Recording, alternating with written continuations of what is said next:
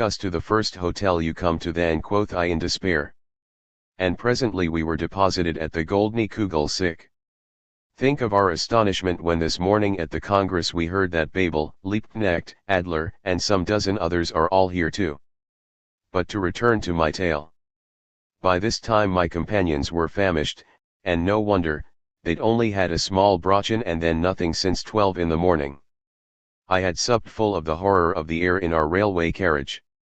So I asked if we could get something to eat? No. It was too late. Can't we have anything, bread, cheese? Nothing. Not even a little bread. Impossible. This struck me as so comic I roared with laughter and laughed so that even my 3 hungry ones joined in, although they thought civilization a failure in Germany at least. But the Kolmel was when appearing with the directory, I had casually asked the Kellner if he knew the Jakobstrasse. He didn't. He showed me that there was a Jakobstrasse but it contained only 2 houses, and so how could anyone know it? He asked. Well, we drank a glass of beer and got to bed. Babel just fetches me to go to supper and a jollification got up by the local folk. Wednesday morning. So to resume. Yesterday morning then we got up and after finding out where the Congress sat, and having some coffee, we set out for it there. Of course, we found everybody. The hall is a large one, but it is very inadequate, and the people are packed so close we all feel and look like sardines. I mention that because in spite of the very uncomfortable overcrowding the people are so quiet and attentive. There are 413 delegates, Babel tells me he expected 250, and there are Anseli, Nieuwenhuis, Branting, Sweden, someone from Copenhagen, and from Switzerland, the Frenchman, and myself. Duke Corsi is also here for the temps. Babel at once told me that the opposition was practically squashed. Werner had tried to get up a row the day before, i.e. the Monday, and 2 or 3 Berliners had supported him, but they were quite alone, and he believed Werner would now be deserted even by his remaining 2 or 3. And this was so. Not a hand was held up against Fischer's Resolution. The actual resolution you will of course see in the Volksblatt, and only Werner said he refrained from voting either way. Yesterday on the main question really, the report on the parliamentary fraction, Werner alone spoke against, and such awful nonsense that I could hardly believe my own ears. Vollmer in a way tried also to support, not avowedly, Werner. But they are hopelessly beaten. Indeed there seemed practically nothing to beat. It is quite disappointing. I did think there'd be something of a fight. But how can 400 fight one? And that's about what it comes to. In the afternoon Guesde and Ferrol spoke admirably and produced a great effect. Last night to our relief the entertainment was so crowded, thousands, Babel, Adler, Singer among them, couldn't get in. So we had a quiet and most interesting talk. Tomorrow we have our international conference. More, should anything important happen, later on. Now I must off to Congress. Love to you both. If I sent you all the gruss I'm told to, I should fill a dozen pages with names. Your Tussie. Wednesday. I am adding a line to say that the SDF has sent over a resolution which is really an insult, full of good advice and hopes that the differences will not dim the glory of the spectacle of solidarity the Germans have given, or check the movement etc. But probably you will see the thing in justice. Adler is translating it, and felt its insolence so much he was modifying it, but I said no, translate it as it is. I am certain the people will not be very pleased at this really cool assumption of superior wisdom. Werner is evidently done, but a man who in my opinion is infinitely more dangerous is Vollmer. He is cleverer than Werner, and carefully avoids going too far, so saving his position and retaining a certain influence. Liebknecht spent the whole of yesterday evening with Guesde and Ferrol, and as far as I can gather from Guesde, lied hard. We were all to have met, but without letting any of us know, Liebknecht sent word to the Frenchman to meet him, not at the hotel where we are all living, but at another. He evidently didn't want to have us present. However, I don't think anything special can have been done. This is immensely interesting, but entre nous I can't deny that the Germans are too much like the Liverpoolers, i.e. painfully respectable and middle-class looking. There must be a strong sprinkling of Philistines among them. In this respect the Frenchmen seemed far better. Though, of course, there were 64, and here there are 417. I have just been having a long talk with Adler, both about party matters and about the Koskis. He says Louise is looking 10 years younger, and is getting on very well. Adler is as witty as ever, and to hear him and our chaff one another is really delicious, for our is one of the most humorous people I have ever met. I have also had a long talk with Nieuwenhuis. He is still as mild as milk. And Seeley, as I told you, I talked with yesterday. I may be quite wrong, but I fancied the same at Paris last year. He rather fights shy of us, and he always looks like a man who hasn't a very good conscience about something or other. Goodbye again, dear General. Your Tussie. Nieuwenhuis and Adler, who know I'm just sending this off, send all sorts of messages. Written across the top of the letter. Neither Hindman nor Jill nor Shack are here. Hindman I expect did not care to come, when he heard from Bax we should be here. As to Shack, she evidently intended to come, as Fisher says letters are here addressed to her. What a blow to that lot! They who had hoped for a split, at least a serious quarrel, lo, nothing now comes of it. 145. Left out of her account is her own part in the proceedings at Lille. Tussie had a great success, wrote Lafargue to Engels. Her speech at the Lille Hippodrome was very well conceived and very well delivered. She is very self-assured. He then made clear why it had been sprung upon her, by catching sight of a poster, that she was to preside over one of the sessions. Lafargue had forgotten to tell her. It was I who got her elected to the chair, he wrote with some pride. Fearing that she might feel embarrassed by that position, had she known of it, he had appointed 2 old hands to assist her. They know how to chair stormy meetings. But she acquitted herself to everyone's satisfaction. 146. Aveling reported the Lille Congress. He was not at Halle, for the Daily Chronicle on October 14. A good brief account, according to Lafargue, but he did not have the time, nor the freedom of expression to convey the real character of the Congress, the most important one that we have had in France, with the exception of the International Congress and the Marseilles Congress, at which for the first time the aristocracy of the French proletariat lisped communist phrases, without quite understanding their import. 147. While Lafargue told Engels about Lille, Eleanor wrote him her second letter from Halle, dated October 16. My dear General. The actual details of the Congress no doubt you see in the daily reports of the Volksblatt. Everything seems to be going very well indeed. I am bound to say, however, that the more I see of the people the more I see what a very strong current of Philistinism there is.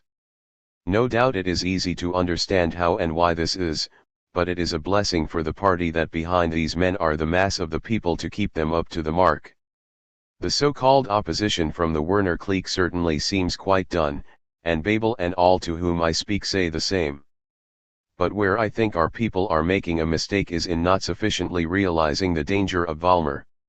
He is certainly no remarkable intellect or anything of that sort, but he is a very clever intriguer, in my opinion 1,000 times more really dangerous to the movement than a dozen Werners. As to Babel, it is clear to me both from what has been said publicly and from what I hear privately, that the party owes everything, so far of course, as it does not owe it to the strong good sense of the people, to him and to his really incredible work. I don't think even you, General, know what this man has done and is doing. Practically everything is left on his shoulders. As you know, there are 2 commissions, one, apart from the purely business one, busy working at the amended Organisaten plan, and the other inquiring into the Werner accusations. Bamberger, Ada's brother-in-law, was the chief witness and tells me privately that the commission is all right, and that Werner will be quite done for. The program is adopted with almost no changes at present, but with the understanding that an Entwurf will be drawn up, discussed everywhere and decided upon at the next Congress.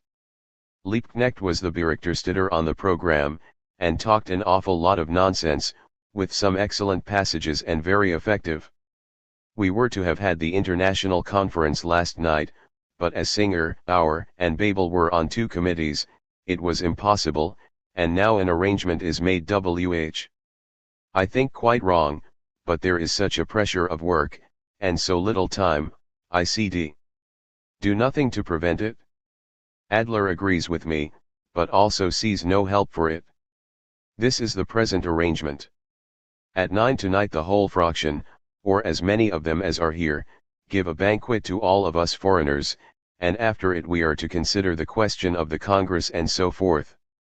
I think this is a pity, tant plus that I find Liebknecht has also asked Duke Corsi, reporting here for the Temps. Now Duke I know is intimate with Guesde and on good terms with our party in France, but I did not think he was really in the party, and if we are to discuss party matters I don't see why we should have such a person as Duke Corsi in it. Then too, unless I can induce Babel to ask him on the ground that he is here from London, Fisher can, under the present arrangement, not be present, a decided loss. The difficulty, of course, is that I hardly see Babel, who is hard at work all day, and that very naturally, all of these men are worried about their own home affairs, and are hardly in the humor to realize the importance of external questions. Yesterday I had long and very interesting talks with several people, especially Adler. Like Babel he also feels that it is a blessing for the movement that, for a time at any rate, the movement can be carried on openly, and that more pressure can be brought to bear on the Reichstag members, many of whom, according to Babel, are nothing more nor less than small middle-class men, and are, in a sense, almost a danger. Tonight the Organisation Committee finishes its work, and therefore all the most important questions will be settled tomorrow, although the Congress will sit at least till Sunday, and possibly longer. But as I said, all the really big questions will probably be settled tomorrow and Saturday. I am glad of this as my return ticket to Cologne must be used on Saturday. My leaving before the actual end, however, will not matter, as we have the international conference tonight, and after tomorrow morning Babel will be comparatively free, he tells me, to talk to me. Of course everybody is asking me everywhere, especially the Berliners, but as my ticket is only good for 6 days I must refuse. In a way I am glad. Here I have seen all the friends, IWD only have liked to see Uncle Edgar, though I don't know how I should have found him, and Fried Babel, and if I went to one at Berlin I should offend another, and so the much simpler not to go at all. Besides I hope by this to escape my Frenchmen, who did not take return tickets. The one journey was enough. I shall have much to tell you when I get back. Fancy that 3 big Paris papers are represented by 3 men who neither understand nor read one solitary word of German. You should see those people at table. First one gets really angry, but at last Adler and I nearly got fits of laughter last night. For at least an hour they discussed what they should eat, then they nearly cried because they didn't get all they wanted. All the time they discussed food and their digestions. In fact Longuet isn't in it with Guesde and Duke Corsi. Goodbye, dear General, I shall see you soon. Lots of messages from all and sundry. Love to NYMMY. Your Tussie. Among the telegrams and greetings received today is one from London from the Salvation Army. Did I tell you how funny it is, to me, anyhow, to see the police commissary on the platform, and the 2 official shorthand writers? 148.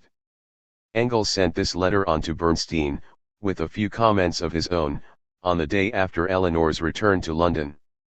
A resolution, among all the others not recorded in Eleanor's letters because they were fully reported in the press, was the Germans' decision to observe May 1st, rather than the first Sunday in May, as a workers' general demonstration. One of the details Eleanor is unlikely to have mentioned was that when she and her two French colleagues appeared at the Congress, the new arrivals being formally welcomed at the opening of the afternoon session, the announcement of her name was the signal for loud applause even before the speaker was able to introduce her as the daughter of Karl Marx, the representative of the London gas workers and the general labourers of Great Britain and Ireland. 149. She wasted no time in acquainting the English public with the Halley Congress, comparing its conduct favourably with that of the Liverpool TUC, in an article for the People's Press, published on November 1. It lacked, of course, the comments, both on inter-party matters and personalities, contained in her letters to Engels, and she referred to herself as a born Cockney, but what emerged most clearly was that, as a bred-in-the-bone internationalist, she understood better than any contemporary British socialist the character and problems of the movement on the continent.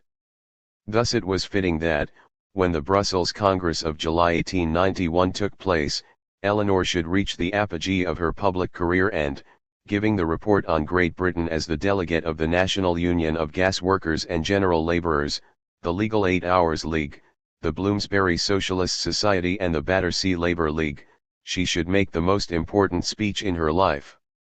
In our day, when it is a commonplace for women to take their seats on political and trade union platforms, in local government and, however negligible their number, in Parliament and the highest councils of the state, let alone in the jockey's saddle, while their voices are heard piping on every wavelength and microphone in the land, it may seem extravagant to have dwelt in such detail upon Eleanor's activities.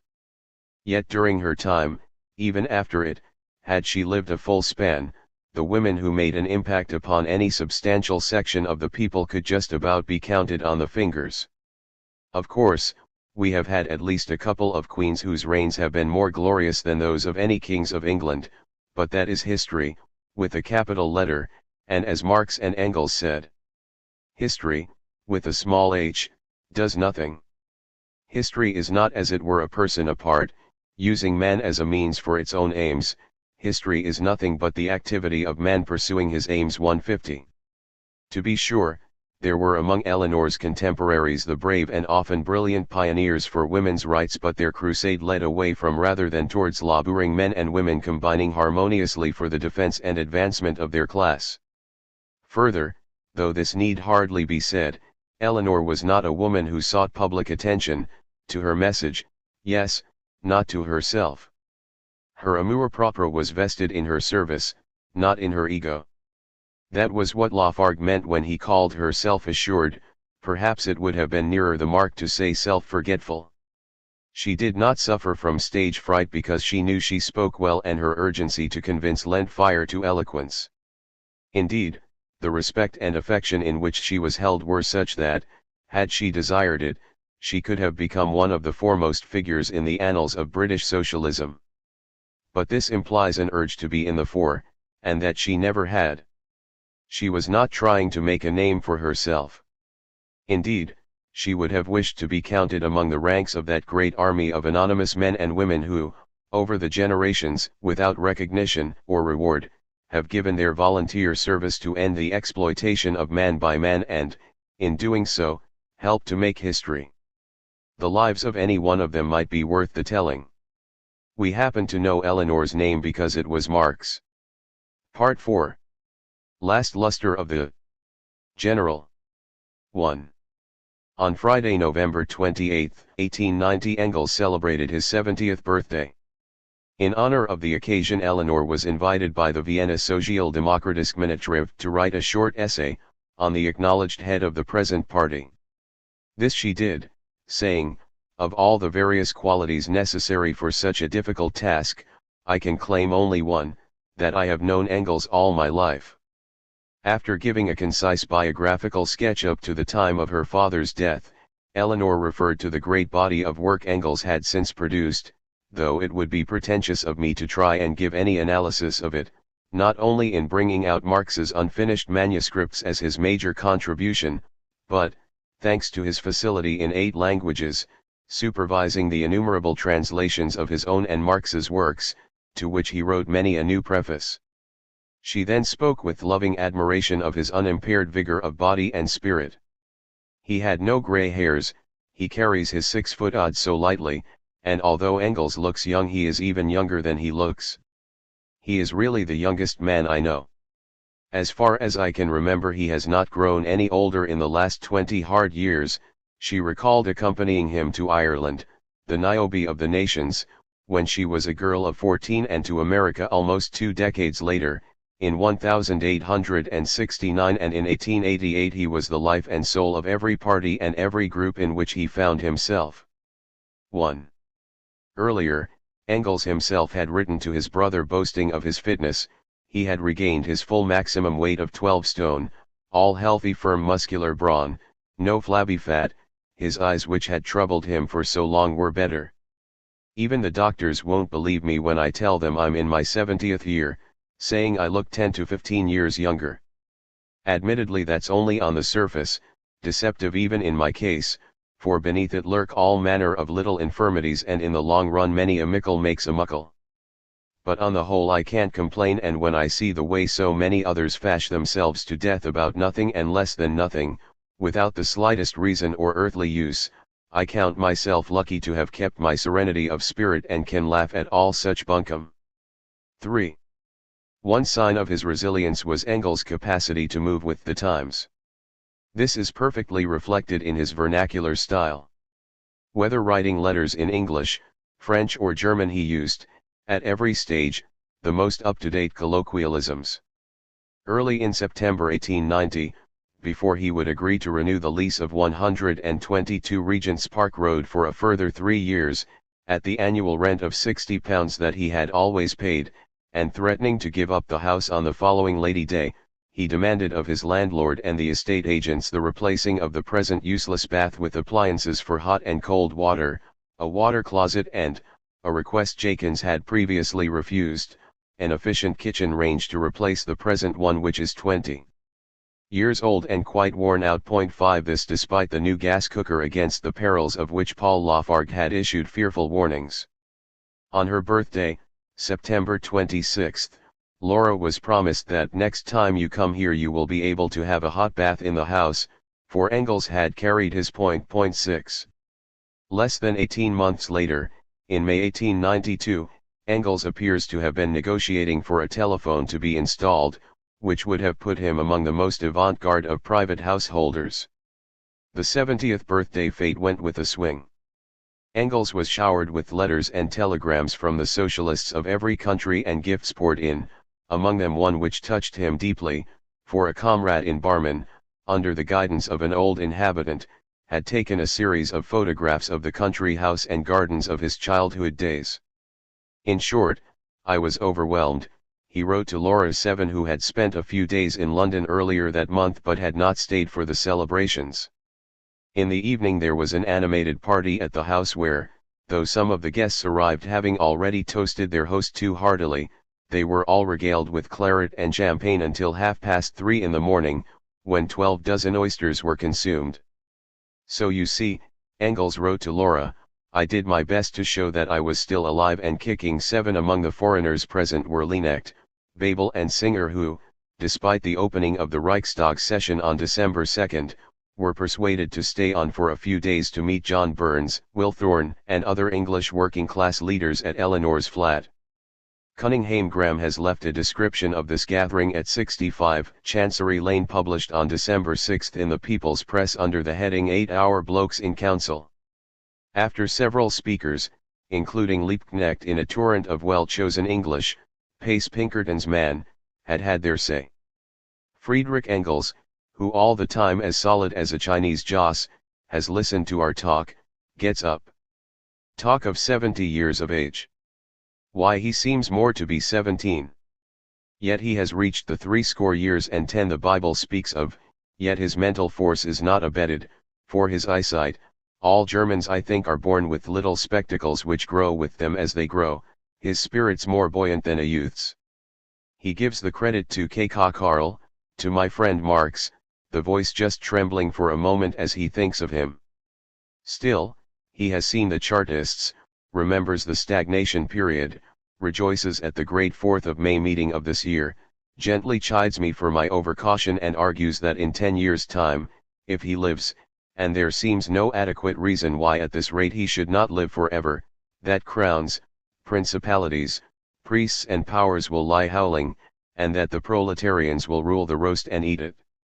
Speaker Aveling, after his wife has put reciprocally the speeches into Deutsch and English, bids us charge our glasses. We do so, and after Burns has, in a few well-chosen phrases, proposed the toast we drink it, Burns in the cheerless but not innocuous water, light our cigarettes, shake hands and so dissolve. So the 8 hours blokes in council met and talked, and then Babel, Singer, and Liebknecht, in their broad-brimmed, floppy hats, looking like pictures by Franz Hals, fare forth into the fog. The Avelings, to whom the English workers owe much of the international character the movement is assuming, are left alone. In Thorne's address to the second annual meeting of the Gasworkers' Union in March 1891 he reported that, "Early in last December the following letter was addressed by your Executive Committee to all genuine working men's organizations. Dear Comrade, during the recent visit of Comrades Babel, Liebknecht, and Singer, on the occasion of Frederick Engels' 70th birthday, they met representatives of the Gas Workers and General Laborers Union, comprising about 70,000 men and women belonging to over 70 different trades, and of several other organizations, besides John Burns, Cunninghame Graham, MP, and others. At this meeting the feeling was very strong that the time had come to bring about close and organized relations between the labor parties of the different countries. The most immediate question is that of preventing the introduction from one country to another of unfair labor, i.e. of workers, who not knowing the conditions of the labor struggle in a particular country, are imported into that country by the capitalists, in order to reduce wages, lengthen the hours of labor, or both. The most practical way of carrying this out appears to be the appointing in each country of an international labor secretary, who shall be in communication with all the other international secretaries. Thus the moment any difficulty between capitalists and laborers occurs in any country, the international labor secretaries of all the other countries should be at once communicated with, and will make it their business to try to prevent the exportation from their particular country of any laborers to take the place, on unfair terms, of those locked out or on strike in the country where the difficulty has occurred. Whilst this is the most immediate and most obvious matter to be dealt with, it is hoped that an arrangement of the kind proposed, will in every way facilitate the interchange of ideas on all questions between the workers of every nation that is becoming every day and every hour the most pressing necessity of the working class movement. If your organization agrees with the views of the Gas Workers and General Laborers Union, will you at once communicate with us, and give us the name of the secretary appointed by it to take part in this important movement? Yours fraternally, William Thorne, General Secretary. Eleanor Marx Aveling, on behalf of the Executive Committee of the GW and GLU. 8. It was natural enough that Eleanor should be the co-signatory to this invitation, which, reprinted in dozens of working-class papers all over Europe and America, met with a good response, being accepted by 13 organizations in 10 different countries. In his report, Thorne spoke of the steps taken, even before the December meeting with the German socialists, to form an international federation. This work, he said, has been carried on by one of our executive committees, Mrs. E. M. Aveling, whose knowledge of foreign languages has been the means of our union receiving hearty congratulations from all parts of the continent of Europe and America. 9. He was also happy to announce that the new international organization brought about by the circular letter had been put to the test successfully. When the Manningham delegates attended at our executive committee, Mrs. Aveling was instructed to make the matter known abroad. The result of this was, that the Calais workers, mindful of the generous help sent from Nottingham, at once voted a sum of £50. Then Mrs. Aveling was sent a letter from the Glassblowers of Lyons, which was translated and sent to the Glassblowers Association in Lancashire, which at once sent out appeals. 10. That his anniversary, itself an international occasion, should have served to forge these new links between the workers of the world gave Engels unqualified pleasure. He himself came through the ordeal of that overwhelming day and rather boisterous night without any ill effects, and set to almost at once acknowledging the salutations from abroad. He accepted the laurels bestowed upon him with his usual dignity and grace, in no sense concealing pride in his work or faith in its value, yet disclaiming all but the role of adjutant to Marx's genius. His letters of thanks, to parties and individuals alike, are a very pattern of personal modesty, coupled with stout-hearted affirmation and joy at having helped to win and live to see victories which should suffice to rejuvenate a man older and more spent than I. 11 To his old friend Lavrov he wrote: "The major part of the honors heaped upon me last Friday are not owed to me, and nobody knows it better than I. Allow me therefore to lay them on Marx's grave.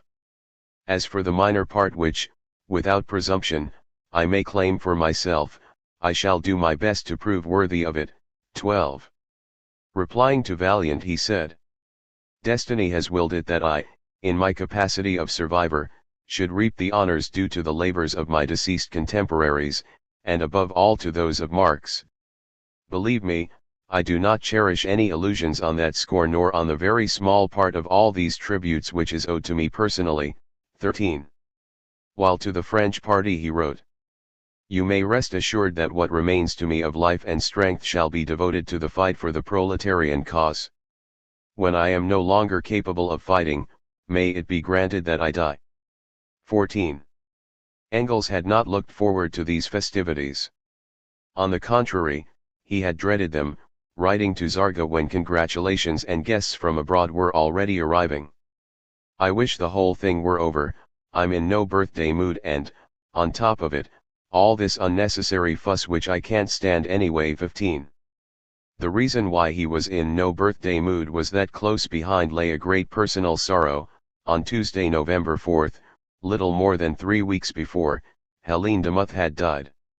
On the following day he had written to Zarga, referring to her by the old familiar name and even qualifying her in the very words which the Baroness von Westphalen had used 45 years earlier.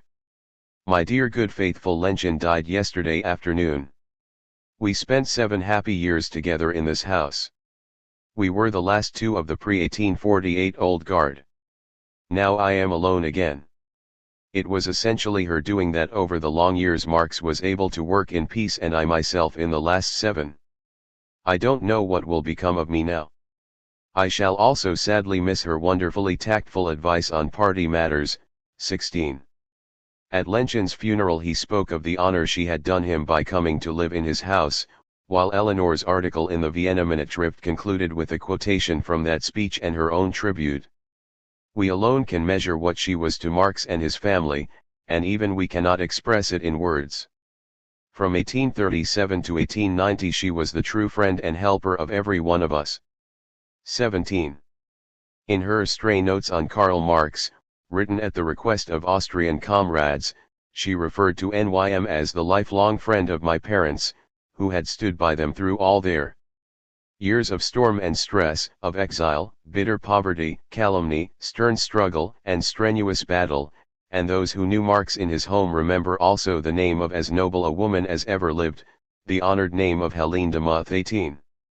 Marx had always said, Eleanor wrote to Liebknecht in after years, that under reasonable conditions of society she would have been as invaluable to society as she was in a small way to us.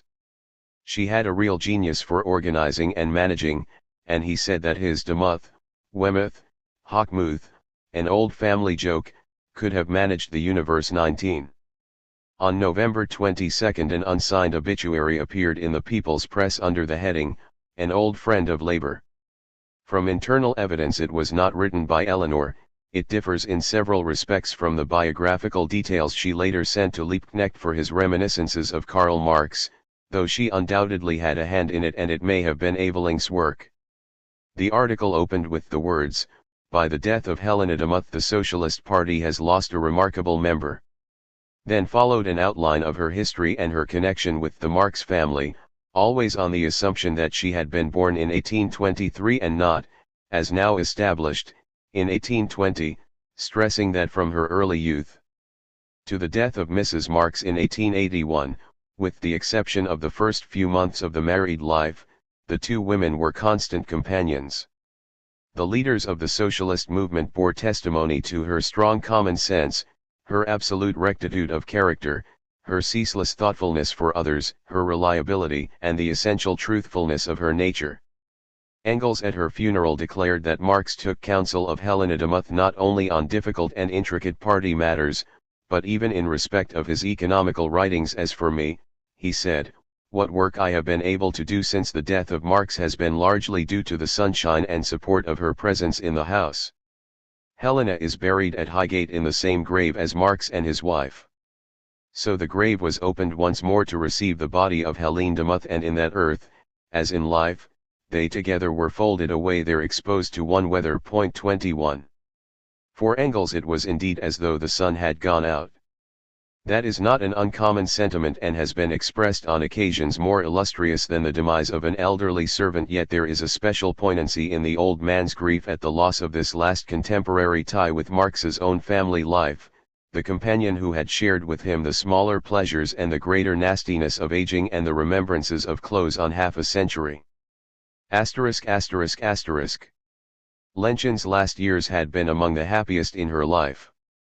Unencumbered by financial cares and surrounded by creature comforts unknown to the Marxes, her domestic duties, which she would have scorned to relinquish, were lightened by a constant supply of auxiliaries, while added to her sovereign status in the kitchen was that of presiding hostess on many social occasions.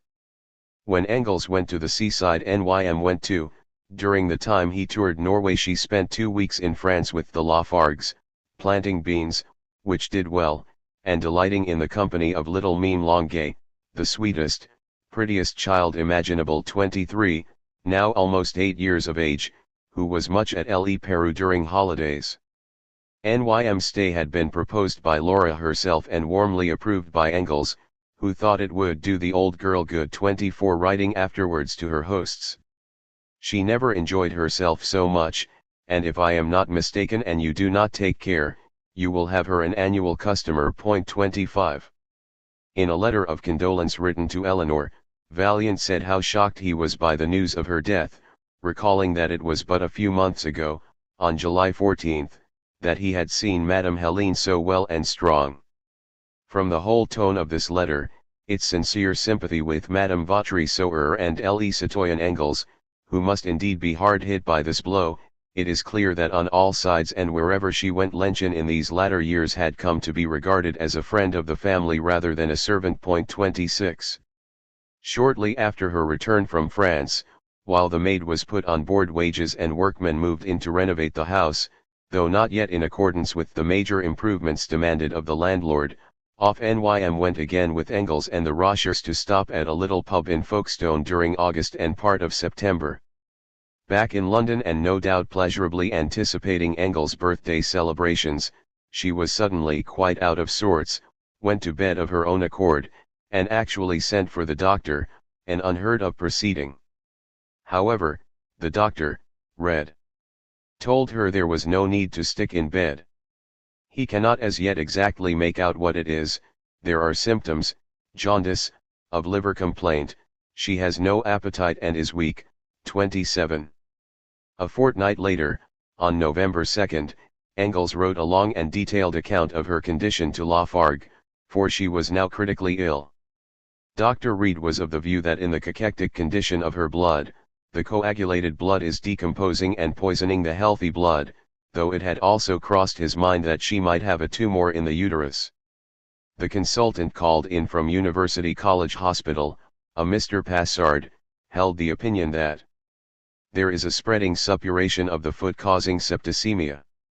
The uterus has been examined after a fashion, but so far nothing has been found except a small slightly suspect spot at the orifice, to which, however, so far no importance is attached. The fellow sees the case in a more hopeful light than Reid and prescribed quinine. 28. In 2 days she was dead, the cause being registered on November 5 as cancer of bowel perforative peritonitis, which, though certified by Reid, had not been suspected, let alone diagnosed, by the physicians. So ended this humble life of service to others. But if those last years were made pleasant to her, it was beyond all things by visits from her son Freddie and the little grandson, Harry, born in 1882.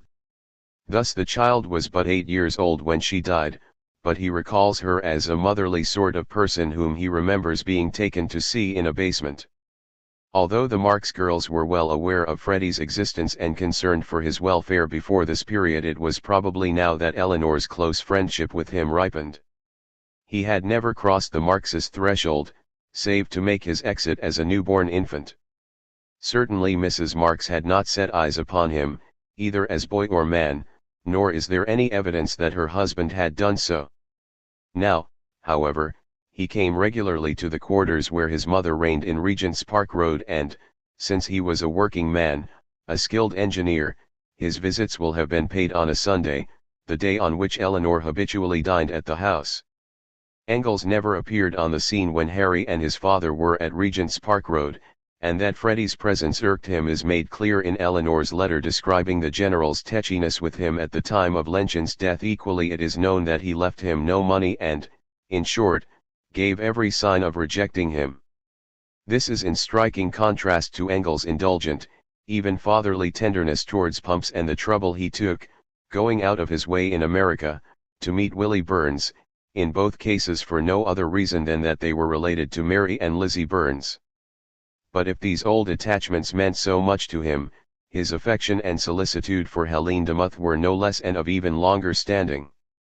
In the 7 years that she had ordered his menage, he continually referred in letters to her doings, her health, and her views. She might have been his own flesh and blood, so deeply concerned was he during her last illness, so heartsick at her death.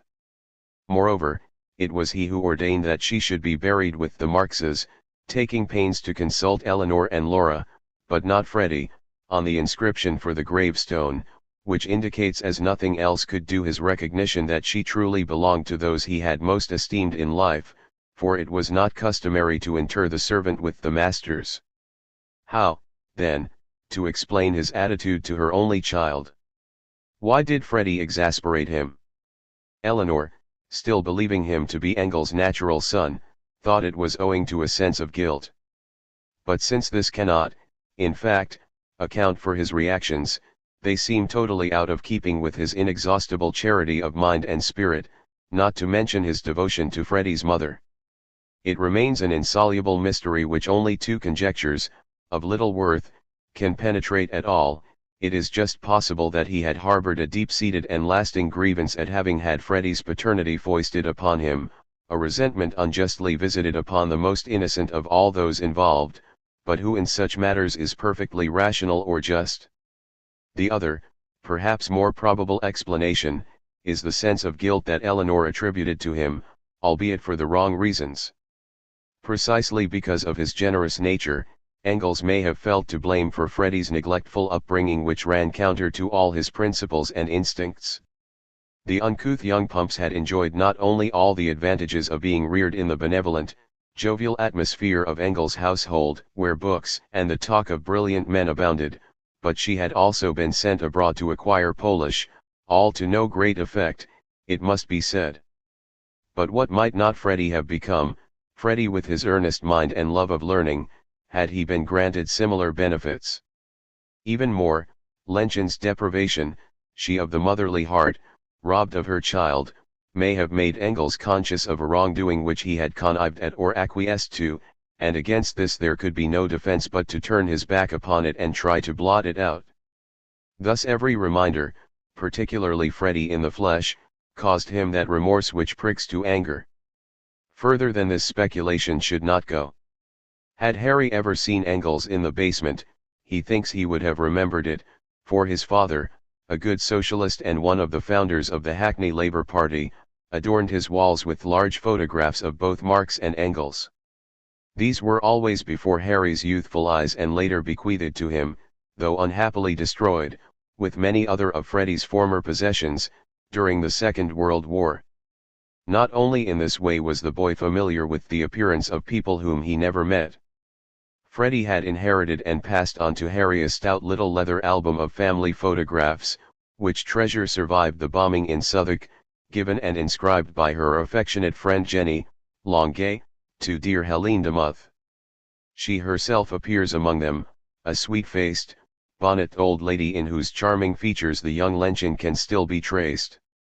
but if Harry knew other members of the Marx circle only from their portraits, with Eleanor he was well acquainted. He was 16 years of age when she died. As a child he saw her in his grandmother's kitchen and visited her later in a country house, where his young mind was indelibly impressed by the magnificent teas served, moreover by a maid. Eleanor was always very nice, but I didn't like Aveling. He was very educated and that, but he wasn't nice, says Harry. He also speaks of him as arrogant and ignorant, by which he meant discourteous in manner, an observation fully in accord with what is known of Aveling's lack of response to young people. Eleanor, on the other hand, is recalled as exceptionally kind and friendly to the lad. Harry's mother, it is known, finally left her husband, but, although this was not until after Lenchen's death, it is possible that she never met her daughter-in-law. At all events she was not present on any of the occasions when Harry went to see his grandmother, and there is unimpeachable evidence that Freddie brought up his boy single-handed. All Harry's recollections, which do not of course stretch back to early infancy, are of living alone with his father, though in quiet contentment, for they were the best of friends. There were just the two of us, says Harry. Of an evening we used to sit on either side of the table with an oil lamp and read to each other, Shakespeare it was, and I helped him with his pronunciation. He couldn't pronounce all the words as well as I could. It was, he admits, a somewhat lonely and a rough childhood, but his father was the best, none better. He hadn't had much schooling, but he taught himself everything. Wonderful what he knew. Freddie himself is believed to have had a rough childhood, a surmise based upon the fact that, once old enough to fend for himself, he never again saw his foster parents, the Lewises, of whom Harry knows purely by hearsay, while only after the age of 30 was Freddie in close touch with his own mother. But so strong was the bond between father and son that had Harry's Australian venture in 1912 succeeded, it was planned that Freddie, then over 60, should join him there for good. It is heartening to know that this solitary small boy, Harry, whose father had been an even more forlorn one, grew up to enjoy a loving and lasting married life and, as if in compensation, to found a close-knit family of 9 children, all but one of whom reached man or womanhood, though a beloved son, the youngest, was killed in the Second World War at the age of 19, and that, until Freddie's death in 1929, those of proper age went every fortnight with him to the local pub, a ritual observed to this day by Harry, his 6 remaining children and their spouses, while one and all, including grand and great-grandchildren, foregather at Harry's on Boxing Day each year. Leaving him thus, a happy man, surrounded by his kin, takes one sharply back to the dark hours through which Engels passed when Harry's grandmother died. What, indeed, was to become of him? It was not merely a question of the management of his house, he could not bear to be alone. There was always Pumps, of course. She and her family had lived with him for months on end when her husband, facing bankruptcy, was completely smashed up and in a precious mess 32, but, from the time that Lenchen first took charge at Regent's Park Road, Pumps had never ceased to look down upon her, treat her abominably and contest her rights. For all his toleration of her coarse and unlovely ways, not to speak of the mint of money she had cost him since her marriage to the nugatory Percy Rosher, perhaps not the most satisfactory of his parents' 19 children, Engels knew it would not do. At his age he needed a more tranquil domesticity than any a Pumps could provide. In no time at all he hit upon the solution. Louise Koski, young, energetic, to all intents and purposes unattached, should come from Vienna. A special favorite with Engels, she had enjoyed much popularity before her divorce and would feel at home in London. On the Sunday, but 5 days after Lenchen's death, he wrote to her. He did not plead for compassion nor dwell too heavily upon his woe, but told her that, day and night, one vision of life-restoring solace had ever appeared before his eyes, and it was you. He dared not hope that she would realize this chimera, but he would never know peace of mind if I did not put this question to you first and at once. Whoever took charge, it was assumed in England that no lady undertakes manual services, she would merely supervise, the rest of her time being free to do whatever she pleased. "We can discuss the whole matter," he wrote, "and either remain together on the old footing or, on the old footing, apart." She must decide, think it over and take counsel with Adler. If she felt that the disadvantages and burdens would outweigh the benefits and pleasures, she must say so with no beating about the bush. "I am far too fond of you to wish you to make a sacrifice for me. Were any such thing involved in the plan, then Adler should advise her against it. You are young and have a splendid future before you. In 3 weeks I shall be 70 and, when all is said and done, have but a short time to live. No young life, full of hope, should be sacrificed for the sake of those few years. After all, I still have the strength to manage." 33. The answer was prompt. On November 18, exactly a fortnight after Lenchen died, Louise Koskai was in Engels' house to remain there for the rest of his life. Her arrival was not attended by the most favorable auspices. First she telegraphed for money to pay the fare. Aveling immediately sent her a check for £10 and it bounced. Then another telegram came with the curt announcement transmitted as, "Thursday morning Victoria," which could have meant Tuesday, as it did, or Thursday. To add to the confusion, Louise failed to say whether she was crossing the Channel from Calais, Flushing or Ostend, so nobody could tell whether she would reach London at 5 or 8 o'clock in the morning, according to the route. Eager as Engels was to meet her, in company with Eleanor, neither of them can have relished the prospect of hanging about Victoria Station for 3 hours on the wrong day in a mid-November dawn. However, this little matter was cleared up, and so was Engels' gloom. A week later he was writing to Zarga to say there was sunshine in his house again. Louise was an admirable woman, and Koskai must have been out of his mind when he separated from her. The length of her stay was still uncertain. Babel, in London, and stopping with the Bernsteins for Engels' birthday, did his best to find out how the land lay. But, as he wrote to Adler, he had little opportunity to talk to Louise because Engels has the habit of accompanying his female alter egos at every step they take out of the house, and of going to look for them indoors if he hasn't seen them for a little while. It was the same with Nemi and now with Elle, who naturally doesn't wish for these attentions. Babel also remarked that her relations with the Rochers were most unpleasant, adding, "And, between ourselves, I had the impression that Tussie, too, would not be too well pleased if Elle stayed on." 34. Before that letter was written the die was cast. On December 17 Engels gave Laura the glad news. "Louise Koskai stays here for good. So my troubles are settled. She seems to like it better after all than setting other people's children into this world. And we get on capitally. She superintends the house and does my secretary's work, which saves my eyes and enables me to make it worth her while to give up her profession." 35. But let Eleanor speak of all this.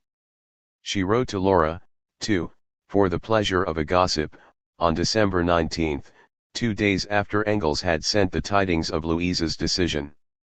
"I wish you were here to gossip," Eleanor wrote. "I should like to tell you the history of the last weeks. I'm incapable of writing the epic that alone cd. Do justice to the facts of the case. The Saturday to Sunday after your departure I spent with the General, and pumped till 2.30. I was so sleepy that I hardly remember what we pumped.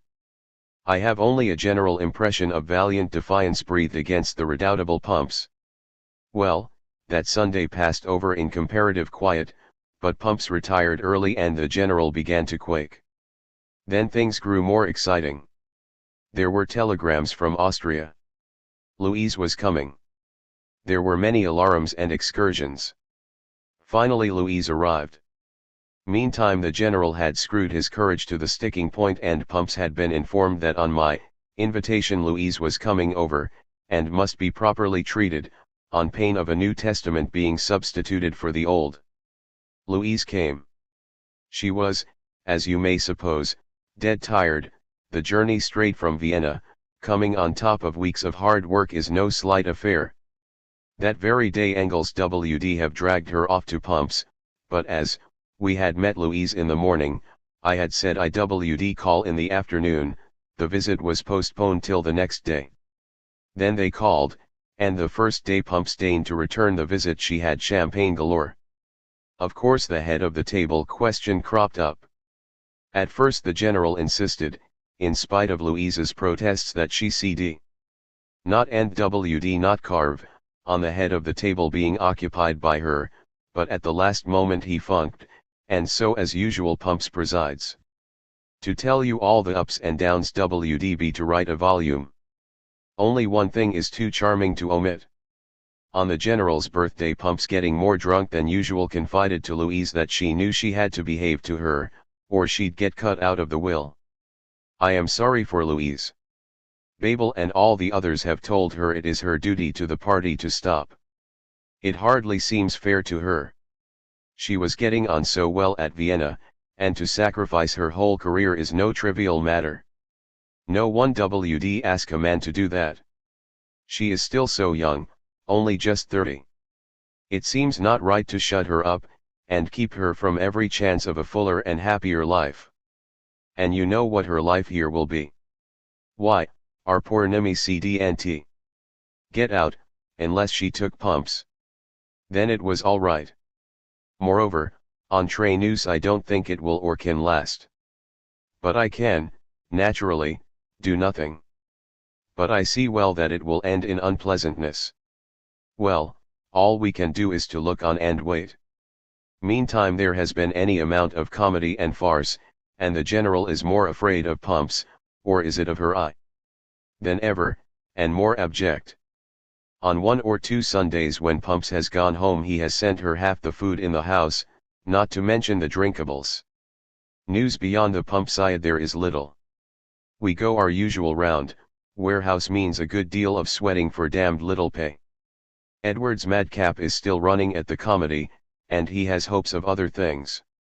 The devil of it is hopes won't pay bills. I am doing hack translations, very bad, for a new magazine. We are both doing drama notes, no longer for Time WH departed this life in the December number, but henceforth for Tinsley's magazine I do typing, and Edward writes all sorts of things, good, bad and indifferent. We both have meetings and work of that sort in every spare hour. There's really no time to consider whether life is worth living or is a most unmitigated nuisance. I dread the coming festivities. It is horrible. The only good thing is that the dear old general is as jolly as a sandboy. What a sandboy is, or why he should be jolly I don't know, and seems to get younger and younger. 36. A further installment of the epic was sent to Laura on New Year's Eve when the dreaded season of good cheer was all but over. Here's another year gone, and here we are wishing one another a happy new one. Well, wishes do no harm anyway. We have got over the Christmas festivity. But for some excellent fooling by Bernstein and Edward we should not have got over it so easily. Pumps, ever since she knows Louise is to stay, is spoiling for a fight, and on Christmas Day being elevated, scene seemed unavoidable. Fortunately she fell asleep, and awoke in a less bellicose mood. But we all constantly feel as if we were executing Mignon's dance, and that we are about to tread upon eggs and corns. Poor old Jolly Meyer CD. Not come over. We miss him much.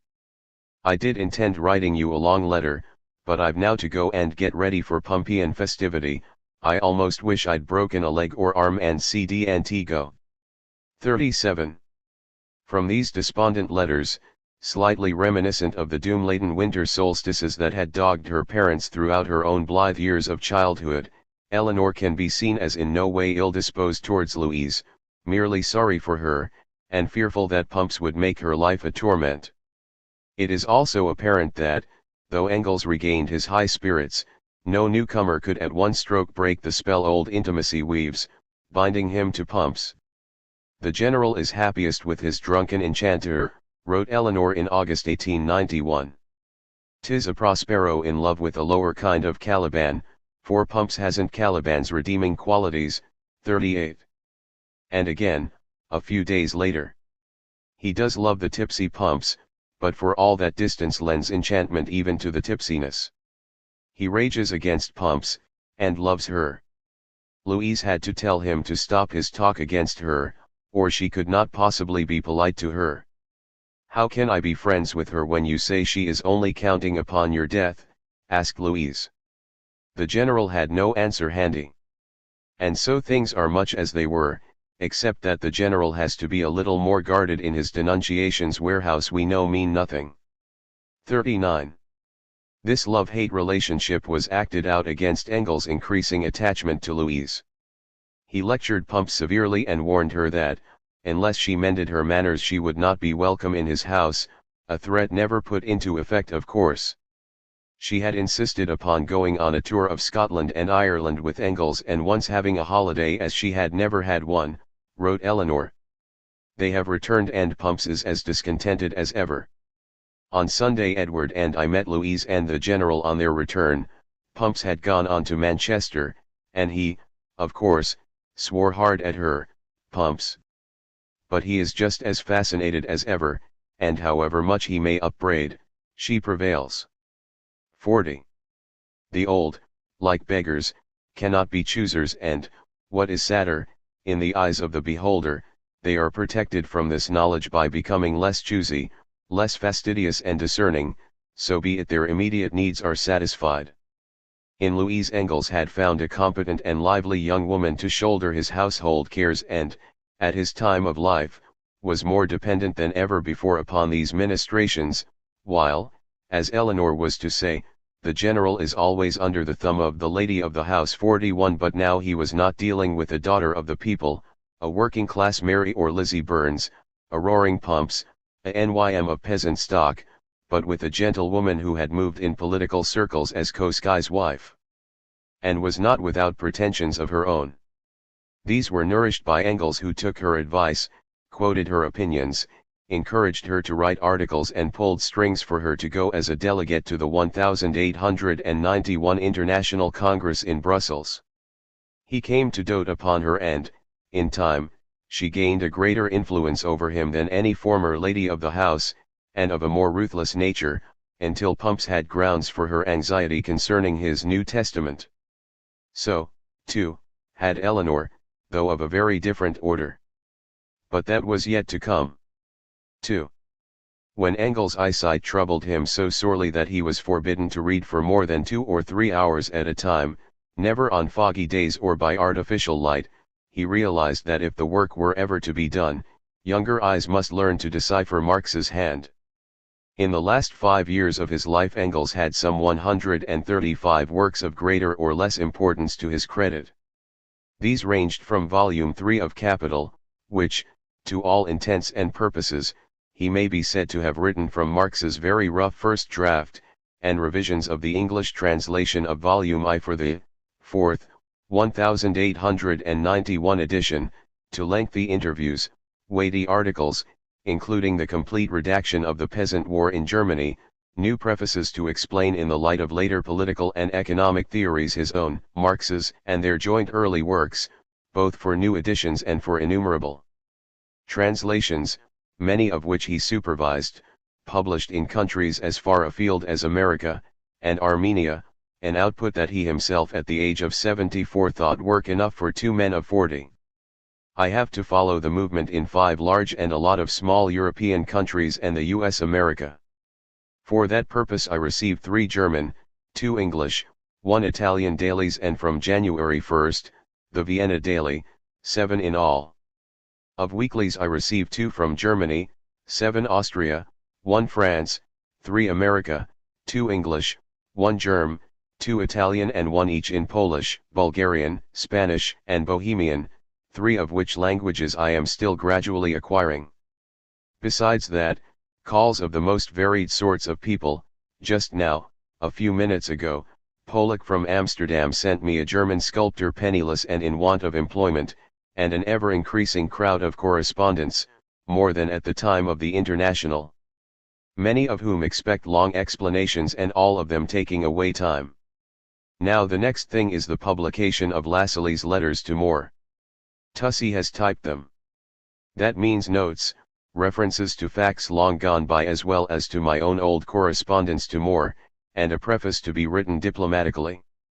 Then, not to speak of other little jobs hanging over me, I want to write at least the chief chapters out of Moore's political life, 1842 to 1852, and the International.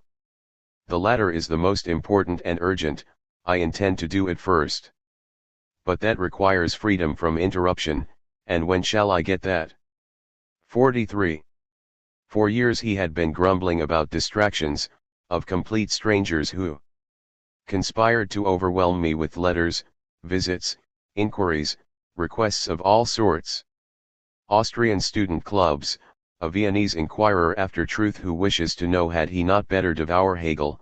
Better not, I replied, a Romanian socialist in propria persona, an unknown man from Berlin, etc. etc. All demanding to be attended to at once. 44. Although by mid-1891 he had abandoned the design to issue Marx's collected works, for which he had gone to great lengths and every possible source to recover the early writings and letters scattered about the globe, he still hoped as late as April 1895 to complete Theories of Surplus Value, as Volume 4 of Capital he had intended to remove from the text of this manuscript numerous passages covered by Books 2 and 3. Only Engels, the great companion and comrade in arms of Marx, and in a certain sense, the co-author of Capital, had the right to work over Marx's text in such a way. 45. With sober foresight he cast about for potential successors and, at the end of 1888, put the proposition to Bernstein, whom he held to be a capital fellow, both in character and intellect. 46. And who, moreover, lived close at hand in Kentish Town.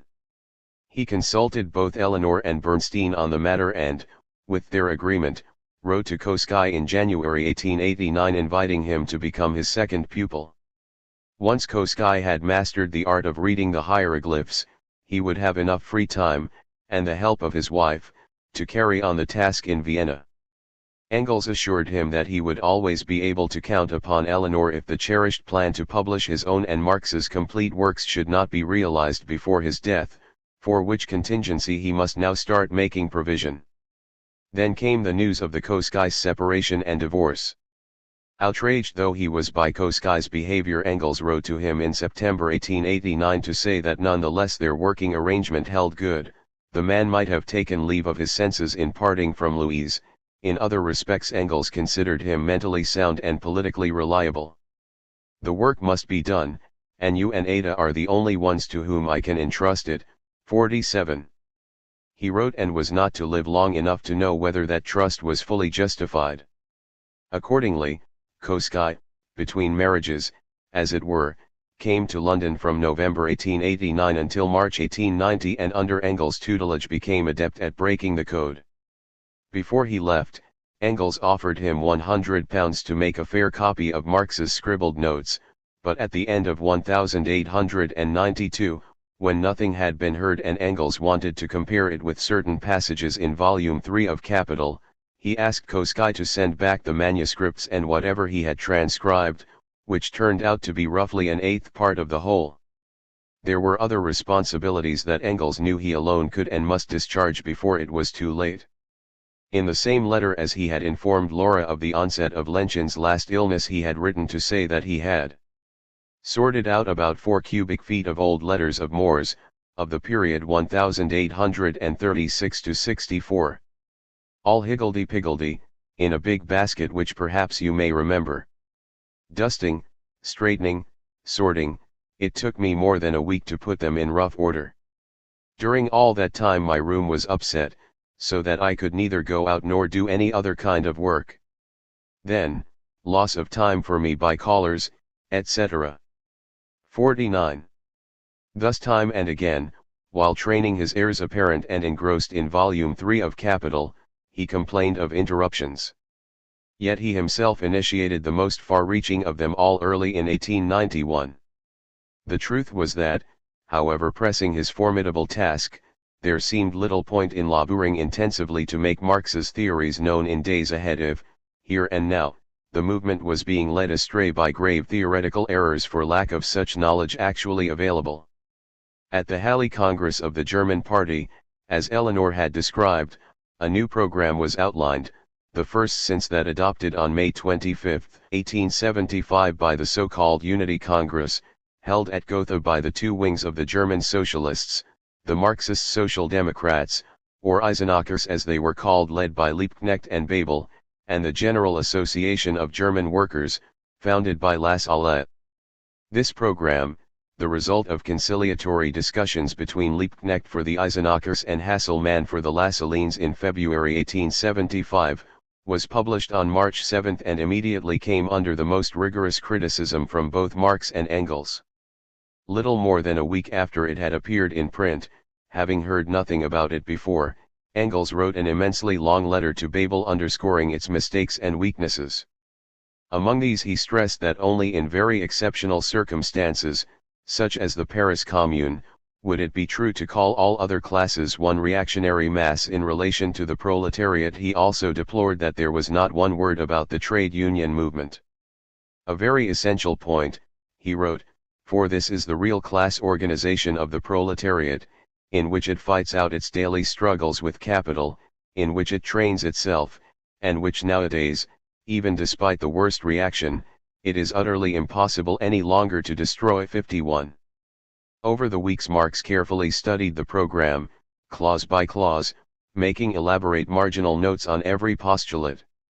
On May 5 he sent these notes to Wilhelm Brache, one of the founders of the German Social Democratic Party, with the request that they be shown before the Congress met on May 22, to Liebknecht, Bebel, Gabe, the treasurer, and Auer the secretary of the party, subsequently to be returned to him.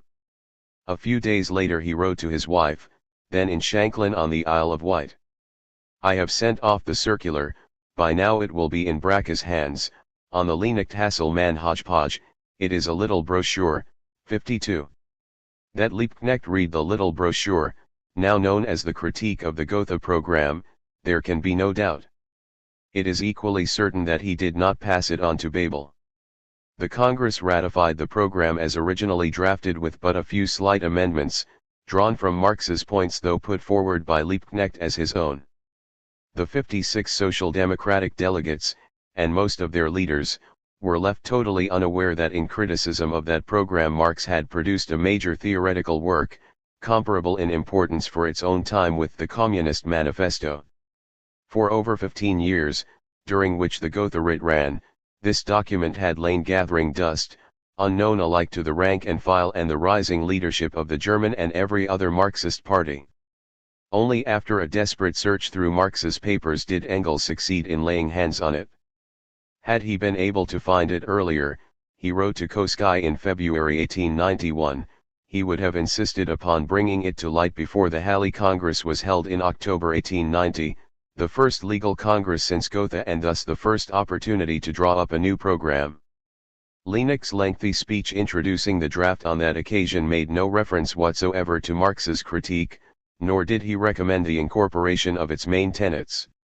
He merely said that the principles laid down in 1875 should be brought into line with present conditions, that the party had always recognized that changes must be made but there had been no time before the anti-socialist law of 1878 rendered useless any such revision.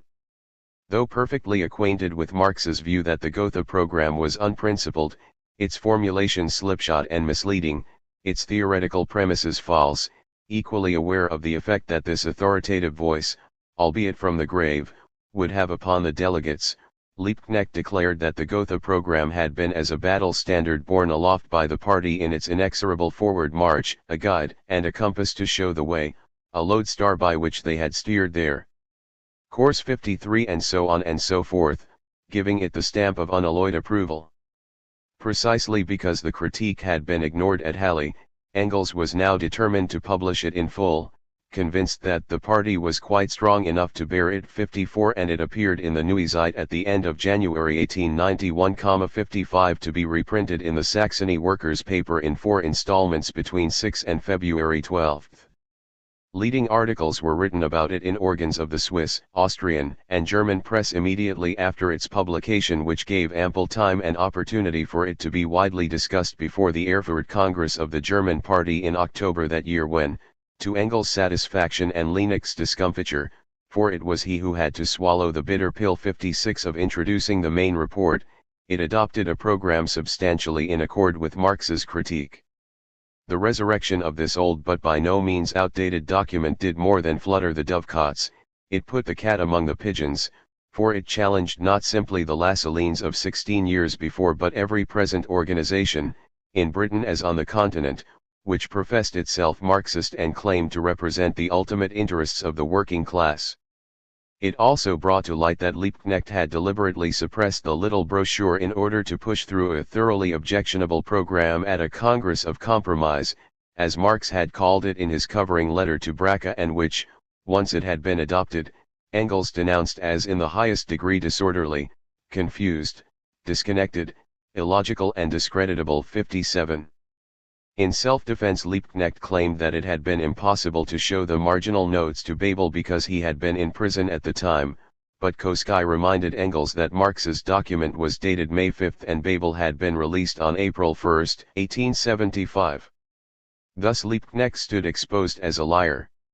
It should be said, however, that neither Koskai himself nor Bebel was at all eager to see the critique published in 1891, and had not Engels threatened that if the Neue Zeit refused to print it, he would unhesitatingly send it elsewhere, they might not have given their consent, for it excited great anger in the Central Committee of the party and much praise in the party itself.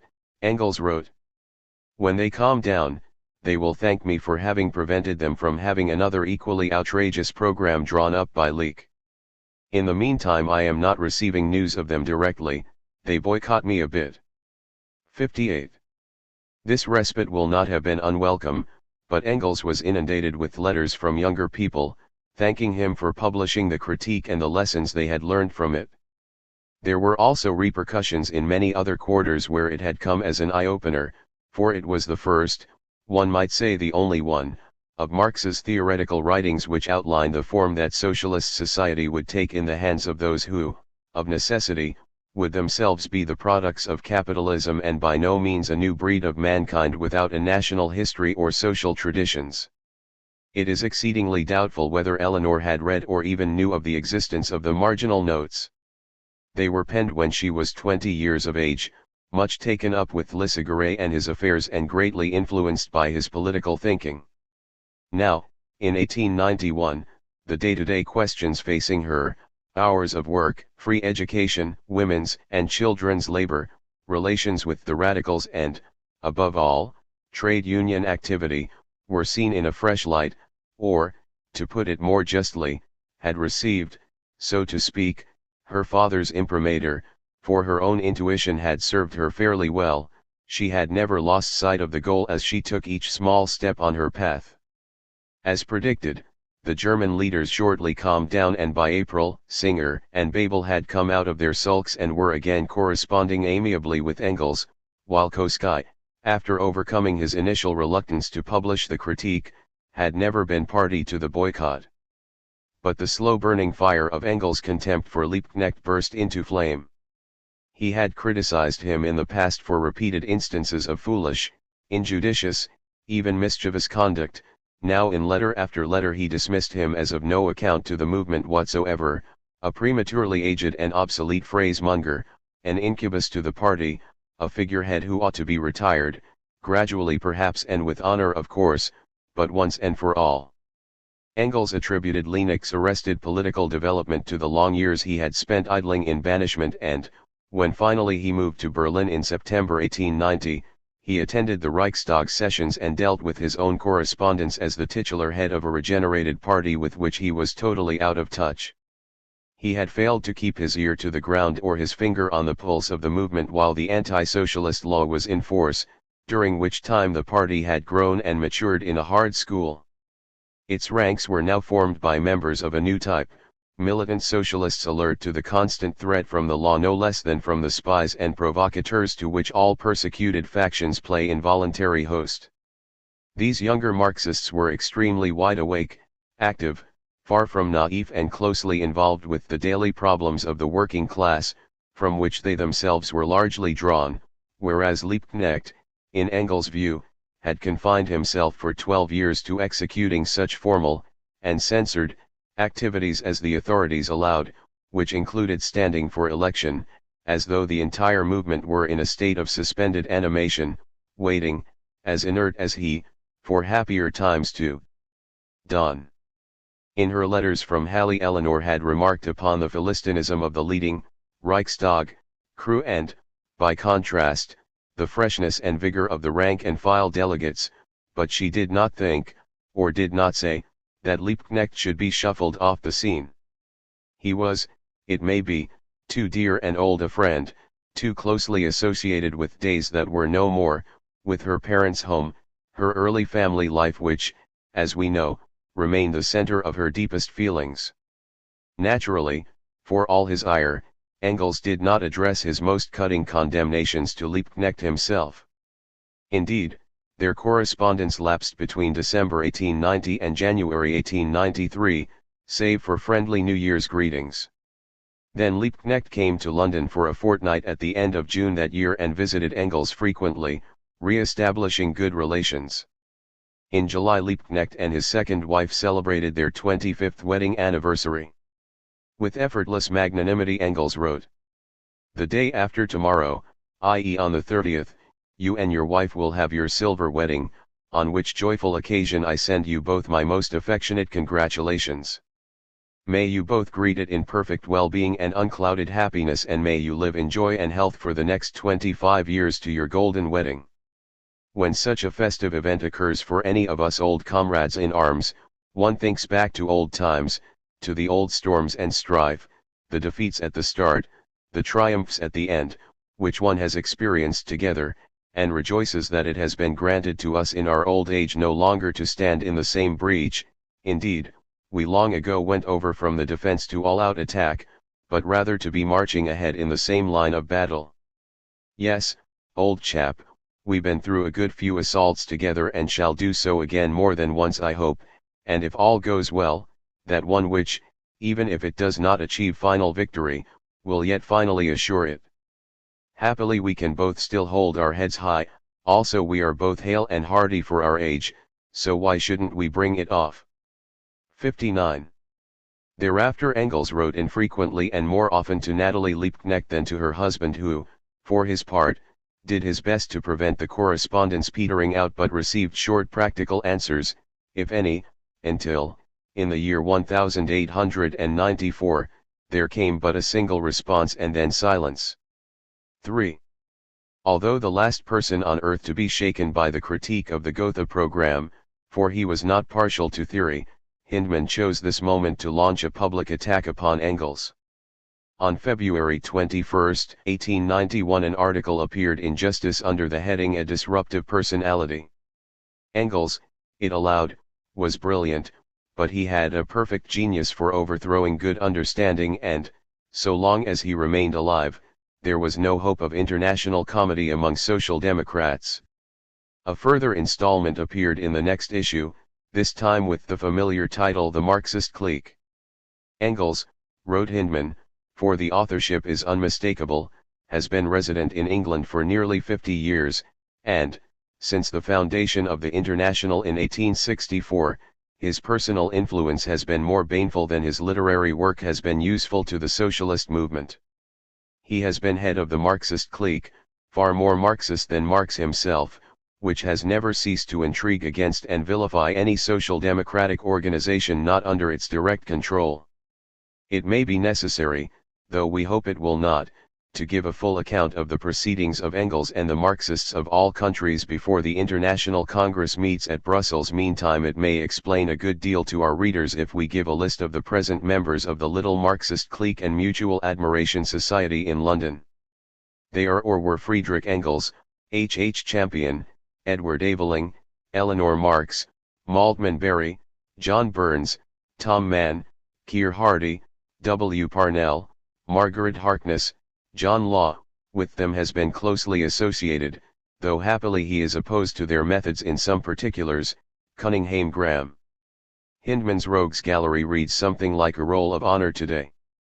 It is interesting to note that, shortly before, Eleanor's name, but as Mrs. Aveling, had been coupled with that of Bax, and Smith Headingley for good measure, as among the 2 or 3 exceptions to Hindman's dictum that every prominent Social Democrat or Socialist in Great Britain has been directly or indirectly educated by the Social Democratic Federation 60. The reprise of the Marxist clique theme was inspired by Hindman's fury upon learning that Aveling had been asked to stand as a socialist candidate following the death of Brad Laff, the Radical MP for one of the 2 constituencies in Northampton Borough. At first Hindman was not merely outraged, he was incredulous and flatly denied that so preposterous a notion could have entered anyone's head. Even after the by-election had come and gone on 12 February, Justice declared. Dr. Aveling is reported to have said that he was invited to stand by the Northampton branch of the SDF. This, so far as we can learn, is not true. 61. Beforehand, showing unnecessary concern for the eternal rest of the departed atheist, Justice had written. Bearing in mind the relations between Dr. Aveling and the late Mr. Brad Laff, the mere suggestion that he should fill his place in Parliament is enough to make Brad Laff turn in his grave. Inquiring in another paragraph, by the way, who are the socialists who want Dr. Aveling to stand, 62. The answer was that on February 3 Aveling had received 2 letters asking whether he would be willing to accept nomination, one from the secretary of the Northampton branch of the SDF, the other from that of the Gasworkers Union. Though as unsolicited as they were unexpected, 63 by Aveling, he and Eleanor had gone down on the following day to talk things over with some 20 representatives of these local organizations. It will be recalled that, the year before, Eleanor had held 2 tremendously successful meetings in the town, at the second of which Aveling had also spoken, after which she had written her article on Northampton. Since she, being a she, could hardly stand as a parliamentary candidate, Aveling had been invited to do so. The difficulty, he wrote, was the £100 necessary for the returning officer's fees. 63. It seemed insuperable, but, since his supporters were convinced that he would poll at least 1,000 votes, he was asked to come down again on the following Sunday, spoke in the market square both in the morning and the evening, while the afternoon was spent discussing the financial problem. It appeared that 20 working men had pledged themselves to put up £5 each, but as they could not raise it overnight, a friend would advance the money. Aveling's nomination and the £100 were handed in to the returning officer the next morning, but upon investigation it was found that the friend was a Tory agent and Aveling withdrew. The Labour Party cannot afford to take anything either from the Tory or the Liberal Party. We are fighting both, and can have no peace, no truce, no monetary dealings with either. He wrote and added. The enforced deposit of large sums of money to guarantee the payment of fees, presses unduly on workers, on their representatives, and on their cause. 63. This was not calculated to mollify Hindman, who had accepted £340 from the Tory party in 1885 to put up socialist candidates. Indeed, it exacerbated his rage. Dr. Aveling's past record is not of a kind to recommend him as a representative of socialists either in the House of Commons or elsewhere. Wrote Justice, commenting in the same issue. Dr. Aveling is, we understand, a member of the Gas Workers and General Labourers Union. It would be interesting to know how much gasworking and general laboring he has done. He certainly belongs to no socialist organization in Great Britain. The Bloomsbury Society was nothing but a little local clique, and it is a mere piece of impertinence to run down to Northampton and make himself ridiculous as the socialist candidate. 61.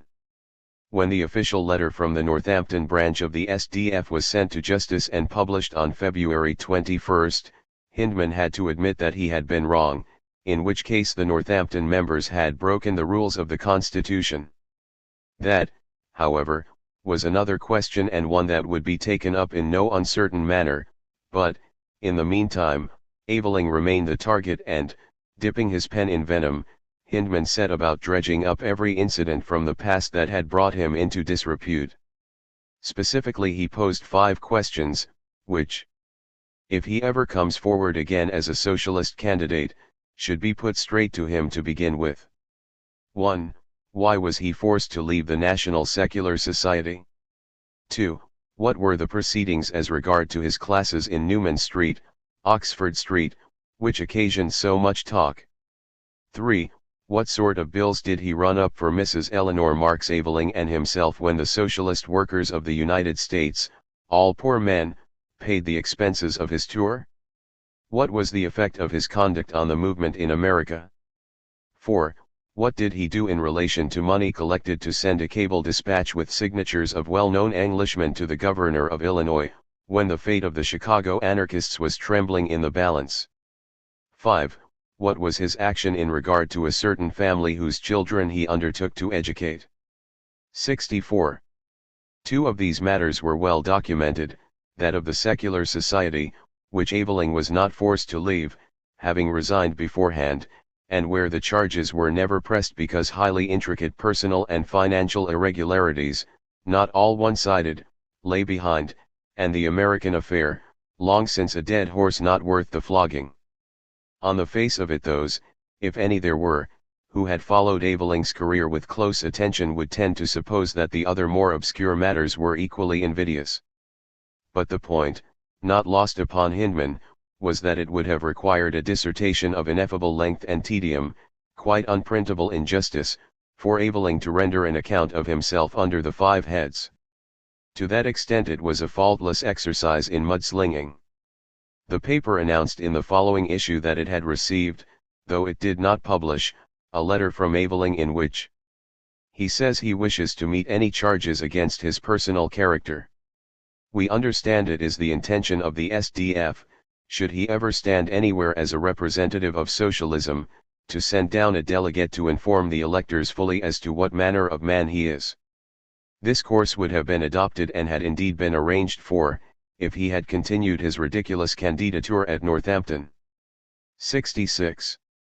Now it was that Hyndman made his onslaught upon Engels who, though in no way responsible for the whims of the Northampton socialists, would naturally favor the nomination of any Marxist candidate to replace Bradlaugh since it indicated not only a marked political advance among some sections of the local electorate but also, by implication, approved the developing internationalist character of the British movement, in itself an affront to Hyndman's xenophobia. This was, in truth, the heart of the matter, but not one that could be suitably worn on the sleeve of the most important and self-proclaimed Marxist party leader in the land. Thus, though he fired his 2 shots at Engels, a rather dangerous game, similar to lion baiting, which will have won the admiration of those abroad who considered the publication of the critique little short of treachery, Hyndman could not miss his mark by aiming at a man so constantly in scrapes as Aveling, who was by no means short of personal enemies and could be vilified on other than political grounds without the need to express the private opinion that, with a few exceptions, foreigners are beastly and the less you have to do with them the better. One way and another justice devoted a quite inordinate amount of space to Aveling in those early months of 1891, starting in January when, Adolph Headingley Smith accused him of having claimed to represent the Times rather than Time at the TUC, and ending with a last dig on April 11, when it published a review of the revised edition of the Working Class Movement in America, commenting self-righteously on another page. Dr. and Mrs. Aveling did a great deal of harm to the socialist cause in America in more ways than one, harm that it will take years to undo. But we can always separate personal conduct from useful information given by the persons. The end of the vendetta appeared to have come when, in May, the paper published a letter from Bax dissociating himself from the personal polemics of the recent past and from any attack on certain individuals who have been for years personal friends of my own and still remain so, on which grounds he declined the invitation to cooperate with the 20th Century Press. 67. Although Hyndman could not stifle his feelings about the ridiculous and impertinent candidate, who had not stood, for Northampton Borough, he had to uphold a certain political dignity in public, but there were others with nothing at stake whom he could use as his mouthpiece. One such was Ferdinand Gill, a German émigré journalist who, at a committee meeting of the Tottenham Street Communist Workers' Club on February 27, leapt to his feet to direct the members' attention to the 5 questions put to Aveling by Hindman. The object of the meeting was to arrange for the celebration of the anniversary of the socialist victories in the 1890 Reichstag elections, an occasion when Aveling was billed to speak, and Jill declared that he would not allow Dr. Aveling to address the Communist Club before those questions were properly answered, adding that undoubtedly most of the members detested the fellow anyway. 66. This was but the overture to a relentless campaign of defamation. Jill had come to England in 1886. The reason is unclear. According to his own account, it was proved that in November 1885 the confidential men of the Social Democratic Party in Elberfeld and Barmen had elected me as editor for their daily paper, Freie Presse, at that time the only organ of the party in Rhineland and Westphalia, that I worked hard and suffered much in the service of the party, and that on July 15, 1886, I had officially and formally joined the party. 68. This reversal of the formalities usually observed in appointing the editors of political party organs may have been owed to the innate frivolity of the Germans. Be that as it may, having joined the party, Jill left for London, where he immediately became active in the Communist Workers' Club, which belongs and has always belonged to the German Social Democratic Party. 68. His devotion to the cause did not prevent him, however, from quarrelling with the party's paper in London, Bernstein's Sozialdemokrat, as early as 1887. This he frankly admitted a few years later and attached no importance to it, not knowing that Bebel took occasion to tell Engels that a progressive member of the Reichstag, not a socialist, had warned him against Jill as a thoroughly unsavoury character to be shunned, and that Bernstein should be on his guard, his benevolent disposition having more than once led him into such traps. He might easily be taken in by so slippery a customer. Following the performance at the Communist Club, when Jill's outburst against Aveling cast him in the role of Hindman's agent, inquiries were made and, in March 1891, the German party officially denied that Jill was or ever had been one of its members and, moreover, was suspected of being a police spy, information which Bebel communicated to Engels saying that it might be freely published. At the Brussels International Congress in August 1891, Jill brought out a handbill with Hindman's 5 questions, printed in English and German, to explain Dr. Aveling's position in the British labour movement to my German friends. 69. As ill luck would have it, one of the leaflets fell into Will Thorne's hands. He confronted Jill and was told that they had been printed on the instructions of the British delegation. The following day, Eleanor rushed into the fray to challenge this and accused Jill of lying. Since Thorne was not present, it will be understood that all these odious encounters took place at snatched moments, in the coulisses, when 2 or 3 were gathered together. Jill simply denied having said anything of the kind. The handbill was never intended for general distribution, very few copies had been printed and those only at the request of 2 German delegates, not previously known to him, who wished to use them as an agenda paper should the question of Aveling's position arise at the Congress. Paul Singer now joined in and asked for the names of those delegates. They turned out to be 2 Reichstag deputies, one representing Hamburg, the other Bremen, and Jill had handed the leaflets over on the understanding that they would not be broadcast. Why then did they appear in English as well as German? Were these 2 gentlemen acquainted with the English language? And how came it that the leaflet, of which so few copies existed, was published by the German press in Hamburg, Frankfurt, and the Rhineland? Jill could not account for this at all. He had no connection with any of these newspapers. Jill, who, after all, was merely acting as Hindman's errand boy without compromising his master too far, was now in what is called un joli pétrin, or fine old pickle. It must have come as something of a relief to him when the Germans ruled that the matter was not to be raised in the Congress nor the handbills used by their delegation, since it was a purely English affair. In a later interview, Jill explained that, having been told by English socialists that the position of Dr. Aveling was only based on the support he got from German party leaders, and that the Germans had always tried to force him as the leader on the English socialists, 70, who repudiated him, he was thus the sole hindrance to close international union between the two parties, which obstacle Jill had considered it my very unpleasant but compelling duty to try what I could in removing. He did not name either the English socialists or the German party leaders involved.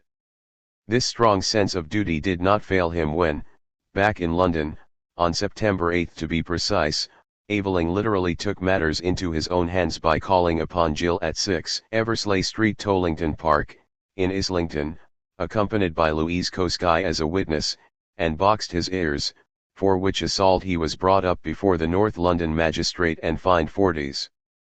The case was eagerly seized upon by the press, the Daily Chronicle according it as much space as if it had been a sensational murder trial, to which, indeed, it was compared by Aveling's counsel, W. M. Thompson, when at one stage he tried to cite a legal precedent on provocation as related to the law of homicide.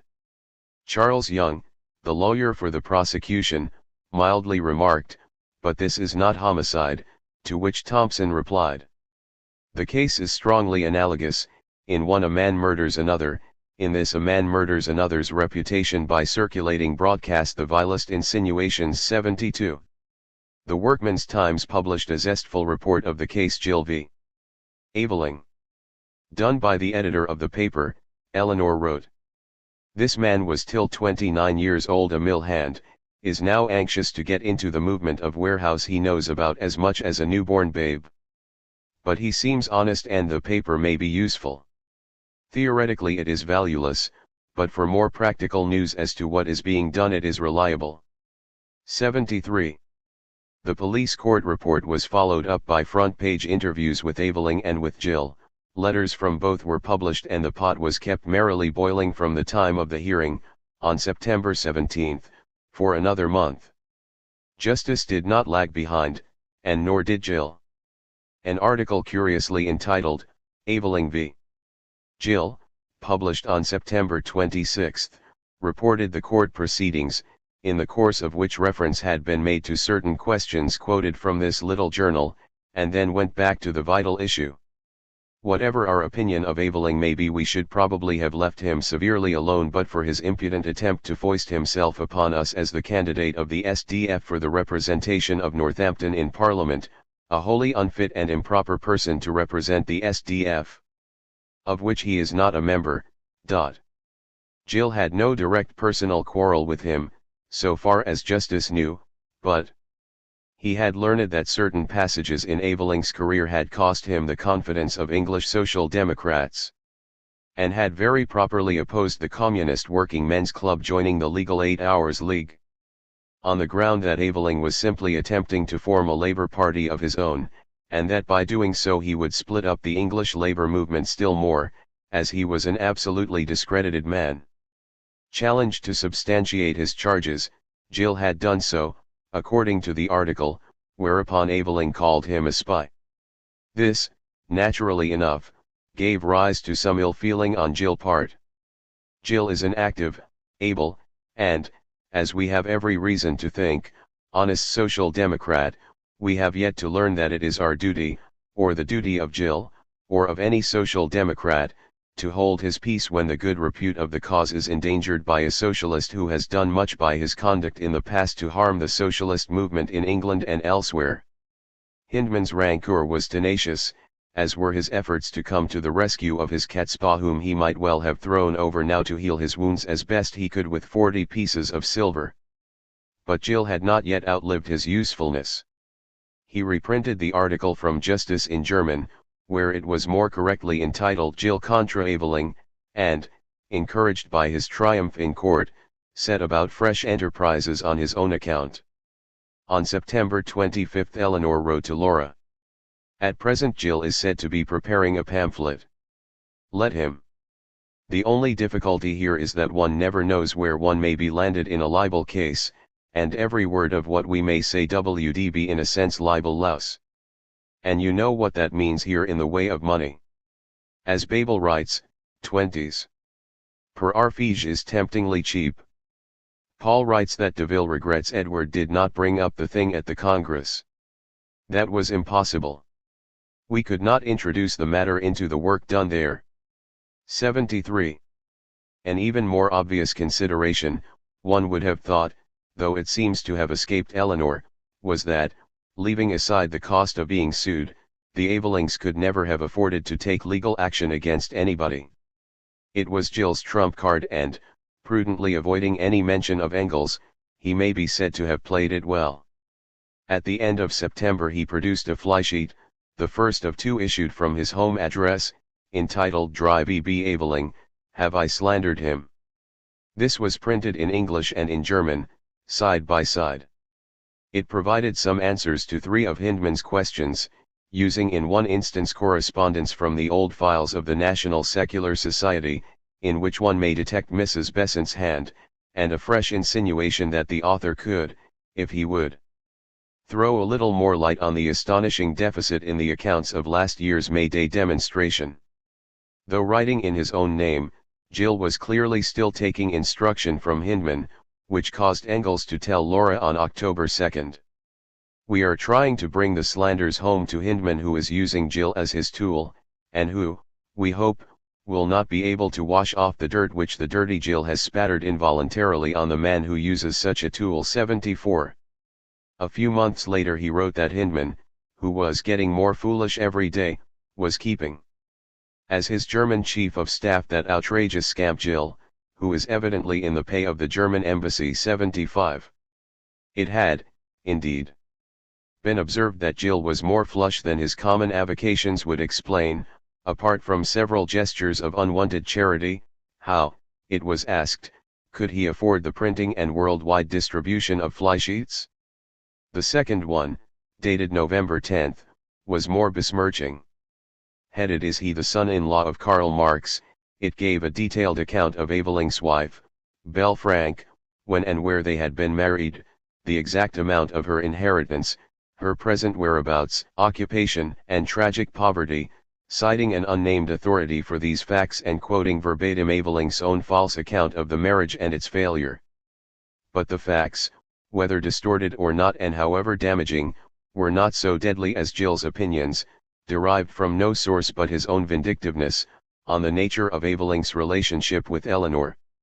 It was a loveless union, no socialistic marriage, but a mere device for exploiting the name of Karl Marx.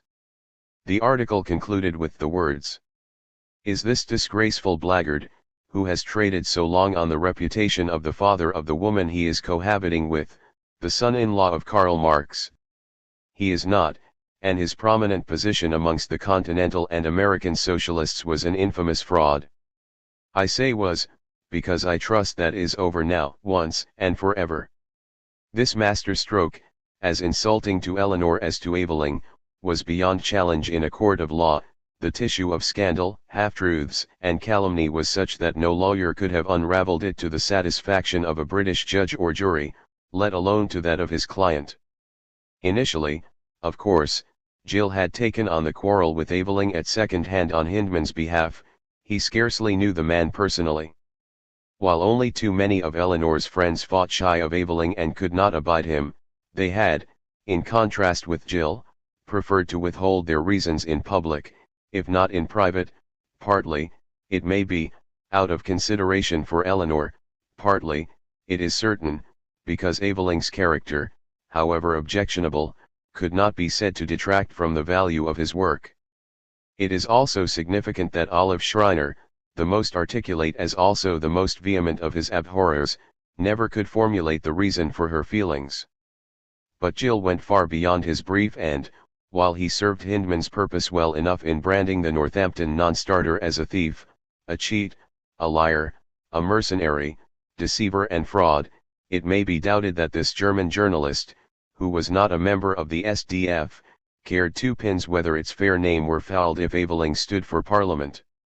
Thus Jill's campaign must have had some ulterior motive, and the one that comes most readily to mind is that to discredit two of the very few English Marxists who had close relations with those on the continent would be of service to the functionaries employed to counter the spread of Marxism, particularly where it had the strongest hold and, under the Prussian police state, they abounded. With his expulsion from the Communist Workers' Club in January 1892, Jill lost his only political foothold in England and his usefulness as a liaison man was spent. Since it is utterly out of the question that Hindman was in the pay of the police, either here or abroad, it cannot but be asked who had used whom, whether Hindman or Jill was the tool. Jill's campaign was not primarily directed to the British movement at all, a fact which, had he not been blinded by his own anger, Hindman would have perceived and, in so far as he did not, was certainly the dupe. The whole thing fell rather flat in England. Good journalistic sport could be made of one socialist slapping another, but murky political waters are not the English working man's natural element, nor does he rise easily to poisoned bait. Thus, while Aveling and Jill continued their recriminations in voorworts and letters flew to and from the continent, where they order these matters better, the majority of those in the British Socialist and Trade Union movement continued to hold Aveling in esteem as an impressive orator, the capable organizer of May Day and the Legal 8 Hours League, and the author, not only of popular articles on Marxism but of innumerable books for students on such subjects as Darwinism, geology, botany, biology, physiology, and the other natural sciences, not to mention his joint works with Eleanor on women, Shelley, and America, a brilliant man and an ornament to their cause. Nevertheless, many a later characterization of Aveling has been based upon Jill's adulterated evidence, to become part of our folklore. One of his contemporaries described Aveling as quite the strangest personality among the socialists of that time. It is easy to set him down as a scoundrel, but in truth he was an odd mixture of fine qualities and bad. There was something rather uncanny and impish in his nature. 77 His complex personality, with its redeeming features, most clearly discerned by Bernard Shaw, defies analysis and does not lend itself to simplification. This ugly squall would scarcely be worth the logging were it not that Engels, yet again, sprang to Aveling's defense, involved Louise Kosky by drafting a letter for her to sign as a witness to the physical assault on Jill, and was furious with Babel, who declined to publish it or Aveling's own refutation of the slanders on the grounds that this would merely pour oil on the flames. Inside every German, wrote Engels scornfully, there lurks a bureaucrat who pops out the moment he occupies any petty office. 78. Babel was setting himself up as a censor. It was irreconcilable with honor to allow Jill's filth to go unanswered, and he, Engels, did not have such reservations in matters of honor. Once more he recited Bradlaughe's bygone charges and their true explanation, proving Aveling's innocence in every particular. He had been a greenhorn, a poet, quite monstrously swindled, but one who should never have been allowed to meddle with money matters in the first place. A few months later, early in 1892, Engels' championship of Aveling was put to its most severe test. Despite the explicit agreement to submit the manuscript of his translation of Socialism, Utopian and Scientific, to Engels for revision, Aveling sent it off to Swan Sonnenschein, who set it up in paginated proof before Engels ever saw it. While he could brush aside disdainfully or stoutly challenge slurs on Aveling's reputation, here was no matter of loose conduct where women or money was concerned, not the vagary of a dreamer caught in the snares of more worldly persons, but a patent failure to keep his pledge or meet the one uncompromising demand Engels made upon his working associates, a respect for the political and literary decencies. To Laura and to Adler he wrote blaming the publishers who, by some blunder, due to malice, stupidity, or both, 79 had printed the rough draft. As soon as it came into his hands in this form, he realized that it was not a question of correcting a word here and there. Fundamental changes were needed, entailing a vast amount of work and the expense of resetting. Yet, to the last, even when he had to pad out the awfully meager and heavily leaded type by writing a lengthy preface, about half as long as the whole book, 80, to make it worth the price of 2s. He maintained that the fault lay entirely with Swan Sonnenschein. It so happens that the draft of a letter he wrote to Aveling at the time is on record, though whether it was ever licked into shape and sent cannot be known. My dear Edward, it was a perfectly understood thing that I was to revise your translation of the MS, and that, having done so, I should give it the character of an authorized translation by writing a new preface to it. After the independent action taken by Messrs. S.S. and Co. in direct without consultation with either of us, and in direct contravention of the above understanding, I am bound to reconsider my position. A revision of proof sheets, not even in but in pages, is quite a different thing from writing a miss. Your translation being made with the knowledge that I would revise it, is necessarily a rough draft. Moreover, you, as translator, would feel bound to stick to the letter of the original, when I, as the author, might deviate more or less from it and then make the workbook read not as translation but as an original work. To revise not the mis but page the proofs in this spirit, would imply, more or less, the upsetting of the paging which has been carried to the word of the book. Now, as far as I can see at present, there are but two courses open to me. Either I revise the proofs in full liberty, exactly as I would have revised your mis, regardless of the expense this may mean, occasion which expense is to be borne, of course, by Messrs. S.S. and Co. In that case our original understanding holds good, the translation is authorized by me, and I write a preface. In that case we must have many more copies of proofs at least and revise afterwards. Or, I am to respect the proof sheets, as far as the paging is concerned, and merely make verbal changes within the limits of each page. In that case I will do my best to make the translation as good as I can, but I must decline to being in any way connected with it before the public, and reserve to me the right of publicly declining any responsibility for it if such would be imputed to me.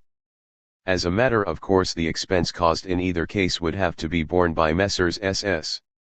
and Co. who alone have brought it about. And on all these points I must ask for this decision in writing before I stir in the matter. 82. Whatever undertaking Aveling gave, he and Engels were closeted for days on end, rewriting the whole translation, and when the book finally appeared in April 1892, it was a fully authorized version containing one of Engels' finest introductions. It will not go unremarked that in Engels' letter to Aveling, by a subtle elision, the betrayal of the understanding between them is attributed to the publishers in printing the manuscript that was sent to them, and thus it is they who will be made to pay for the breach of faith. Engels' unswerving loyalty to anyone connected with Marx's kin, even when touched upon his most sensitive spot, is thereby proved to the hilt. But it gives one, as they say, furiously to think. 4. The second May Day in London was celebrated under the auspices of a joint committee on the first Sunday of the month, May 3, 1891, in Hyde Park. The Legal 8 Hours and International Labour League, which had formed a special demonstration committee under Aveling's chairmanship, and the London Trades Council led by Shipton, though they had their own processions and platforms, had amalgamated and agreed upon a single resolution proposing an international 8-hour day for all workers, put to the crowd at every platform and carried by acclaim. Engels, accompanied by Louise Kosgei and Sam Moore, home on leave from Nigeria, went to the park and declared both the weather and the demonstration glorious. The platforms extended in an immense arc across the Park 85, stretching from near Hyde Park Corner to close upon Marble Arch, according to the Daily Chronicle on the following day. Engels was convinced that the crowd was even larger than the year before, all of 500,000 people, he claimed. 86 Engels and Moore sat on the platform chaired by Aveling and supported by Morris, Shaw and Quelch, while Louise Kosgei joined Eleanor on another wagon over which a gasworkers' representative presided. The whole thing, Engels wrote, had been almost exclusively Edwards and Tussie's work, and they had to fight it through from beginning to end. 85. Nevertheless, a majority at the Liverpool TUC, having voted in favour of an 8-hour day regulated by law, had considerably smoothed their way, and Shipton was awfully polite to Aveling. In the light of this combination, the London Trades Council was not prepared to make special concessions to the SDF or grant it any platforms, which was rather hard, since its 3 delegates, sent to attend the first meetings of the demonstration committee, had then ostentatiously withdrawn, so that it was not welcome in either fold. The SDF arranged an auxiliary meeting, reported the Daily Chronicle. Although the auxiliaries had marched with the Aveling contingent from the Embankment, part of the procession that, when assembled, stretched from Blackfriars Bridge to Big Ben, in order to get into the park in an orderly and showy manner, as Engels put it. Once there they held their private demonstration at an uncontaminating distance from the main throng, the speakers being obliged to mount on chairs to address their followers. The number of these was slightly depleted, for many of the SDF branches had ignored the ukase and stayed in the ranks of the Joint Committee, pointedly illustrating, Engels observed, the real position of the SDF as that of a sect. It is very characteristic of the Anglo-Saxon race and their peculiar development, he went on, that both here and in America the people who, more or less have the correct theory as to the dogmatic side of it, become a mere sect because they cannot conceive that living theory of action, of working with the working class at every possible stage of its development, otherwise than as a collection of dogmas, recited like a conjurer's formula or a Catholic prayer. 87. Eleanor was the last speaker from her platform. She was greeted, as always, with cheers and, if Bernstein and Bax are to be believed, with shouts of good old Stoker. Whenever she addressed the gasworkers. 88 These composed the majority of her listeners, though there were members of other trade unions and a large sprinkling of Jewish immigrants, one of whom, Stanislas Mendelssohn, addressed the meeting in Polish. The burden of Eleanor's speech was that everyone would have to put in a deal of hard work during the next 12 months so that on the next May Day they would come to the park not to demand but to celebrate the 8-hour day. Then, noting the many women who had flocked to her platform, she said that her great object was to see the women's unions as strong as the men's whose support and help were essential to this end. That evening she and Aveling, together with the Bernsteins, repaired to Engels' house, all in the highest spirits, to drink the cold punch of Moselle, claret, and champagne with Woodruff, a rather grand version of the traditional German Maypole of an older May Day festival. In April Eleanor had written 2 letters to her dear Dolly, Radford. They showed the importance she attached to that continuity of affection which so often binds people whose lives have taken divergent ways, as also a significant glimpse of the personal philosophy underlying her manifold responsibilities, matters which, unlike her other interests, she could not share with this companion of her youth. In the first letter she repudiated Dolly's notion that, by the time your life is finished you will have learned just enough to begin it well. No, Dolly, we must just live our lives, and what we have missed, who knows? We may help others to realize. But at least what life has taught you, will make more easy and more beautiful her children's, lives, and though each one must work out his own salvation we can make the work perhaps a little less hard for those that shall come after. 89.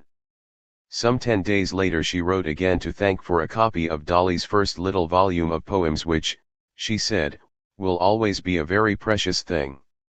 She then referred to Elizabeth Robins as simply magnificent in that wonderful play, Hedda Gabler. We have in her a really great artist, she declared, an opinion held by many others who attended the opening performance, among whom were Henry James, Thomas Hardy, George Meredith and Bernard Shaw, according to the last of whom there was a large and intelligent contingent of Fabians and also John Burns, in the gallery 90.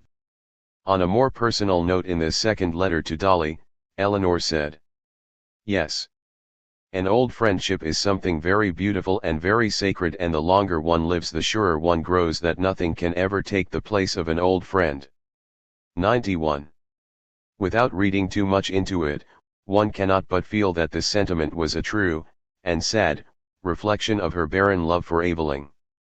At Whitsun both she and he went to Dublin to attend the second annual conference of the Gasworkers' Union, held in the Antient Concert Rooms from 18 to May 20. Eleanor was again elected as minute secretary, but would accept no payment, and Aveling to the chair. There were the usual objections that he was not a bona fide workman, and some rather less expected opposition from Michael David, who, it will be recalled, could not abide an atheist, but Aveling's unflagging work on behalf of both Ireland and the Union were strongly pressed and won the day. Eleanor again came top of the poll in the elections for the 10-man Executive Council, and she was nominated for the presidency, a position she had no mind to hold and thought inappropriate, but she was pleased that she and Thorne were voted to go as the 2 executive members to represent the Gasworkers' Union at the forthcoming International Congress, to which Aveling was mandated by the Dublin and Belfast districts and 2 London branches.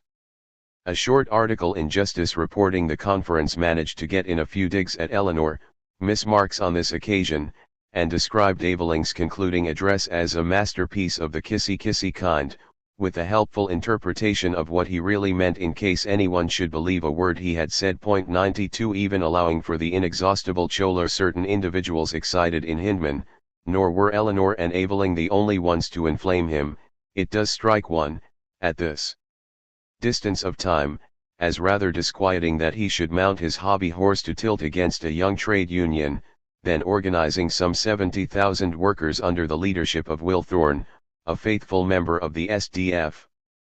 This unbalanced attitude was also apparent in the leading articles preceding the Brussels Congress, Justice reminding its readers of the wicked Marxist maneuvers in Paris 2 years ago and paying little heed either to the forthcoming event itself or to the fact that so respectable a body as the TUC had forced everyone else's hand by welcoming it, quite against the decisions and wishes of these Marxist evildoers. It would be absurd to suppose that the preliminaries to the Congress went off without a hitch. Indeed, the official sponsors were so dilatory and inept that unauthorized persons began sending out invitations, sometimes to the wrong people. The right people received no information, let alone invitations, until far too late. At the last moment the date was brought forward by a few days so that some of those who were both informed and invited were unable to arrive in time, while delegates from the Parliamentary Committee and many of the unions which had set the ball rolling by their vote of acceptance at the Liverpool TUC never went at all.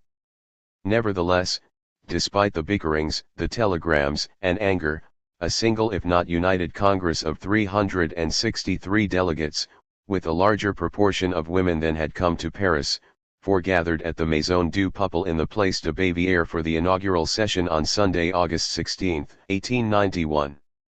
On the following day they adjourned to a larger hall in the Rue d'Or.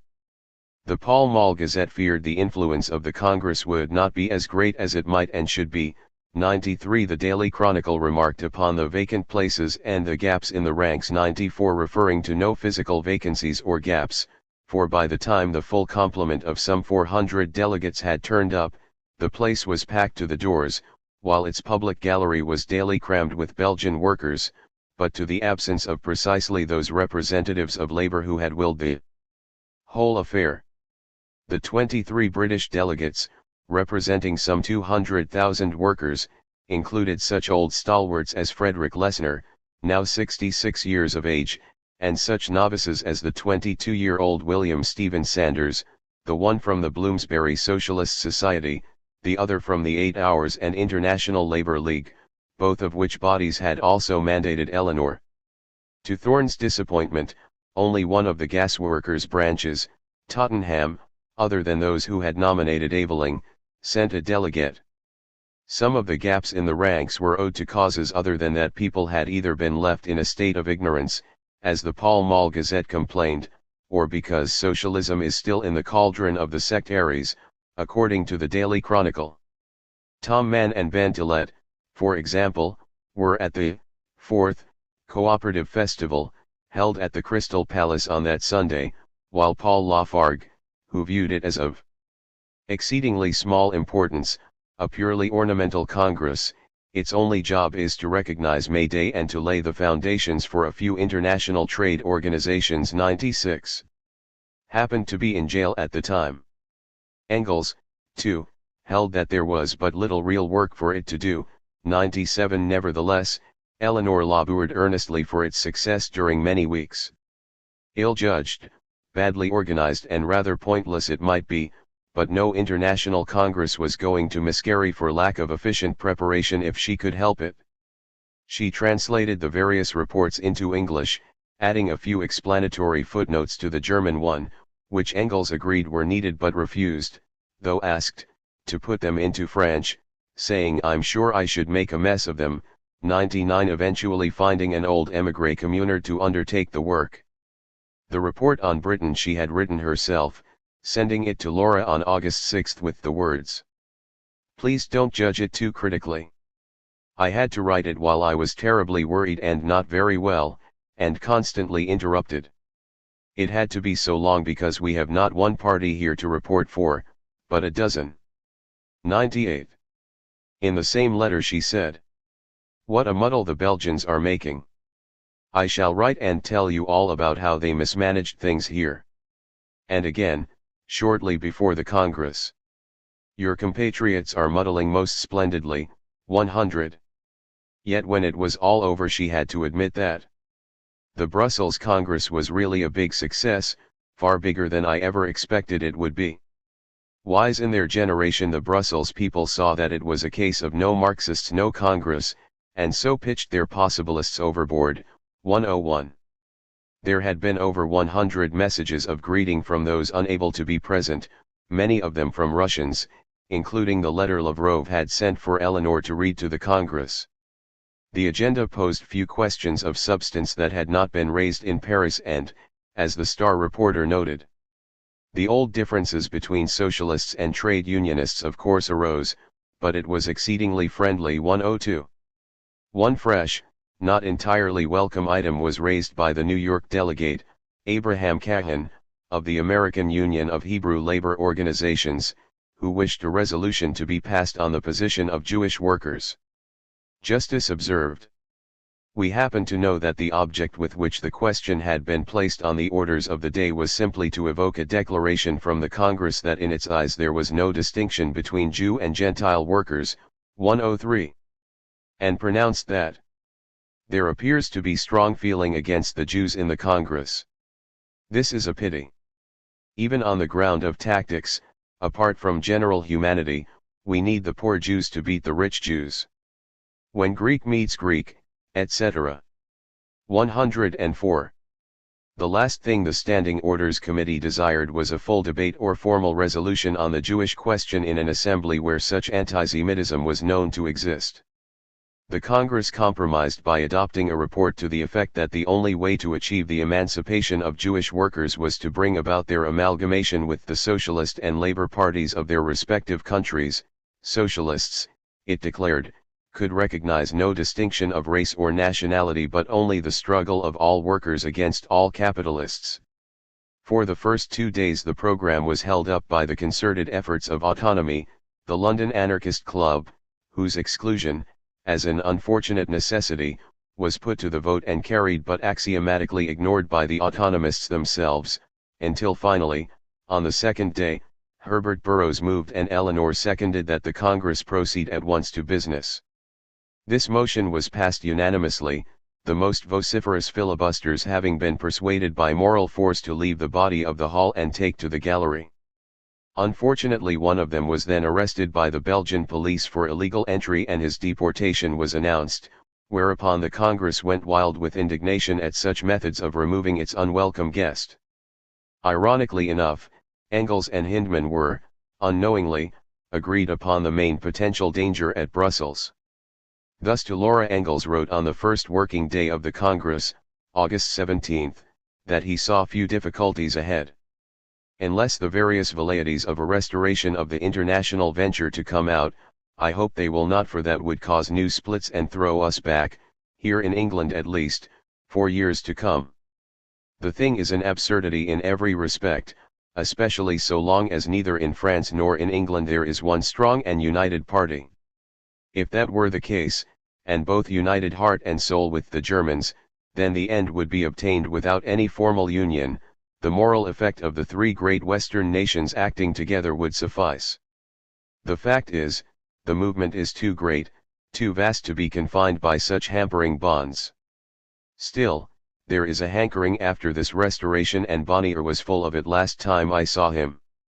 Certainly he looked rather perplexed when I told him my objections and had not a word to say, but will that stop him and his friends at Brussels? 105.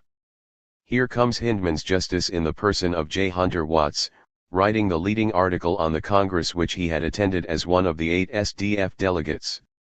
We are glad to say that the proposal to establish an international committee was not acted upon. The pages of the history of the international movement have been sufficiently blurred and disfigured by the intrigues of individuals who, in the desire to assert their personality, availed themselves of the position they held in the old international, of necessity an irresponsible one in the sense that no effective control over them could be exercised, to strangle any independent action, any independent organization of the workers.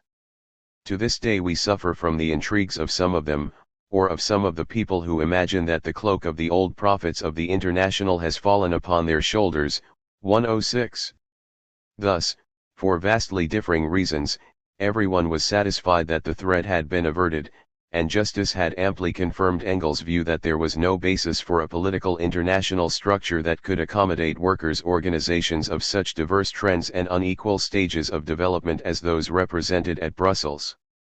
Instead, it was agreed that national correspondence committees, a bureau, should be set up to exchange information, collect statistics, and so forth.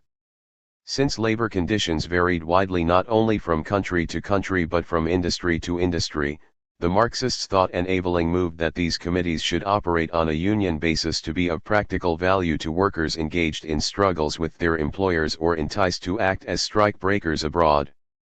Mr. Hunter Watts quickly picked up the scent. If Dr. Aveling's proposal that this work should be left to separate labor organizations had been accepted, the door would have been left open for any intriguer to organize a trade union, say, of shrimp catchers, to establish himself as its secretary or president, and then open relations with foreign labor organizations which hitherto have had no sufficient means of knowing the character and position of individuals who have entered into correspondence with them in the self-assumed role of labor leaders. 106. To compare Engels' approach and Hindman's to the question of what was best for the international relations of socialists is to know their respective weight and measure to a nicety, the one with his sweeping embrace of a movement too great, too vast to be confined, the other with his stultified vision of intrigues and conspirators bent upon the strangulation of that movement. Certainly the Brussels Congress was no world-shaking occasion, even though Thorne declared it admittedly, even by the middle-class press, one of the most remarkable gatherings the workers have ever held. 107 Perhaps the greatest innovation was that one of the main national reports was not only written but delivered by a woman, namely, Eleanor. Her report from Great Britain and Ireland was a long and comprehensive document, presented in the name of the Gas Workers and General Labourers Union, the Legal 8 Hours and International Labour League, the Bloomsbury Socialist Society and the Battersea Labour League. Thorne claimed that it was generally admitted to be one of the best and most valuable presented to the Congress. 107 But she stated at the outset that it did not pretend to be complete or exhaustive. Nor could it speak for a British Labour Party, for, unhappily, there is as yet no such party in existence. There are a great many socialist parties all doing good work in their way, they each have, if not a little hell, at least a little coterie of their own. The largest and the one that has done more, perhaps, than any, to spread the teachings of scientific socialism among the workers, is the Social Democratic Federation. Eleanor went on to characterize the Fabians. Middle-class folk too honest to be contented with the present conditions of society, too educated to throw in their lot with the Salvation Army, too superior to identify themselves wholly with the profane vulgar. But she stressed, above all, the importance of the socialist-inspired new unionism, quoting from her own address to the gas workers' rules, wherein the union clearly recognizes that today there are only two classes, the producing working class, and the possessing master class. The interests of these two classes are opposed to each other. The masters have known this a long time, the workers are beginning to see it. They are beginning to understand that their only hope lies in themselves, and that from the masters, as a class, they can expect no help. She made special reference to the 25,000 members in Ireland, North and South, reporting that no words were more enthusiastically cheered, at a huge demonstration in Phoenix Park, than "Let Ireland be free, but let it be an Ireland of free workers. It matters little to the men and women of Ireland if they are exploited by nationalist or Orangemen. The agricultural labourer sees his enemy in the landlord, as the industrial worker sees his in the capitalist." The movement following upon the Great Dock Strike, itself a consequence of the lead given by the gas workers, had resulted in making trade unionists of some 250,000 hitherto unorganized workers, and had helped to awaken the old unions from the lethargy into which they had fallen. If not quite sleeping beauties, these were certainly sleeping partners in the labor movement, which, for 20 years had been sick and benefit societies and were now recognizing that shorter hours of labor are, after all, the highest benefit a union can bestow upon its members. The legal 8 hours demonstration of May Day 1890 had been up against not only the opposition of the Social Democratic Federation, but it was new, and like Snug, the joiner, the British workman being somewhat slow of study, it took some time and work to make the idea popular. However, many of those who had been least willing to demonstrate at all on that first occasion had been amongst the most enthusiastic legal demonstrators of the present year, 1891. Eleanor spoke of the unspeakable poverty and wretchedness of the agricultural laborers, to which was added the ignorance of these men and women, their isolation, their terrible dependence upon parson and landlord. But they, too, were beginning to realize their fraternity of poverty and suffering with the town worker. So that, although the campaign was still in its infancy, it promised well. In one county, in 8 weeks, some 2,000 workers were enrolled into a union. But the organization of women was even perhaps more difficult, especially in London. Even the working man for the most part still looks upon the women of the household as domestic animals, more or less his personal property. And the woman herself, earning a wage that, even in the more skilled kinds of labor, generally means starvation, or where she is a widow, or unmarried mother with children dependent upon her, or even when she is alone in the world, what time could she have, even if she had the desire, for attending meetings or for organizing? Eleanor then paid her tribute to the admirably conducted strike of Bryant and May's match girls, the efforts of many notable women to organize their sister workers, although the results were, she admitted, as compared with the efforts, disappointingly small. She referred to the tremendous number of strikes witnessed in the past 2 years and, obviously with Silvertown in mind, though she mentioned only the South Metropolitan gas workers and the Scottish railwaymen, said, "A strike won is not always a pure gain, nor an unsuccessful strike of necessity a pure loss. Sometimes it is better to have fought and lost than never to have fought at all, and that all the hundreds of large and small strikes point the same moral and adorn the same tale, that trade unionism and strikes alone will not emancipate the working class, whose economic freedom can only be attained through the taking hold of political power in the interests of their own class." She explained to her foreign friends the obstacles presented to independent labor candidates by the electoral system in the United Kingdom. The enormous cost of elections, the non-payment of these expenses by the state, and the non-payment of members, the want of a second ballot, the systematically complicated condition of the franchise and of the registration laws, difficulties of an almost insurmountable character to the return of working-class representatives. But the greatest difficulty is the want of a national working-class party. In local and municipal government, she said, labor had been successful, and always with the happiest results for the constituents. She cited Battersea which, through the good offices of the Labour League, had returned and maintained a Social Democrat on the London County Council, as a result of which it had declined to give contracts for any work which can be done by workmen employed directly, without the intervention of a contractor, or to employers who do not pay the recognized standard of wages, or comply with the conditions of labor laid down by the trade unions. Summing up, Eleanor said, "What has been done in Great Britain and Ireland within the last 2 years may seem little when compared with what has been done abroad.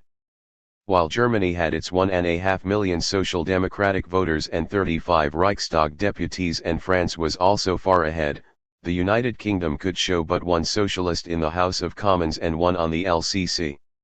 It had no working-class press, no organs belonging to a definitely constituted working-class party.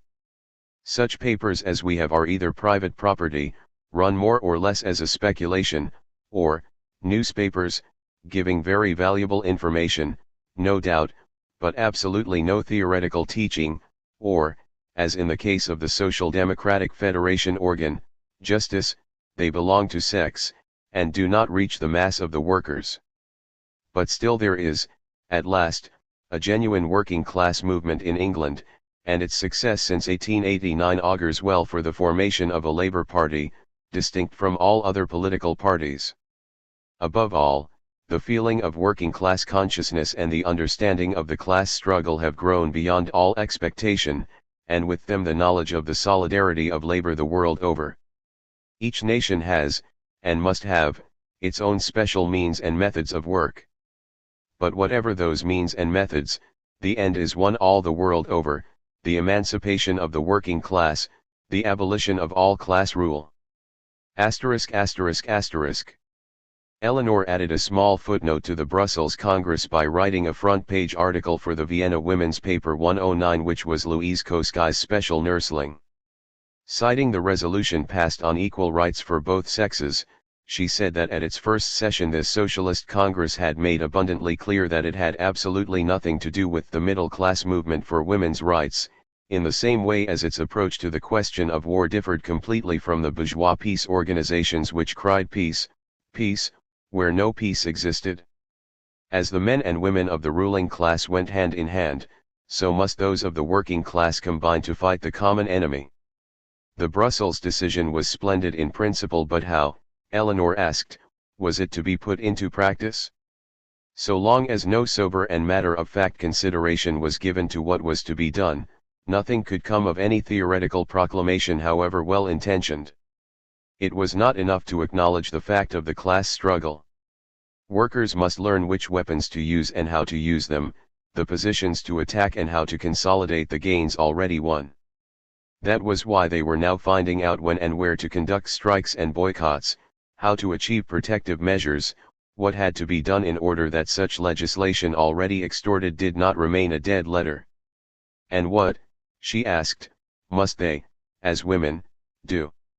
Of one thing there was no doubt, they must organize, not as women but as proletarians, not as female competitors to their working menfolk but as their fellow fighters. The most serious question of all was how to organize. To her it seemed that organization had to start with women as trade unionists, using their combination as a means to reach the final aim, the emancipation of their class. The work would not be easy. Indeed, the conditions of women's labor were such that it was often heartbreakingly difficult to make progress. But the work would grow easier day by day and seem less hard as time went on, and in the measure to which women, and more especially men, grasped the fact that their strength lay in the unity of all workers. She then cited the three things from which to draw conclusions. First, wherever women had organized, their situation had improved in the form of higher wages, reduced hours of work and better conditions. Second, it was a positive advantage at least as much to men as to women that the earnings of the latter should be treated as genuine working wages and not as a paltry contribution to the general household kitty. Third, it was essential, save in certain specialized trades, but particularly in the case of unskilled workers, that men and women should belong to the same trade union, just as they were members of the same workers' party. 5. The year 1891 witnessed Paul Lafargue's finest hour. With his eyes open he stood trial on a charge of incitement to murder and went to prison for a speech he had not made, refusing to allow the real culprit to come forward, either in court or by sending the self-incriminating letter he had drafted to the Minister of Justice. For Lafargue the outcome, in both senses, for it led to his release before he had served his full sentence, was that he became a member of Parliament.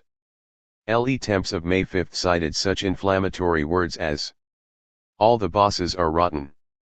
When an animal dies, it serves some purpose, but you can't make a glove out of a boss's hide."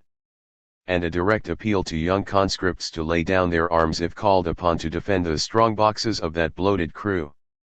On May 14 the same paper quoted Lafargue as saying, "Though it is unfortunate, French workers, that you are inferior to the British in the matter of labor organization, you have this vast superiority over them that you have all been soldiers, and know how to handle rifles.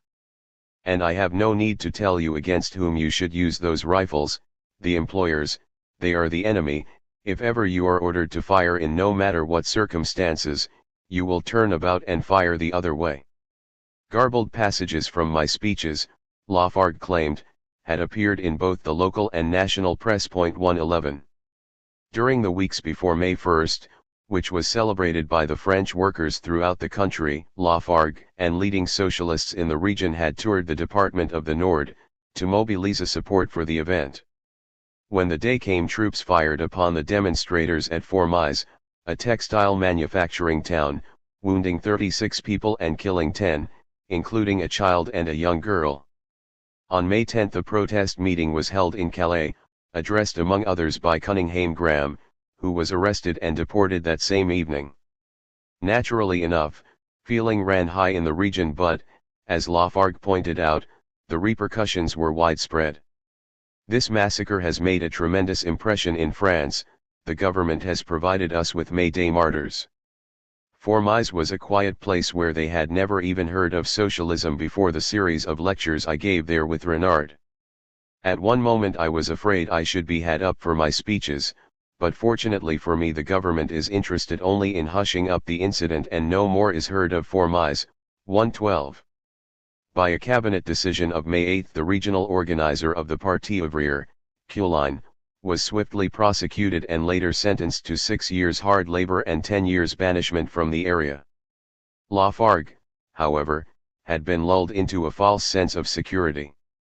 The authorities held their hand until the storm over the Fourmise outrage had died down, and on June 20 he was summoned to appear before the Assize Court of the Nord, charged with having used the offending words. At the preliminary investigation and before the jury I confined myself to saying that I had never said them. Several of my witnesses remembered the fact perfectly well, but I forbade them to breathe a word about Renard. 113. Eleanor was horrified when she read in the Daily News that he had been sentenced to 12 months imprisonment. But I suppose he can appeal against this iniquitous sentence, she wrote to Laura. Here, of course, he could not, but in France, I fancy, it is possible. Surely if he can appeal he will get off altogether, or with a month or so at the outside. It would be most unfortunate if he cd not be present at Brussels. 114. But, as we know, he was not. On the morning of July 30, while the case came before the Court of Cassation, he was taken into custody and lodged in the conciergerie. The appeal was dismissed and, after a few days, he was transferred to Ste. Pelagie where, Laura wrote, she was happy to say he is safely installed, for to get quartered there had come to be le comble de tous ses voeux. He was settled and comfortable. Ste. Pelagie is a very mitigated prison. Paul is in high health and spirits. He has plenty of books and newspapers, takes a hot and cold shower bath every morning, drinks milk on the top of wine and scribbles away with a will. I go every other day and take him letters, books and garden produce, cucumbers, strawberries and new laid eggs and what not. He sees all the people he cares to see and saves boot leather. 115. Eleanor could not imagine a more enchanting way of life. Ste. Pelagie is making a splendid correspondent of Paul, she wrote. The more I hear of that Saints Hotel the more I wish Constance would fall in with the plan I suggested to Geste. It was that whenever a man is condemned to Ste. Pelagie that his friends and relations should be allowed to take de abonnements for a term of not less than 6 weeks of his sentence. Thus Paul being condemned to 12 months IWD, and I'd pay for the chance, take say 3 months, Edward WD do the same, you might like a retreat of 6 weeks, and so forth. In this way the government cd indulge in heavy sentences and even profit commercially, because on s'abonnerait au préfixe. 117. A few days before this letter was written, Workin, the radical deputy for the 1st Lille constituency died and Lafargue was nominated as the Workers' Party candidate. Vain efforts were made early in October to obtain his release for the campaign, which was not legally possible since my sentence is definitive, wrote Paul 118, but guest day deputist for him at the hustings to such good purpose that in the first ballot Lafargue topped the poll with 5,005 votes, a majority of more than 2,000 over the runner-up, and in the second he romped home with 6,470 votes. On October 31st, in the fortnight between the two ballots, the socialists in the chamber initiated a debate on Lafargue's continued imprisonment which had no result beyond airing the question, but on November 9 a motion to suspend the sentence on the convicted candidate was tabled and passed on a show of hands. The Ministers of Justice and the Interior gave the order of release for the remainder of the parliamentary session. Thereafter he would have to go back to jail with no remission for the ticket of leave period. He left the tranquil delights of Ste. Pelagi in the second week of November and was immediately plunged into a wild orgy of celebrations. On the 17th a dance was given by the Paris Regional Party at the Tivoli Vauxhall. He and Laura returned from this festivity at 2 a.m. to depart at midday for Lille, where they were to stay but 24 hours that he might be back in Paris to take his seat. Small wonder that he wrote, "I am beginning to feel worn out by the rush in which I am living." 119. Laura's letter describing the reception at Lille is among the best she ever wrote and, in the circumstances of her husband's months of incarceration and her newfound reunion with him, extremely moving. It was addressed to Engels on November 22, 1891 and began by conceding that the Lille papers had reported the occasion well and accurately, but they did not give the faintest idea of the extraordinary reception of the new deputy. We reached Lille, myself suffering from cold and incipient influenza and Paul from extreme fatigue, and no wonder, at 5:30 p.m.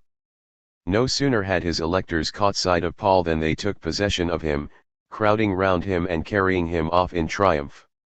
We then dined. At 8 o'clock we started for La Scala where the meeting was to take place. We managed to get in by a side door, and once inside the hall I saw a sight such as I had never seen before. The body of the hall was crowded to suffocation, the gallery was stuffed and hundreds of men and women were making superhuman efforts to get in.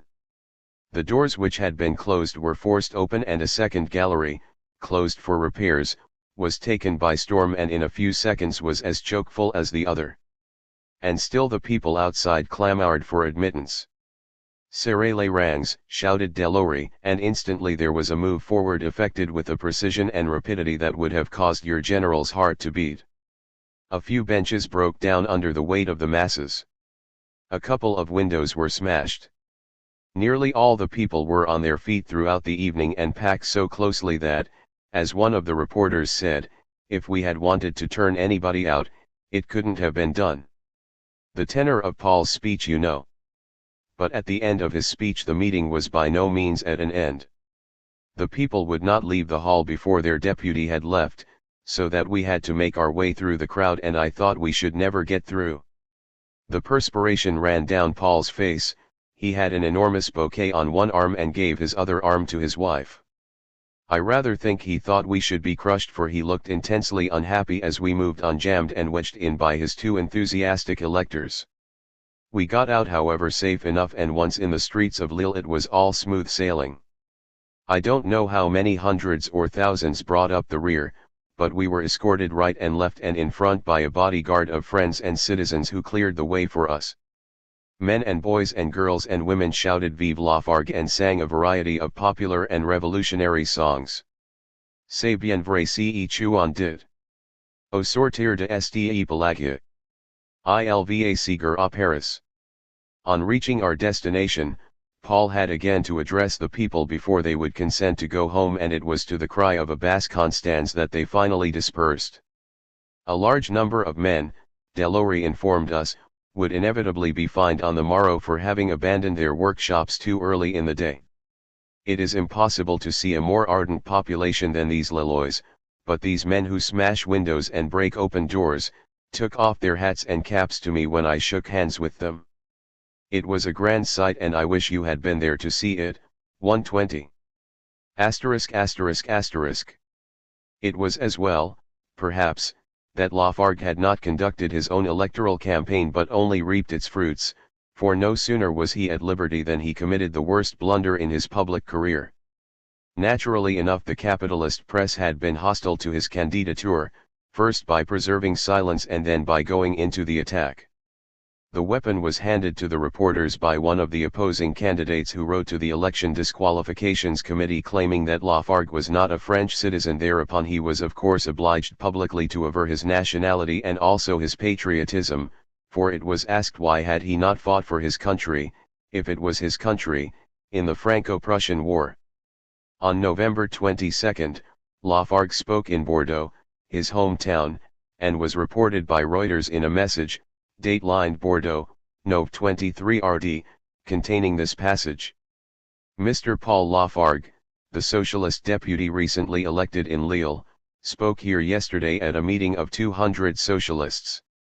He was at pains to prove to his audience that he was a French subject and explained that he had not fought in the French army in 1870 because he was at that time serving France in his own way by communicating to the members of the National Defense Government the plans he had obtained from colleagues of the International living in Germany, and among whom were several German officers.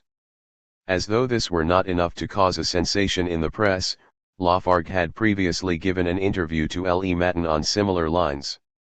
The French papers pounced upon Reuters' report, which was also published in the Evening Standard, the Lille election, on November 23. Anti-German and revanchist feeling in France was still, after 20 years, both strong and vocal. Thus for a socialist MP to claim that he had engaged in a form of espionage by virtue of his first international connections with members of the German military caste was little short of insanity.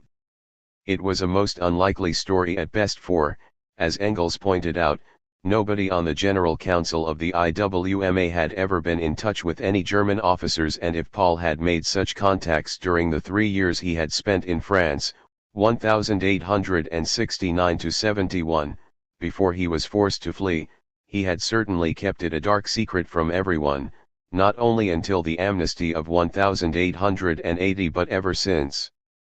The extraordinary thing was less that, under fire from reporters, Lafargue should have lost his head than that he did not realize the implications. Engels was appalled. As the newspaper cuttings from France reached him, sent by Laura without a word of comment, his perturbation grew. He could not even grasp at the straw that Lafargue might have been misreported. In a letter that has not been traced, he wrote to Laura evidently expressing his alarm and displeasure. Laura, temperamentally given to resentment rather than reason, answered on the day it arrived. Your letter to hand I have sent off so hastily to Paul after running over the contents of it that you must forgive me if I reply in the spirit rather than the letter of it. And forgive me for saying that I consider the spirit of it most unjustifiable. I think Paul and I have done and suffered enough ever since we came over here to further and indeed to invent the cause of internationalism, to be quit of charges of this kind. If Paul were not the soul of honor in all things public and political, I should not now be here and living with him, for he has faults enough and to spare of his own. Forgive me for saying that your letter has spoilt the short-lived pleasure I have had in Paul's election. 121. Paul was less touchy and more light-hearted about the matter. He wrote to Engels from Lyons, where the 9th National Congress of the French Workers' Party was held from 26 to November 29, that he was hurrying from town to town, to make the most of his parliamentary freedom. I cannot be held responsible for everything the papers have put into my mouth for weeks past. But this is what I said at Bordeaux and elsewhere. I did not take up arms in 1870–71 because I had to reform the International, decapitated by the siege of Paris, and that the internationalists of France no less than of Germany and of other countries regarded it as their duty to prevent the crushing of the French Republic by Bismarck's troops, and that, the German internationalists protested against the continuation of the war. 122. The matter of his nationality had still to be decided and the validity of his election confirmed, so that he cannot have been quite as easy in his mind as this hastily written explanation suggests. Engels now sent a lengthy letter to Babel, full of his disquiet. Though he had earlier referred to Lafargue as something of a spoiled child, 123, he was in no mood now to be indulgent. He reported what Paul was supposed to have said at the Bordeaux meeting and went on. Now Laff cannot have said this, Yet I cannot for the life of me think what he did say. You yourselves, that is, the German socialists, can have sent neither military information, either directly or indirectly, to the French government in Bordeaux, nor German officers' plans, since, so far as I know, you had absolutely no connection with officers at the time. What L can have said and what came into his head is utterly incomprehensible to me. Because even here, in the General Council of the International, we had absolutely no contact with German officers and were thus never once in a position to pass on the plans of such gentry. In any event, he has made a quite inexcusable blunder, either lied or told tales out of school, he alone knows which. 124. Engels did what he could to smooth Laura's ruffled feelings, but he would not dissemble. You need not be afraid that it ever entered my mind to think Paul capable of a wilfully mean and dishonorable action, he wrote on November 27. That is entirely out of the question. But a man may be the very soul of honor and yet commit a folly, the consequences of which may be incalculable. Now you yourself admit that it is just possible he may have been led to commit such a blunder. She had sent him cuttings from Le Temps and L'Intransigeant, from which I was forced to conclude that you knew the contents of these two reports, and that the very fact of your sending them to me without a word of comment, implied a tacit acknowledgement that they were in substance correct. Now of course I see that you had never read a report of Paul's speech, and that my letters to you and Paul gave you the first intimation of what had been put into his mouth.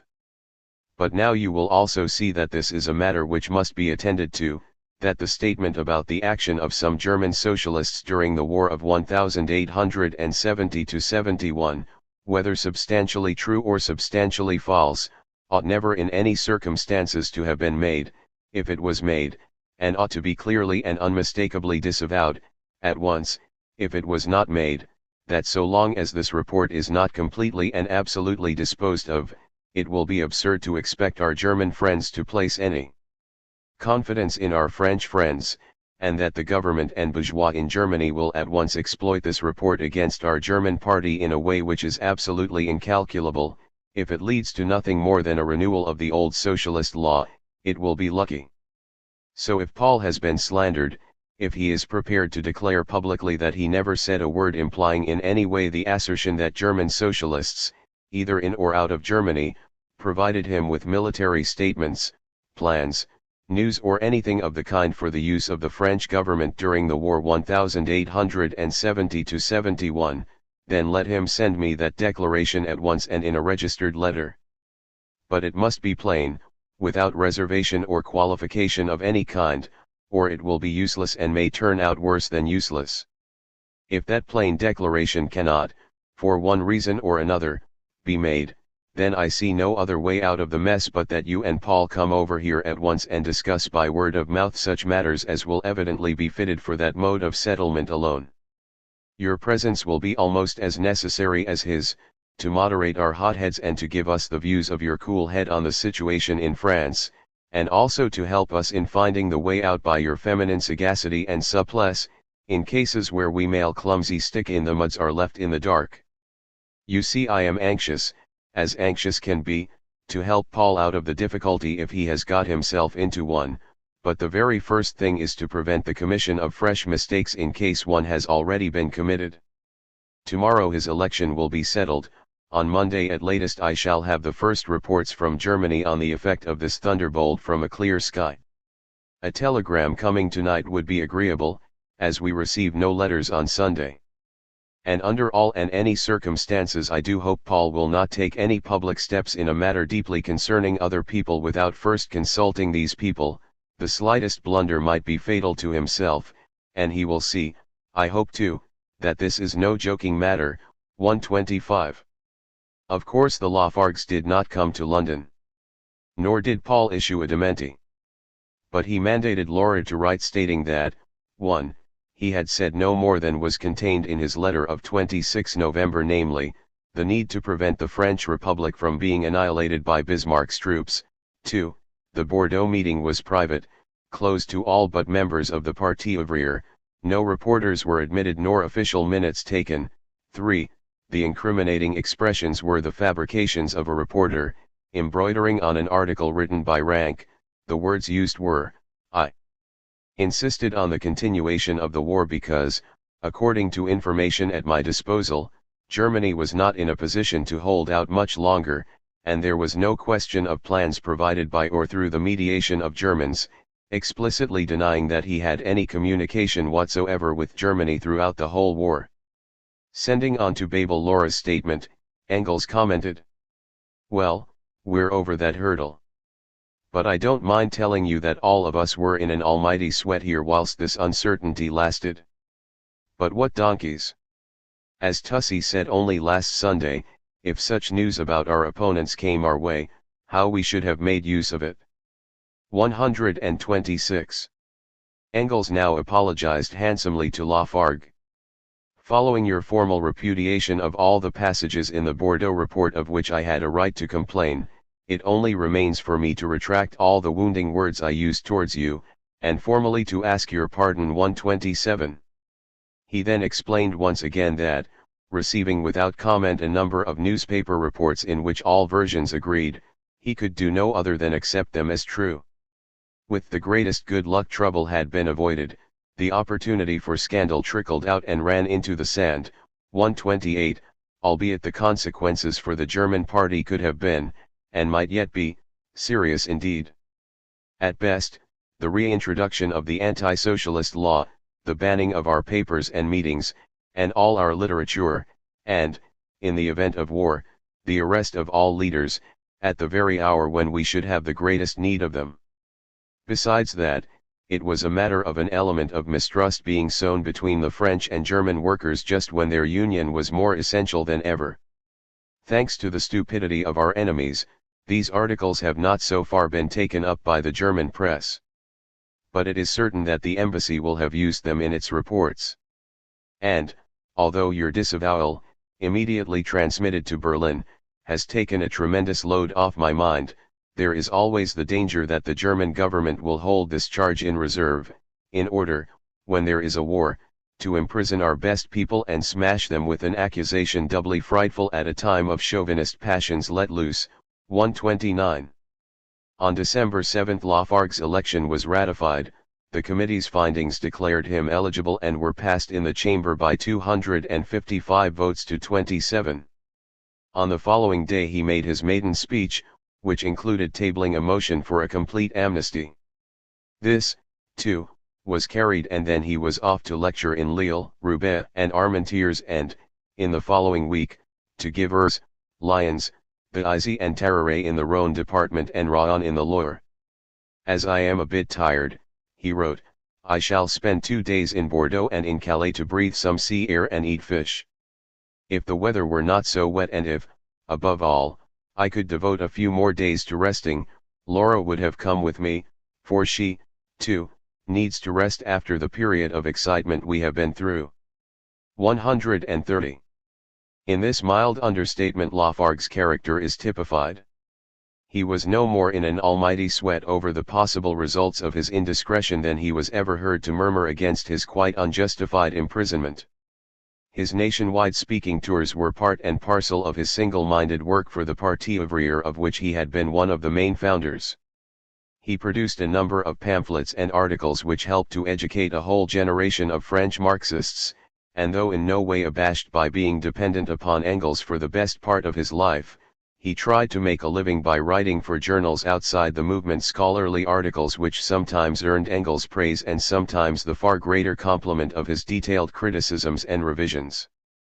In many ways Lafargue had not matured. Passionately zealous and sincere, but rather silly, he was honest to a fault with a vein of youthful naivete that could land him in abysms of ineptitude. His high and serious intelligence lacked inbuilt warning signals. He simply had no means of knowing when he was off the rails. There was an endearing clownishness about Lafargue. As Marx had admitted, reluctantly, one could not but like him. Lafargue was not Eleanor's only brother-in-law whose triumphs and misdeeds caused a stir just now. Charles Longuet had not been an altogether satisfactory husband, and his shortcomings as a father had wrung from poor Jenny in her last years the most forceful plaints that gentle creature ever uttered. After her death he had largely cut loose from the English connection, there being no particular reason why he should have any dealings with a deceased wife's sister living abroad, and some very good reasons why he should not. Eleanor's constant grievance that he never answered letters about the children, his reluctance to let them visit her, had caused her pain and anger for years. Yet the explanation was not far to seek. Longuet had thrown in his lot with Clemenceau and the radicals, he had stood in their interest, successfully, as a councillor for the municipality of Paris, and was thus politically out of sympathy with Eleanor. He could have had little wish to foster relations or advertise his family ties with his Marxist sister-in-law, nor yet to expose his children to her influence. Laura was another matter. She lived near Paris and, thanks to Engels, in sufficient ease to offer a holiday home to the boys and more prolonged hospitality to their little sister, Mime. She could even take them to the seaside. Nor was she actively involved in politics. That is to say, once broken in, as Engels had predicted, she was now in harness and pulling her full weight as a translator, but her role was essentially that of a wife and menagerie, participating wholeheartedly in her husband's interests, but not, as was Eleanor, in her own right. For the 3 children she had lost, who would now have been nearing their 20s, the Longuet youngsters, ranging from 14 to 8, were a compensation and a solace. Though a gulf divided them politically, Longuet and Lafargue avoided any open breach. Indeed, they seem hardly ever to have mentioned each other save in the most casual fashion or concerning family affairs. Never having been a very serious père de famille, Longuet's relationship with his motherless children appears to have been of that charming, affectionate, and irresponsible nature which often produces the best results. A letter he wrote to his little daughter on Christmas Eve 1890 also suggests that he did not spend much time or celebrate festive occasions with his offspring, relying rather upon such communications. "My dear little mouse," it runs. "You wrote me a very sweet letter about your cats. I had hoped that you would also tell me about your little brothers, who must remind you a bit of your cats to judge by their handwriting. Your papa, Charles." 131. Now, at the age of 52, a widower for some 8 years, he had found some consolation. This aroused what, on the face of things, was vastly exaggerated disapproval. It seems out of all reason for Engels to have spoken ill of the lady on the grounds that, a. she was not a virgin, and, b. she lived in Caen, neither of which circumstance quite warrants his coarse and unmannerly comments. At the end of June Laura sent an account of the Longuet situation to Engels, which he passed on to Eleanor. She was in a great taking, as is clear from a letter of July 6 when she exploded. "I haven't the heart to write about the children. It is so unspeakably disgusting." 133. There was much talk about a family council, suggesting that Longuet's newfound happiness was in some way so detrimental to the children's welfare that he could no longer be permitted to exercise paternal rights. Yet there was no hint that he proposed depriving them of a settled home, placing them in an orphanage, foisting upon them an undesirable stepmother, or otherwise disturbing their young lives, which, on any count, cannot have been the happiest on earth, in particular for the small girl who had never known a mother. Yet Engels found Longuet's conduct worse than incomprehensible. "It's a good job for poor Mime that she is with you again," he wrote to Laura. "For the rest you leave us in the dark. And how are the boys getting on? What's to become of them while he is gallivanting at Caen? How about the family council? Etc. etc. 134. But, after reading the legal clauses, we doubt whether the family council can do very much apart from appointing a tutor. 135. Despite this, Eleanor was still anxious that some such conseil de famille should be set up, as she wrote, in September, much troubled about the children. "Where is poor little Mime? Of course I know nothing of them all." 136. Thus all that summer she worried away, and one cannot but ask why. As it is generally a mistake when more solid evidence is wanting to ignore the obvious, it could be surmised that Longuet, at no time popular with what in this context may properly be called the Marxist family clique, fell into yet deeper disfavor by regularizing his personal affairs, living more openly and more often away from home than before without adversely affecting his children at all. One of Avelink's rare letters show that he and Eleanor went to France that winter, on their own business, it appears, but to stay with the Lafargues. Best of Loris, he wrote on December 29, 1891. After all, we only want one room, with 2 beds. Only for a week or less. We hope to come on Monday next. It would have been jolly if we could have been days as well as nights with you, but never mind. Ever so much love. Yours, Edward. 137.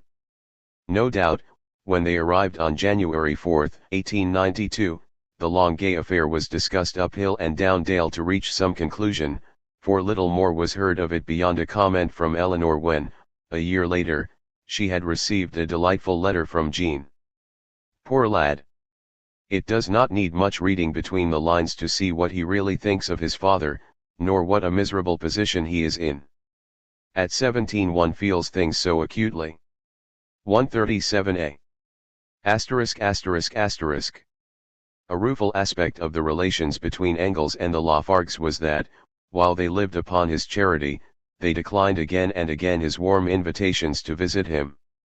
These were often extended as a means of help, offering Laura indefinite hospitality during Paul's imprisonment, or for practical reasons, as when he proposed a face-to-face discussion to sort out the Bordeaux muddle. But there were also occasions when, though he would not have deigned to confess it, Engels felt lonely and longed for the company of these closest reminders of Marx and the cherished past. On December 20, 1891 he wrote to Laura. Schorlemmer cannot come this Christmas, and Pumps and family, are in the same position. So then it struck me, would it not be a bit of a change and rest for you and Paul to come over and take possession of the top front bedroom for a week or so? Surely you must want some interruption of that restless sort of life which Paul's election and its consequences have thrown you both into. So I do hope you will make up your minds, and if Paul should have engagements up to Christmas you might come first, and he follow next week to spend at least the passage from 91 to 92 with us. He enclosed a check, which I hope you will do me the kindness to accept, coupled with the hope of soon learning that you are getting ready for the road. 138. This tacit appeal to those who knew, as did Laura and Paul, how greatly Engels loved a hearty Christmas and how dearly he prized, as old people do, the narrowing circle of his intimates, must have evoked a response. It did. Paul, to whom the letter had been addressed, wrote to say that his friends in France do not want to let me go, they feel that I belong to them and that I ought to devote all my Saturdays, Sundays, and eve of holidays to giving lectures. Since his release he had been to 18 towns and held 23 meetings. Some dim awareness of its lack of grace and the disappointment this answer might cause seems to have penetrated Paul's consciousness, for he ended with the words, "A Merry Christmas and a Happy New Year is what we wish you who have been so kind and so generous to us, to you who have been our good angel for so long." 139. Laura for her part wrote on December 28 without so much as a reference to the invitation, the festive season or a New Year's greeting. She was eternally packing and unpacking for the itinerant MP, so great a favorite, with the people, that men and women, everywhere welcome him with songs and flowers and kisses. 140. It struck neither of them apparently that at 71 Engels would perhaps be asking himself how many more Merry Christmases he would see, nor that they, of all people, could have revived for a brief moment, albeit at the sacrifice of the songs, the flowers, and the kisses of ebullient strangers, the embers of his hearth. It so happened that, within a few weeks, Engels was forced in his turn to reject an appeal from the Lafargues. "Last night I had a letter from Paul," he wrote to Laura on January 20, 1892, in which he writes me to send you a check to pay the proprietaire. Now I should be only too glad to help you over this mauvaise quart d'heure, but the fact is, January and February are my worst months of the year. Christmas pumps one out almost completely, and I have next to nothing to come in before 1-5th March. In fact, I do not yet see my way how to get over this awkward time myself, as besides the usual Christmas expenses, I had some considerable extra advance to make. Tussie and Edward have mortgaged me with the proceeds of 4 agreements with Sonnenschein, on which I advanced them a pretty round sum which comes in from Sonnenschein only gradually and at rather uncertain times, certainly not now when I want it most. In fact, I am hard up myself. Laura forwarded this letter to Paul, who was in Bordeaux, with the postscript: I shall not answer this until I hear from you. I should have thought you might have had 100 francs from your mother to keep things going till the 1st of next month. The landlady can wait till then. 141. That Engels' failure to stump up at this juncture was no form of rebuff nor unconscious retaliation is proved by a letter sent to his brother in Barmen a few days later asking whether some of his German stocks could be sold, and another, written on the morrow, explaining that he would have none but paltry dividends coming in until March, and could Herman, his brother, send him £30 against his securities. The depleted state of his finances is therefore proved to have been absolutely genuine. Nevertheless, that it coincided with the Lafargues' refusal to visit him does afford a little wry satisfaction. In the following year Engels pressed Laura once again to come to London. It is easy to understand, though evidently not by the Lafargues, that he hoped his 72nd birthday would be celebrated among his oldest friends. The death of Schorlemmer, who had almost always been present at these anniversaries, had occurred in June, and Engels himself had been incapacitated by rheumatism throughout the summer. On November 3 he wrote to Paul: I am beginning to go out again a bit. And about time, as I feel that the lack of exercise in the open air must come to an end. And when I am completely restored, we can, I hope, arrange things so that you and Laura give us the pleasure of spending a few weeks with us. We have so many things to discuss, and it is time Laura saw London again. 142. The next day he was writing to Laura: Now you ought to take seriously into consideration your impending visit to London. We have talked so much about it that at last it ought to be put into execution. We all should be glad to see you here again once more. 142. Sam Moore, though going to spend the greater part of his leave in the country with his parents and will be back in January. 143. Was present for Engels' birthday, celebrated the day before, that being a Sunday, to prevent him tippling 2 days running, as he put it. On November 28 Laura wrote a chatty long letter to Engels without a word of birthday greeting or congratulations. I had put off writing to you from day to day, in the hope of being able, at last, to say something definite about crossing the Channel. But I don't yet know when and whether Paul will be able to get away. For my part, I have a new servant coming tomorrow, and I could not possibly leave the house and my livestock in charge of a newcomer. Anyhow, if we cannot manage to run over for a week or 10 days this year, we shall certainly do so next April and celebrate our silver wedding with you and yours at home. Goodbye, my dearest General, and I wish I were giving you a warm kiss or two instead of sending you this cold black and white stuff. 144. Her consideration for the smaller livestock, the hens and dogs and rabbits, does credit to her feelings, and the advent of a new servant had naturally obliterated all memory of Engels' birthday, though not of her wedding anniversary 5 months ahead. It's a long time yet till April, wrote Engels on December 5, but if it cannot be managed otherwise, well then we must submit. And maybe you could manage a few days with us in the meantime. 145. This hope was not fulfilled and he submitted. To pity Engels for these small unkindnesses would be to diminish him, but they do not add 1 cubit to the stature of the Lafargues. 6. I am a Jewess, announced Eleanor Marx at the time of the Dreyfus affair. 146. Undoing in 4 words her paternal grandfather's years of cogitation and eventual baptism. It is already known that she told Max Beer she was the only member of her family to be drawn to the Jewish people, and also that at the 1891 May Day demonstration her audience in Hyde Park had included many Jewish immigrants. On October 21, 1890, shortly after her return from Halle, she had replied to an invitation. Dear comrade, I shall be very glad to speak at the meeting of November. First, the more glad, that my father was a Jew. 147. That, too, rather neatly disposed of some controversial questions. The tone of this letter suggests that this was Eleanor's first public appearance as a speaker among the Jewish socialists in the East End, a supposition to which their stage of development at this period lends color. The great assembly hall in Mile End Road had been booked for this meeting, called to protest against the latest persecution of the Jews in Russia, which had driven out thousands of terrorist victims, some of whom had newly reached these shores. Under pressure from the chief rabbi and Samuel Montague, MP for Whitechapel, the owner was coerced into refusing the use of his hall. The meeting was therefore held out of doors, on Mile End Waste, where a strong resolution censuring the heads of the Anglo-Jewish community for procuring the boycott of the meeting was carried unanimously. According to the Arbiter Freint 148, which said the motion had been inspired by Aveling and was supported in a speech by Eleanor.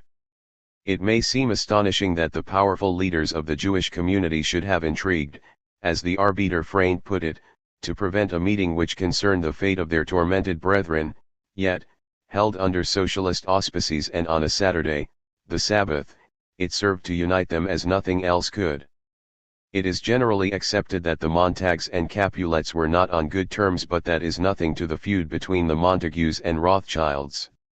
While everyone knows that those old Veronese families behaved execrably when it came to intermarriage, some people have never quite got to the bottom of what it was they had against each other. But why the millionaire chiefs of Anglo Jewry were at daggers drawn in the late 19th century is in no doubt at all.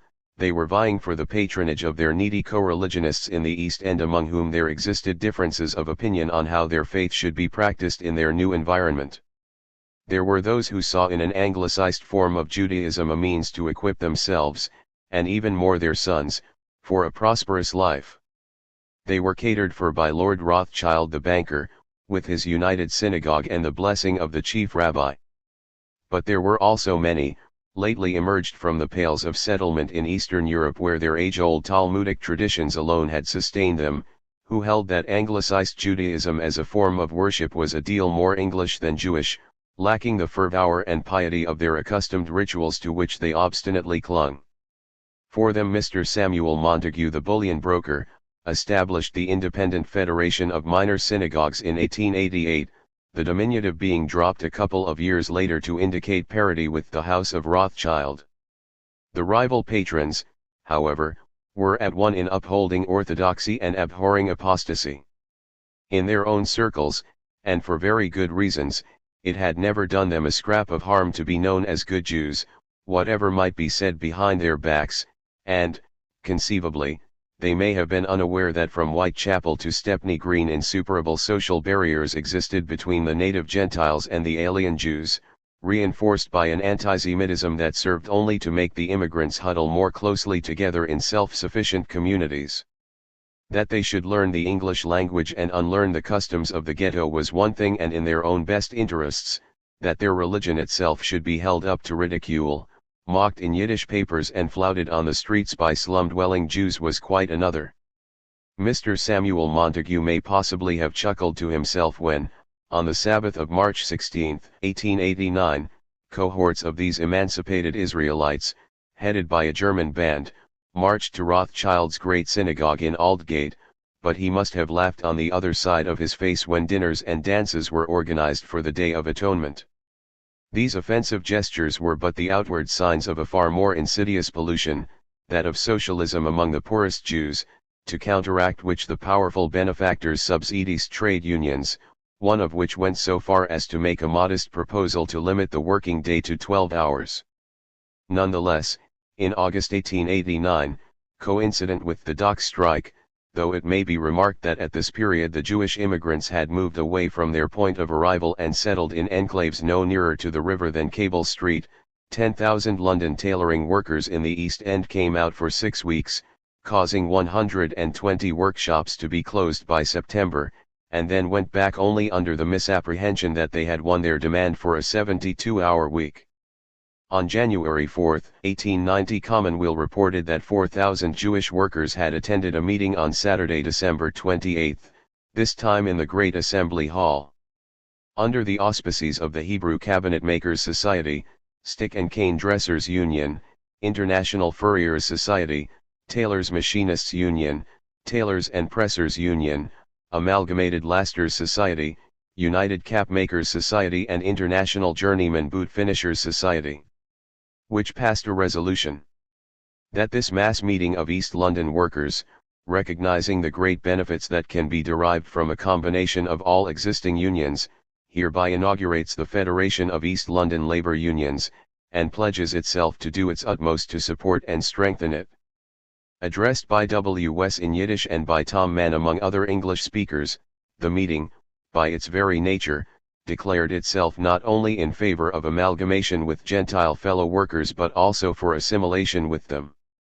On April 19 that year, under the heading Strikes in Progress, the People's Press published an item on another mass meeting of Jewish workers, in the course of which it was stated that some English workmen refused to work in certain shops with Jewish workmen. An English speaker gave an assurance that steps would be taken to stop such ill-natured action and that, as trade unionists, the Jews have acted most loyally. It was resolved to call a joint meeting of all trade unionists to combine in refusing to work for any masters who did not accede to the demand for improved conditions. These two meetings took place at the period when the militancy of the Jewish workers was reaching its peak. To organize them was not easy.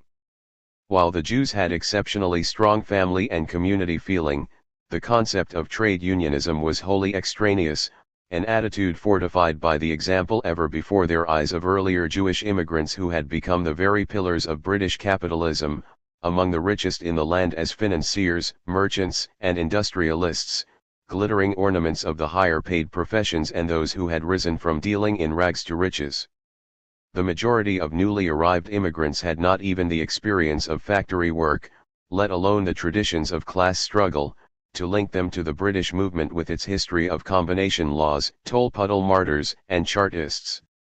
Jewish Marxists, few in number, were the disciples of Lavrov, the Russian, who was Eleanor's old friend, as he had been Marx's, and it was they who in 1885 founded the International Working Men's Club at 40 Berner Street off the Commercial Road, to become known as the Berner Streeters.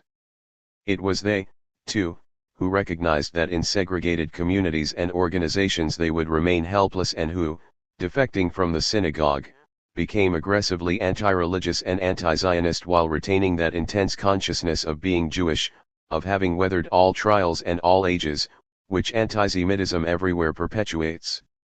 They ran classes in Yiddish for adults to learn not only English but also politics and economics. Yet it must be admitted that they were planting the seeds of Marxism in virgin and somewhat stony soil inasmuch as the students were cut off from their own class in England not only by language, social customs, and prejudice but, above all, by their means of livelihood. In the nature of things the Jewish immigrants, when not peddlers and individual traders as they had been in their countries of origin, became sweated labor, often outworkers in the clothing industry, subcontracted by Seville Row tailors, employed for limitless hours either in their own cramped dwellings or on the fetid premises of some master who earned little if any more than they, which, in 1890, was rarely as much as £1 a week. The masters were thus as much victims as exploiters, a fact which the chief rabbi was not slow to point out when trouble was brewing, while he dismissed the very idea of a legal 8-hour day as beyond the dreams of Jewish dreamers. Indeed, the history and conditions of the East End Jews of that period make it clear that it needed enormous efforts and a quite exceptional capacity for adaptation to persuade them to combine at all as workers, most particularly in the East End itself where they had nothing in common with their neighbors except poverty. The most important advance was made when they began to call upon individual members of the British trade union and socialist movement for support. That is where Eleanor came in. Nor was she the only one to show that there were sympathizers and friends in organizations to which, the Jews as such, were unacceptable.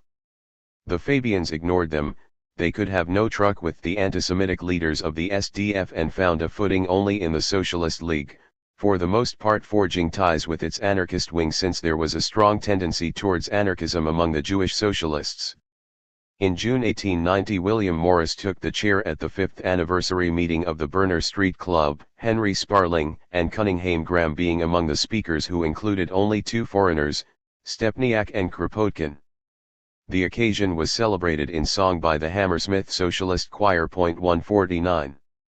Eleanor's practical work in the East End during the most active years of the Jewish socialists was of relatively short duration for the two good reasons that, as shown, it was not until fairly late in the day that they fully recognized their need for outside help, and because the best of them left England for America in the first half of the 90s. Those who remained, with certain exceptions, fell into the usual non-Marxist factions, while many individuals were absorbed into the general British trade union and labour movement to play an intelligent and valuable part. However, in May 1891, when the anarchists had swallowed up the Berner Street Club, its journal, and its premises, so that its original membership had to foregather in each other's homes, a little socialist diaspora in the East End of London, a new paper was started, Freie Welt, Free World, which, though it lasted but little more than 18 months, had a more revolutionary policy than any of the earlier Yiddish papers and reflected the new approach to British Marxists. One of the friends Eleanor made at this period was the young Israel Zangwill, 9 years her junior, who had been educated from the age of 8 at the Spitalfields Free Jews School where, when he was 16, he became a pupil teacher. He was to publish his first book of stories, Children of the Ghetto, in 1892, but before that he and Eleanor collaborated in a little jeu d'esprit. Sir Walter Besant had published an alternative ending to A Doll's House and, in January 1891, Alec Nelson had contributed one of his less lavish essays in criticism on the Ibsen influence in the Playgoers Review, either or both of which may have put it into Eleanor's and Zangwill's heads to write A Doll's House Repaired, first printed in the March 1891 issue of Time and later issued by the authors as a 2d. 16-page pamphlet. They had perfected the drainage of the doll's house, they wrote in the preface, though not found it necessary to seriously alter the building in order to carry out these sanitary repairs, that it might be hospitably thrown open to the English public and, the most modest woman may enter its portals without bringing a blush to the cheek of the Daily Telegraph. With their aim of satisfying clean, wholesome ideas in keeping with the English sense of morality and decency, they rewrote the end of the third act, restoring what was evidently Ibsen's original idea, namely, that Nora, far from walking out, submitted to her re-education as a sweet and proper wife by being denied her husband's bed and access to her children. The parody is a little heavy-handed, more of Zangwill, it may be, than of Eleanor, but they obviously had huge fun writing it. While there were many other occasions when Eleanor worked away quietly among the Jewish women in the East End, there were two on succeeding Saturdays, after she had returned at the end of August from her holiday in Norway, which were reported in the English socialist press. She was the main speaker at a meeting held in the Christ Church Hall, Hanbury Street, Spitalfields, under the auspices of the United Ladies Tailors Association. In the same way as the German-American socialists had been urged to enter the ranks of the indigenous workers' movement, and as Eleanor over and again emphasized that women must combine with their organized menfolk, so here she appealed for unity between English and Jewish workers in the fight against the single enemy, capitalism. 150. At about the same time Justice, now being edited by Quelch, reported another meeting at the International Social Democratic Association's hall, opened that January at 77 Christian Street parallel with Berner Street off the Commercial Road, where about 200 of our Jewish comrades gathered to partake of a substantial repast. The company had gathered to celebrate the reunion in one society of two sections of Jewish workers and to welcome our friend Abraham Cahan, of New York. Aveling took the chair and, despite the babble of tongues, there was complete harmony. For the spirit of socialism, which heals all divisions of nationalities, animated every man and woman present. 151. Stepniak spoke in Russian, Cahan in Yiddish, others in English, but Lesnar here and Eleanor at both her meetings made their speeches in German, though she was well aware that Yiddish was the common language of her audience. However, it is known that she now took steps to make good her deficiency. At about this time, though from internal evidence it must have been in the late autumn or winter of whichever year, Eleanor was visited by a Russian lady, Zinaida Vendrova, who was in London to study early English literature. Introduced by Stepniak, she was invited to take tea at 65 Chancery Lane and, many years later, she set down her impressions on the daughter of Karl Marx. 152. She described Eleanor's intelligent, somewhat masculine features, with a big nose of the Jewish type, and found her rather plain though attractive, with the careworn lines that suffering had etched upon her countenance, but gentle and warm-hearted. Stepniak had told this lady a great deal about Eleanor, who was on the friendliest terms with him and his wife, but he had not so much as mentioned Aveling, despite their known collaboration as playwrights, for whose presence the guest was not at all prepared. He appeared to her as a typical Irishman. His face was clever, but one felt immediately in him the self-absorption of the Irish, and there was something repulsive about it. This, and some other comments, must be attributed to information which Vendrova later gleaned, for there was nothing typically Irish about Aveling, nor indeed about the characteristics she described, that a citizen of these islands would have detected, and the writer admits that she did not know at the time when I went to see them that this outstanding and talented Irishman did not enjoy any respect in his own circle, and that his private life was very murky, nor that Eleanor's marriage was very unhappy.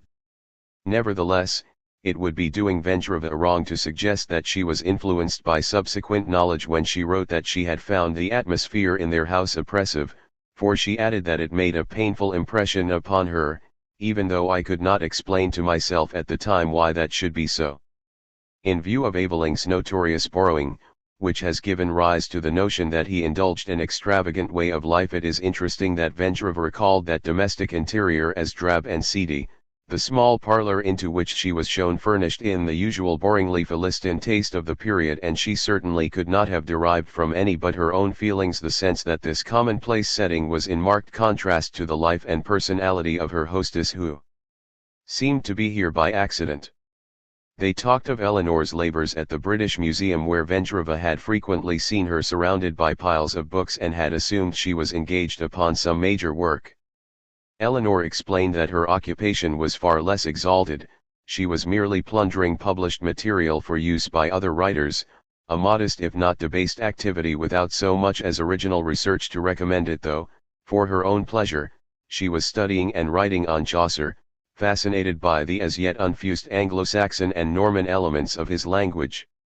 She had a special interest in philology, in transition periods, and also in folk dialects.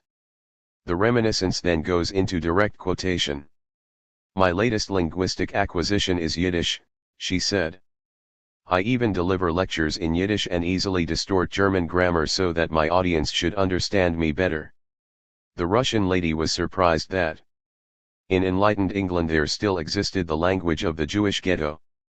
But Eleanor explained to me that she was active among the Jewish working women in Whitechapel, and that in the interests of socialist propaganda it was more sensible for her to learn Yiddish than to wait for the ignorant masses of immigrants from Eastern Europe to become anglicized.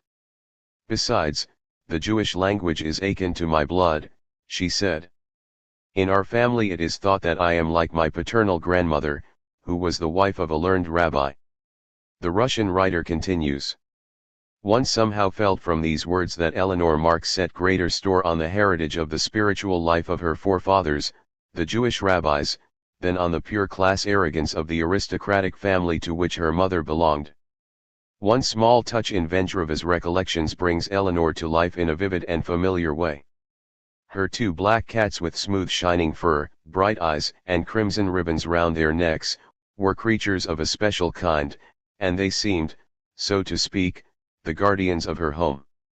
Eleanor, as she might have done when a little girl, introduced them as my friends. And the smile that lit up her eyes gave a glimpse into a tender interior world under the mask of care that life had imposed on her face. Even allowing for the passage of years and the distortion of hindsight, This account presents not only a picture of Eleanor in her later 30s through the eyes of an observant stranger but also direct evidence of her having learned Yiddish and her involvement with the East End Jews. Another aspect is shown by one of their outstanding leaders of the time, Morris Vinchevsky, Ne Benzion Novakovitz, who emigrated to London in 1879 at the age of 23, expelled from Germany under the anti-socialist law. In 1918 he wrote a study of Eleanor for the New York journal Zukunft, The Future, incorporated later, 1927, in his collected works. Vinchevsky was a journalist and poet as well as a devoted socialist who, in 1884, brought out the first Yiddish socialist journal in London, Der Polnische Jidel, the Little Polish Jew, whose name was shortly changed to Die Zukunft. When that paper, under the influence of his partner, turned towards Zionism, Vinchevsky started the Arbeiter Freund, published from the Berner Street premises. Whilst others left for America too soon to be considered little more than transmigrants, Vinchevsky spent 16 years in England. During the last few of these he often found himself on the same platforms and demonstrations as Eleanor, though they had no close personal acquaintance until, in August 1893, he was one of the 65 British delegates to the International Congress in Zurich.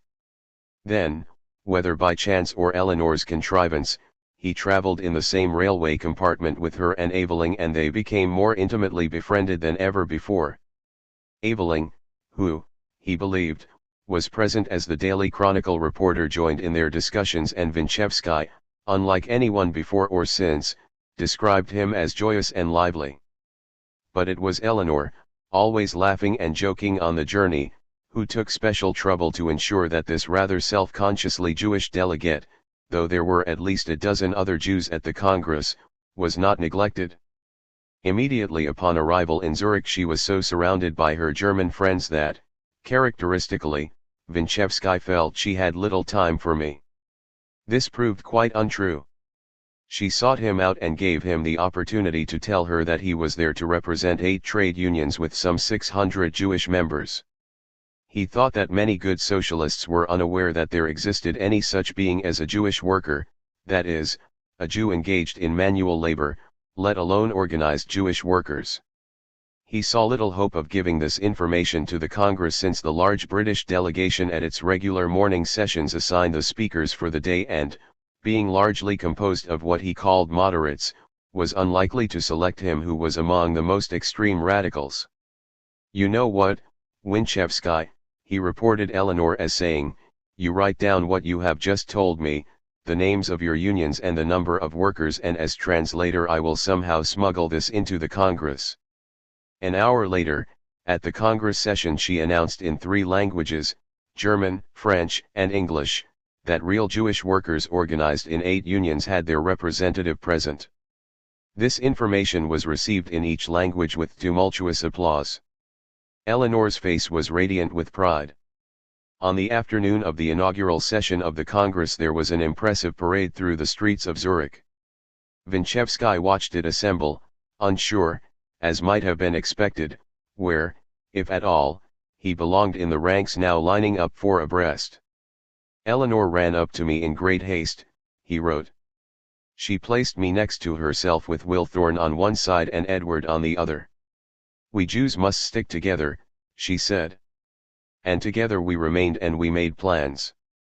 I was to tell the Jewish workers who her father was, and she would give me material no one else has." Nothing came of these plans, for in 1894 he left England for good and never saw Eleanor again.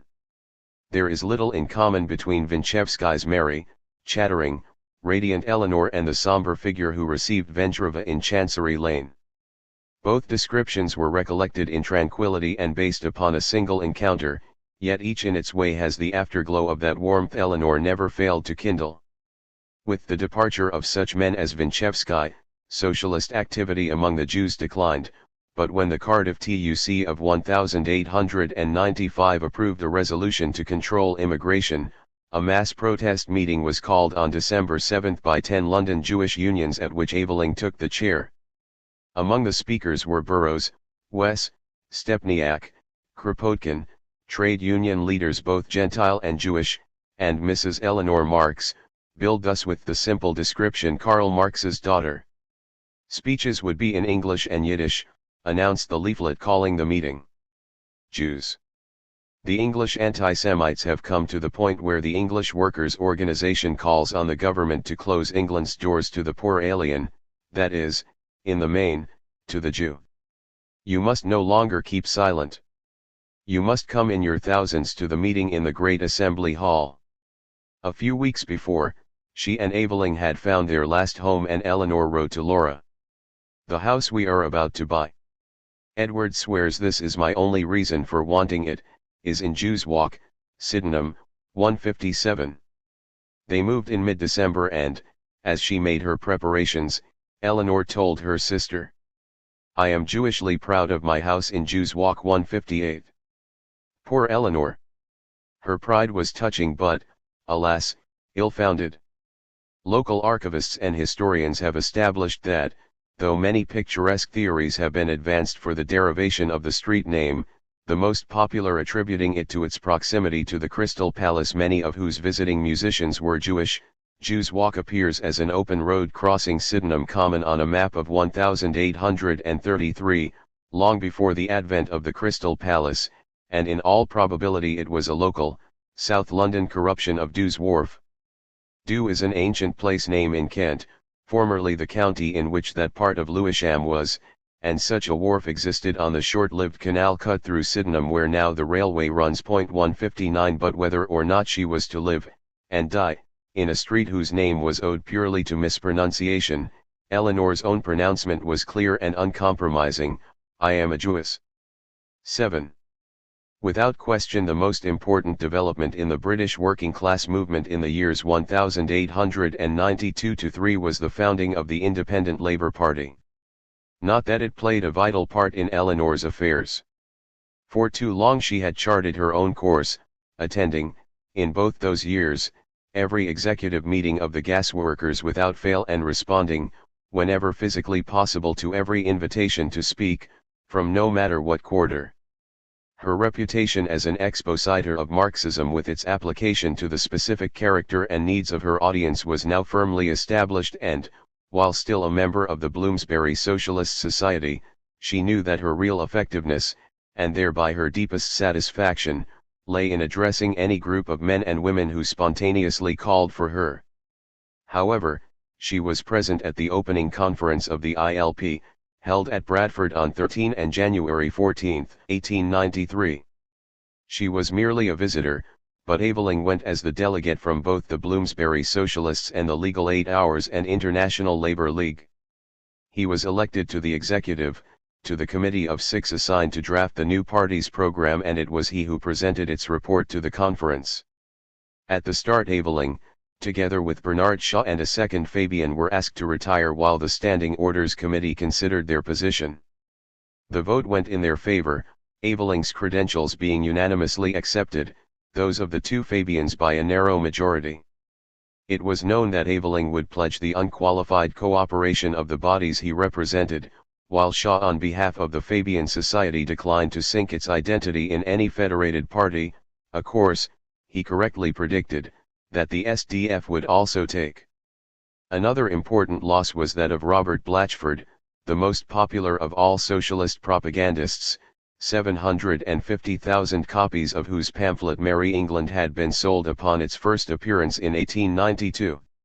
He dissociated himself and his Clarion groups from a party which rejected the wildly unrealistic proposition that its members should abstain from voting for any candidate nominated by the Liberals, however radical the individual, or the Conservatives, a policy which, at that stage, would have meant disfranchising adherents to the ILP in most constituencies.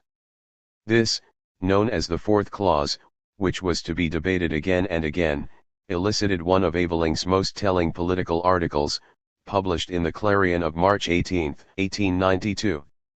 Unlike Hardy, he wrote, I had not reserved my opinion, until I came to Bradford. My mind was made up on the subject, which is by no manner of means the same thing as saying that one is cocksure. That making up of my mind and of the minds of those that instructed me was due largely to the fact that we had learnt lessons from the Communist Manifesto of 1848.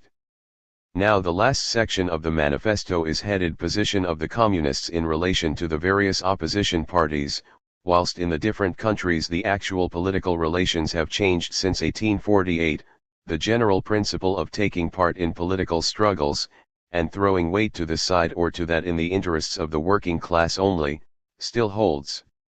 Aveling then cited the passages which referred to fighting for the immediate aims while taking care of the future interests of the working class and the examples of tactics suited to each country in the circumstances of the time. The chief spokesman for the fourth clause, Blatchford, regards any voting by us for candidates other than our very own people as a danger to the independence of the party. It would be unjust to deny that there is that possibility of a danger.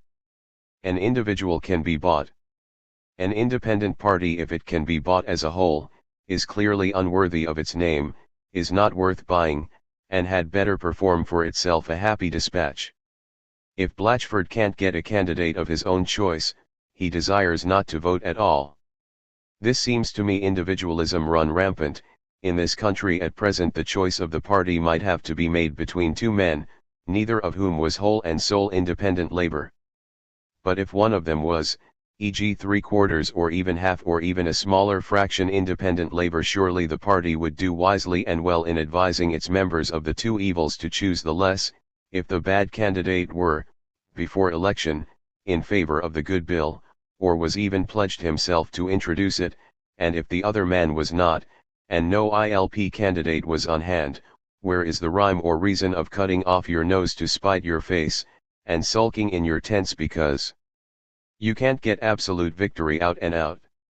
Blatchford does well to be angry at the idea of the ILP men selling their votes, being nobbled, attempting to intrigue, or to ally themselves with either of the old parties. If a man is base enough to sell himself to either of the old parties, is it likely that any amount of Congress resolutions or party ties will check him in his vile career?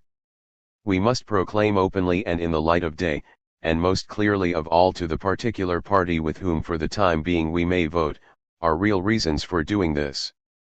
We can afford to wear our political hearts on our sleeves. This makes it imperative that, in season and out of season, with the most damnable iteration, every speaker, writer, debater, arguer in private, of the ILP, should insist upon the fact that this party is equally antagonistic to Tory and Radical education by all manner of means. But organization also, with, for its special immediate end, the formation of an independent Labour Party pledged, wherever it is possible to make the best use of its voting power, even the use of abstention, in the interests alone of the party. We can do all this without any compromise, without any fear, without any lack of resolution. But to throw over the principle and practice recommended, of leaving the local party to decide, where no ILP candidate runs, whether the Labour vote should be cast on this particular man, or on that, or on none at all, would be, I think, wrong in principle, wrong in tactics, and impossible in execution. If Joseph Burgess of the Workmen's Times was the John the Baptist of the ILP, Keir Hardie was certainly its Messiah. As Margaret Cole has said, it was his creation and his darling till the day of his death. 161. Some of the resolutions passed at its first conference have a remarkably modern ring, such as that there should be provision for the sick, disabled, aged, widows and orphans, the funds for which were to be raised by a tax upon unearned increment, and that there should be free, secular education up to and including the universities. Unlike the SDF, the new party attributed the greatest importance to the trade unions as the mass organizations of the working class. Unlike the Fabians, it was led by and largely composed of workers and, moreover, those from the north and the large industrial regions rather than London. Unlike Morris and his followers among the old socialist leaguers, it was pledged to contest parliamentary and local government elections wherever possible, and, unlike the parliamentary committee of the TUC, it was sworn to an out-and-out collectivist program. This, indeed, was a breakthrough. Yet, from the start, The ILP had inherent weaknesses, not the least of which lay in Keir Hardie himself, whose socialism was inspired by a Methodist fervour but had absolutely no basis of scientific theory and some contempt for it. With the defects of its virtues, the ILP could neither supplant nor unify the existing socialist bodies in Britain. It added yet another, though by no means the most negligible. A more fortuitous circumstance was that it had failed to take the tide of new unionism at the flood.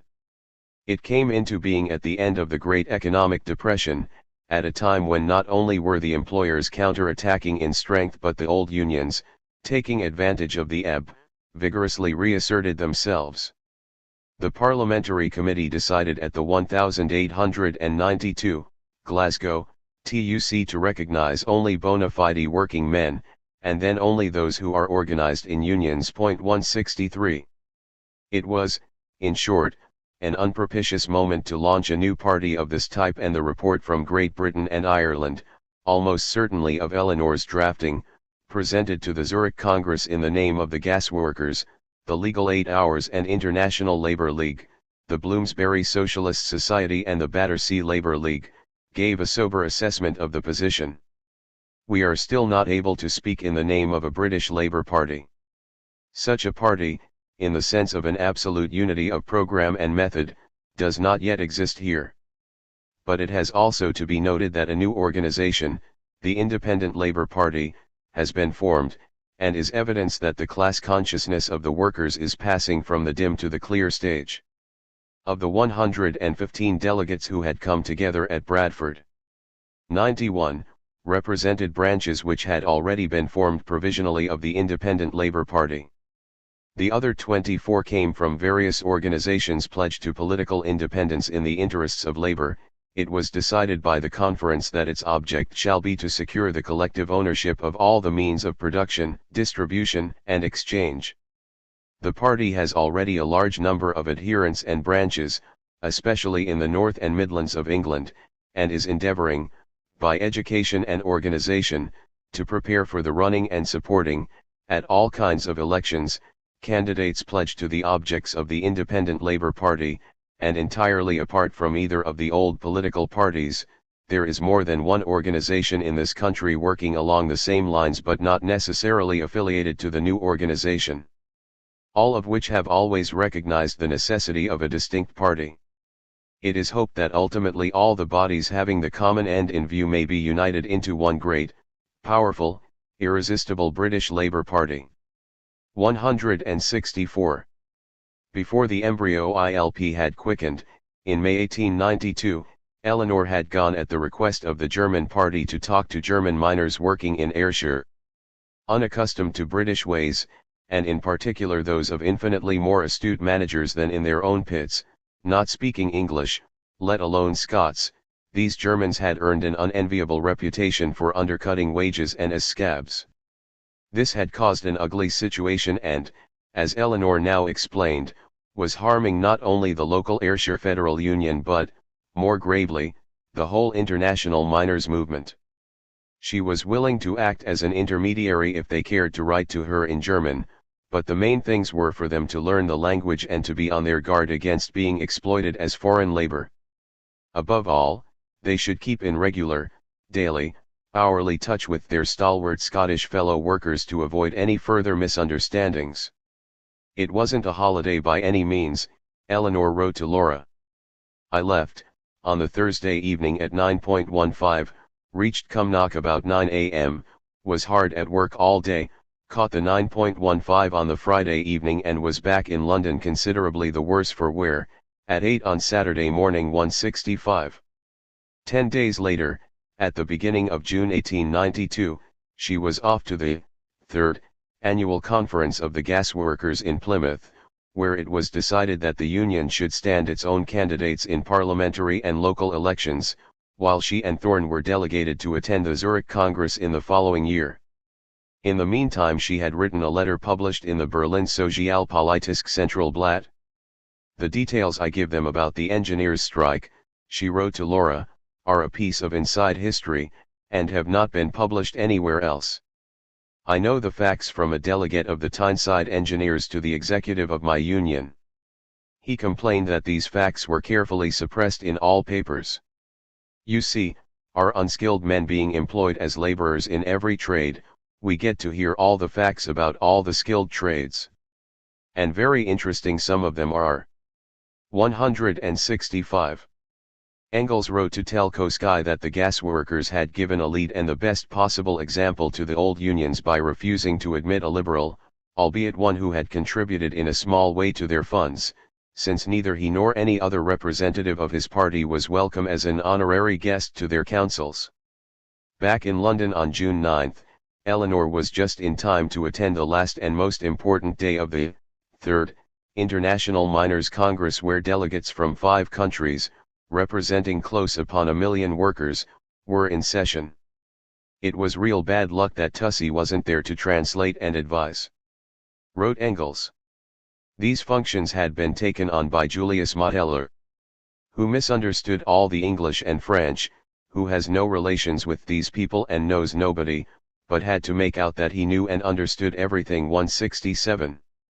The general election of early July 1892, in which 9 working men won seats, was a tremendous victory for the socialist movement. Thus wrote Eleanor and Aveling in an article, dated July 17, for the Neue Zeit. For the first time, they said, it had become as clear as daylight and more or less recognized that the political interests of the workers as a class differed intrinsically from those of both the old political parties, that they expected as little from the one as from the other. This was the direct result of the new unionism, which was in essence, if sometimes not consciously, a socialist movement. Since no workers' party as such existed, the genuine workers' candidates had not stood on a clearly defined or common program, each differing on matters of detail though agreeing on certain cardinal points.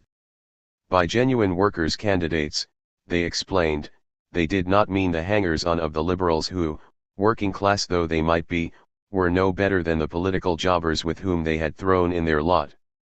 They then analyzed the position of all those who had stood and won, or lost, seats. 168.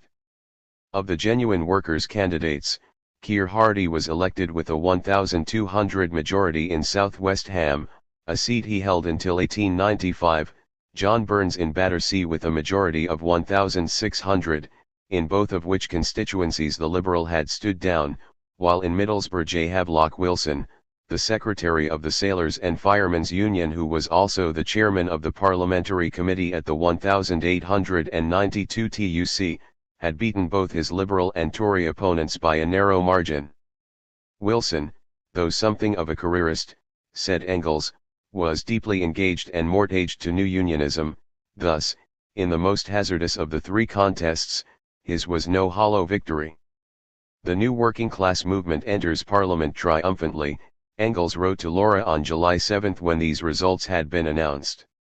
The election has done already what I maintained was all we had a right to expect from it, give fair and unmistakable warning to the Liberals that the Independent Working Men's Party was approaching, that it cast its shadow before it, and that this was to be the last general election carried on between 2 parties only, the ins and the outs. 170.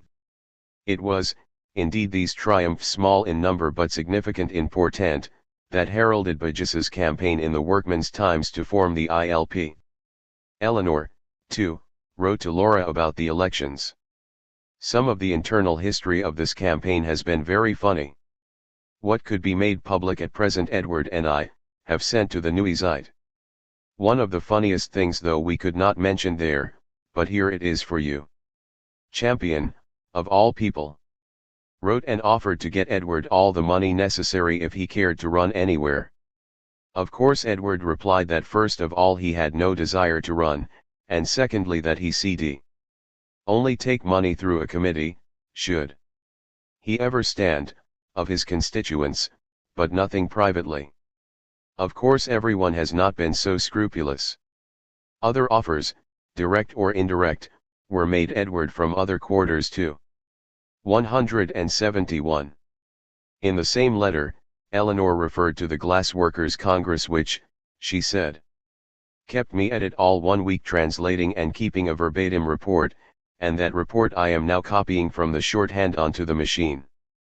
At this juncture it was revealed how close she had grown to Freddie Demuth, who confided in her all his troubles, things he did not want anyone to know, particularly not Engels.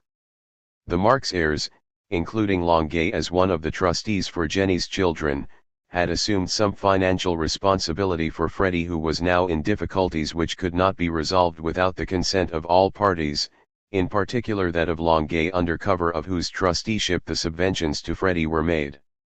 He and Eleanor wrote again and again to Longuet, but he does not even answer the letters, and so Freddie begged me to try if Paul could not in some way put the matter before the trustees.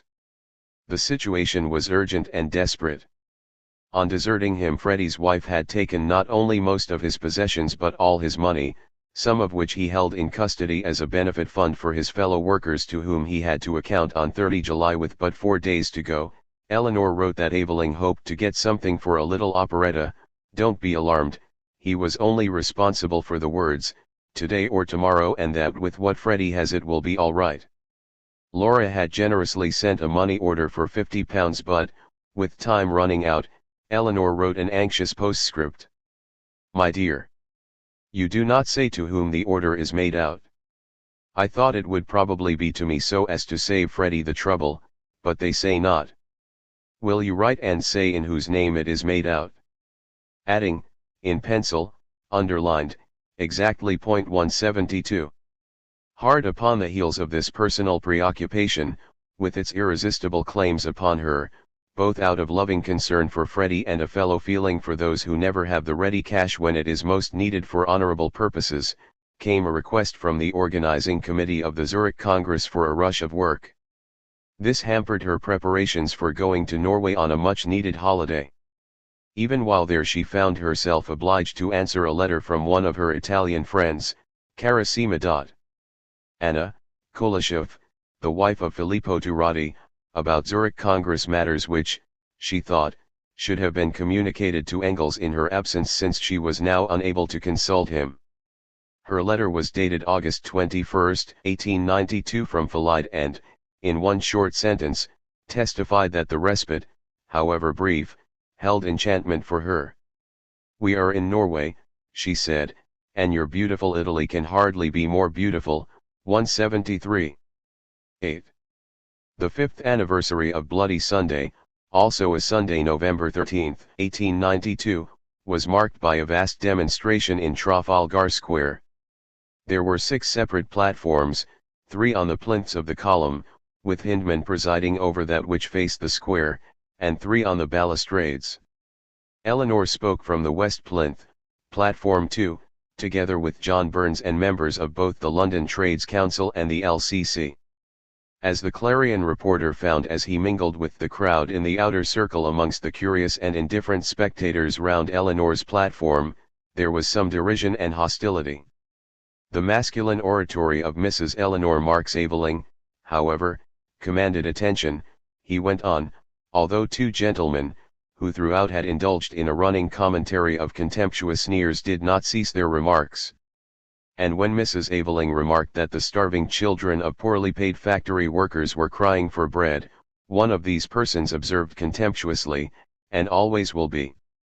174. But for those who had not come, or remained, to scoff, it was a tremendous success, the demonstrators no fewer and from even more varied organizations than those who, in pitched battles, had vainly tried to capture the square in 1887. This time the police were acting as the guardians instead of as breakers of the public peace, a most convincing proof that rioting, disorders, and disturbances at public meetings are, in the great majority of cases, caused by the tyrannical and absurd misuse of police and military forces by the classes who fear more than anything else the growing organized power of the workers. 175. 2 days before the Trafalgar Square demonstration, Eleanor had at last answered after some delay an invitation from William Dyack, the secretary of the Aberdeen Socialist Society. I have been trying to see how I am fixed for the next weeks and months, she wrote. It will be a great delight to me to speak at Aberdeen. I have never addressed a Scotch audience, and save for a flying visit to Cumnock have never been in Scotland. If your Glasgow and Edinburgh comrades want me also, I should be glad to go, only it would all have to be done in as short a time as possible, as I can't be away long from my work here. And, of course, you must think if you can manage the expense, for I am too poor to afford my expenses. Small wonder she had sympathized with Freddie Demuth. I could come on the November 27th, if you can fit in the Edinburgh and Glasgow dates within a day or so either side of this. I do not wish, if I can possibly help it, to miss the executive of my union which meets on Wednesdays. If the 27th will not do, I fear it will have to be after Christmas, 176. After Christmas it was to be. Indeed, she did not fulfill this engagement until January 22, 1893 when, following the ILP conference in Bradford, she and Aveling spent 4 days on a speaking tour of the Black Country before Eleanor went on alone to Edinburgh, addressed the Fabian Society at the Iron Hall on the working class movement abroad and arrived in Aberdeen on the next day, a Sunday, to give 2 lectures. Dyack has left an account of her visit. Eleanor Marx, when I first met her, was still in the heyday of life, and I have vivid recollections, not so much of her lectures, though I doubt not these were admirable in their way, and as sound in the fundamentals as the rocks of Rubislaw themselves, as of the jolly gathering of our little band when the work of the day was over. And that, curiously enough, seems to be the impression of Aberdeen that was carried away by the daughter of Karl Marx. Glancing over some of the letters which I received from her at the time, I can see again in my mind's eye her slightly Jewish cast of features, and her fine dark eyes glowing with the enthusiasm of perfervid faith. At the close of her lecture, a communist critic, for there were Reds of a kind in the labor movement even 40 and more years ago, greatly daring, ventured to take Mrs. Aveling to task, and endeavored to explain to her what Karl Marx really meant by social democracy. Eleanor Marx listened patiently to the luridly read exposition, then, rising from her seat, she said in tones of caustic solemnity, "Heaven save Karl Marx from his friends." After the Sunday evening lecture was over, a little band of comrades took the opportunity of showing their distinguished visitor some of the beauty spots and places of historic interest. 177. From Chancery Lane Eleanor sent a letter to Dyack, some part of which he quoted in his recollections of her, with the comment that it glows with pleasure over the memory of her visit. 177. Dear comrades, she wrote. I am back again in our murky London, but even our London fog, and we have a very fair one at the present moment, seems quite bright and pleasant when I think of the happy time I spent with you in Aberdeen. It is such a delight, and help, to find people alive, as you are, when most of us are so dead, and eager, and hard working for the cause. Assuredly whenever I feel despondent, and there are times when one can't help desponding, I shall think of Aberdeen and take heart again. You said you were afraid of me. I didn't know I had such a formidable reputation. Friend Leatham said he expected an intellectual iceberg, and seemed relieved to find I wasn't an iceberg or intellectual. And let me say I was not a little afraid of you. In spite of all Edward's enthusiasm about his visit to Aberdeen, I pictured you as a very cold, hard, standoffish, critical fold. I can't tell you my relief when I found you were nothing of the sort. Excuse my implying that you are not critical. But really your kindness about my talks makes me think you are not so hard-headed as I feared. I only wish now that London weren't so far from Aberdeen, or that we weren't all so damnably poor. If the distance were shorter, or our purse longer, you'd soon see us again. Meantime, quite seriously let me thank you with all my heart for all your kindness. The sunset of Monday with its golden glory will always live in my memory, but I shall think of your work as promise of no sunset but of an ever more glorious sunrise. Yours fraternally, Eleanor Marx Aveling. 178. At the end of December 1892 Eleanor had sent Dolly Radford a letter of aching compassion. Ernest, her husband, had been afflicted for the first time with the malady that was to dog him for the rest of his life while one of the children was slightly ailing. My dearest Dolly, she wrote. The year is coming to an end and I know what a very, very terrible year it has been for you. I need not tell you that with all my heart I am hoping that this new year may bring you happiness, and that before long Ernest will be as strong and well as ever. How much I think of you, dear, how I have grieved for you, I am sure you understand without any words from me. Indeed, Dolly, I don't seem to have any words. Only I feel that you will understand without them. With all my heart, dear, I wish you a really good new year, to you, and Ernest, and the children. Always your Tussie. 179. Now, the day after her return from Aberdeen, she found to her dismay that Dolly, turning to her in her trouble, had called at Chancery Lane only to find Eleanor out. It was almost more than she could bear, and she wrote at once. My dear, dear, Dolly. I was out only for a very little while this afternoon, and yet during that little while you came. I can't tell you how I feel about it, you're coming up all those stairs, you're coming to see me for nothing. And I have been longing to see you. I think of you constantly. I didn't write because I know how tired you must be, tired with that tiredness of body and soul that is so hard to bear, and I did not want to worry you even with a letter.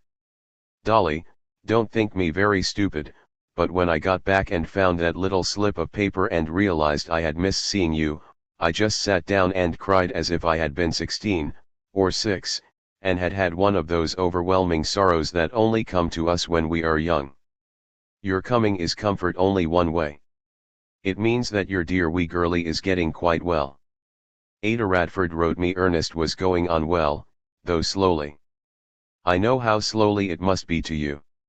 Oh, Dolly, why can't we do anything to help those we would so gladly give anything to be of service to? I can do nothing for you, dear old friend, but perhaps just to know I do care is some little good to you. She then explained that she had just come back from Scotland after touring the Black Country, which she described as too horrible.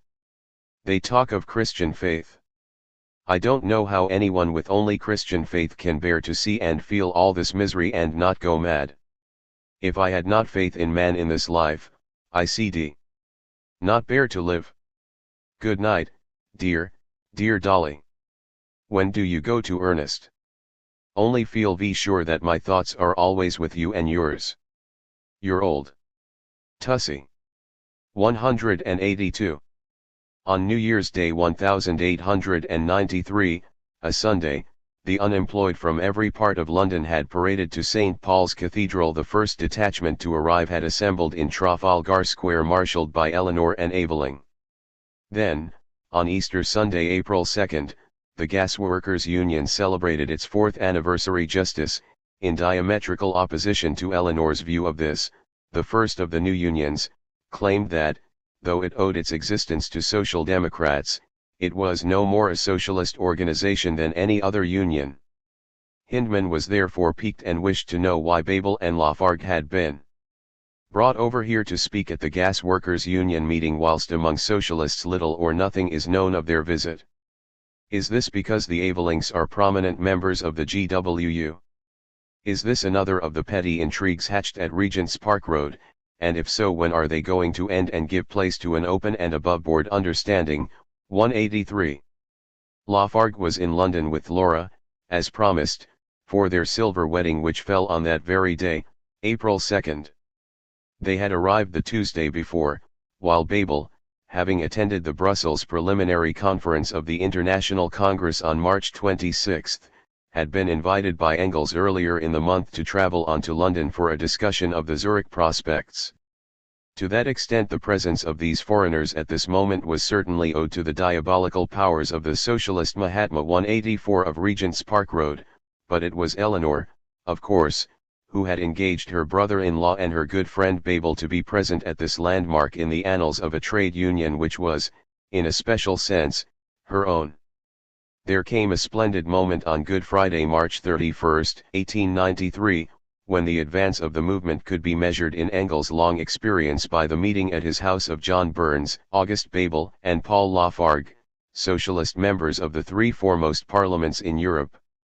He wished that Marx had lived to witness this unique occasion, a landmark in world history. 185. In the meantime, by the middle of March, Eleanor and Evelyn had moved just across High Holborn to the tranquil oasis of Gray's Inn Square, occupying for some 2.5 years the top floor, or third pair, of number 7 on the north side, their last home in central London.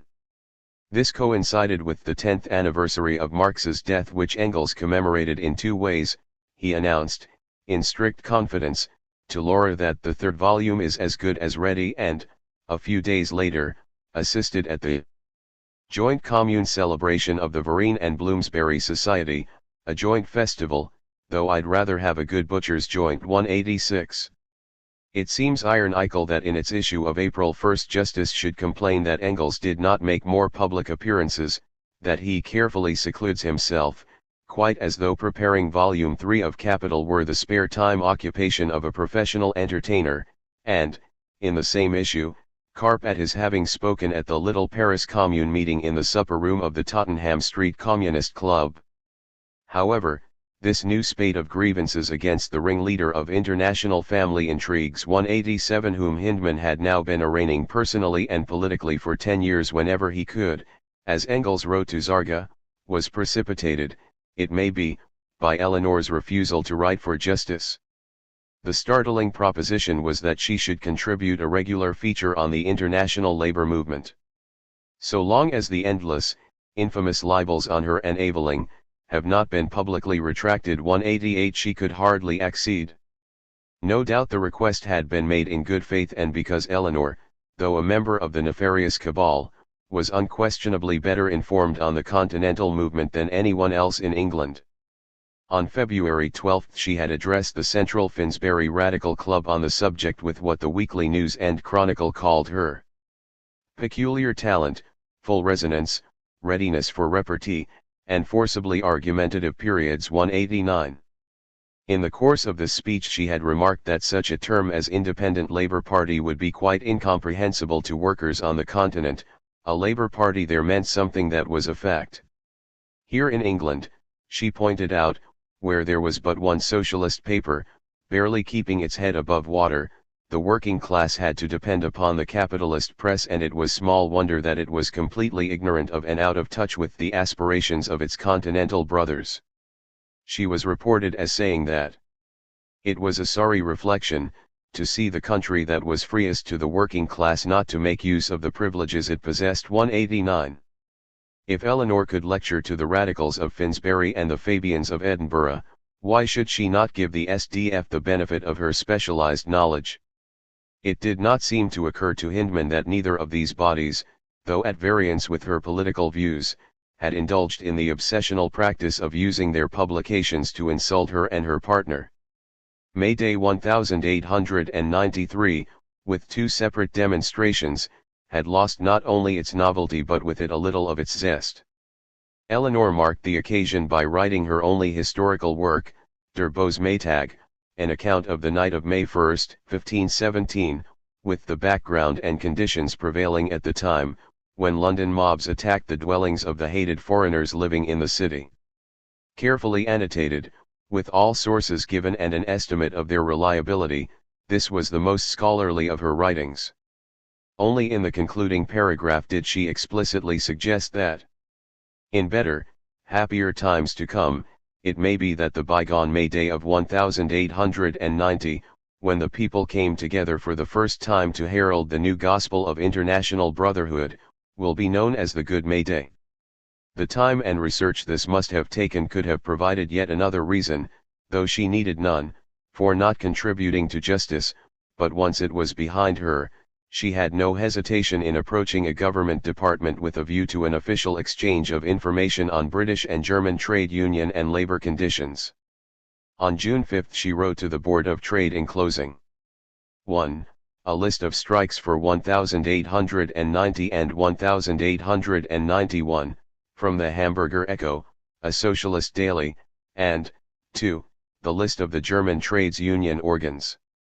This would have been sent sooner, only the secretary, C. Legion, of the German Trades Union Federation is one of the 380 socialist candidates at the general election. He writes me that he has sent you the Halberstadt report, and that he will send you every week the Correspondenzblatt. He also asks if a copy of the Labor Gazette CD be sent him in exchange, as it would be of great value to him and the German trades unions. Yours faithfully, Eleanor Marx Aveling. PSC. Legion's address is Osterstrasse 76, I Hamburg. The draft reply, illegibly signed and officially initialed for a Mr. Coppinger to copy, courteously thanked for the lists, the writer saying he was obliged for the trouble you have taken to procure these for the Labor Department from Herr Legion, to whom I have forwarded a copy of the current issue of the Labor Gazette. I have also given instructions that a copy of the Gazette shall be regularly forwarded to him as published, and shall be glad to receive the Correspondenzblatt in exchange as you suggest, madam. 190. The International Socialist Workers' Congress, held in the Zurich Tonhalle, a concert hall on the Alpenquay, from 6 to August 12, 1893 took much the same course as its predecessors, save that the Swiss proved to be admirable organizers. As early as January 1892 their preparatory committee of 15 was set up. On February 1 circulars and invitations went out to the socialist parties and trade unions of England, France, and Germany. During August, Eleanor was asked to translate additional material and also a second, special invitation to the TUC opening in Glasgow on September 5, since the parliamentary committee had ignored the first.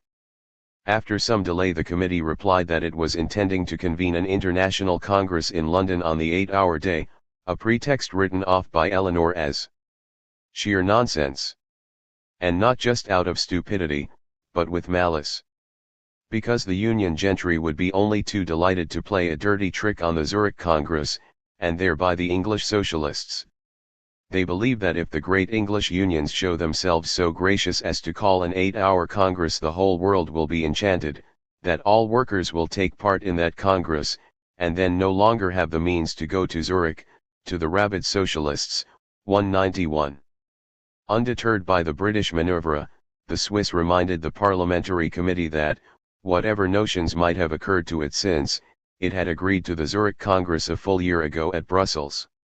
The organizing committee held their preliminary conference, attended by representatives of 8 countries, in March 1893. In July they turned down the Parti ouvriers' plea, backed by the Germans, to postpone the whole thing in view of the forthcoming French elections. They were standing no nonsense, but they courteously telegraphed the parliamentary committee to inquire whether the Congress dates would conflict with the 1893, Belfast, TUC. However, the answer was so dilatory that the Australian and, it was supposed, the American delegates were already on their way to Europe, so, despite obstructions, resentments and the certainty of some absentees, the Swiss went ahead according to plan. As usual, Eleanor, aided by Engels, had worked hard to ensure agreement with the continental socialists. Equally as usual, when it met the Congress was unable to broach its agenda for days, the first 4 sessions being taken up by opposition from the anarchists who, to almost everyone's relief, were eventually excluded together with all those whose credentials were not accepted by their fellow nationals. 22 countries were represented, the Czechs separately listed under the Austrians, by 435 delegates, of whom a few were jointly mandated by more than one nation. The British delegation, with a majority from the trade unions, 45 out of a total of 65, included 4 members of, respectively, the ILP, the Fabians, the Parliamentary Committee of the TUC and 5 women. There was, indeed, a higher proportion of women here than at any previous international congress, 21 in all, of whom 7 spoke in the debate on the protection of women workers. Louise Koskai gave the opening report in the unconvincing persona of delegate for the regional organization of Lower Austria. The motion, in the name of 4 national delegations, including the British, amended to embody the principle of equal pay for equal work, was adopted by acclaim in disregard of Louise Koskai's reply to the discussion. The official languages of the Congress were English, French and German, in all of which Eleanor alone of the 5 interpreters appointed was equally fluent. She acquitted herself so brilliantly that at the end of the day the British delegation presented her with a gold watch. All the interpreters were made members of the presiding committee which needed their skills, and thus Eleanor was present at the inner councils of the Congress. One of the outstanding women delegates, representing the Milan Working Girls Union, was Eleanor's friend, Anna Kuleshov, whose husband, Filippo Turati, was the delegate for the socialist organizations of Palermo, Mofetta, Apulia, and his own district of Milan. It was Anna Kuleshov who presided over the 11th and last session on Saturday, August 12. The secretaries, from 8 countries, who were to constitute the International Commission had been elected. It was decided to hold the next Congress in London, not, as first proposed, in 1895 but the year after, and this completed the formal proceedings. Anna Kuleshov announced, "Herewith the business of the Congress would be concluded, but I have one thing more to tell you. At this moment we have in our midst the most renowned champion of the proletariat, the intellectual pioneer of international social democracy, Friedrich Engels. The presiding committee has unanimously agreed to invite him to take the honorary chair to close the Congress." Engels' appearance was greeted with such prolonged and ever-renewed applause from those in the hall and public galleries that silence was not soon restored. Then Engels spoke. "Citizens and citizenesses, let me make my speech, as the last speakers made theirs in English and French, in my beloved German. The unexpectedly magnificent welcome you have given me and which I could not but receive with deep emotion, I accept not in my personal capacity but as the collaborator of the great man whose portrait you have here. It is just 50 years ago that Marx and I came into the movement, when we wrote the first socialist articles for the Deutsche Französische Arbeiter. From the small sects of that time, socialism has since developed into a powerful party making the officials of the whole world tremble. Marx has died, but were he still alive there would be no one in Europe and America who could look back upon his life's work with such justifiable pride. It is also another anniversary. In 1873 the last Congress of the International was held. It did 2 things. The first was to dissociate itself finally from the anarchists. Was that a superfluous decision or not? The Paris, the Brussels, and this present Congress have had to do the same thing. The second was to put an end to the activities of the International in their old form. That was the time when the violence of reaction, intoxicated with the blood of the glorious Commune, was at its height. To continue the old International would have led to martyrdoms out of all proportion to their effect. It transferred its headquarters to America, that is, it withdrew from the theater of war. It was left to the proletariat of each country to organize in its own way. That is what happened, and today the International is stronger than ever before. In this spirit we must go forward, working on common ground. We must allow discussion to avoid turning into a sect. But our common standpoint must be preserved. This free union, this voluntary cohesion, sustained by congresses, suffices for us to achieve victory, a victory which no power on earth can ever wrest from us. It gave me a sense of special pleasure that the English were represented here in such numbers, for they, after all, have been our teachers in organizing workers, but however much we may have learned from them, they will nevertheless have discovered various new things here from which they, too, can still learn. I have been traveling through Germany and heard regrets in some ways that the anti-socialist law was ended. It was far more fun fighting the police.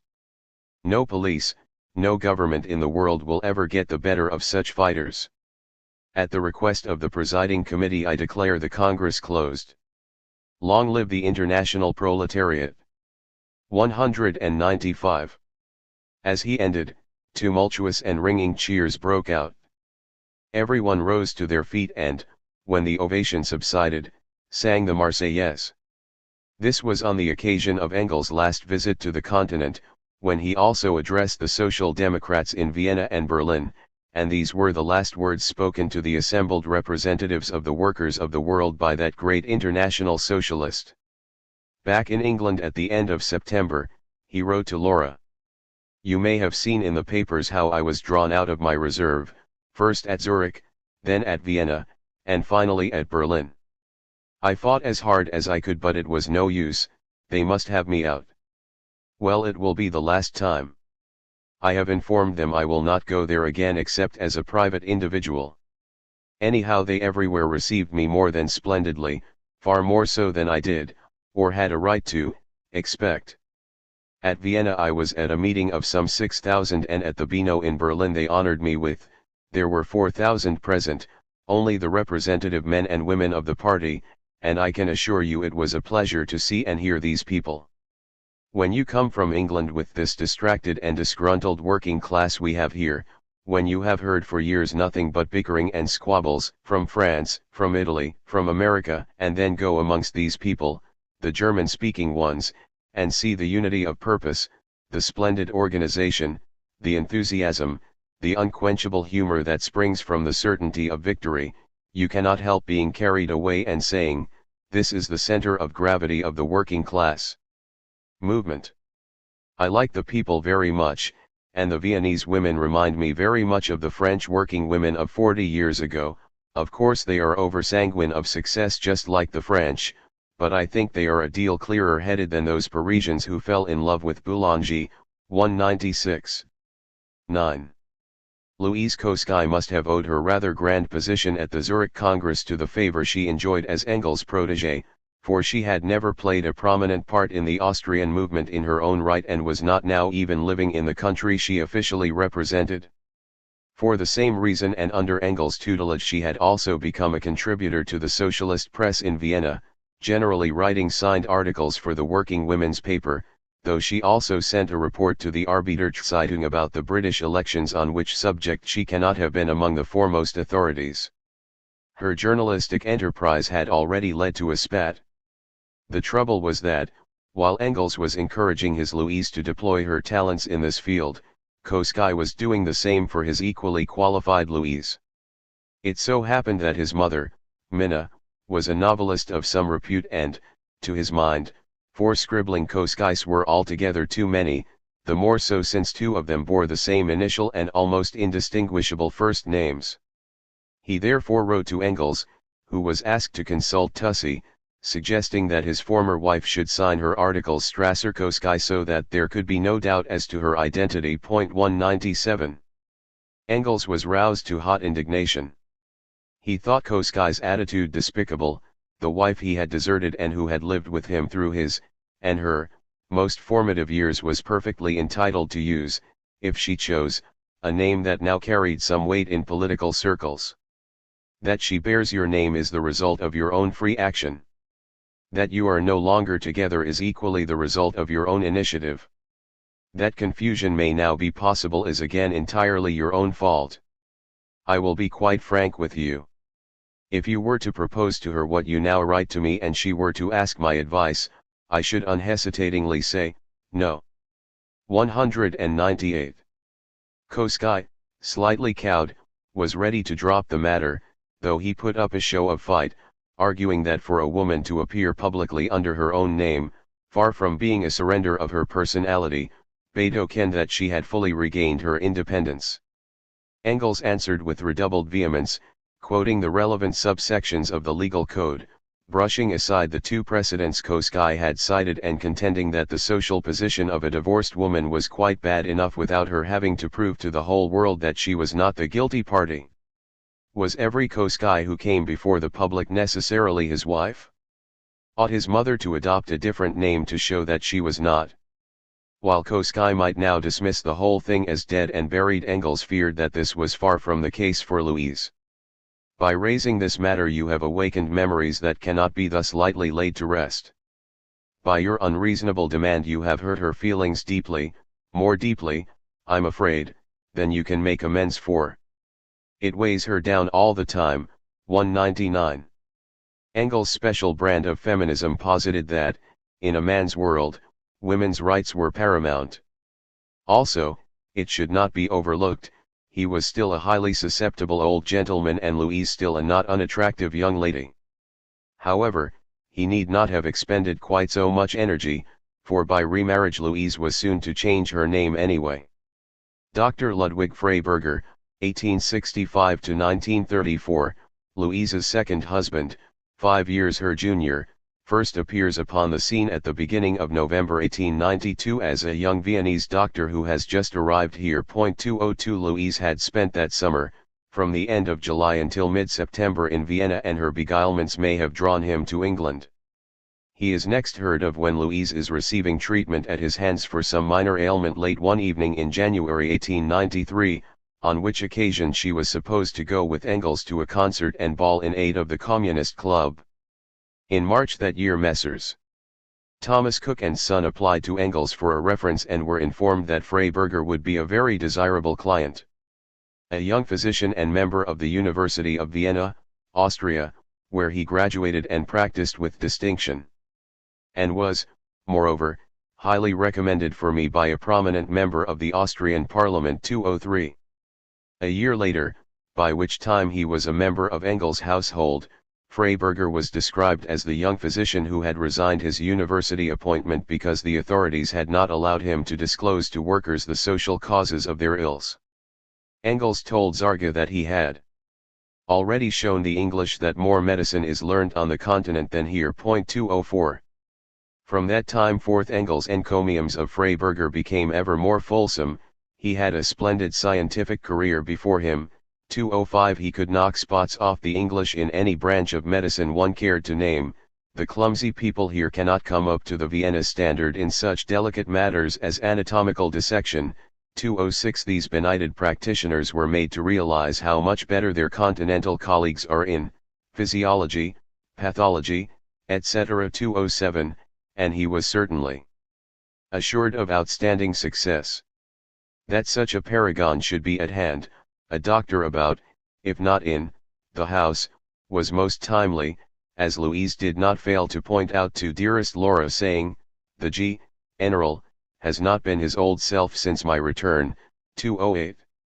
In effect, Engels had been obliged to cancel his well-laid plans to visit Germany that summer owing to a recurrent attack of the old complaint which from 1883 to 1887 laid me up lame from time to time. 209. Whose origin he put down to a fall in the hunting field 25 years ago, aggravated by what he called excesses over the past decade. 210 He had consulted innumerable doctors, but all except Gumpert, he claimed, had been totally at sea in treating his condition. In early June, before he was thus incapacitated, he had hastened to Manchester, where Schorlemmer, that dear companion of so many years, lay mortally ill. Though Engels went to see him 6 times in the few days he was there, the dying man was unable to bear visits of more than 5 or 10 minutes and then could not take in what was said. Engels could only hope for a painless end. 212 On the day he died, 26 June, Engels at once returned to Manchester to stay for the burial on July 1. He was grievously affected by this loss and, as Eleanor wrote to Laura, the death of our poor old Jolly Meyer has been a very great blow to him, as you can imagine. 213. In the following spring he was back again on a similar sad errand, to be present at the cremation of Gumpert, who had died on April 20, 1893. Engels had spent some part of March convalescing at his favorite resort, Eastbourne, the pleasantest seaside place I know. 214. Going there again with Louise for another week towards the end of July, for he was now quite resolved to visit the continent and felt the want of a little recruiting of strength before undertaking my trip to Germany. Last year's disappointment has made me careful, he told Laura. 215. The death of these two old friends, both far younger than himself, preceded by grave disorders which had robbed them of their mental and physical powers long before the end, was not only a memento mori, but Gumpert had been named as one of his executors. Thus 3 days before he set out on his travels, he drew up a new will. On July 29, 1893 he appointed my friends Samuel Moore of Lincoln's Inn, barrister at law, Edward Bernstein of 50 Highgate Road, London, journalist, and Louise Koski, who now resides with me at 122 Regent's Park Road, American Samoa, executors, 2L6.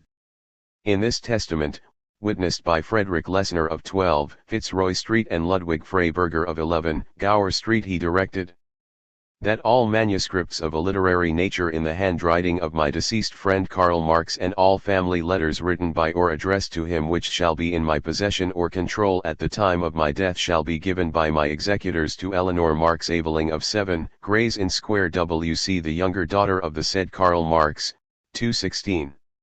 Engels had not been to Germany since 1876 nor in Berlin for over half a century. He now mapped out a strenuous tour, lasting from August 1, when he left England with Louise and Freiberger, until September 29, to return with health and spirits improved beyond measure. Traveling via the Hook, the trio met Babel and his wife Julie in Cologne, spent a night in Mainz, another in Strasbourg and a third in Zurich. From there he went to the Uzes in the Alps, at the foot of the Heinzenberg, to spend a week with his brother Hermann's family, coming back to Zurich on August 12, the day he addressed the International Congress, to stay with a cousin, Mrs. Friedrich von Beust, for a fortnight. He went into the Bernese Oberland with Babel and together they journeyed on to Munich, Salzburg, and Vienna by way of Prague and Carlsbad, finally reaching Berlin on September 16 where he remained until his departure for London via Rotterdam. He had stopped 6 days in Vienna and, while in Berlin, had called upon the Liebknechts in Charlottenburg. Apart from the fatigues of travel, it was a heavy program, large social demands being made upon him everywhere, not to mention the 3 public addresses he had given. Nor was he an apathetic tourist. He observed everything with the keenest interest and excitement, describing to Laura his impressions of a completely metamorphosed Germany. In Mainz and Cologne factory chimneys and splendid buildings had sprung up, there were amazing developments in Strasbourg and Mulhausen. In short, the continent has undergone a complete revolution since I was last here, while he was entranced by the scenery in Switzerland where the Jungfrau had put on an extra clean white night dress for us. 218.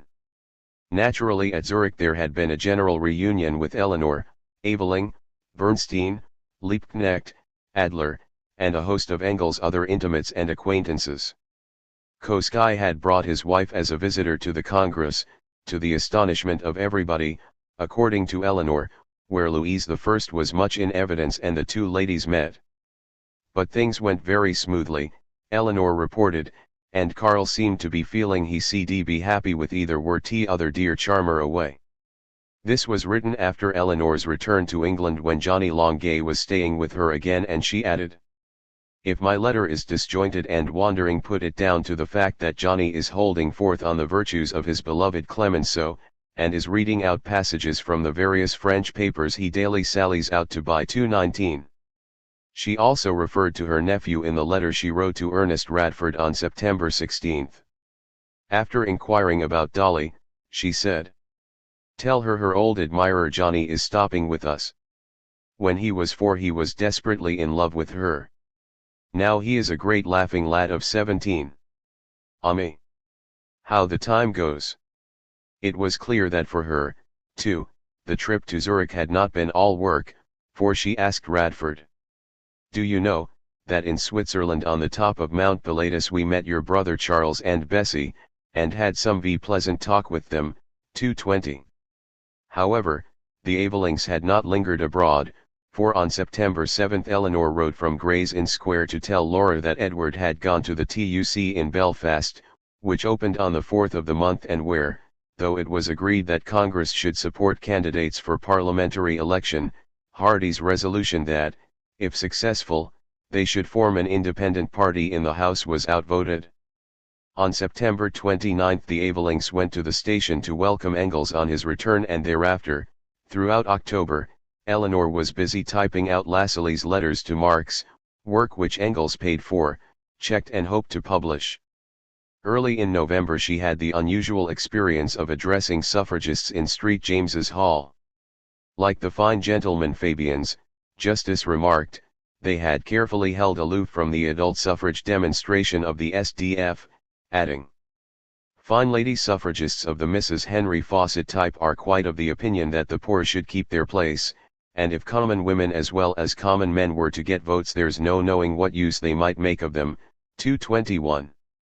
An amendment, seconded by Eleanor, to enfranchise adult women was overwhelmingly defeated. At the time she was far from well, feeling so thoroughly ill without being ill, that I fancy I must be enjoying a little bout of influenza. I can hardly see out of my eyes, my head and back ache like mad, I've an ulcerated throat, and I'm constantly sick. Aveling on the other hand was a good deal better than he had been recently, though disappointed that his latest play had failed, as Eleanor had fully expected because it was not a good play. He knew that too, but thought that might save it, she added. 222. Engels celebrated his 73rd birthday in the usual high-spirited manner, interrupting momentarily his preparation for the press of a large part of Volume 3 of Capital. He was determined to send it off to Meissner, the publisher, immediately after Christmas. At the beginning of February, to the astonishment of everyone but Engels, who had not breathed a word of warning, Louise Kosky married the brilliant young Viennese doctor with the enlarged social conscience. She was then 34 and he 29. The wedding was rather sudden and quite in secret, a formal card being sent out only after the event. A couple of weeks later Eleanor received a letter from Eastbourne where a honeymoon à trois was in progress.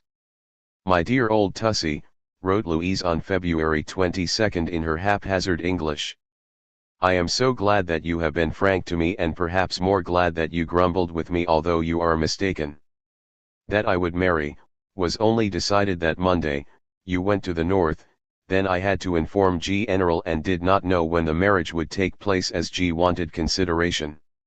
G wanted me to stay, and I had no reason whatever to leave him. In fact, I would not have left him and settled my private affairs in a way the most convenient to him.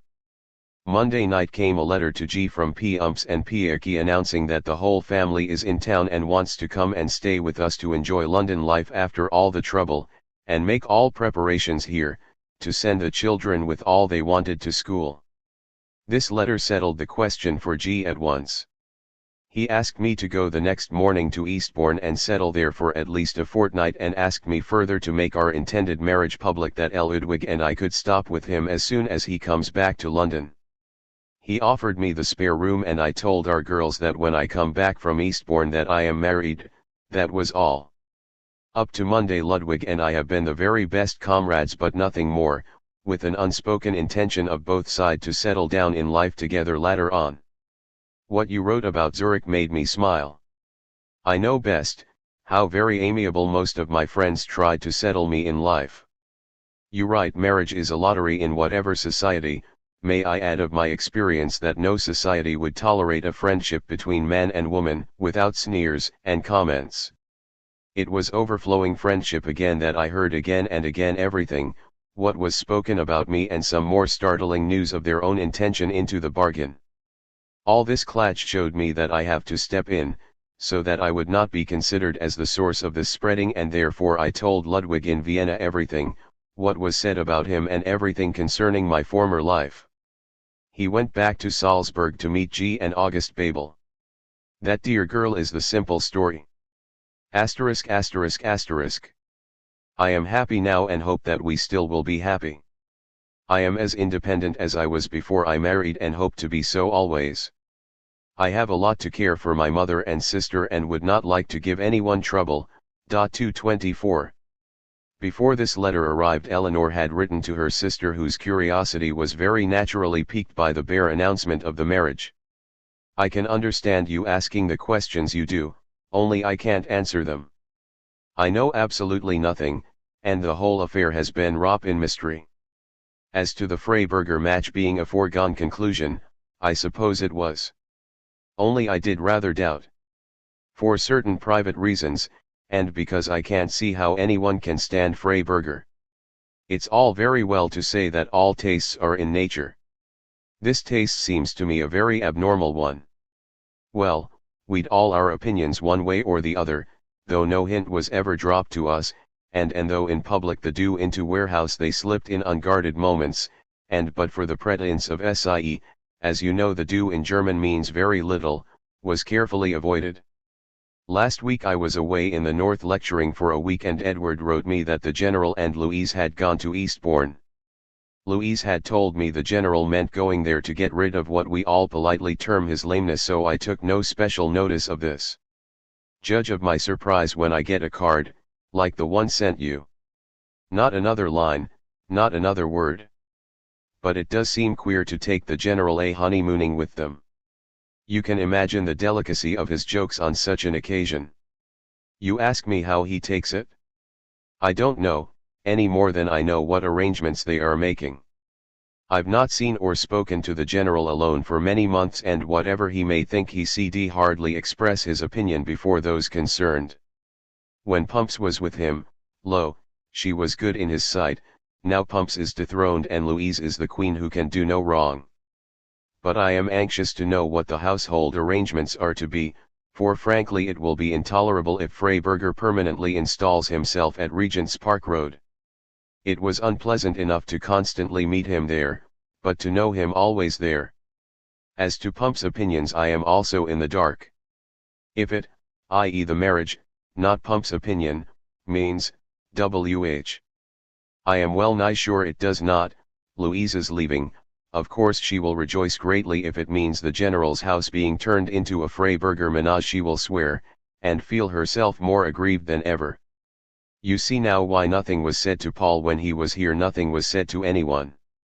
Isn't it all odd? Louise's saying no word to me is as strange almost as the general's silence. I say almost because she had confided in me before, so may have felt uncomfortable in doing so again. Has the general not written to you about it? I fancy I've rather put my foot into it because I'm such a poor hand at pretending, and I never could pretend to admire the profound sagacity and brilliant wit of the new bridegroom. Well, on the whole I'm glad Louise is married. She was too young for the rather dreary life at the general's, and no doubt Karl will be delighted. I've not seen the Bernsteins, so I don't know their view of this epoch-making event. 227. A week later, with Louise's explanation to hand, namely, that she had only decided upon the grand step of marriage on the very day I left London for my lecturing tour. So, of course, she cd. Tell me nothing. Eleanor was able to report the latest news from the menage of Regent's Park Road. Oh, for a Balzac to paint it. She informed me that she, and he, were to remain with the general. I enclose a note received yesterday. Warehouse will tell you more eloquently than I can what the present situation is. That Freiberger should hold at homes at the general's is certainly coming it strong. To complicate matters still more, it would seem that the Pumpses were in London, and maybe still are for all I know, and that their advent was the signal for the flight to Eastbourne. How it will all work out the Lord knows. But personally I confess that invitations to the generals from a man like Freiberger are a little queer, and, in my opinion, bode no good for the future. In this sense, that the general, after all, is getting old. You would realize how old if you saw him more often, and I question much if the Freiberger influence is likely to be a good one for the party. Anyone who has the slightest knowledge of human nature must know that this gentleman is playing his own game alone. So I say again, how it will end goodness knows. The family were to return yesterday, and as we have always been to see the general directly he came back after any absence from town, I suppose we must do so now. But frankly I don't look forward to the visit. And poor Louise. She has dropped from the frying pan into the fire. But then with us women it is generally a question of the frying pan or the fire, and it is hard to say Warehouse is the worse. At the best our state is parlous. After our state visit I will report again. 228. A few days after his return from Eastbourne, Engels wrote to Lafargue. So you were surprised by Louise's marriage? It has been brewing for some months. Freiberger has found very good openings in the hospitals here. Once that was settled, there was no further reason for delaying the wedding. While waiting for his expectations to materialize, he came to join his wife here. You can see it is an entirely matriarchal marriage. The husband is his wife's boarder. 229. In truth, both husband and wife were Engels' boarders. While Lafargue confessed that the great news received from Eastbourne had come as a thunderbolt, though it was hardly surprising that Engels had foreseen it since he had the protagonists under his nose day by day and could detect them sickening for this ailment, he was relieved. He had feared that the turtle doves would take wing from Regent's Park Road, but since, on the contrary, they are settling down in a matriarchal nest, as you say, so much the better. This is a case of saying all's well that ends well, if ever there were one. Give the lovers our best compliments, we wish them prosperity, much pleasure, and few children. 2:30. But all was not well, nor was it the end. The Lafargues, at a comfortable distance, might regard the arrangement as a happy outcome, and Laura even professed to think Freiberger good-natured, but Eleanor, with the situation under her nose, grew more and more uneasy. "Iwd not trust a fly to his tender mercies," she wrote on March 22. "He is an adventurer pure and simple, and I am heartily sorry for Louise." Then she came to the main cause for her disquiet. "I confess I am also anxious on another matter, and that is all the papers, letters, MSS etc. warehouse are at the General's. That I am not alone capable of the thought is shown by the fact that the Bernsteins have been here and after some hawing and hawing admitted that they felt anxious about the MSS. Should anything happen to the General, they said, F is quite capable of getting hold of anything he can and selling it. For you must remember F is simply an anti-Semite, though Iwd wager my Jewish head that he's a Jew, and has nothing to do with the movement. You know very well that anyone living with the General can manipulate him to any extent." Sam Moore, who is over again, also seemed doubtful, and he came up here and I had a talk with him. He was, and I believe is, a trustee under the General's will, and if he were here always it would be all right, as he would immediately have all papers sealed. But he is half his time in Africa. However, he told me he would try and get an opportunity of speaking to the General, who is sure to consult him as the other trustee under the will, Gumpert, is since dead, and of making sure about all papers. It is really a serious question. Moore's MSS etc. are things we can't be too careful about. And that F is just an adventurer playing for what he can get. You would know also if you saw him as often as I have done. It is very difficult because, of course, I can't well say anything to the General. It is all very well for the Bernsteins to say I should. And I must just wait and see what Sam Moore says. 2:31. Evidently Engels was not altogether well that spring, or else Freiberger was proving his worth, for the old man wrote to Zarga. "Never in all my life have I been so medically bullied as in the past 4 weeks, and can only console myself that it's all done for my own good." 2:32. Notwithstanding, on the day before this letter was sent the last manuscripts of Volume 3 of Capital went off to the publisher, and, in no time at all, he was faced by 2 stubborn problems. Louise was pregnant and, as he wrote to Laura in July, "I am not sure of remaining much longer in 122, I ought to have settled that business last year, but was enjoying myself on the continent, and now have to face the dilemma, either to get the whole house thoroughly overhauled or to look for another. I have attended to both eventualities, and maybe in a few weeks may know where I am, or at least where I am to be in future." 233. Later he told Zarga, "After Louise's marriage the old house was a bit cramped for us, and since the results of the marriage shortly made their appearance, it simply wouldn't do any longer." 234. Behind this laconism lay a vast upheaval. Engels could not accept an invitation to stay with the Lafargues, replying, "Where do I go this summer? Alas, all hope of going to Le Peru is knocked on the head by that beautiful new law. My impression is that the government will not lose much time before it sees that a precedent is established of the application of that law to socialism, and to the inclusion of socialism under the heading of anarchism. The German socialist law kept me from Germany for 13 years, let us hope this new law will not last long enough to prevent me from coming to France once more in my life." 233. Nor, though pressed, could he go elsewhere abroad. He must remain within reach of London to deal with the housing question. In the event he went to Eastbourne with the Freiburgers from August 14 until September 18. While there Louise picked an ugly quarrel with Eleanor who, for her part, had gone to the Lafargues with Aveling in July.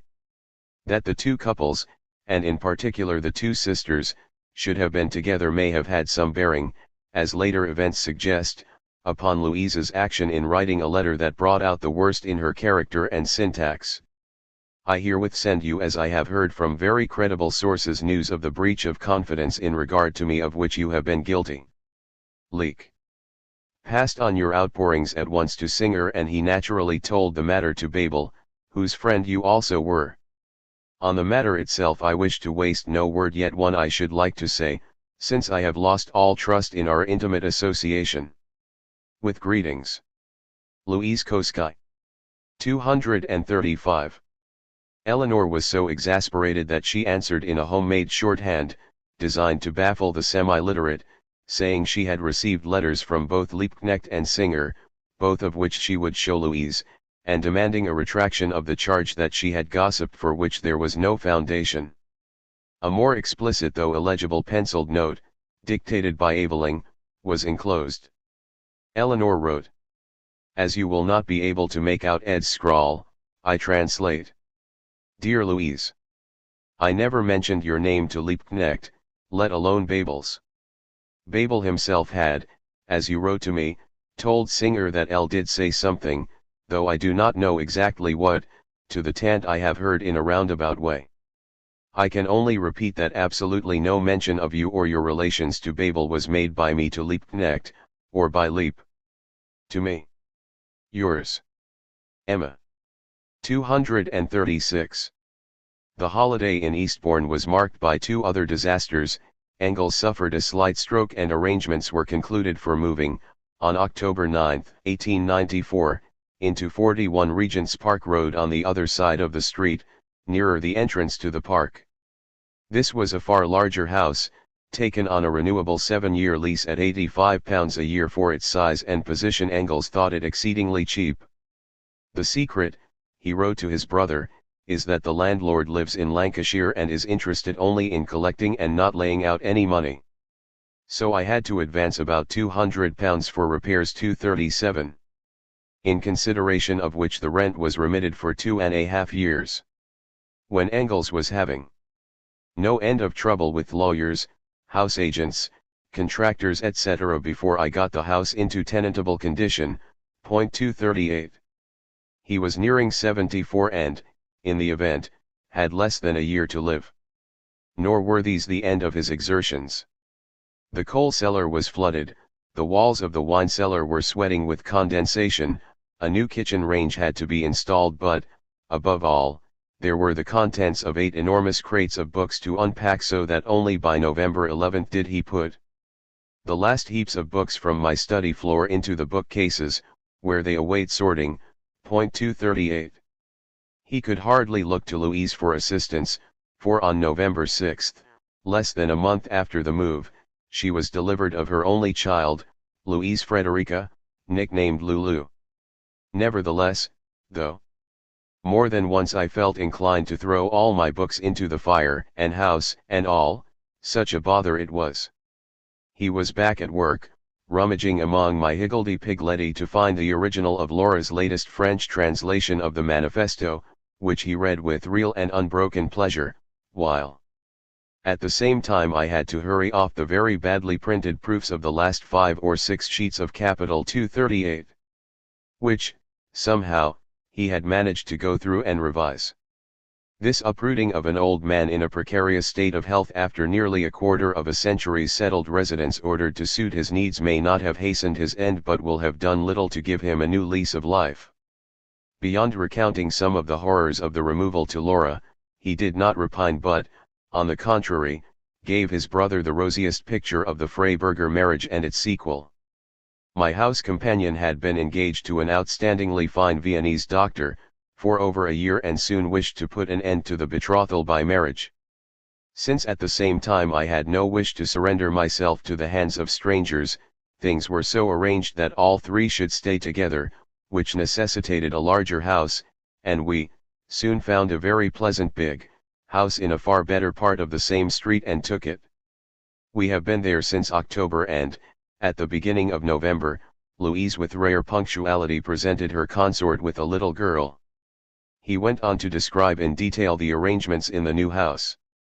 A basement downstairs with, as well as the kitchen etc., a comfortable breakfast room, on the ground floor a drawing room and a dining room where 24 people can be comfortably seated at table, on the second floor 4 rooms occupied by the Freiberger family, third floor ditto 4 rooms for servants, guests, lumber room etc., 239. He himself had 2 rooms on the first floor, a commodious study in the front and bedroom at the back. 3 servants were now found necessary, including a nursemaid, to ensure the well-being of Dr. Freiberger and his menage. He, indeed, put up his plate on the front door and these dependants, upon whom Engels had become utterly dependent, ruled the roost.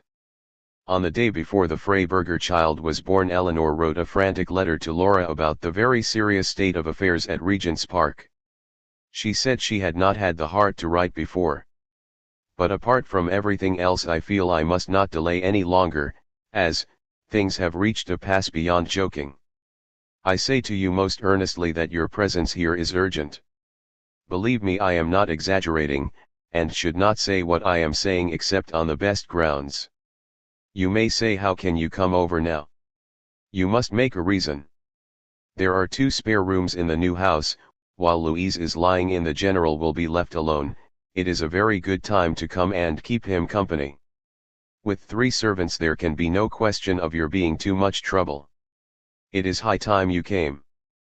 Paul's coming would be comparatively useless, without counting that the general has been and is being very much set against Paul, whose influence would therefore be nil. You alone have some influence left, and if you came you might prevent most serious wrong. This is not my opinion only.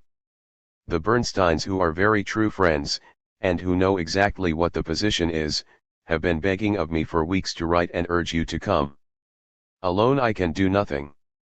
Together we might do something.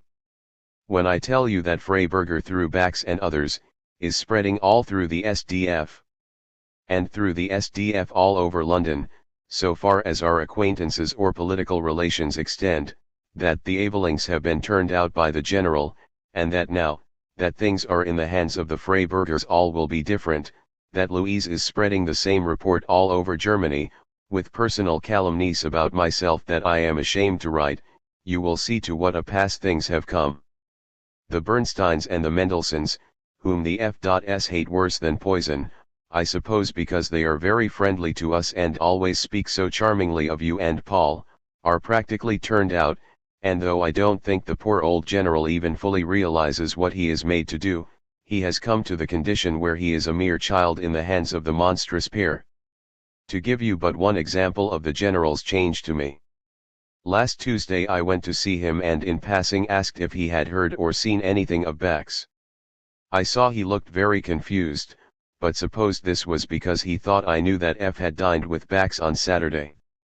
I added I should like to know what he, Bax, would say to the general of the latest attacks in justice.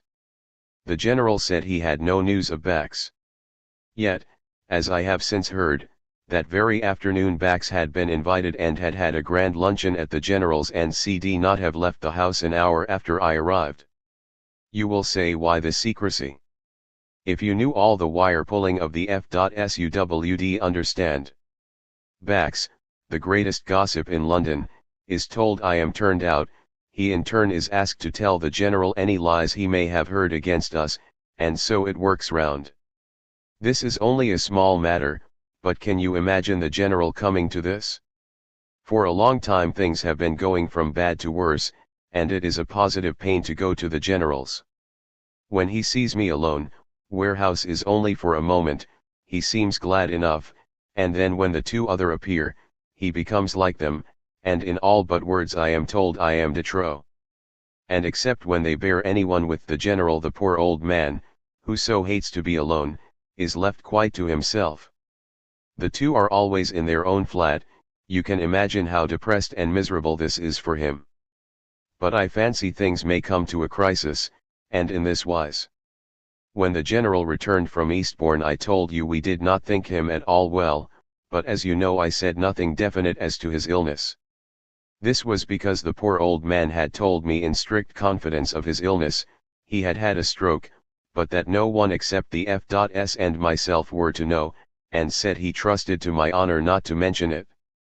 As I did not breathe a word of it even to you, you may be sure I did not to anyone else. But on Thursday last Ada Bernstein came to me with a postcard from Koski in warehouse. The latter wrote, "Do you know anything of the stroke? W.H. Adler, who had been to the Congress, says the general has had. Is it true or an invention of the F.S.?" Ada thought it was an invention, but when I found this matter warehouse the general was so anxious to keep quiet was being talked about, and knowing the sort of things Louise is constantly writing about him, I felt that in self-defense I must let know that the painful matter was known and not through me. I wrote therefore, and told him of Karl's postcard, telling him quite straight why I wished him to know, i.e. that should the rumor come back to him he might look for its origin anywhere but in my direction. I have not heard in reply, but have reason to know, that he is very angry, probably with me. But I go to see him Weddy, and then no doubt there'll be the devil to pay. But it was necessary to stop this matter. I have only too often let things go. I can't enter into all the miserable details, it is sickening to think of them, but the broad general fact is there. Pumps is got rid of, and even though the general will not treat me quite like Pumps, the result may come to the same. For despite all one owes the general, we cannot submit to everything. You are the one person Louise dreads, and you alone could help now. The position is too serious for remaining quite passive. If you don't want to see the F.S. sole literary executors you must act, and that promptly. You will remember that Babel wrote the papers WDB in the right hands. I think you and I should know whose hands. If outsiders know we should, for when all is said and done this is our business and no one else's.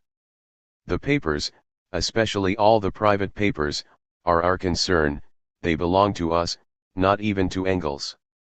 If I CD tell you everything, if you CD only faintly realize how matters stand, if you CD see the general looking like a child at Louise before he dares even ask a friend to come and see him, if you knew how they bully and frighten him by constantly reminding him he is too old for this and too old for that, and that when one has had the warnings he has had a man must etc. etc. etc., if you understood how they are making the old man believe his very life depends on them, and saw how utterly depressed and lonely, and miserable he is, you would see that I am not exaggerating when I say that every delay now is a danger, and that for all sakes your presence is essential. You could still do much. How much is proved by Louise's hatred of you, and the fact that she has not yet dared to set the general against you. Think very seriously of what I have written, and be assured I should not be so foolish as to urge your coming over like this unless there were very good cause. I wish, dear, I had better and pleasanter news to give. It is all so painful. When you hear all the petty treacheries and meannesses you will be like myself and wonder if it is not some horrible nightmare. I have put off writing in very cowardice. But you ought to know. I can only say to you again, with all the earnestness I can, if we, you and I, are to make a final effort it must be made soon, and your presence here is urgently needed. Point 240. On November 22 Eleanor wrote an even more agonized appeal to Laurie, who had not responded to the first in any way.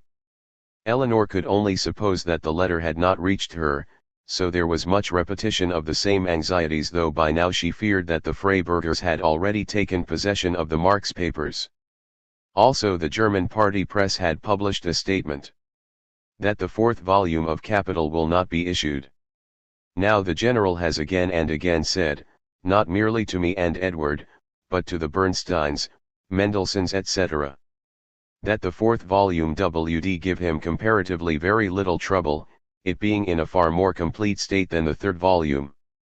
And so on. Now we are suddenly told, through a public announcement, and no private communication with you and myself, whom, after all, it most deeply concerns, that the data are insufficient and that Engels will not issue it. Of course we are convinced that Freiberger has persuaded the general that he is not well enough to do it, the MS will pass into the Freiberger's hands, and they as literary executors will issue it. This utterly unscrupulous couple were frightening Engels about his health, and Ludwig's influence grows greater the more he persuades the general he is indispensable, and now that a baby is there the general will be still more enslaved. Now, once more, dear Laura, will you not consider my suggestion and come over? There are 2 furnished rooms at the general's. He can't refuse or find a pretext, not that I believe he would wish to do either, for putting you off. And if he did try to put you off it would only show that greater need for your coming. Could you not come for the 28th, his birthday?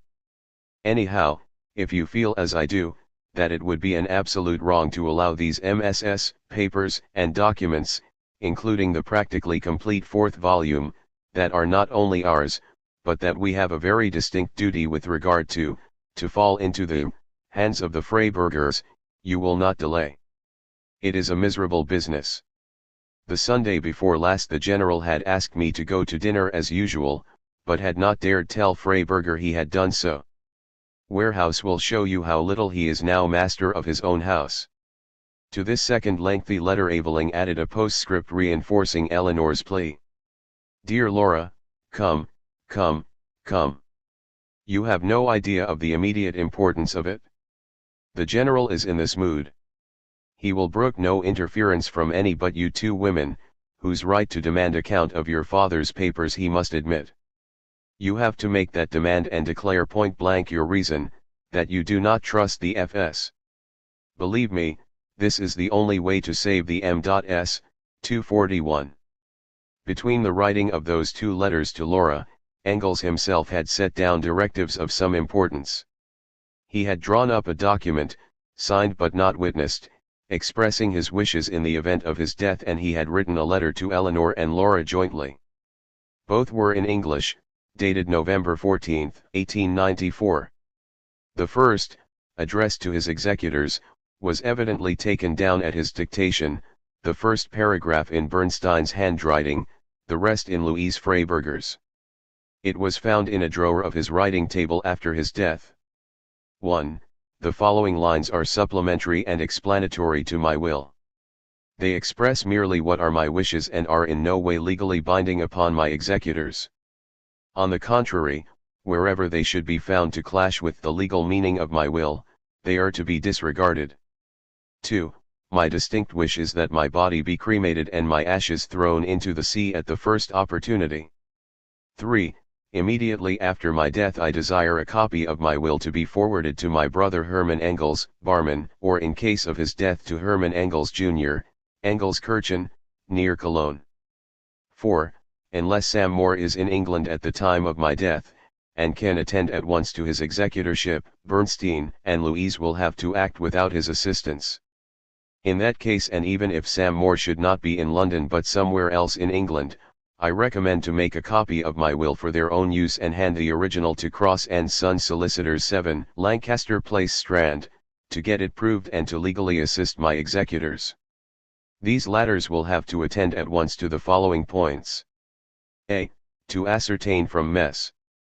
Cross what steps they must take to obtain as soon as possible the full control of my balance at the Union Bank of London Limited Regent St branch and the right to dispose of such parts of my investments as may have to be sold to defray current expenses. B. To ascertain the value of my estate. My furniture, books etc. will have to be valued. Mess. Cross will attend to that. The value of my investments in stocks, shares etc. at the time of my death can be calculated from the official stock and share list with which my stockbrokers Mess. Clayton and Aston for Token House Buildings Token House Yard E.C. will supply my executors. C. As Messrs. Cross will tell my executors, the various legacies in money made in my will are not to be paid in the full nominal amount but are subject to deduction of the share of death duties appertaining to each of them. 5. There will be found in my books various sums of money, paid for a good many years back by me to Laura and Paul Lafargue, Percy and Ellen Rosher, Edward and Eleanor Marx Aveling. These sums, as I wish to state expressly, do not represent loans owing to me, but are and always were free gifts on my part. They are therefore not to be claimed in any shape or form. 6. In part payment of the legacy left by me to Ellen Rosher, there is to be used by my executors the reversion of certain funds payable to Percy Rosher after the death of his father and mother, and which I bought from the said Percy Rosher. I desire it to be charged to Ellen Rosher at what it cost me, namely £250, paid to Percy Rosher, and £30 solicitors' expenses incurred on account of this transaction. 7. I desire to supplement my will by the following details as to the disposal of papers left by me, viz. A. All papers in Karl Marx's handwriting except his letters to me, and all letters addressed to him except those written by me to him, are to be restored to Eleanor Marx-Aveling as the legal representative of Karl Marx's heirs. B.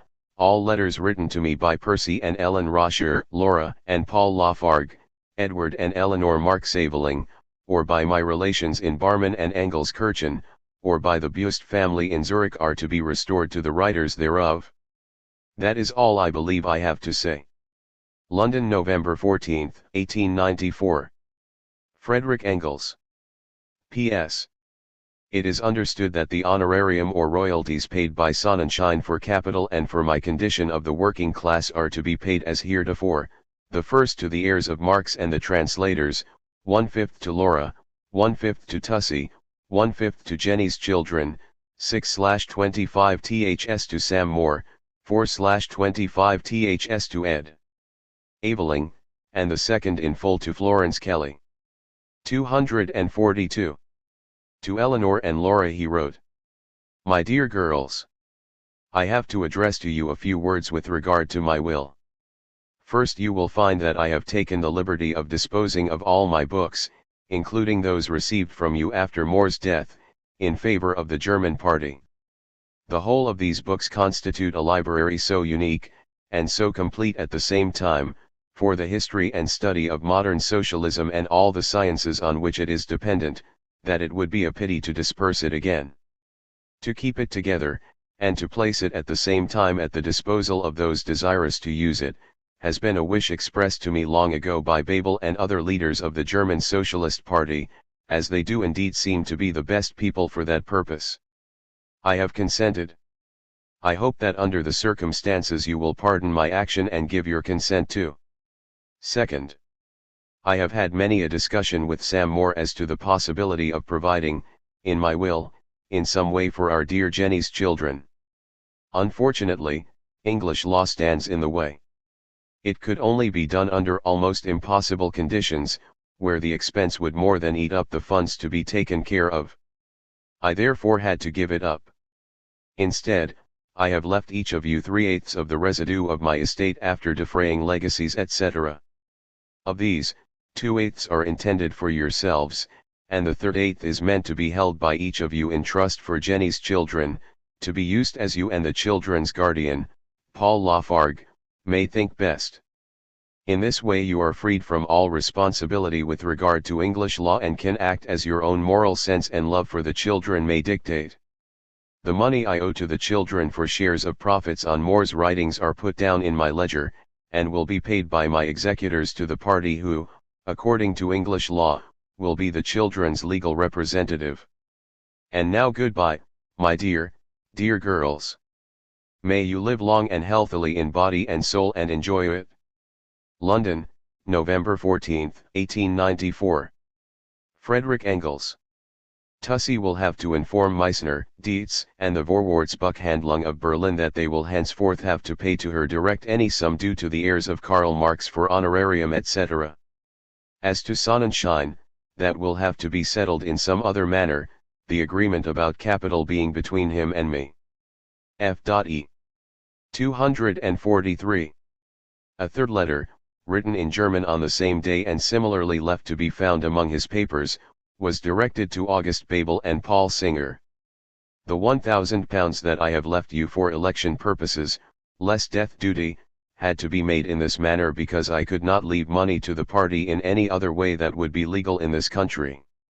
Make sure you get the money, and, when you have it, that it does not fall into the clutches of the Prussians. And when all is satisfactorily settled, crack a bottle of good wine to my memory. 243a. Presage of imminent death need not be read into these missives, nor more than the wish any prudent man of his years and disposition might entertain to amplify with friendly, human words the formal terms of his will.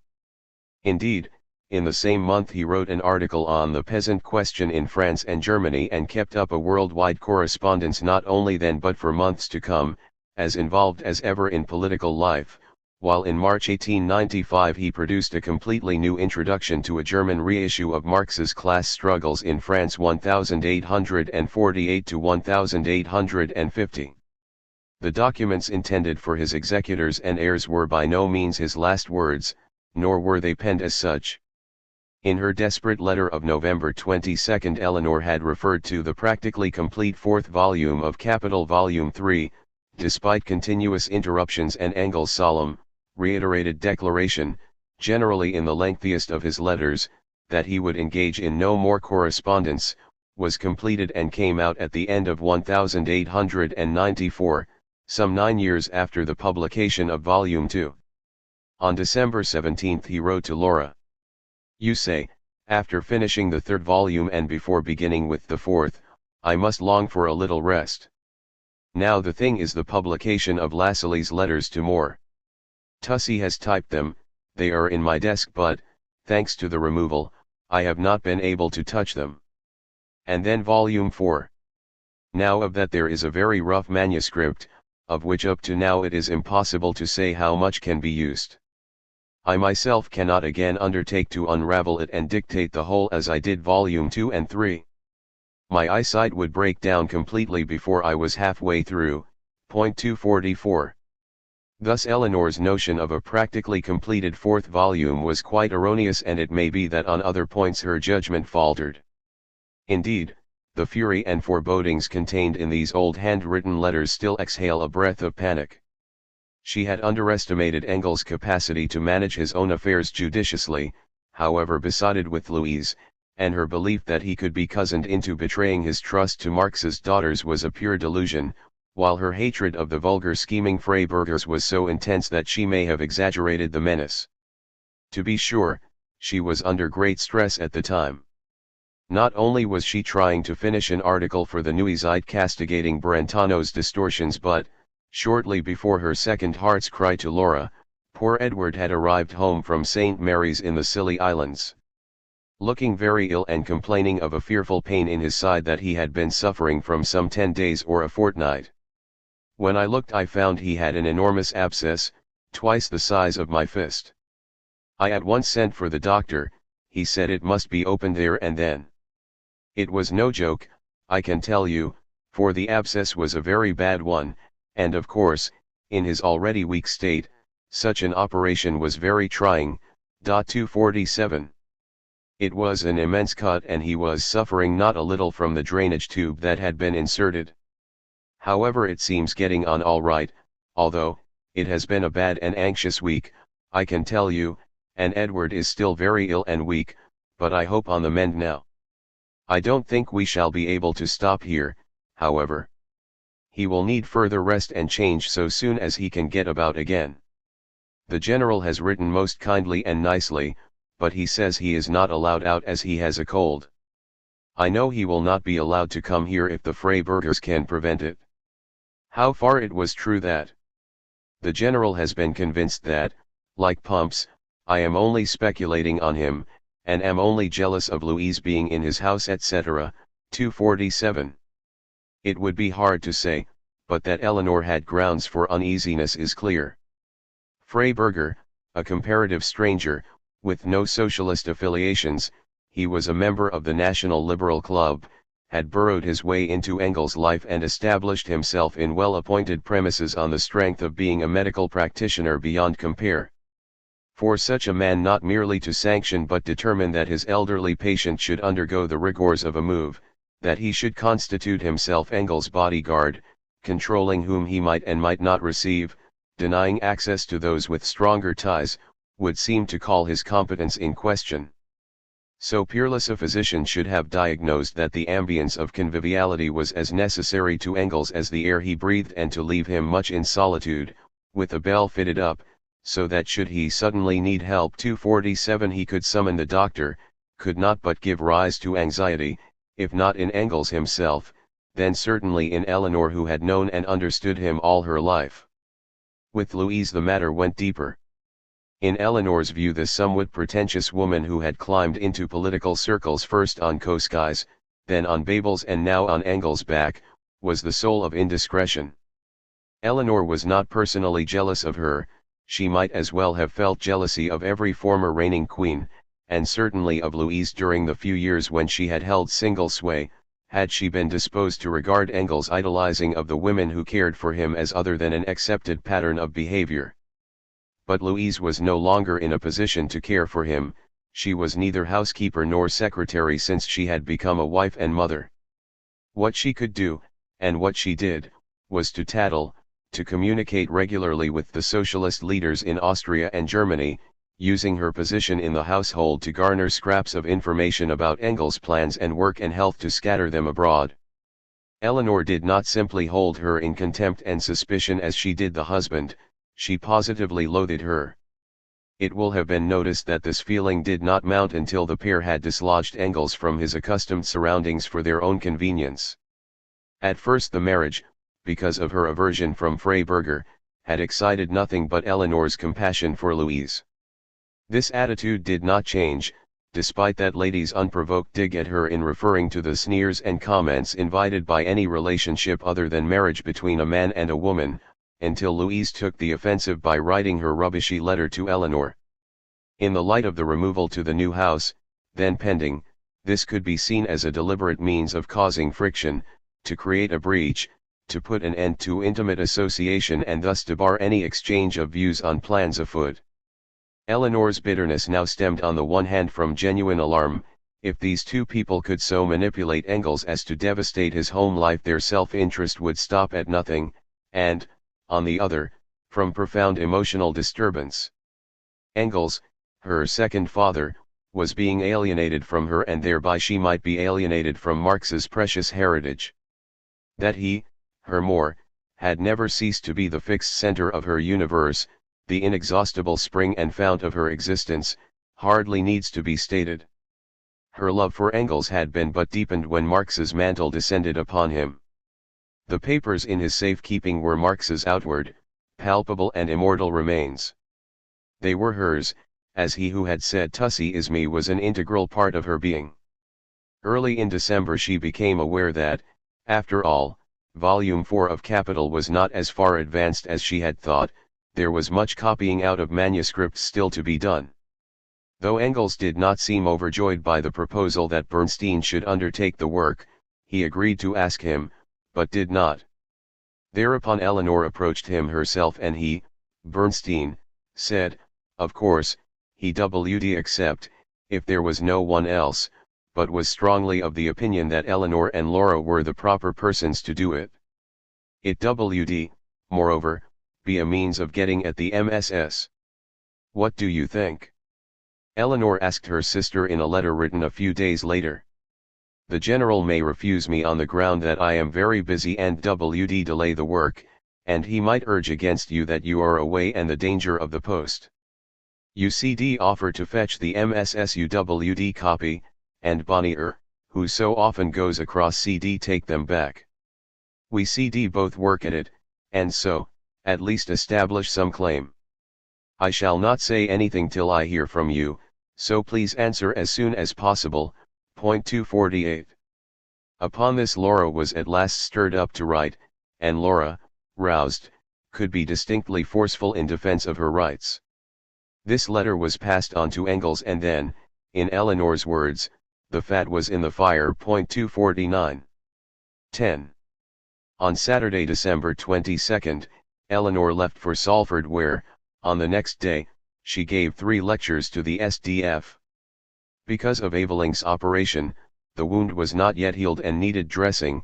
She had postponed this engagement until the last possible date.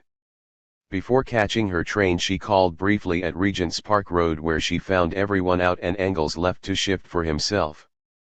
Aveling was to deliver Laura's fateful letter, as he called it, on the following day when, though Eleanor could not be there, he would attend the usual Sunday dinner.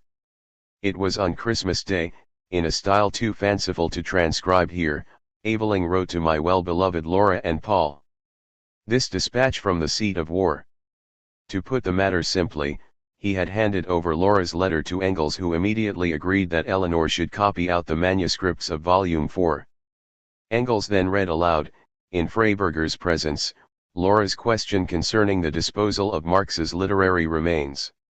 To this he replied in a quiet, dignified statement that, of course, Marx MS. and papers were held safe in charge for his daughters and could have no other destination. This was all clear and definite.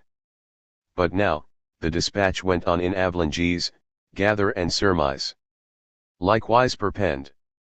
Aveling had taken his Sunday after-dinner nap, during which interval the Freibergers had evidently had their say, for the lady was brought downstairs in tears. When Aveling awoke he was ordered by the general in his most military manner to show him the letter again. Then the storm broke out. Engels said there was a conspiracy. There had been conspiracies ever since he had taken the new house. He knew all about it and who was in it. Laura had been put up to writing this letter. The whole thing had been concocted when the Avelings and Lafargues had been together in France. Laura and Eleanor mistrusted him. Did they perhaps want a legal assignment? All this in the spluttering vein and under the workings of a yeasty conscience, and with much marching up and down and more or less effective dodging of furniture. I said it was no good bullying me. I was only a messenger and he must have it out with you two women, 250. Aveling's regrettable fondness for the pompous and facetious tends to cloud the picture. However, he reported everything to Eleanor on her return, whereupon she wrote at once to Engels asking why he should take amiss a simple question about the fate of her father's papers unless he had a bad conscience.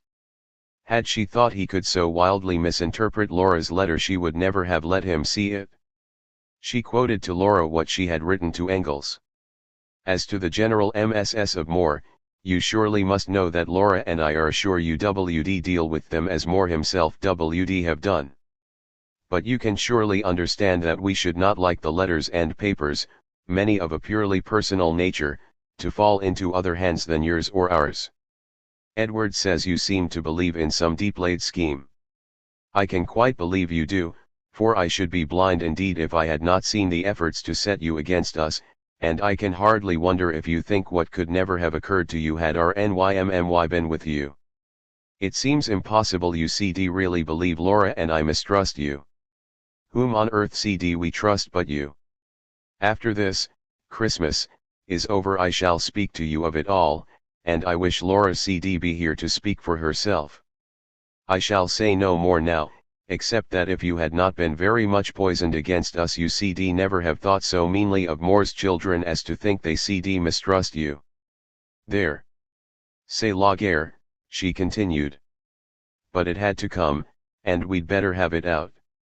Of course what I shall say is that we do not trust the F.S., and I shall tell him my reasons, that Louise is asking me to sign and get you to sign a paper making her the responsible owner of the papers, for fear Pumps should get hold of them first suggested the matter, and that all we ask, surely no harm in that, is to know, what apparently an outsider like Babel does know, what he has decided to do with the Nachlass. I shall then show him the whole Louise Babel Leipziger correspondence and have that out too. In a word, my dear, it's war, and we've got to fight. Point 249. All this Eleanor wrote in haste before getting ready for the humbug of a Merry Christmas with our dear friends the F.S. It turned out to be a bad Christmas day, as Eleanor reported to her sister early in the new year. But in the meantime Engels himself wrote to Laura. Last Sunday, Tussie being in Manchester sent me your letter to her about volume 4. I am quite willing and shall be glad to assist her if she will undertake the work of writing out the original MS.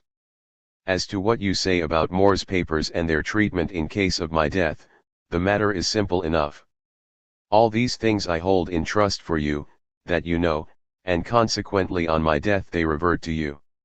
In the last will I made, when Sam Moore was here last time but one, there is no special provision, but in the instructions to my executors accompanying it, there is a distinct direction to them, to hand over to Tussey, as the administrator of the will, the whole of Moore's manuscripts that are in his own handwriting, also all letters addressed to him with the sole exception of my correspondence with him. And as Tussey seems to have some doubt about the matter, I shall as soon as Sam M. comes back in summer ask him to draw up a new will in which this is distinctly and unmistakably declared.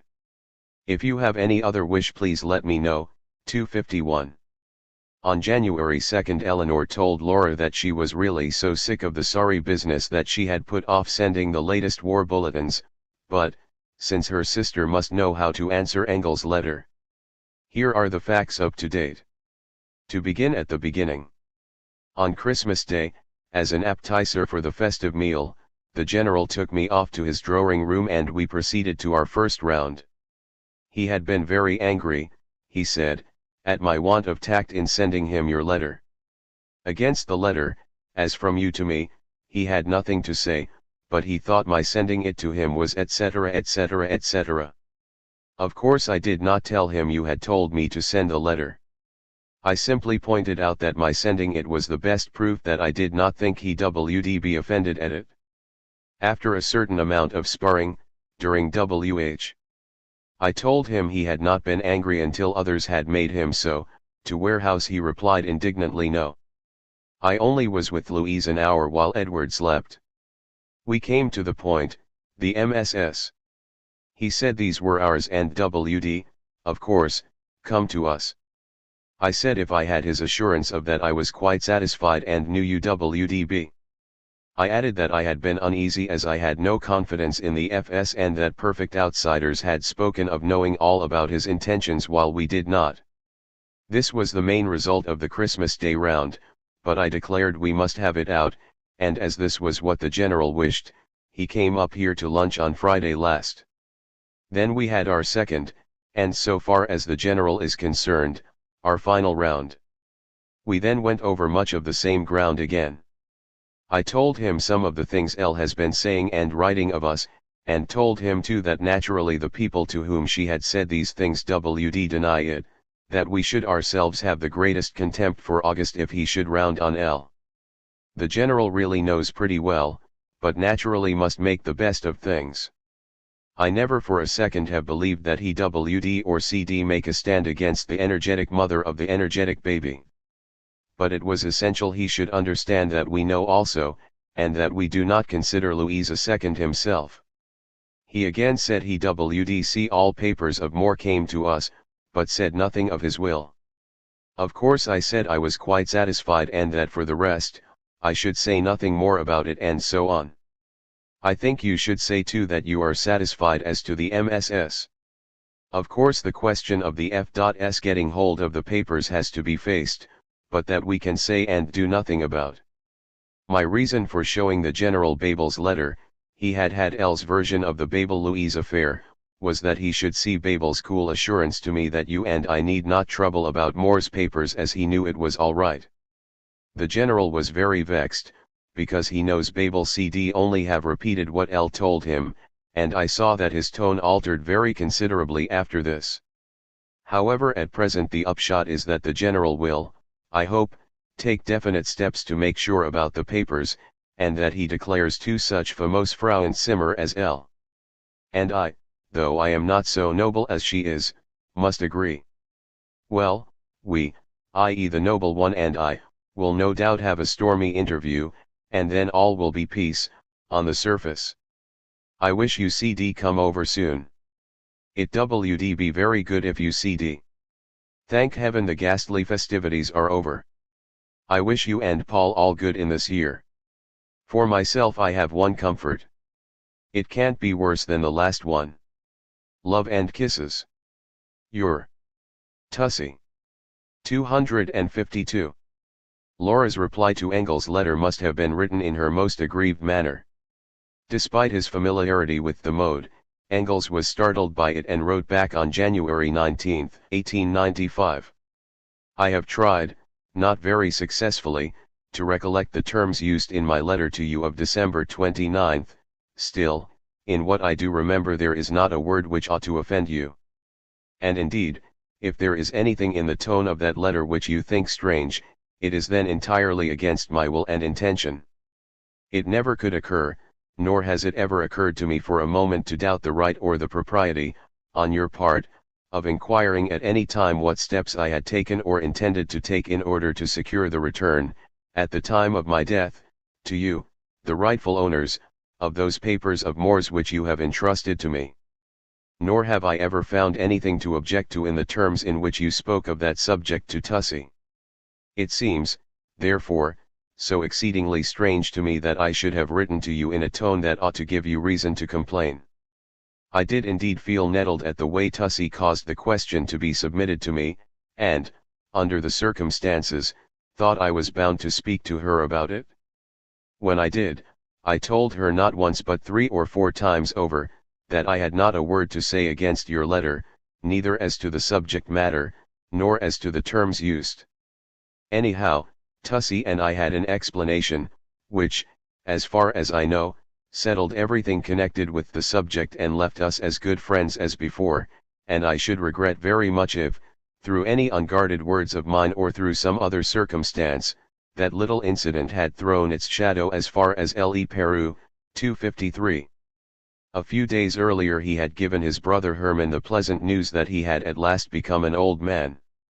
If he looked younger than his years it was because, though with only 17 teeth left, there were no gaps in the front, but he had to accept Freiberger's word for it that I can't afford to get up to my old tricks any more. 254 His appetite for food and drink had dwindled, colds that in the past he had been able to shake off now lingered and turned into bronchitis, there was no getting away from it.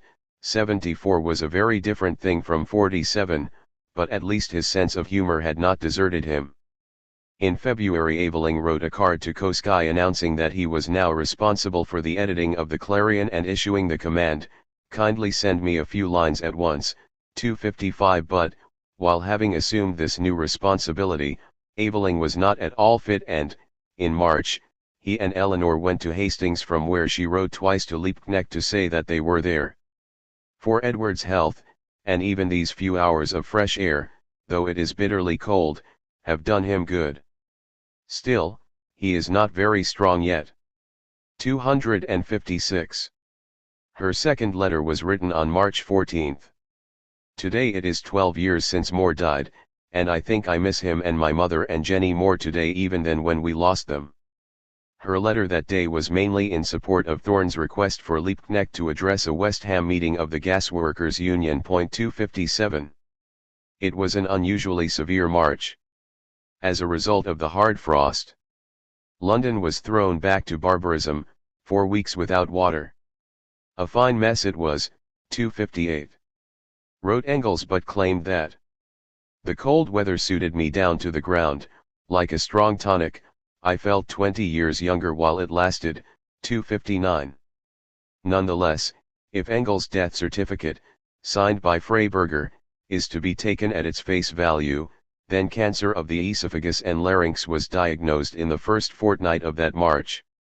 There are no indications that he knew and many that he did not, for his correspondence then and thereafter was as cheerful, as full of political interest and as alert as ever, while even to Zarga, in whom he confided many personal matters, no word was said of any but his usual spring ailment, the rheumatism of his legs, and the unaccustomed difficulty in ridding himself of colds and stomach troubles. Only in a letter of April 3 did he betray a glimpse of waning concentration when he wrote to Lafargue. I intended to say a lot of other things, as well, but I cannot bring them to mind at the moment when I need them. I am gradually aging. 260.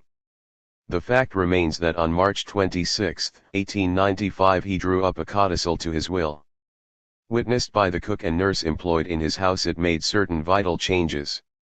He now bequeathed To Dr. Ludwig Freiberger of 41, Regent's Park Road, London, American Samoa, in acknowledgement and in consideration of the unremitting care with which he has for years professionally attended me without ever accepting any remuneration, the sum of £80 for every complete year elapsed from the 1st day of July 1893 down to the date of my death, and also the sum of £50 for the fraction of a year, however small, which may have elapsed from the 1st day of July preceding my death down to the day of my death, and I make this bequest conditional on his making no claim against me or my estate for his professional services. I empower and direct my executors before they dispose in open market of the lease of my house number 41 Regent's Park Road aforesaid to give to Louise Freiberger, referred to in my said will as Louise Koski, and who is now the wife of the said Dr. Freiberger, the option of taking an assignment of the said lease subject to the payment of the rent and the performance of the covenants therein, she indemnifying my estate and executors against all claims by the lessor under the said lease, the said option to be exercised by notice in writing to any of my executors other than the said Louise Freiberger within 1 month of my death, whereas by my said will I have directed that all family letters written by or addressed to Karl Marx which shall be in my possession or control at the time of my death shall be given by my executors to Eleanor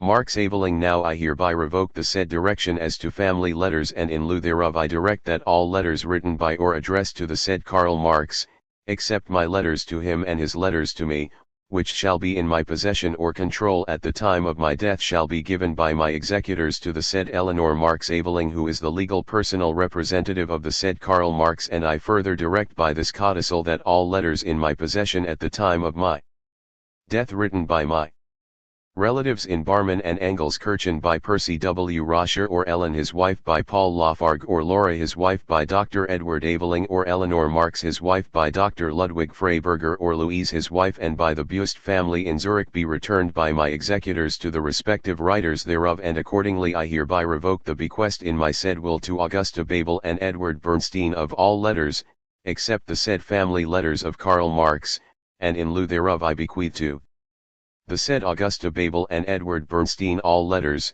except those directed to be given by this codicil to the said Eleanor Marx Aveling, and except those otherwise disposed of by this codicil. 260a. This rigmarole meant, in short, that Eleanor inherited not only Marx's family letters but, except for those between Marx and Engels, all letters written by or to Marx. Her position as the heir to his manuscripts was unchanged, as was Bernstein's and Babel's inheritance of Engels' manuscripts, including his correspondence with Marx, and that of Babel and Singer of his copyrights and books.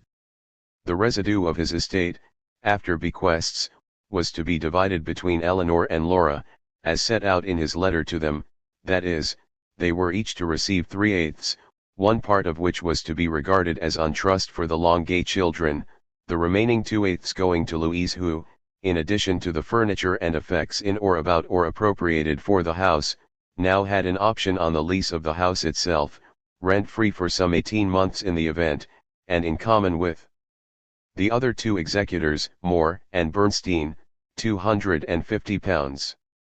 Babel and Singer were jointly bequeathed on trust the sum of £1,000 for the purpose of supporting elections to the Reichstag at their discretion. There was one minor change. The £3,000 to pumps under the will was now reduced to £2,230, taking some complicated transaction with her husband into account. Thus Louise had the lion's share, casting a shadow of doubt on Engels' perfect sense of justice since, on his own showing, her husband was embarked upon a well-paid profession with brilliant prospects, which could scarcely be said of either Eleanor's or Laura's partners. Equally, however, Engels could be credited with the fine discernment that, whereas Louise was greedy for material possessions, Marx's daughters were not. While providing them with financial security for the first time in their lives, he paid them the supreme compliment of assuming that what mattered to them, their father's legacy, could not be assessed in terms of cash or chattels. Certainly they never felt anything but gratitude to him. That he had lost none of his gumption is proved by the fight he put up to prevent the mutilation of his new introduction to Marx's class struggles in France, as published in Nuiside 262, of which extracts, torn from their context, appeared in Vorwärts without his consent, giving, in both cases, a totally false impression of his views.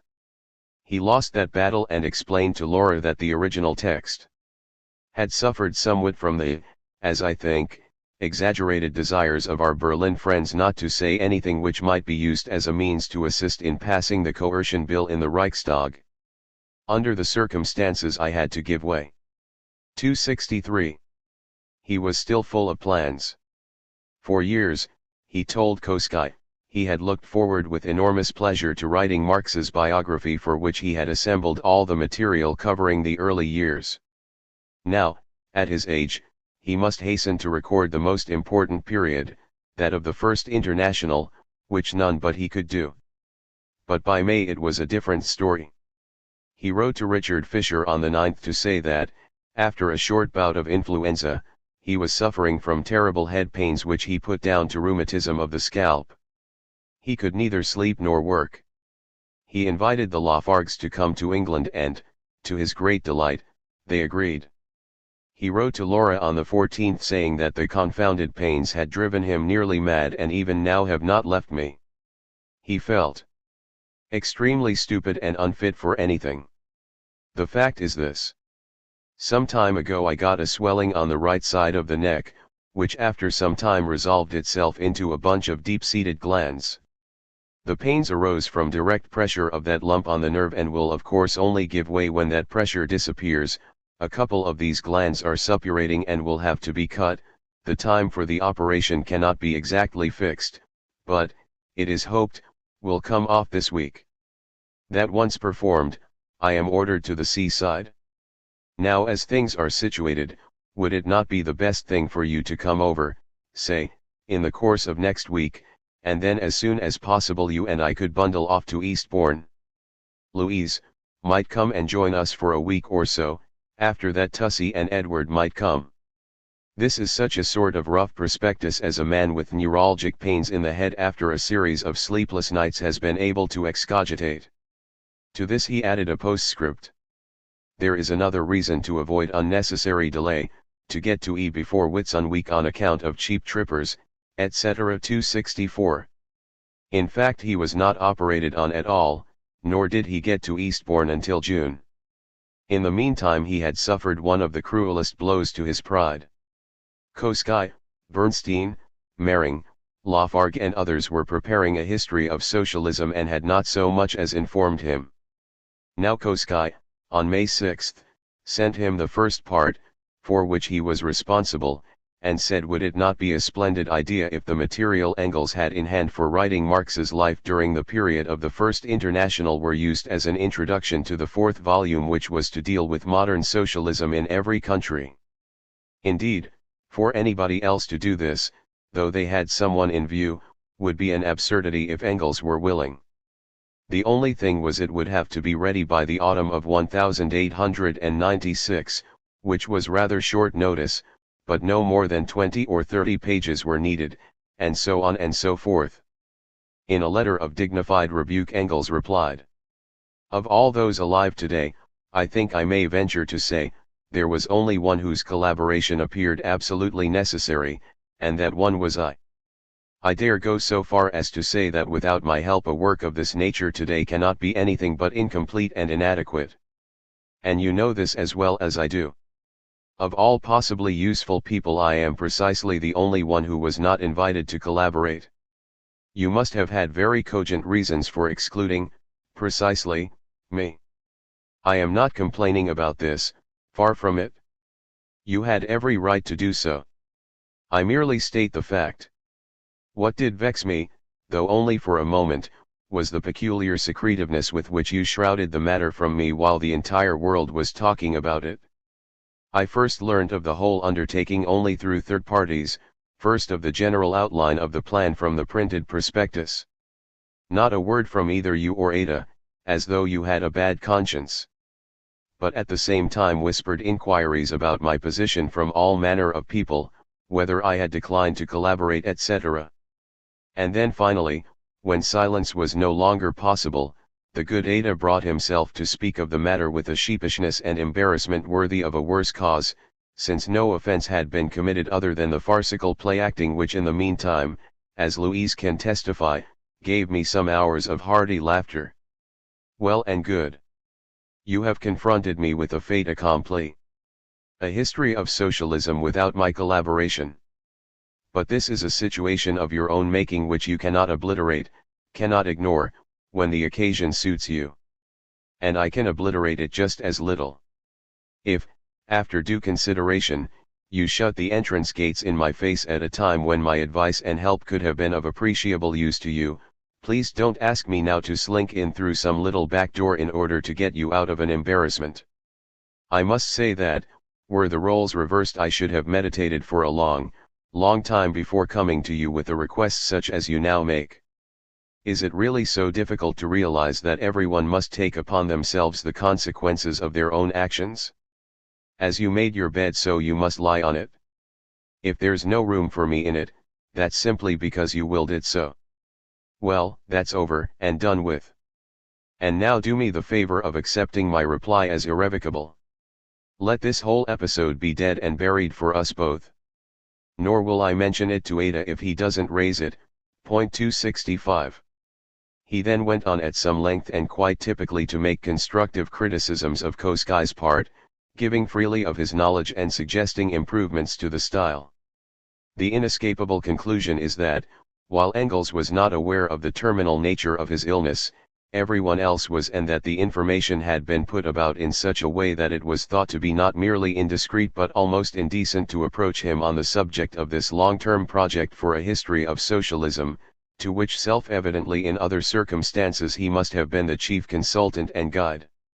His friends were made to feel shamefaced and ill at ease in even mentioning it to him. Their plans were made behind his back and he was totally excluded. It was the most atrocious injury the grand old man could suffer. Whoever was responsible for inflicting it had done a vile thing. Laura came to England without Paul and had been in Eastbourne with Engels for a little while when both Eleanor and Evelyn came at the end of June. They had vacated Gray's Inn Square and left London for good to live in Green Street Green, near Orpington in Kent from July 1. Louise, with husband and child, came only at the weekend and, on July 1, Engels wrote asking her to bring a certain bottle of medicine and the newspaper cutting about Evelyn's nomination as a parliamentary candidate by the ILP. For the rest, he was concerned that Louise and the baby should be warmly clothed on their next visit as the weather in Eastbourne had turned chilly. She arrived on July 3 and then stayed on, for Laura was to leave the next morning. On the day after, he wrote to Eleanor at Green Street Green teasing her for having accepted the translation of Plekhanov's Anarchism and Socialism. "There indeed I do pity you," he said. "Where is the poor girl to have picked up the necessary knowledge for such work? Here," he went on, "everything as you were, as the military command says. I am much as usual, that is to say subject to all sorts of variations of temper and spirits. That will last for some time yet to come. Either Louise or myself will keep you informed of how I go on. Love to you both." 266. He wrote to her once more, in a letter dated July 9 from 4 Royal Parade. "My dear Tussie. Thanks for Johnny's letter returned herewith. Of course the boy is right in sticking to the house. Edgar seems a downright Normand, looking after momentary advantage. More's the pity. Edward's reply to Glasgow is all right. The solution is to be found. Labour leader July 6 page 2 KEIRHRD against EA in the Jeunesse Socialiste. Now the noble nature of KH shines out brilliantly. While EA attacks him, KH generously finds him a candidature, which if EA accepted, KH could on general grounds get cancelled by the Executive Council.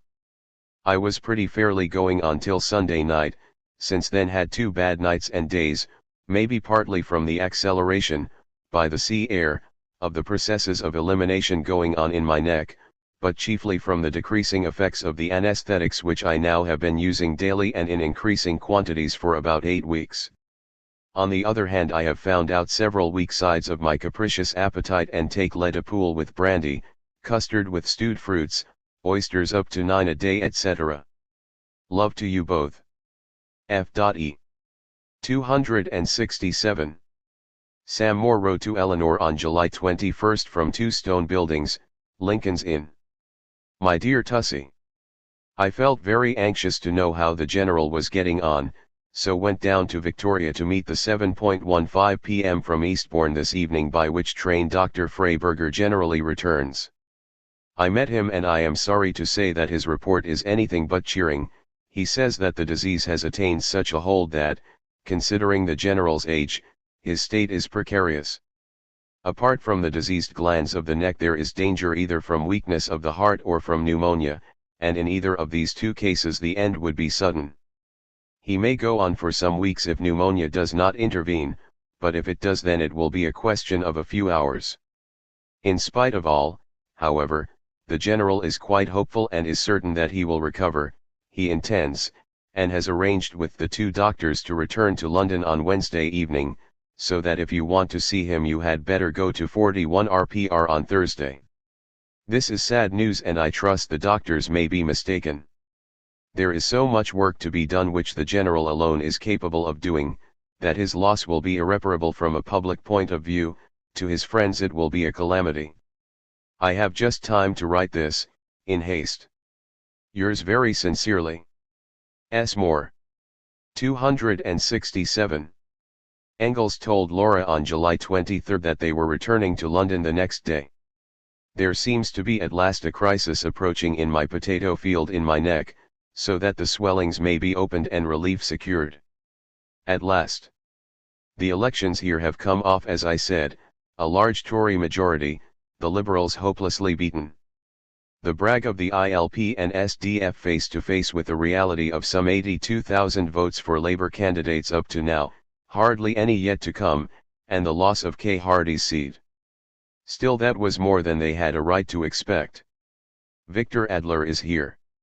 Have you or Paul any questions to ask him about Paul's arrangement with the Arbeiterzeitung, or can I be of any use in any way to you with him?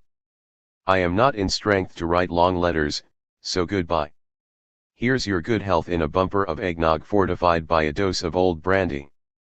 Cordial greetings to Paul. Ever yours, F. Engels. 268. This is the last letter he is known to have written. Eleanor followed Moore's advice and went to see Engels that week. She had more than one reason, for, since writing to her, Moore had been much at Engels' bedside and had come to Green Street Green to tell her as gently as he could of Engels' revelation concerning Freddie Demuth's paternity. Shattered but disbelieving, Eleanor was determined to hear it from Engels' own lips. This she was not to do. When she arrived at Regent's Park Road, Engels was beyond the power of speech. This, their last meeting, was in more ways than one the unhappiest in all the long years. The beloved old friend from whom hostile forces had estranged her in the recent past, mute and near to death, was still able to write down the words that destroyed her faith in the consistent loving kindness of her father. Thus bitter gall was added to bitter grief, and her somber feelings as she travelled back to Kent can be imagined. On August 3 Engels became unconscious, and 2 days later at 10:15 in the evening he died, alone. The immediate cause, certified by Freiberger, was bronchopneumonia for 1 day and 16 hours. Louise wrote to Eleanor, in German, that she had gone out of the room to change for night duty, was not away for 5 minutes, and when I came back, all was over. 269. 5 days later at 11 o'clock on the morning of Saturday, August 10, some 80 people assembled at Waterloo Station for his obsequies. Eleanor wrote to John Burns that, by his own express wish our dear General is to be cremated, and equally by his definite instruction the funeral is to be strictly private, only his personal friends being invited, or such political representatives as were also his personal friends. We should be glad if you will attend. We shall be grateful if you WD mention time and place to no one. 270. To the last justice, reporting the occasion with due solemnity, bore a grudge. It was a matter of regret to the few English socialists who were present that among these floral tributes to the memory of our departed comrade, and of the esteem in which he was held by the socialists of all countries, there was nothing from the socialists of Great Britain. This, however, was due to the complete secrecy with which the whole arrangements had been carried out. Even the few who were invited had but 24 hours notice and were strictly enjoined to secrecy. As it was, there was an entire absence of ceremony. 271. Such ceremony as there was had to be postponed for 3 hours owing to a last-minute official intervention, the coroner not being satisfied until an informal inquest had been held while the mourners waited. Short speeches were made by Gustav Schlechtendahl of Barmen on behalf of the German relatives, among whom Hermann Engels, another nephew, was present, Sam Moore, Aveling, Liebknecht, Lafargue, Babel, Anceli of Belgium and van der Goes of Holland. Though speaking officially in the name of the French Workers' Party, Lafargue's voice was stifled with emotion as he said, "Farewell, dear friend, I shall never again know so lovable, so good, and so indulgent a friend." 272. Apart from the members of Marx's family, the Avelings, Lafargues, and Johnny Longuet, those who came included the Rochers, the Freiburgers, Lessner, Stepniak, Mendelssohn, Varazé Sulich, and Frederick Demuth. Such secular valedictions took place in the small edifice at the head of the private single track of the London and South Western Railway, from which hearse trains departed 3 times each day for Brookwood and thence on a spur line to the Woking necropolis, that bourne from which all travellers but one returned. Engels was cremated shortly after 4:15 that afternoon. On a blustery morning, Friday, 27 September, Eleanor, Aveling, Lessner and Bernstein went to Eastbourne, the pleasantest seaside place Engels had known, hired a small rowing boat and, 6 miles out to sea, almost straight from Beachy Head, 273, consigned his ashes to the waves. Engels' remains lay fathoms deep. He had no monument, no tomb, nor any shrine at which homage could be paid. This man of genius, learning, strong comprehension, quickness of conception, magnanimity, generosity, sagacity, 274, in death as in life spurned the veneration he had always felt was owed to Marx alone.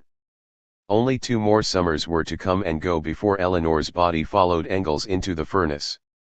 Reference notes. Abbreviations. Babel.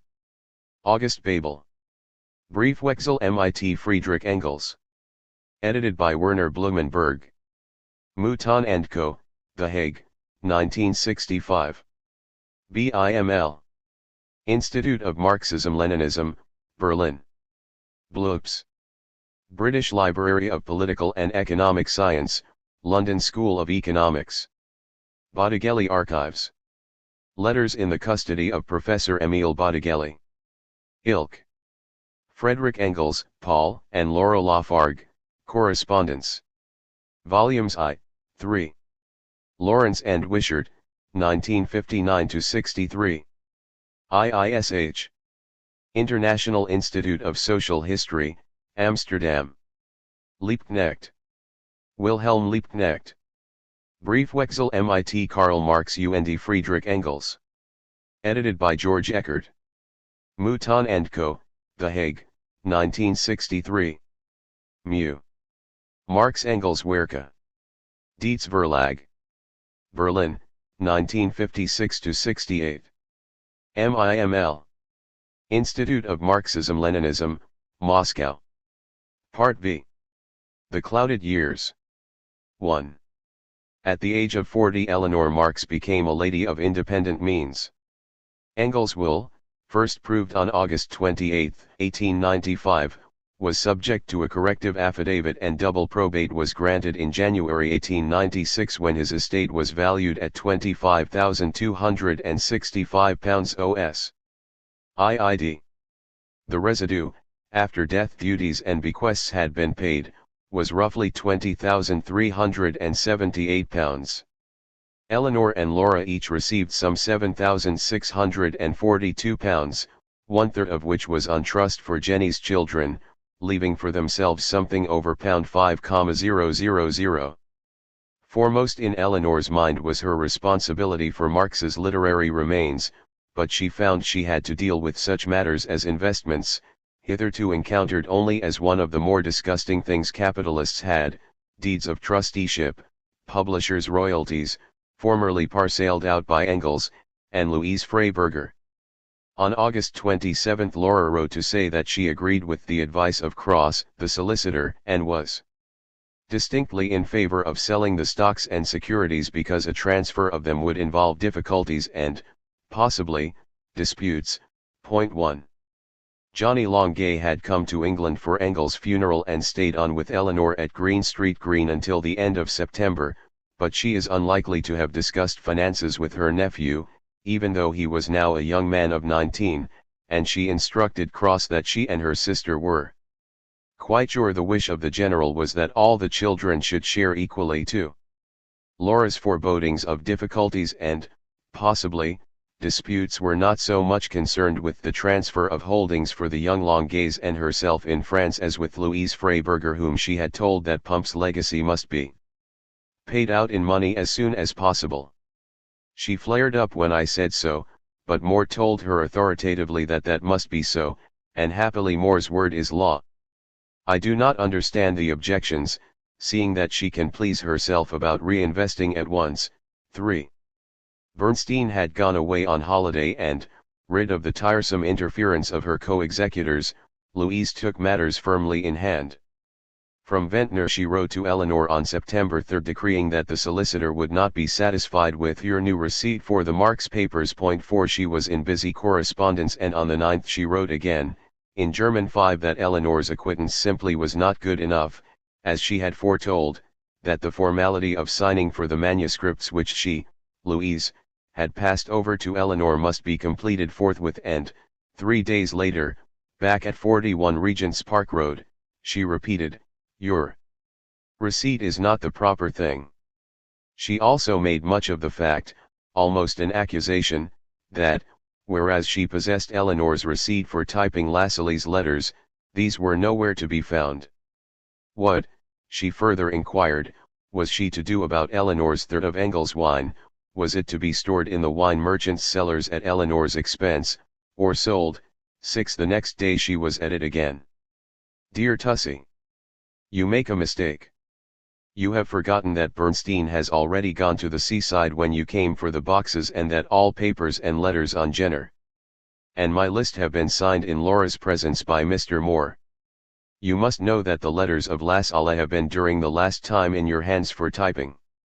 In no case therefore they could have been among the manuscripts and letters already put in order about 1892.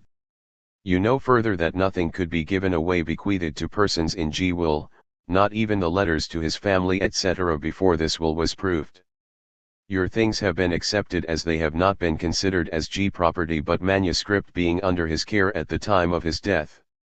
Your letters Laura's Lafargues and Avelinks I gave you back directly with the comment of Mr. Moore, as I had not the slightest intention to take care of these things longer than absolutely necessary.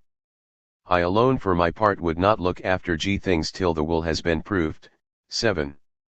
4 days later, reverting to German, she blandly informed Eleanor that her things had been put in a depository in Albany Street. 8 On 4 October Drive Freiberger sent a formal letter to Mrs. Aveling to say that the books bequeathed to the German party would be taken away from our house and sent to Berlin. You would greatly oblige us, the doctor went on, by taking away as soon as possible those articles which belong to you, viz. 1 armchair, 3 bookshelves, 1 bookcase, 1 newspaper shelf, and 7 framed photos and drawings. If you should not find it convenient to have the above-mentioned articles in your present house, we shall be glad at your request to deposit same in your name at the Regent's Park Depository, Albany Street at your expense. Yours faithfully, L. Freiberger. 10. Eleanor reported to Laura that she had heard from that unmitigated cad, that they wished to remove our articles, and he was ill-bred enough to add at our expense. As I cd not, even if I were in London, get them into our Green St. Gn place, I'm having them stored until we find a house. 11. The Freibergers haste to shake off any connection with members of the Marx family and to be rid of everything that so much as reminded them of Engels, provided they did not have to pay, roused Eleanor, upon her return from a speaking tour with Aveling in Scotland, to send one of her coded letters to Louise. What HUDABT the BK cases etc. Are they with you? or HU, as WA suggested transferred O to country in former case I'll get O moved at once, V latter, let me know and what to pay and who to equal CR or who. I want OM, 12. The hateful business dragged on. Engels wine, kept in the cellars of Mr. Briggs, wine merchant, of Dublin, was sold and, upon Eleanor's insistence, the proceeds divided into 4 parts, since she saw no reason why the Longay children's share should not be put directly to their account, an eminently fair arrangement with the added satisfaction of depriving the Freiburgers of a fraction. Percy Rosher now made trouble. There is nothing to compare with a legacy for scenting out the skunk beneath the skin, since Engels, out of personal concern for pumps, had assumed responsibility for her husband's life insurance policy and, egged on by their client, the company now threatened to sue the executors if they did not continue to pay up, thus mulcting the estate of £87. The worst of it was that not until late in October were transactions far enough advanced for Cross to forecast a probability that everything will be sold out, in about 4 weeks, so there is a chance things will be arranged by Christmas. 13. The Duchess, as Eleanor now called Louise, had written a stupid letter to Hermann Engels and was prevented only by Bernstein from offering him the gratuitous and unwarranted insult of permitting him to keep his late brother's money in Germany, a matter of some £300. She told Cross that she wished the money retained by the Engels family because Engels and his family were not at one on political matters.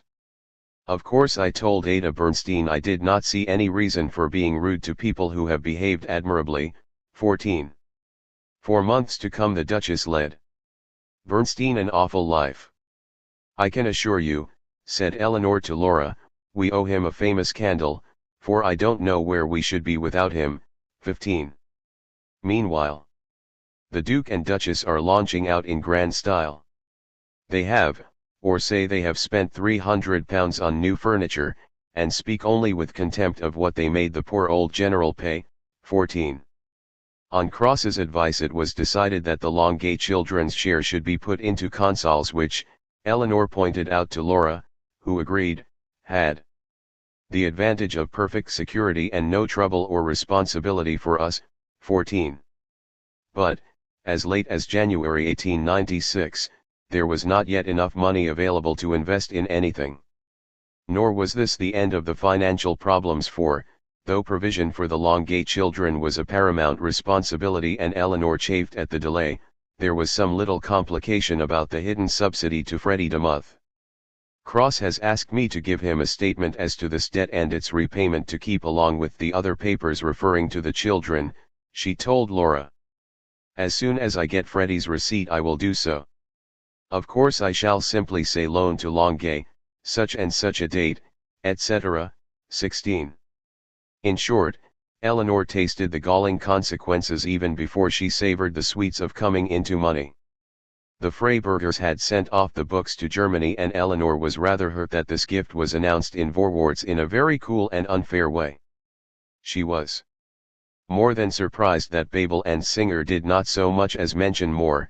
It would be only decent to say that a good half of the 27 cases contained the admirable library of Marx, presented to the German party, in order that the general's wish that the libraries should remain together might be carried out, by Marx's children. The party itself would like to know, and should know this. I feel it very strongly, and moreover, before long, unless we see to this at once, it will be said that Louise graciously gave all the books to the party, though she refused to give even the bookcases. 14. This misstatement about the books was apparently set right, though not before it had appeared in the English press, but Louise's meanness about the bookcases rankled. Eleanor had written to Liebknecht. By the way, I hear that when Moore's and General's books are sent over, the bookcases in which they have stood all these years, and that I think should go too, will not be sent. Laura and I had, of course, at once expressed our willingness, since the General wished the books given to the German party, to give also Moore's large bookcase, that has been at the General's since 1883, provided Mrs. Freiberger gave the General's bookcases, not mentioned in the will, as the one case without the others would have no value. I believe, though I am not yet certain, that Mrs. Fayburger does not wish to make any present to the party of the bookcases, which, of course, are legally hers. I merely mention this so that you, at least, dear library, may know that if the bookcases are not sent it is no fault of Laura's or mine. 18. On October 16, 1895, though still far from being in full possession of her inheritance, Eleanor drew up her will, witnessed by Cross and his clerk. She described herself as Eleanor Marx Aveling, wife of Edward Aveling, of Green Street, Green Orpington in the county of Kent, and the short document ran: I appoint my said husband sole executor of this my will, and bequeath all my interest of whatever nature the same may be in the works of my late father Karl Marx, and all sums payable as royalties or otherwise unto and equally between the children of my late sister Jenny Longuet, subject to the payment of my debts and funeral and testamentary expenses. I give and bequeath the residue of my estate and effects to my said husband, but in the event of my said husband dying in my lifetime, then I give and bequeath the same, subject to the bequest hereinafter mentioned, unto and equally between the children of my said late sister. In the event of the death of my husband in my lifetime, then I appoint my friend Edward Bernstein executor of this my will, and I bequeath to him all my books and the sum of £25 for the trouble he shall have in carrying out the trusts of this my will, in witness whereof I have hereto set my hand. 19. A little over a year later, on November 28, 1896, she added a codicil, witnessed by her excellent but rather stupid servant, Gertrude Gentry 20, and an unidentified John Smith, whereby she bequeathed all my interests of whatever nature the same may be in the works of my late father Karl Marx, and all sums payable as royalties or otherwise, unto my husband the said Edward Aveling during his life, and upon his death the said sums to be paid to the children of my said sister. 19. It has often been suggested that Aveling exerted undue influence on her to revise her will in this manner, but when all is said and done, he had by this time collaborated in translating and editing Marx's writings. While during all their years together he had worked manfully in his own way to spread a knowledge of Marxism, so it does not seem unnatural that she should wish him while he lived, rather than the non-Marxist Longuets, to enjoy this patrimony. Moreover, as it later transpired, these young people were not even grateful for what they had received. I think we have done the best we could for the children, Eleanor wrote to Laura, although all of them, except Meme, seemed dissatisfied. Edward says, please excuse the language, they all want their bottoms smacked. They are a trial to one's patience, I must admit. 21. In 1897, after Eleanor, stopping with Laura in France, had had a short, unpleasant interview with her brother-in-law Charles Longuet at his Paris flat in the Rue Berthollet, that celebrated non-correspondent wrote her a letter of inordinate length setting out the expenses of his children's education. Jean, now 21, was studying law. Edgar, 18, intended to take up medicine in due course. Marcel, 16, had still to get his baccalaureate in classics, while Mime, 15, required 25 francs a month for her somewhat inferior education and 20 francs for piano lessons. No detail was spared, down to the very books and instruments needed for these vocations, and the whole dissertation, of some 1,500 words, though signed Votre bien dévoué, was that of a bitterly wronged man. 22. It might have been thought that Engels, whom he had never known well, had expressed the generous wish to provide for Marx's grandchildren, and that his sisters-in-law, whom he did not even like, had respected that wish with the sole object of relieving Monsieur Charles Longuet of his paternal responsibilities. Marx's literary remains were so much her primary concern that, within 12 days of Engels' funeral, Eleanor asked Koskai whether he would take on the most urgent and important task of copying out the manuscript and taking charge of Volume 4 of Capital. When he agreed, she wrote back, "Your letter has been such a delight and such a relief to me. I feel so deeply the awful responsibility placed upon me, apart from being legally responsible to Laura and Jenny's children." 23. A sentiment she frequently repeated. While she had offered to decipher the manuscript as a means of ensuring that it would not fall into the Freiburgers' hands, She knew full well that it was beyond her powers to order, edit, and revise so difficult a work. Koski did not tell her that, in the past, he had broken his promise to come to England and work with Engels for a few weeks every year, nor that he had been so dilatory over his copying that in the end Engels, needing the material, had demanded the return of the manuscripts and such parts as Koski had completed. On the contrary, he gave Eleanor the impression that, the general had stopped your going on with the work, and she was amazed that he never said a word about it to me. She went on. Of course the original plan must be carried out, and your proposal to spend some 2 months here in each year, meets every difficulty there might have been. 24. She pressed him again and again to come to London, and he as constantly postponed the visit until the spring of 1896, when he met her briefly and announced his intention to settle there, which he did not do. It is understandable that Koski should have felt chagrin at not being so much as mentioned in Engels' will. To be sure, there is the possibility that, in leaving Marx's papers to Eleanor, he had taken it for granted that she would entrust to Koski such major work as Engels himself had trained him to do. But Koski attributed his exclusion to Engels' personal feelings about his divorce and the tiff over Louise's subsequent use of his name. Eleanor shared this view to some extent and now drew very close to Koski, partly, it may be, because of her hatred for Louise, who, she must have felt sure, had persuaded Engels to deny his former pupil any share of the literary remains. In after years Koski gave his own version of the matter, but he did put his finger on one disastrous flaw in Engels' dispositions, by separating everything in Marx's handwriting from his own manuscripts, the one going to Eleanor and thus remaining until her death in England, after which they went to Laura in France, the other being left to the leaders of the German party in Berlin. Endless confusion was caused. Posterity suffered for an unconscionable time from this arbitrary division of the Marx, Engels Nachlass, while the correspondence going to Babel and Bernstein, the first living in Germany, the second in England, thwarted Eleanor's every effort to assemble Marx's letters for publication. In point of fact, the Babel-Bernstein legacy did not leave England for 5 years. The old German anti-socialist law was not entirely extinct, indeed, in less draconian form, it was to be revived in 1897, and until 1900 Engels' papers lay, unsorted, in 2 wooden chests in the cellar of Julius Modeler's house at No. 30 Hugo Road, Tufnell Park. To the one, with a double lock, containing the Marx, Engels correspondence, only Bernstein and the female freebooter 25, that is, Louise, as Babel's representative, had keys, and, at this stage, Bernstein was not willing to approach her.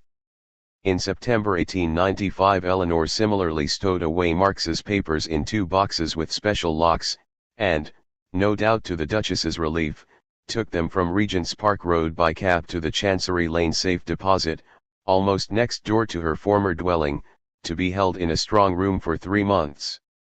Her hope was that Laura would come over to help sort out the papers before this term expired. I believe if we weeded them we could get the really valuable things into a pound 1.1.0 or 2.2 pounds safe. She wrote point 27, but that was not to be. Eleanor paid a year's rent and on January 14, 1896 ruefully reported to Laura that the whole enterprise had cost £7. 860. To date, so it is small wonder that she felt no compunction in helping herself generously to the safe deposit's writing paper on which henceforth she wrote most of her private letters. Henceforth, also, she was forever running to and from Chancery Lane, sorting out letters, bundled up by Engels many years before in haphazard fashion, and sending them in batches, at the ruinous cost of 3s. for postage, 28 to Laura for return. She also came upon remarkable finds, taking them away to make fair copies and then replacing them to pounce on others. But the arranging, sorting, careful reading of unsigned articles and so forth takes more time, and is far more complex work than I first thought. 29.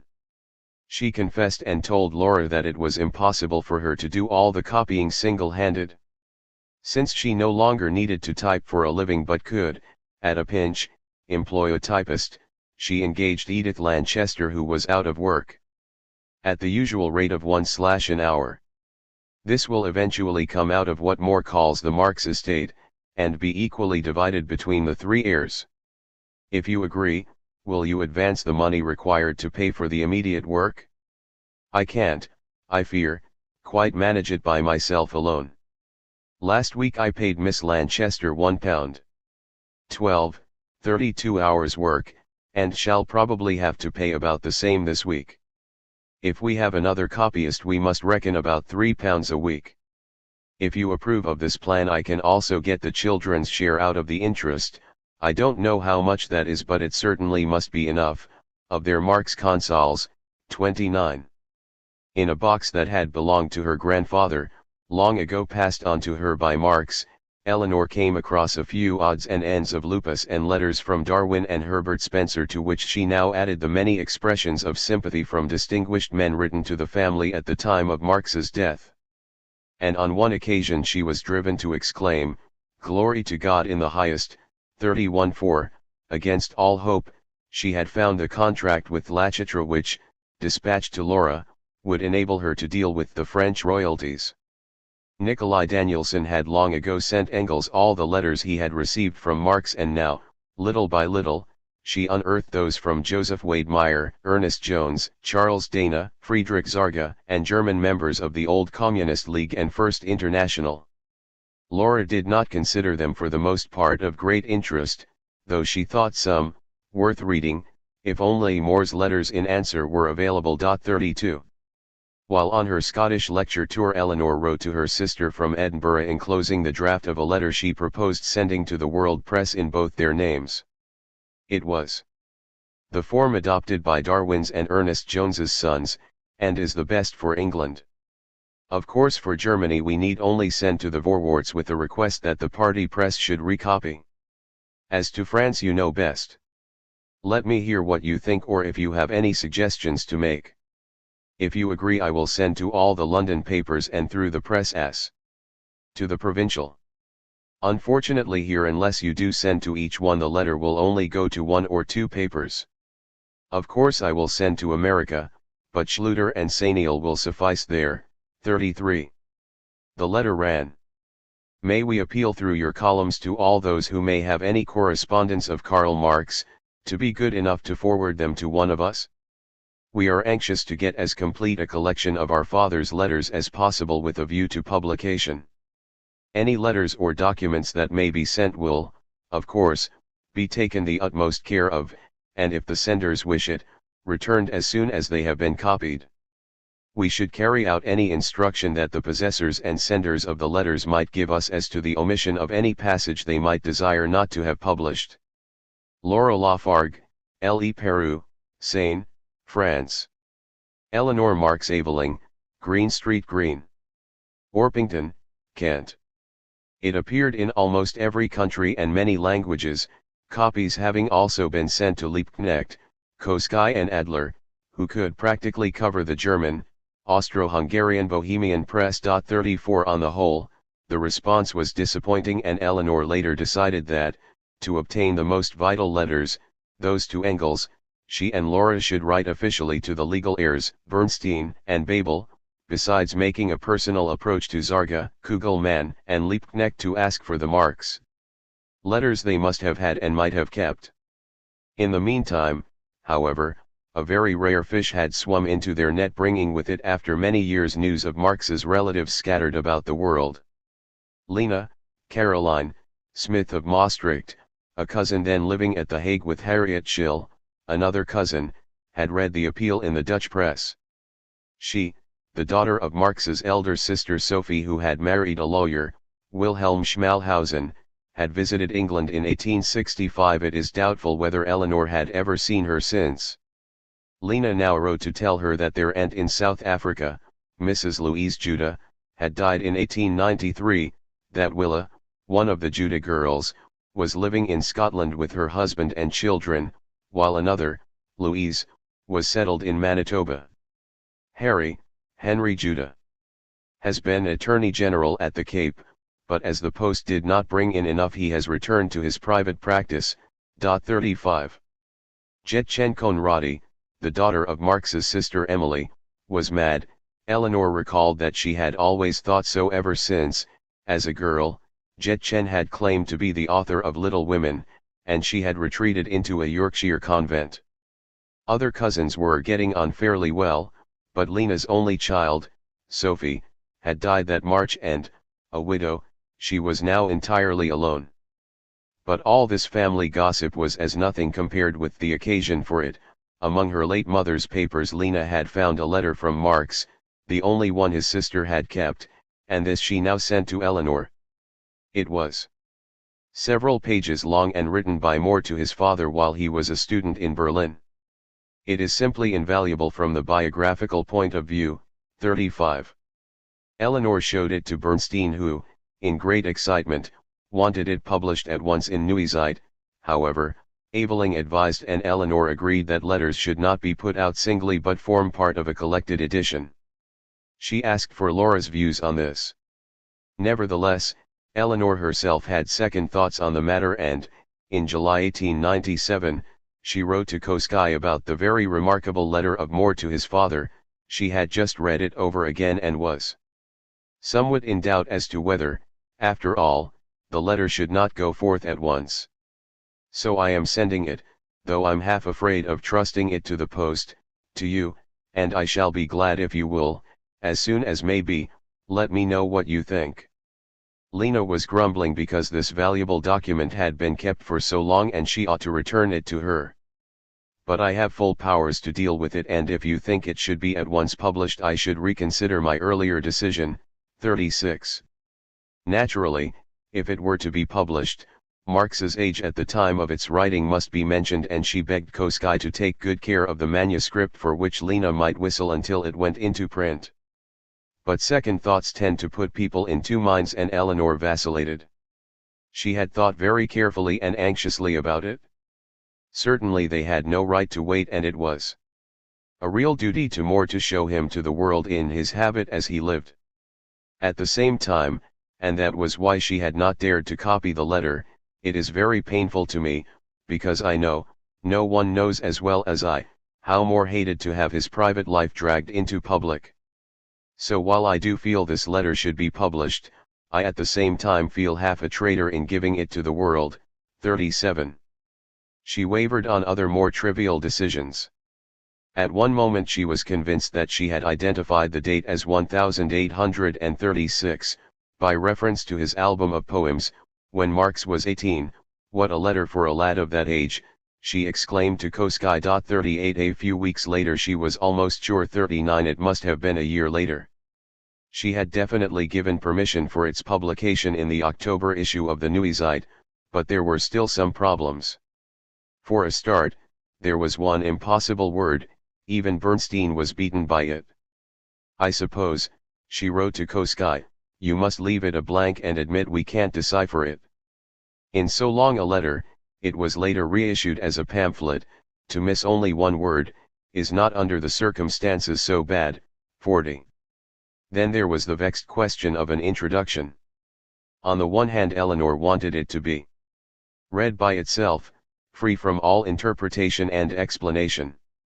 It is, or seems to me, so immensely valuable as a perfectly unconscious picture of the young Marx drawn by himself.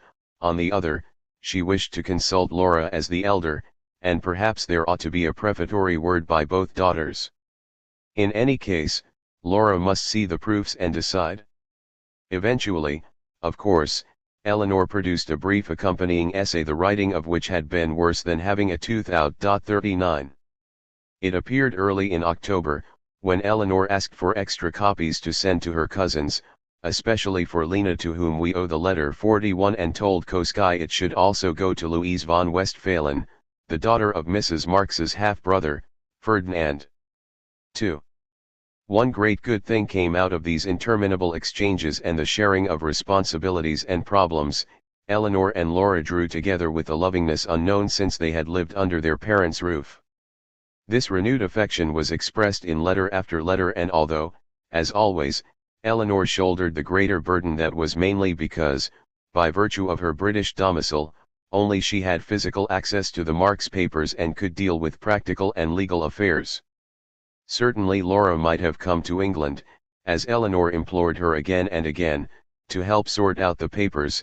Also she might well have initiated the request for letters throughout the world, but such efforts remained foreign to her nature.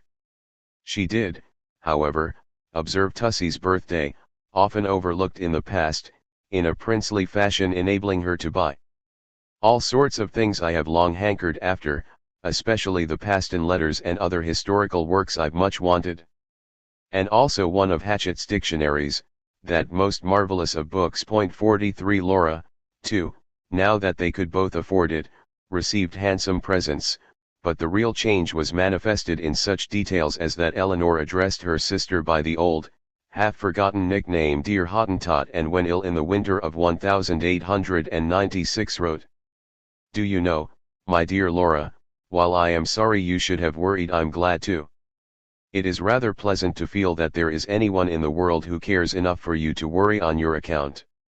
Adding, "I am writing to you on Christmas Eve.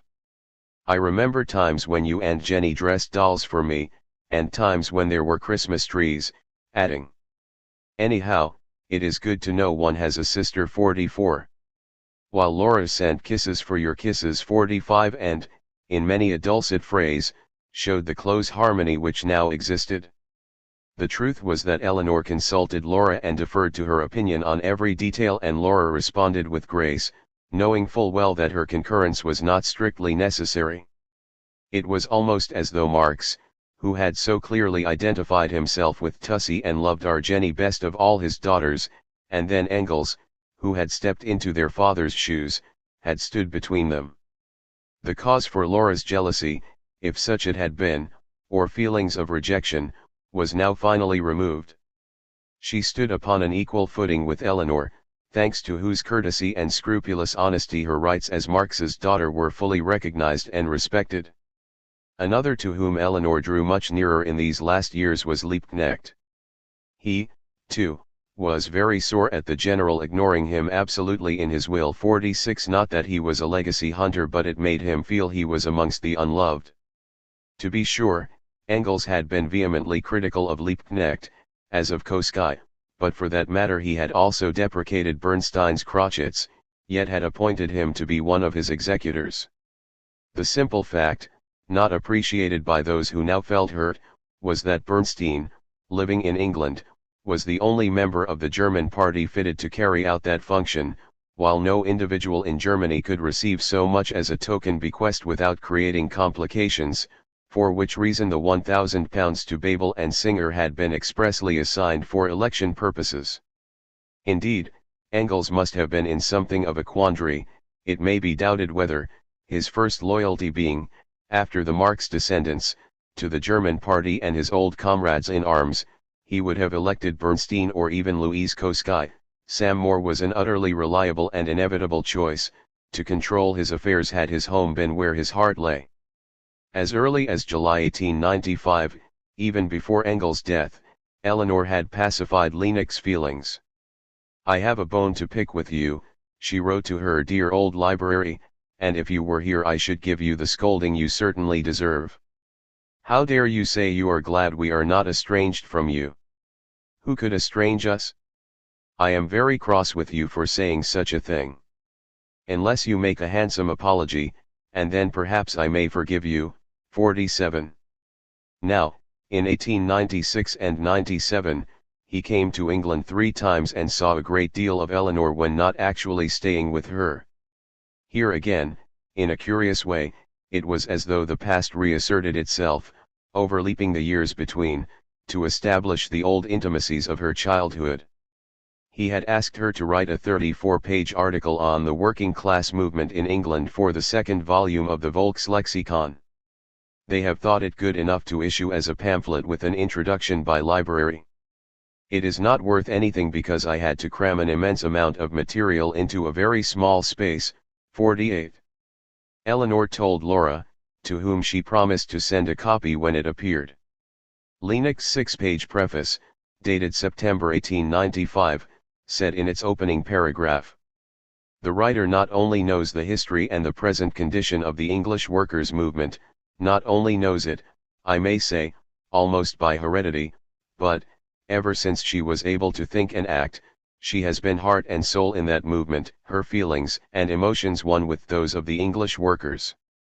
So that the historical sketch she has promised will be written, not simply with the head, but from the heart. He now planned to write his reminiscences of Marx and, plied with a certain amount of misinformation by Tusside, most of which he quoted, he remembered with a special vividness occasions that, in themselves so rare as never to have figured at all in the correspondence of the time, had illuminated the darkness of his 12-year exile when he had known Marx best. He made much of the picnics on Hampstead Heath and of tramping all the way from Kentish Town to Sadler's Wells, for in his old age, he was now 70, these glowing experiences shone with a magnified brilliance that has colored many a later picture. But it was not only in recollection that he visited the past.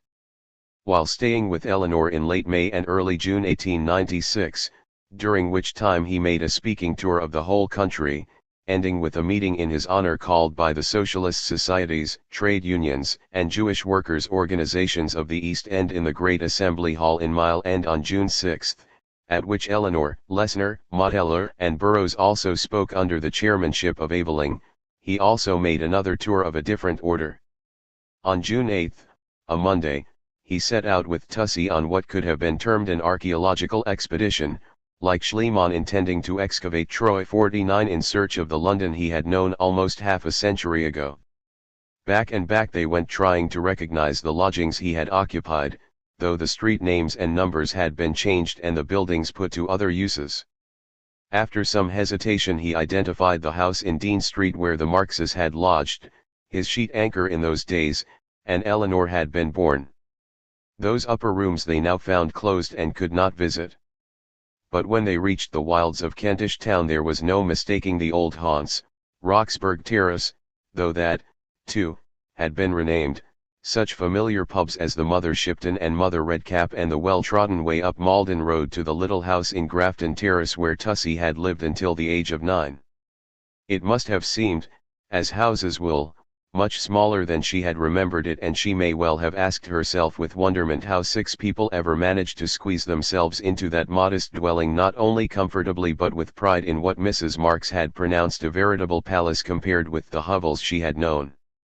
For Eleanor, far more even than for Liebknecht, this excursion must have evoked profound emotions. People tend to look upon the scenes of their childhood with nostalgia of a largely narcissistic nature. There is nobody so adorable as oneself when young, but, as she gazed upon number 46 Grafton Terrace, she probably had fewer thoughts for the lively little Tussey who had grown up there in an atmosphere of unbounded love than aching recollections of the dead it had once sheltered.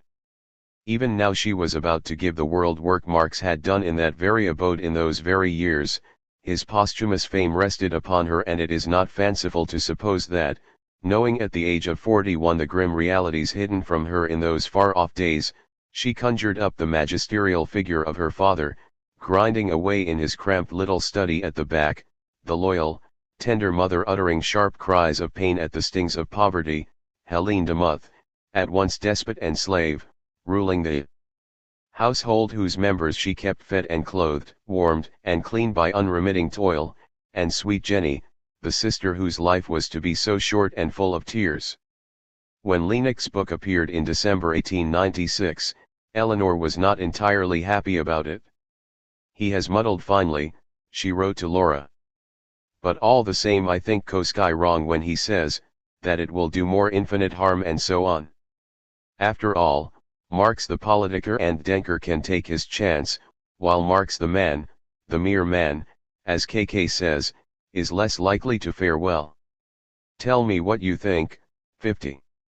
While to Koskai she said, "As to Liebknecht, his book is disappointing in many ways, but I do not think it will do any harm. The man is least known, most misunderstood.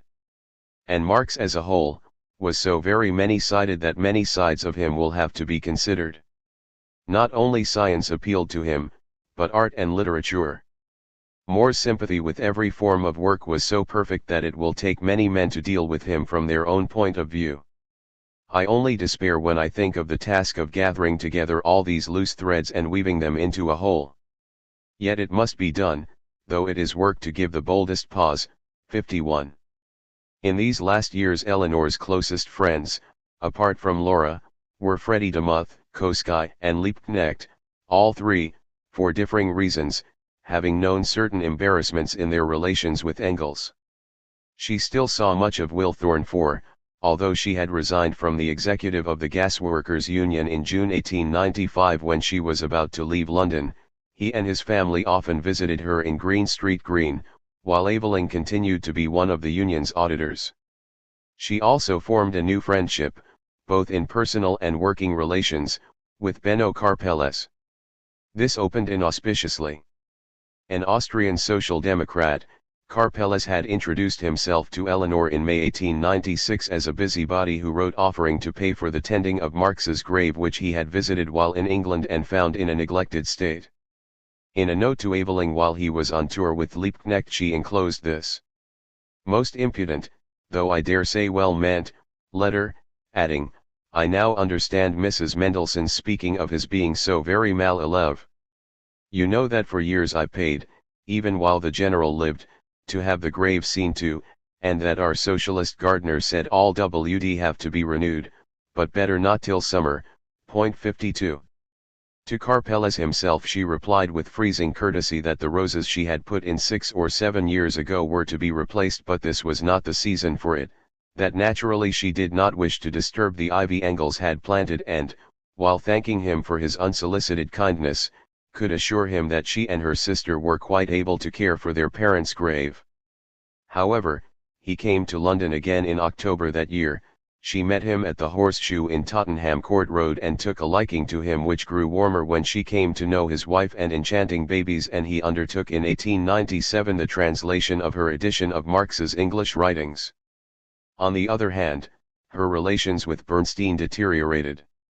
At first he had been a tower of strength, standing firmly between herself and Louise Freiberger, but as time went on and he encroached upon her preserves by using the Marx-Engels letters without her consent, even allowing his projected biography of Engels to be advertised, she was worried about him, though, unlike Engels, she thought he was suffering not from any nervous disorder but from political disorientation. In January 1898 she was writing to Laura that Vorwärts was falling more and more under Bernstein's influence, and his wet blanket articles. Assuredly the critical attitude is necessary and useful. But there are times when a little enthusiasm, even if uncritical, is of greater value. Bernstein's position is a most unfortunate one for the movement, and one that makes our position very difficult. It is impossible to defend his attitude. Unhappily there is no one, now we have not the General, to influence Bernstein, and pull him together. 53. In the very last letter she wrote to Koskai, she went much further. I have more than once been on the point of writing to you about him, but refrained, partly from a fear of paining you, for I know how deeply you are attached to him, partly from a fear that you might misunderstand me. His attitude has for some time been a matter of great pain to us.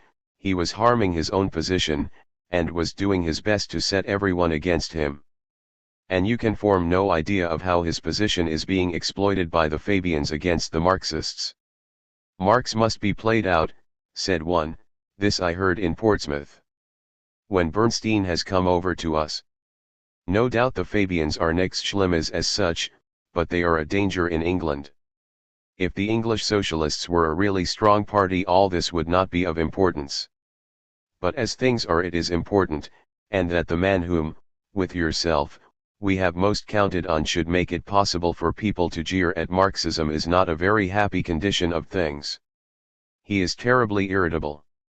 If you had seen the state of almost frantic rage into which he worked himself when Liebknecht on his visit here quite harmlessly and casually spoke of Hindman as an authority on India, warehouse he really is, you would know that it is not an easy matter to speak to Ada.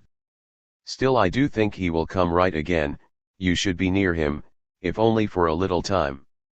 You alone can make Ada our old Ada again. It hurts me more than I can say to write this, and, of course, I speak only to you. Ada is so dear a friend that it is horrible to see things as they are just now. We think of the good old days at the General's, especially the early NYMMY days, and then this all seems unbearably sad. Point 54. Other older companions vanished before their time. Leo Frankel, who had aspired to the hand of the 17-year-old Eleanor, died at the age of 52 on March 29, 1896. William Morris, not yet 63, on October 3 of that year, but with neither of these had Eleanor been involved during the recent past. The sudden and appalling death of Stepniak, whose valued friendship dated back to her early translation of his work, was a bereavement that touched her deeply, for she was devoted to him and his wife. On the morning of Monday, December 23, 1895, Sergei Kravkinsky, Stepniak, then 44 years of age, living in Chisek, was on his way to see his compatriot and greatest friend, Felix Fokhovsky, in Hammersmith, a most familiar walk, when, crossing the railway line near Acton, he was so engrossed in his reading that he failed to hear an oncoming train, was struck by the engine's buffers, dragged a few yards and almost instantly killed. An inquest was held on Boxing Day and the funeral took place on December 28.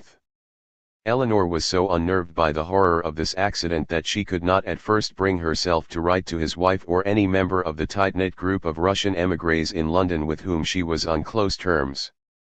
However, on Christmas Day she sent a letter to Verazay Sulich.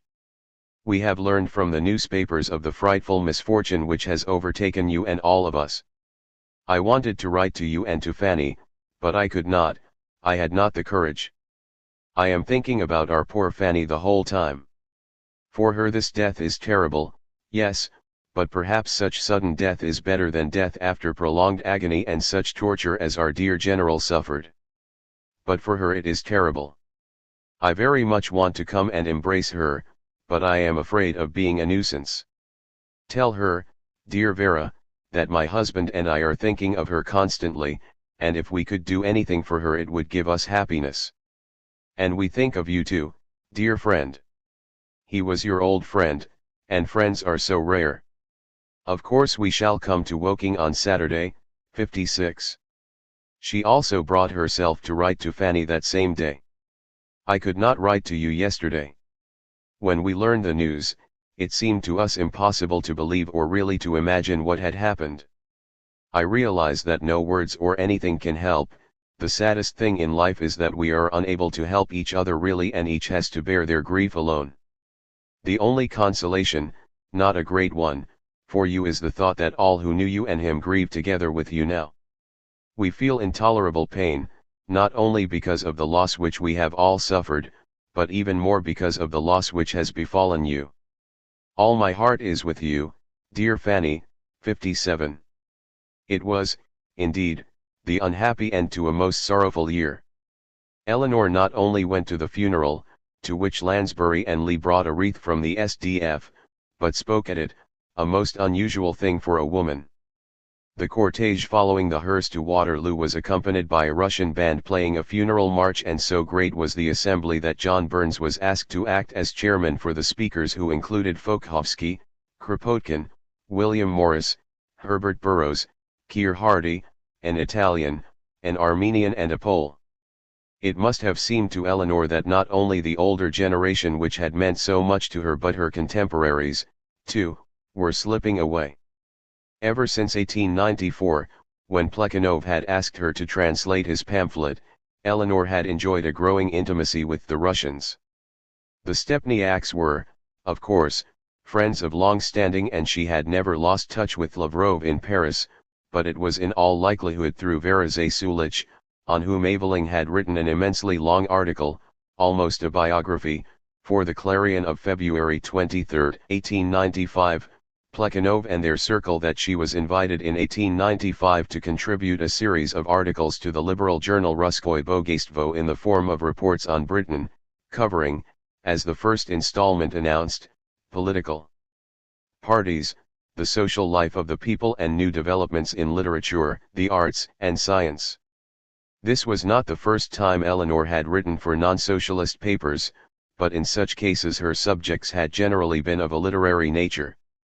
These letters, or reportages, were unique in her work in that they gave a detailed account of such matters as the constitution of the school boards in their historical setting, the first elections to parish and rural councils, Mrs. Annie Besant, unkindly listing her train of lovers with their variety of creeds which she had equally embraced, ending up with Theosophy, current statistics on alcoholism, Clementina Black's novel The Agitator, the Oscar Wilde case, education in England, the LCC, poverty in London, remedies for unemployment, prohibition, the Tories and the Liberal Unionists, the Factory Acts, the aged poor, the May Day demonstration of 1895 and a multitude of other topics on which she was extremely well informed, giving, in every case, a lucid and simple exposition of the background to British institutions and personalities such as foreigners would require, and which thus still provides information of exceptional interest today. This was by no means her only activity during the autumn of 1895.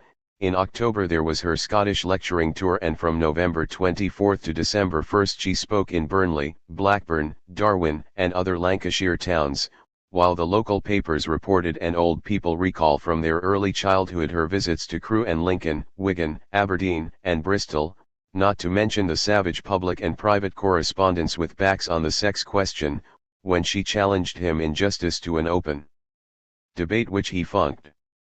Threaded through all these activities, incredible as it may seem, Eleanor had been looking for a new home. Green Street Green, she wrote to Koski in September, was very pleasant, but too far away from everyone and everything. I have a grand scheme for you and the Bernsteins and ourselves to get to some convenient suburb, and live near one another. 58. This was in the days when she hoped that Koski would settle in England to work on Volume 4 of Capital, when Bernstein was her ally against the Freiburgers, and when she first realized she could afford better quarters. Let no one suppose that in those bygone days house hunting was an easy or pleasurable pursuit. She and Aveling trudged mile upon mile, spent a small fortune in train, tram, bus, and cab fares. Whenever a small house seemed suitable it was jerry-built. Or else a railway train ran through the garden, or it was practically inaccessible from London. Point 59. She wrote of the agonies of finding a place and, by October was crying out to Laura, "Lord send we soon may. The searching for one is misery." Point 60. The prospect of remaining at Green Street Green appalled her. It was not pleasant for winter weather that is setting in with a vengeance, she moaned as October advanced. 61. And, less than a week later, we are still house hunting. We find that all the nice houses are either let or too dear, and the noble residences we go to see are more often than not in some unspeakable slum. Rents here are something fearful. Sometimes I feel like investing in a caravan. Point 62. Cross had advised her that if she could find a really nice place she should buy rather than rent, but all the nice houses are too dear, and all the cheap ones are shoddy in shoddy neighborhoods. How are you faring? 63. She asked, because at the same time Laura was doing the suburbs of Paris in search of a house on sale. Point 64. Eleanor thought that getting a house near this monster of London is more difficult than getting one within reasonable distance of Paris. 59. And certainly Laura was quicker off the mark, for towards the end of September a place that had caught her fancy was coming up for auction and she intended to bid for it. The house was so-so and requires repairing, but the garden is splendid and stretches right into the Forêt de Senart. 64. But the repairs must have been extensive, for the Lafargues did not take up residence for another 6 months, whereas Eleanor, who had found a house in November, told Laura, "Cross thinks it a bargain. It is big for us, but I do hate small rooms, and Paul will turn up his nose at our little garden. Warehouse, however, will be quite big enough for us." 59. And within a few weeks she had moved. It is not without social interest that, even before they had received their inheritance in negotiable form, both sisters should have set about immediately looking for a house in some respectable suburb, just as Marx had done, though without the means to pay rent and rates, the instant he came into a little money. Now, in 1895, neither Eleanor nor Laura was prepared to settle for some rented dwelling in an underdeveloped area, such as Grafton Terrace had been in 1856. To be sure, they were richer and, what is more, their income was an assured one.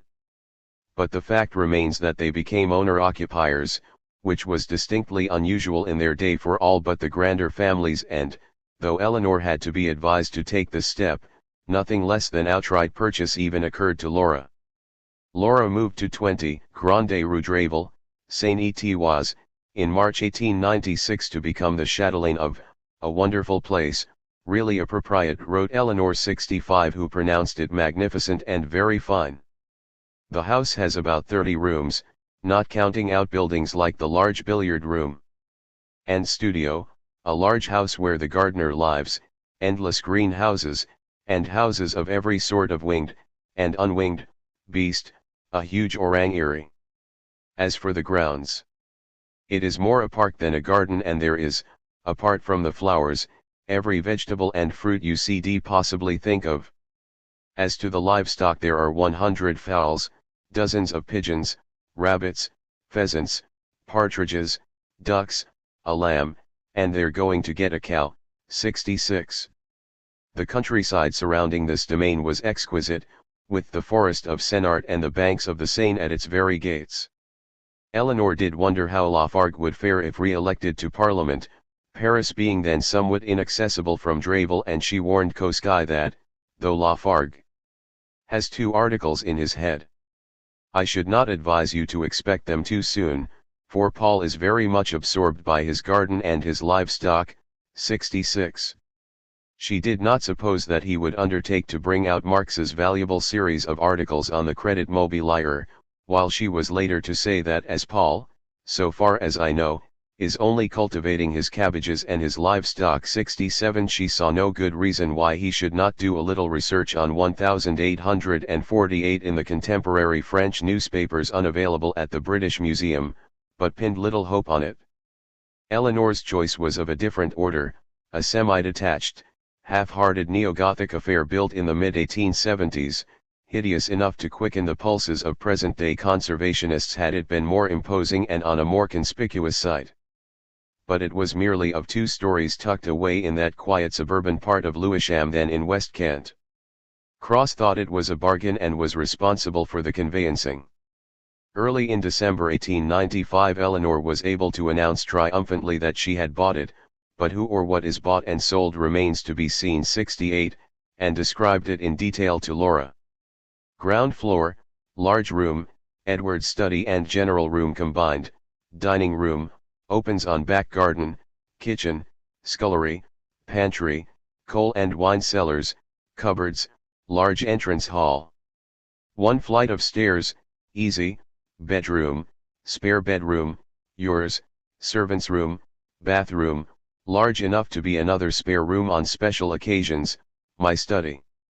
Everywhere we have electric light, warehouse is far cheaper, as we are near the palace, than gas, the gas is laid on too, and I have a gas cooking stove and gas fires in most of the upper rooms, 68. At this late date it comes as something of a revelation that Aveling was the part owner of property in Austin Friars, possibly left him by his father, or even, it may be, an investment of the legacy from old Miss Elizabeth Bibbins, after whom he was named. Its value had gone up so much that he has been able to get a very good mortgage, without, of course, losing his rights in the property, on it, and he is buying all the furniture that unluckily we can't do without. I want you to know this, as it would not be fair to think I was paying for it all, she told Laura. 68. On December 14 she and Aveling took possession of number 7 Jews Walk and christened it the Den. It gave Eleanor enormous pleasure.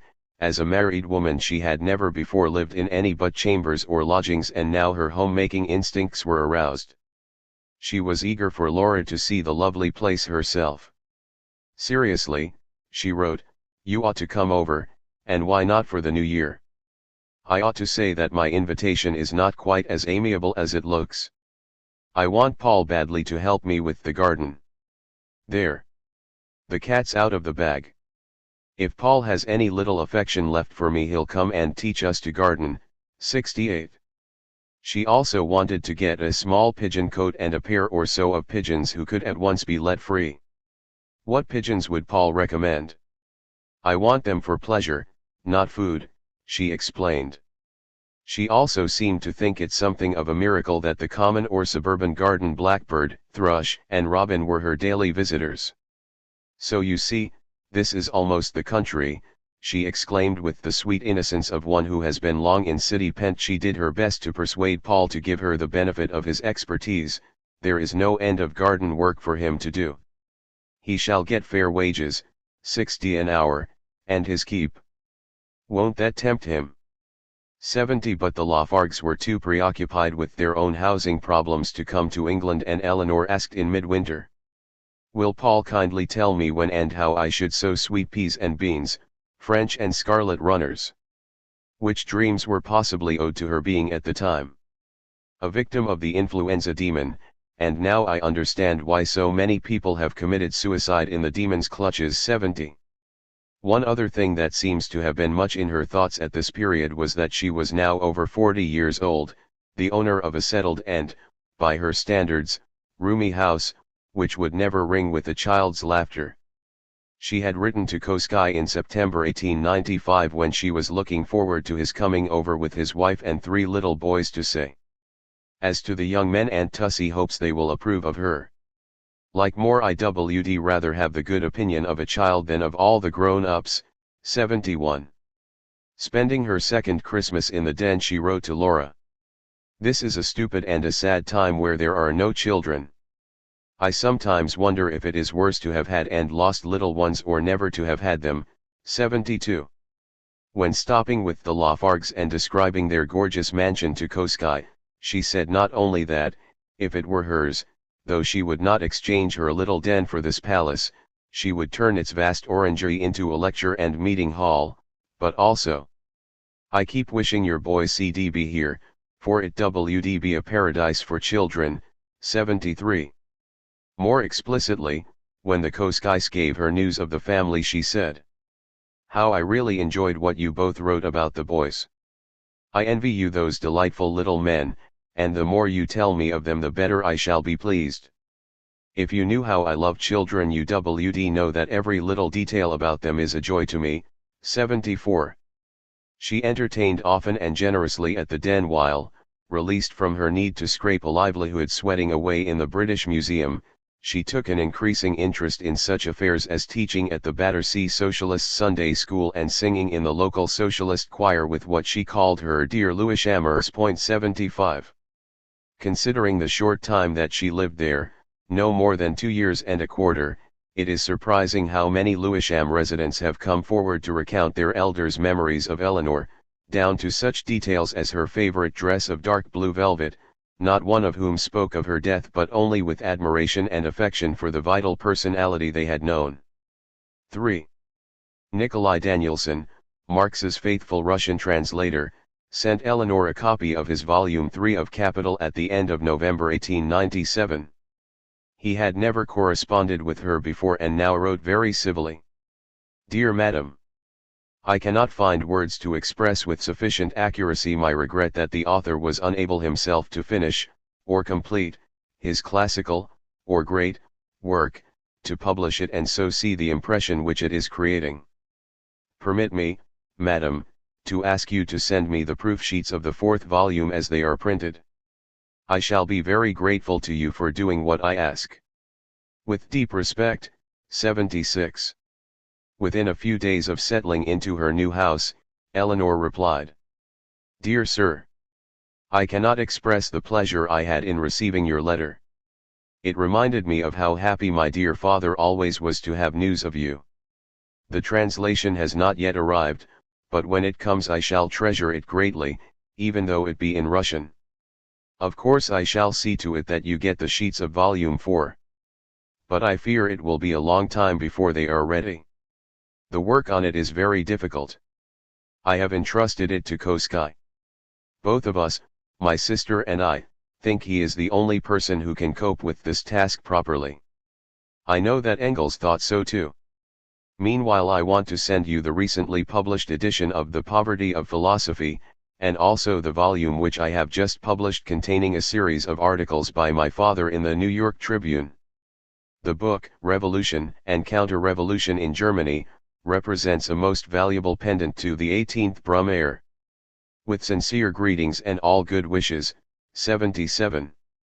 In one of her early raids on the Chancery Lane strongboxes, Eleanor had found, as she told Koski in September 1895, a series of 18 articles on Germany, 78 of which she at once made 3 copies.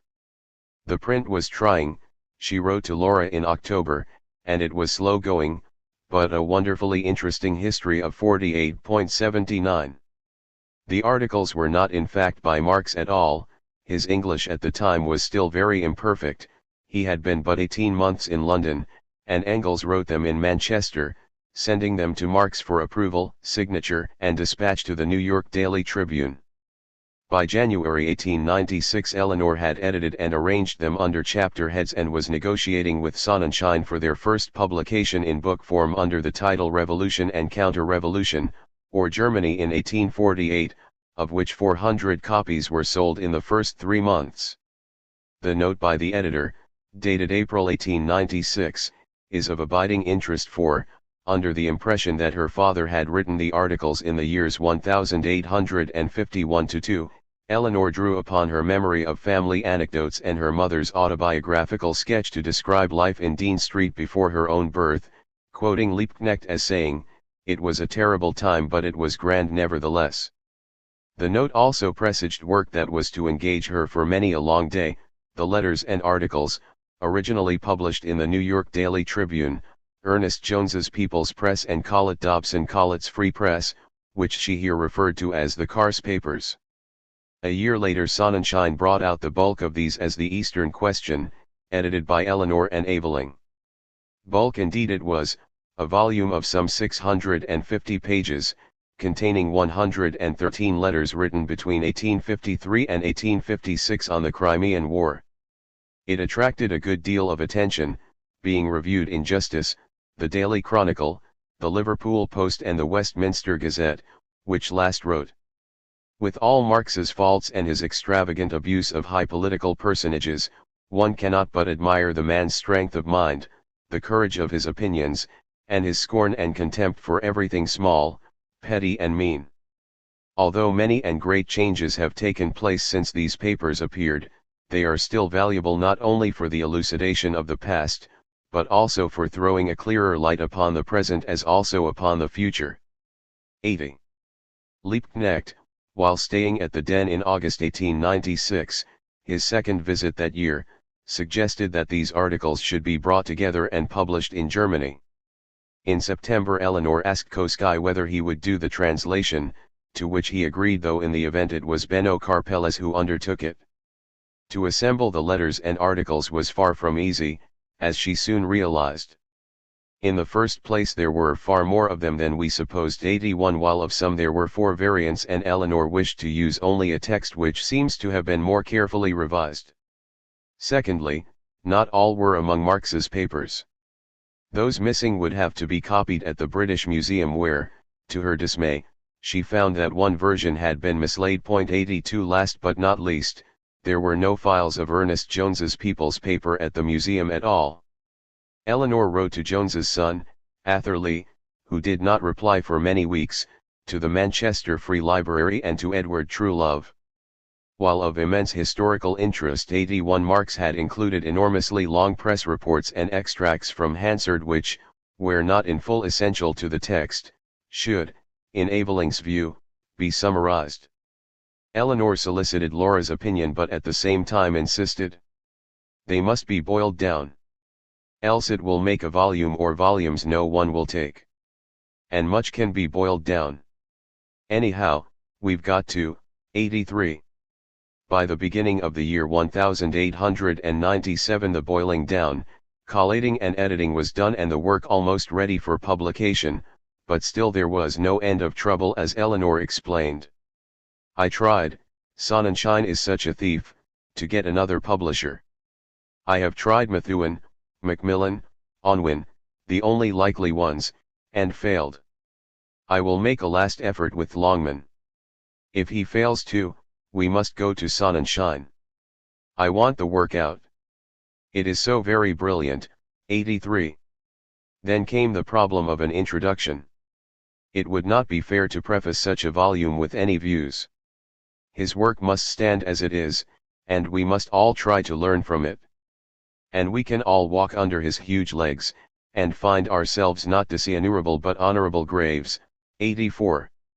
At the time of Queen Victoria's Diamond Jubilee, June 1897, Eleanor had a devil of a job to press her way once more to the British Museum through the idiots of sightseers, seeing sights that don't exist, for anything shabbier or meaner than the London decorations you see do not dream in a nightmare. 85.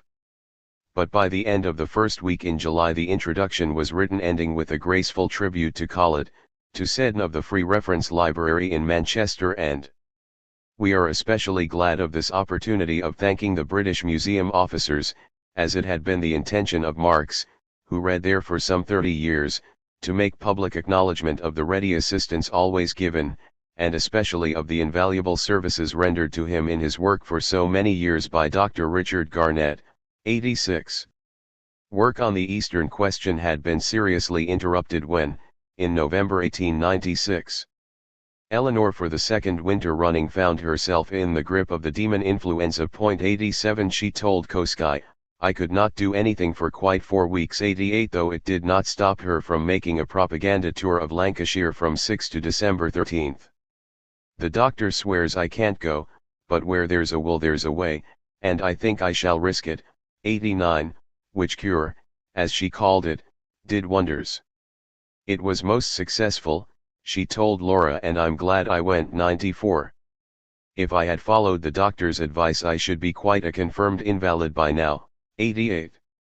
However, once the Eastern question was out by the end of August, she turned back to the splendid material she had been forced to omit if the book were to be kept within reasonable limits. She began to edit the series of articles on the story of the life of Lord Palmerston and the secret diplomatic history of the 18th century, and, by September 1897, was correcting the proofs. She wanted to add some admirable sketches of Lord John Russell, Napoleon III, and Wellington. 91. Combining all in one small volume. A find she had made in April that year, causing her greater excitement, was a magnificent paper of Moore's read by him, oh, the work that man did, to the Council of the IWMA. An admirable economic exposition. 92. Written for workingmen, and therefore very simple and clear. 93. Of some 23 or 24,000 words, it would make a very popular pamphlet, she wrote to Koski when she was correcting the proofs and trying to trace the circumstances that had led to the reading and writing of this long essay. 94. Marx's secret diplomatic history of the 18th century and his story of the life of Lord Palmerston, edited by his daughter, Eleanor Marx Aveling, were brought out separately by Sonnenschein in 1899, the first with a short publisher's preface. Mrs. Aveling did not live long enough to see these papers through the press, but she left them in such a forward state, and we have had so many inquiries about them since, that we venture to issue them without Mrs. Aveling's final revision in 2-shilling pamphlets. The magnificent paper Marx had read to the Council of the First International in September 1865 also came out in 1899 with a preface by Aveling, some of which was devoted to claiming credit for his share of the work. And who could argue with him? He was dead. He did, however, state the incontestable fact that the paper was never published during the lifetime of Marx. It was found amongst his papers after the death of Engels. The title page read, Value, Price, and Profit, addressed to working men by Karl Marx. Edited by his daughter Eleanor Marx Aveling, and it was never published during the lifetime of its editor either. ******. The darkening of Eleanor's skies may be said to have begun with her estrangement from Engels. At first a little cloud like a man's hand had appeared upon the horizon to spread in a gathering gloom of suspicion and alarm until her sunny relations with this best of lifelong friends were blotted out for at least a year before his death, which event, surrounded by grievous circumstance, was a loss so immeasurable as to contribute to her own end. Thereafter came her stormy dealings with Louise Freiberger, the legal and financial obfuscations from which she struggled to emerge into the light of common day by reasserting her familiar way of life, organizing, lecturing, interpreting, and writing, while also carrying the precious but heavy burden of Marx's posthuma. The vexations of house hunting took additional toll of her natural buoyancy, while no sooner had she come to rest, gratefully, in Jew's walk than she was stunned by Stepniak's death, whereafter she fell ill, a victim not only of the demon but of utter exhaustion and suicidal depression. She put a brave face on it, but the clouds did not lift and her days were troubled, too many business transactions, which she called a damned nuisance, too much work, too little time to enjoy the thrushes and the blackbirds, though after her death, her maid Gertrude Gente wrote to Edith Lancaster on May 1, 1890, saying, "Oh, how we do miss her, and it nearly breaks our hearts when we go out into the garden and see all the flowers coming out that she was so fond of." 952. After that first winter she never again mentioned her garden. And there was no general to turn to, that last link with the cherished past, her sure guide in the present that held futurity for them both. Her Russian visitor in the early 90s had found her appearance woebegone and her surroundings dingy. The lady did not observe, or did not record the observation, that Eleanor had style, that indefinable but unmistakable quality inherent no less in human beings than in artifacts. Those outward blemishes were the signs that Eleanor had spent years of her life being overworked and underpaid, while she would have scorned, could she have afforded, cosmetic adjuncts beyond the reach of working women with whom she chose to identify herself. They might skin onions and she sit at a typewriter, they might slave at a factory bench while she slaved at a desk in the reading room, they might make raincoats while she made outdoor speeches in the rain without one. Her work was clean where theirs was dirty and injurious to health, but she had little more leisure than they, and the main difference in that respect was that she had not to meet the demands of a growing family as well, a deprivation that she felt above all else. Now she could have indulged a little ease, a little comfort, even a degree of elegance about her house and person, but for such things she had small or no taste. In a letter to Justice published on June 26, 1897, she said she had given 41 lectures and spoken or taken the chair at 10 meetings in the past 8 months, not counting a week's lecturing in Holland at the end of February that year. In order to save time and trouble, and postage stamps, will you let me tell the many SDF branches that are so kindly asking me to lecture for them that I am obliged to decline, for the present at any rate, all open-air work? My throat unfortunately will not stand the strain. Those who know me will not suspect me of shirking work. When the indoor propaganda begins again I shall, as always, be at the service of my comrades and of the cause. This was printed under the heading Branches Take Note. And whose branches? Those of the SDF. A reconciliation had been effected and Eleanor was not only speaking throughout London and the provinces under the auspices of, with her expenses paid by, the SDF, but, from September 1896 until January 8, 1898, with but few weeks' intermission, she contributed a regular feature, International Notes, to Justice and, from October 1896, gave a class each Wednesday in French and German for SDF members, while Aveling ran courses on mathematics, chemistry, and other sciences. Not that the personal insults and unmannerly public squabbles had ceased, but the Federation and its journal had become Eleanor's formal platform, because it was useful to the movement. 96. In a letter to Hermann Schluter in America on January 1, 1895, Engels had written, "It goes here much the same as with you. The socialist instinct grows stronger and stronger among the masses, but as soon as it comes to translating the instinctive urge into clear demands and thoughts, everyone falls apart, some go into the Social Democratic Federation, some into the Independent Labor Party, others stay within their trade union organizations, etc. etc. In short, a lot of sex and no party. 97.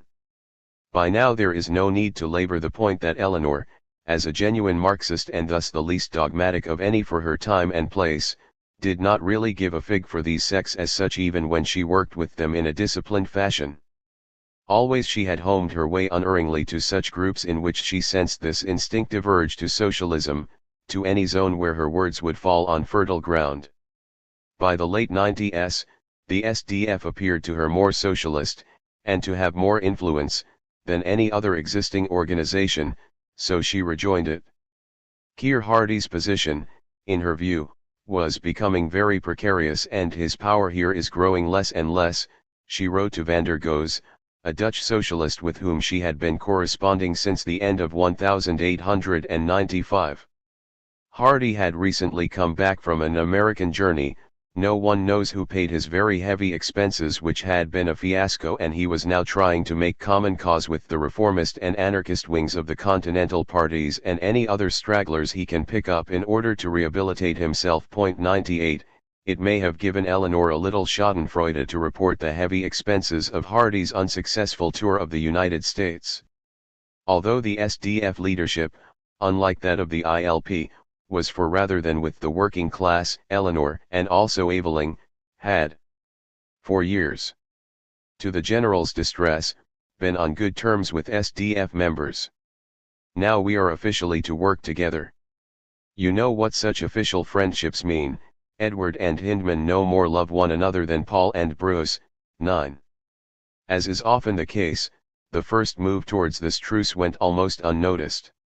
On March 23, 1895, Justice published a letter from Aveling on the changed position of the 8 Hours League and International Labour League consequent upon the London Trades Council ballot in favour of the annual demonstration being held on the first Sunday rather than the first day of May. The Joint Demonstration Committee was bound by this decision, and any delegate who did not agree with it was free to resign. This Aveling did, naturally with considerable regret, as for 5 years I have served on the committee, and he further thought the time had come for him to resign from the legal 8 Hours Demonstration Committee, at whose meeting, after repeated appeals to Dr. Aveling to reconsider his position, a vote of thanks to him for his invaluable services, was unanimously adopted. 99. In effect, the May 1 cause was lost in Britain, and with the resignation of its chairman the only body still advocating it collapsed. Thus an obstacle to joining what with some hyperbole might be called the big battalions was quietly removed. The final rapprochement was not without a hitch, as, indeed, nothing that involved Aveling ever was. The executive of the SDF had passed a resolution on December 17, 1895, issued as a circular. In view of reliable information concerning Dr. Aveling's recent relations with the Social Democratic movement both at home and abroad, the Executive Council, after most careful consideration of the whole matter, requests that he be no longer invited by the branches of the SDF to lecture for them. 100. In February 1896 Aveling wrote to Koski complaining about the latest of the Freiburgers' tricks. They want to stir up discord between us and the S.df. 101. On the same date he sent letters to all the most influential socialist leaders on the continent asking them to write confuting the statement published aboard that he had been using his influence to prevent the establishment of cordial relations between the Social Democratic Federation and the German Social Democratic Party. 102. He protested that he had done no such thing, had, indeed, made attempts with the general of late to make him less bitter against them. 102. Had spoken no word against the SDF, which, but for this groundless rumor, was prepared to let bygones be bygones. 102. The response was conclusive. We had such replies that Hindman could not hold out, Eleanor told Laura. As a matter of fact he was really taken in, this time, by the freebooters who made him believe the poor old general was longing to meet him, Hindman, and that we prevented it.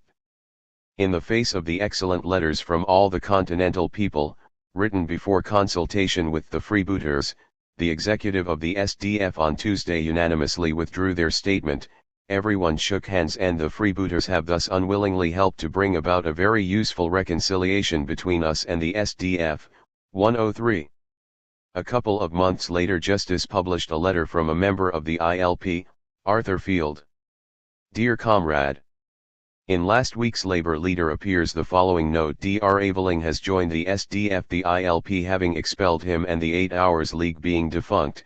He had to get a footing somewhere for the coming international. I write as a friend of the SDF and of Dr. Aveling, and as a member of the ILP, to say that members of the SDF ought to be informed that the paragraph is untrue in substance and in fact. Dr. Aveling has not been expelled by the ILP and is in no danger of lacking a credential from a branch of that organization. The London EC of that party is not the ILP, nor is the Labour Leader, by the way, the organ of the ILP. I say this so that they may take at its true value this latest example of the lying venom which is, strange to say, unfortunately characteristic of Mr. Hardy's organ towards Dr. Aveling. I am, yours fraternally, 104. It was always the same story. With monotonous regularity slurs and slanders followed Aveling as its slime a slug, yet, as regularly, he acquired new prestige. Justice announced his meetings and reported his lectures without fail. It advertised his penny pamphlets, Wilhelm Liebknecht, and Socialism and Anarchism, even his pathetic verses The Tramp of the Workers, but at 1/2d. Published by the 20th Century Press, it printed his long reports on the 1895 TUC and a whole series recording Liebknecht's speaking tour in May and June 1896. His name was given prominence in extra-large type if he so much as chaired a demonstration in some provincial town, while the joint proposal made by him and Eleanor to inaugurate the science and language classes, with faithful reports on their progress, were given ample space. On July 26, 1896, an international peace demonstration was held in Hyde Park, Aveling, representing the gasworkers, presiding over one of the platforms. In anticipation of this event, Eleanor wrote to Justice to recall that at the Zurich Congress, the most beautiful and impressive part, arranged by the Swiss, was the children. I know it is far more difficult to arrange anything of the kind here.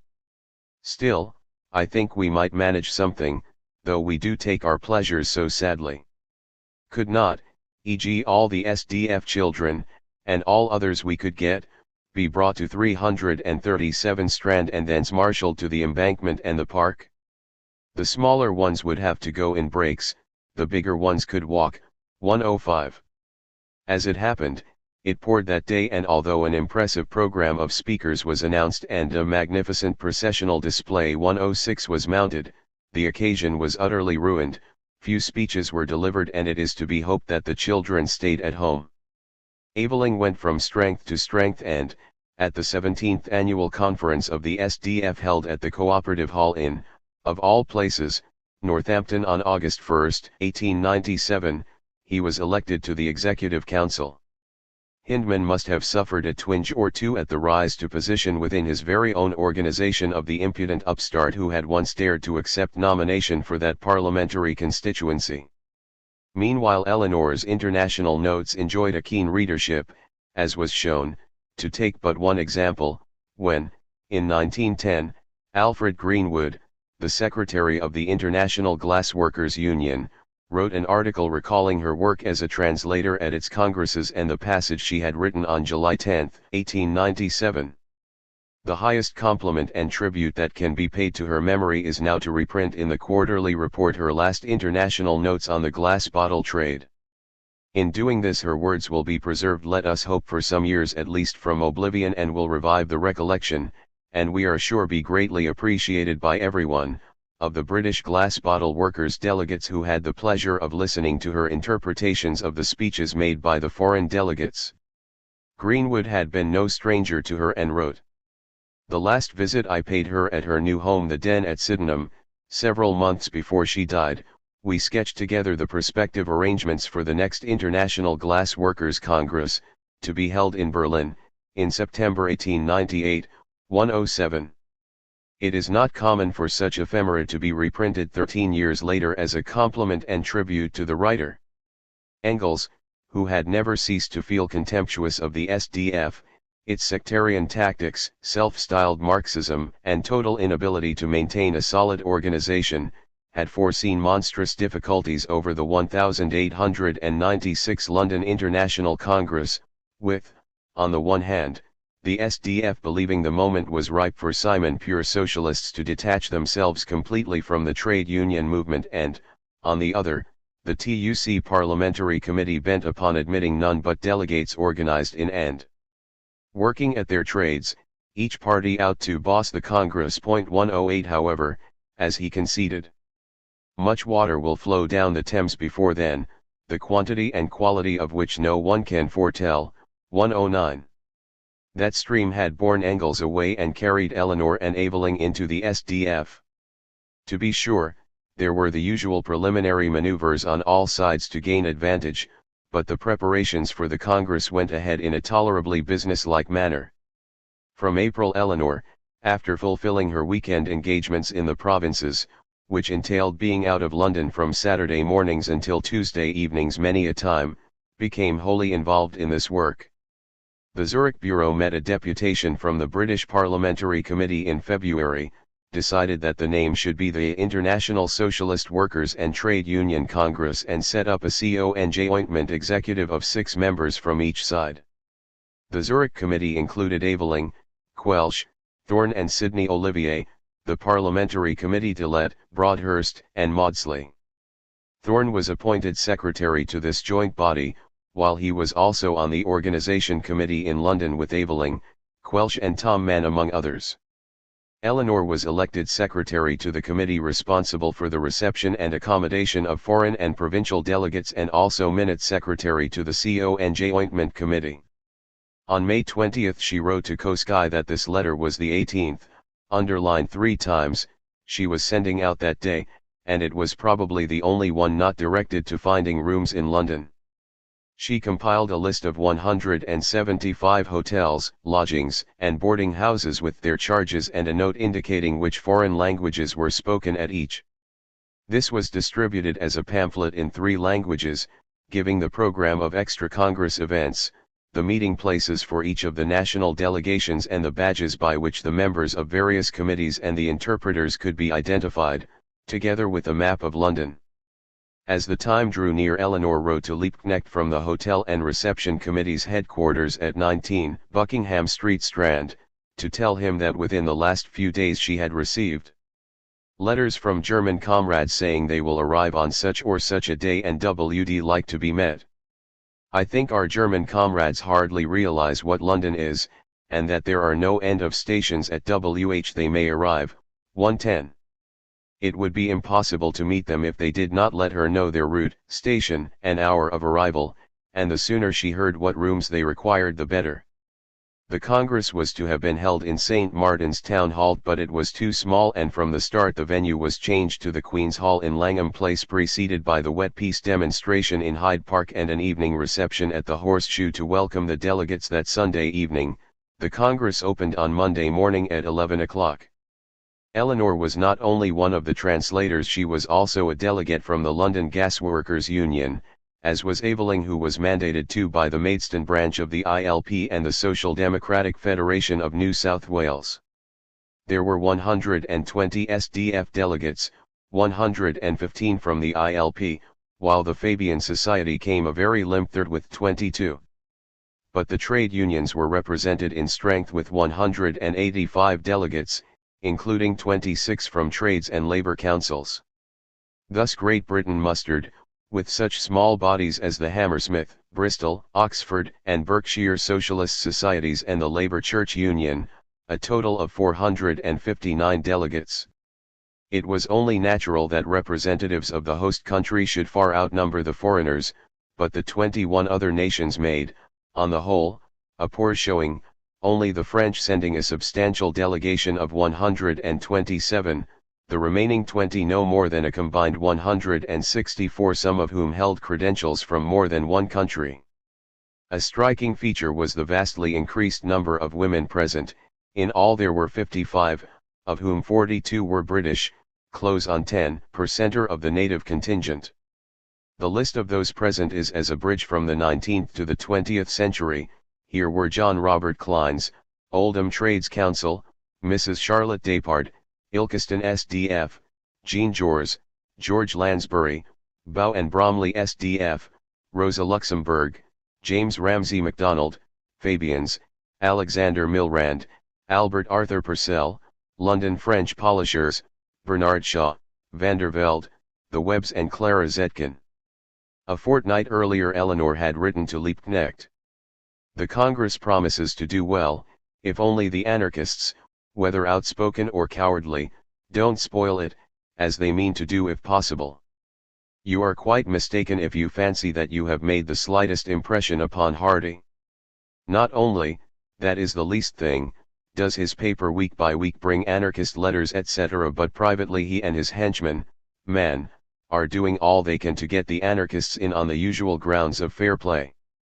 And on the 25th July Messrs. Mann and Hardy hold a large demonstration at the Holborn Town Hall in favor of the anti-parliamentarians, in favor, i.e. of the anarchists. This is announced on big placards, 111. Her prediction was accurate. The first session, on Monday, July 27, dissolved into a scene of confusion, many delegates speaking at once on the question of admitting the anarchists. So great was the uproar that the president for the day, Cowie, the chairman of the TUC Parliamentary Committee, threatened to call the police. The next day Paul Singer, presiding, said the police would not be called but that stewards had been posted in all parts of the hall to maintain order, and he appealed to the Congress not to waste precious time in quarreling. Idle words. Keir Hardie, as vice president, spoke of toleration, what Eleanor had called fair play, for those who disagreed with the Zurich resolution of 1893 on the exclusion of anarchists and those who opposed parliamentary action. Jors, while quite in favor of tolerance, was determined to abide by the Zurich decision, but Tom Mann thought this extremely intolerant. He himself was not an anarchist but was willing to learn from others as good, and better than I, and opposed the exclusion of such people. Hindman, who had not been at Zurich and was in no way bound by its resolutions, supported the motion from an independent point of view. What is the title of the Congress, and on what basis has it been called? He asked. I see no word in its title referring to anarchism or anarchist communism. And of what use is it to invite these people to congresses when they themselves have admitted over and over again that they do not believe in congresses? A personal friend of his for whom he entertained a most kindly feeling had declared at Paris that they had come here with the intention of upsetting a lot of fools like ourselves. There was order, there was tolerance, there was fraternity. He was vociferously interrupted at every mention of anarchism and, as he continued, great disorder broke out. I yield to no one in toleration, he declared amidst the hubbub, but I denounce anarchy, and I stand up for the order and organization of international social democracy. Nieuwenhuis of Holland hotly denied that they, the anarchists, had come to the Congress to create a disturbance. It was not an anarchist Congress admittedly, but neither was it a social democratic Congress. I dare anyone to say that anarchist communists are not socialists. If they were not, he could bring forward documentary evidence that Liebknecht was not a socialist. Had we understood, he said, that the Dutch delegates would be unwelcome, we would have absented ourselves. And, indeed, 8 of the 13 Dutch delegates, including Nieuwenhuis, withdrew after the Congress had decided in favor of socialists standing for Parliament. A vote was taken by nationalities, but Keir Hardie was reminded that the British had already endorsed and were committed in favor of the Zurich resolution. This led to a violent argument. For all anybody knew, the delegates might have changed their minds since then, but the president ruled that they could not vote again, whereupon Tom Mann shouted, I wish to protest and I shall continue to protest. 17 nationalities supported the exclusion of the anarchists, 2 were against, France 57-56 and Holland 9-5, while Italy abstained. But did this dispose of the plaguey question? Not a bit of it. At the third session, 2 having been misspent, Clara Zetkin rose to give her report on the credentials of the German delegation, to be followed in turn by each nationality's spokesman. The proposal to exclude 6 German anarchists led to an alarming demonstration, one speaker being threatened by the chair that he would be turned out of the hall if he did not sit down. This credentials procedure turned into nothing more nor less than a renewal of the entire debate on the anarchists and went on interminably. Various debating clubs and mystifying trade unions whose very existence was in doubt were found to be small groups of anarchists, and in every case those whose mandates would not bear too close a scrutiny raised their voices high. At this point of the proceedings poor Eleanor complained that the speakers on the floor were inaudible owing to the ceaseless din.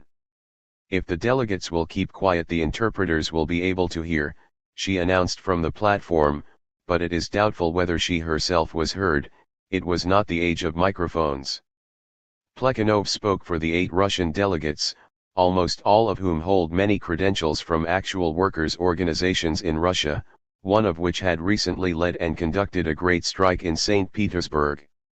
This was the first international congress at which such a claim could be made. "At last the Russian proletariat is entering into the ranks of the class-conscious socialists of the whole world," he declared. The trouble here arose over the Revolutionary Socialist Union.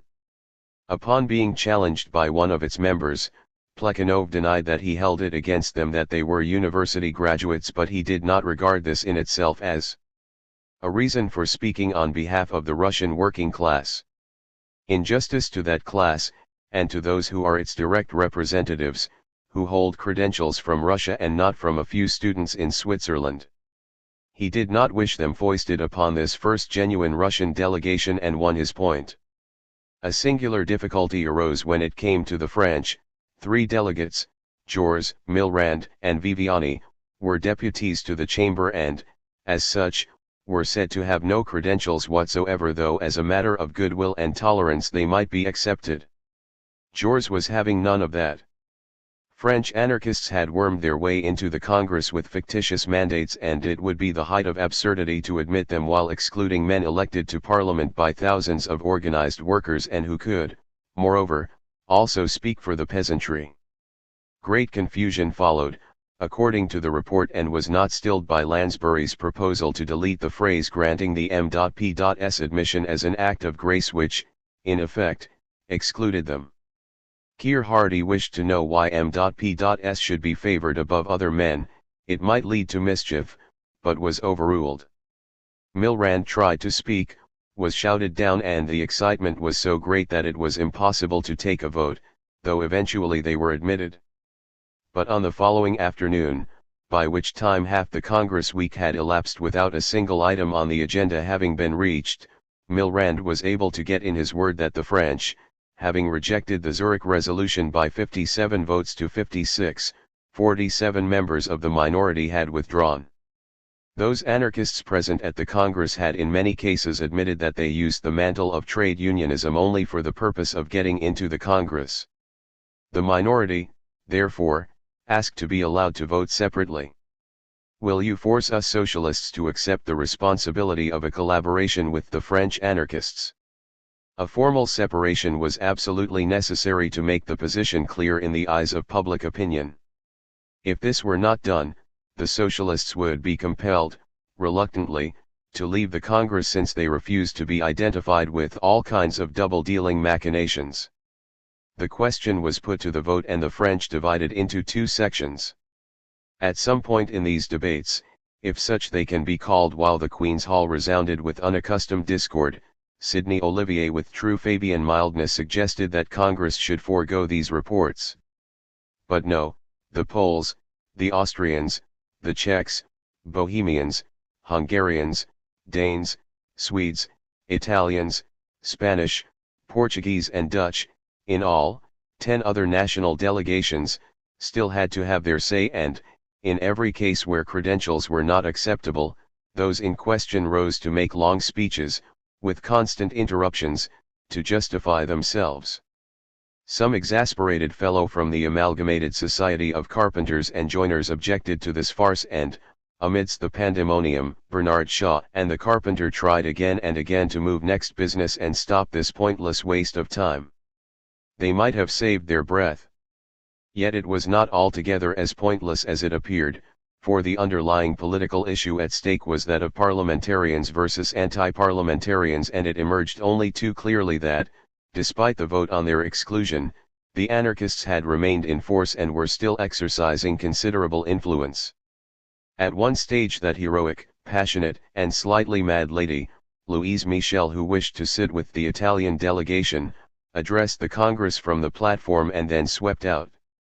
At 7:30 on the evening of that Wednesday, the delegates, weak with fatigue and more than a little hoarse, adjourned. Not until the fifth session was well underway on Thursday were they able to turn their attention to the first of the 5 commissions' reports on the agrarian question, political action, introduced by Lansbury, education and physical development, Sidney Webb, organization, war, and, finally, the economic and industrial report.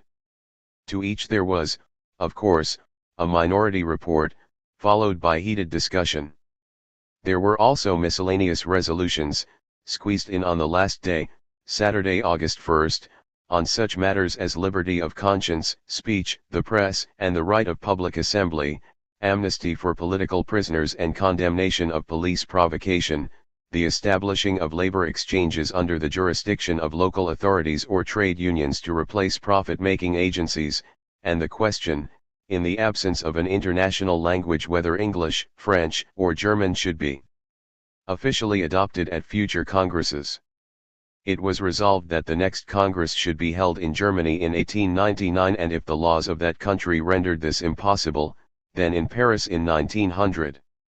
Liebknecht, moving the report, said, "The next International Congress must take place without the unpleasant scenes of the last 2 Congresses. Up till now we have not succeeded in bringing together, without disturbance, the representatives of revolutionary social democracy and of the trade unions that stand upon the same basis. As Democrats we have many difficulties when uninvited and undesirable people come. We cannot call in the police.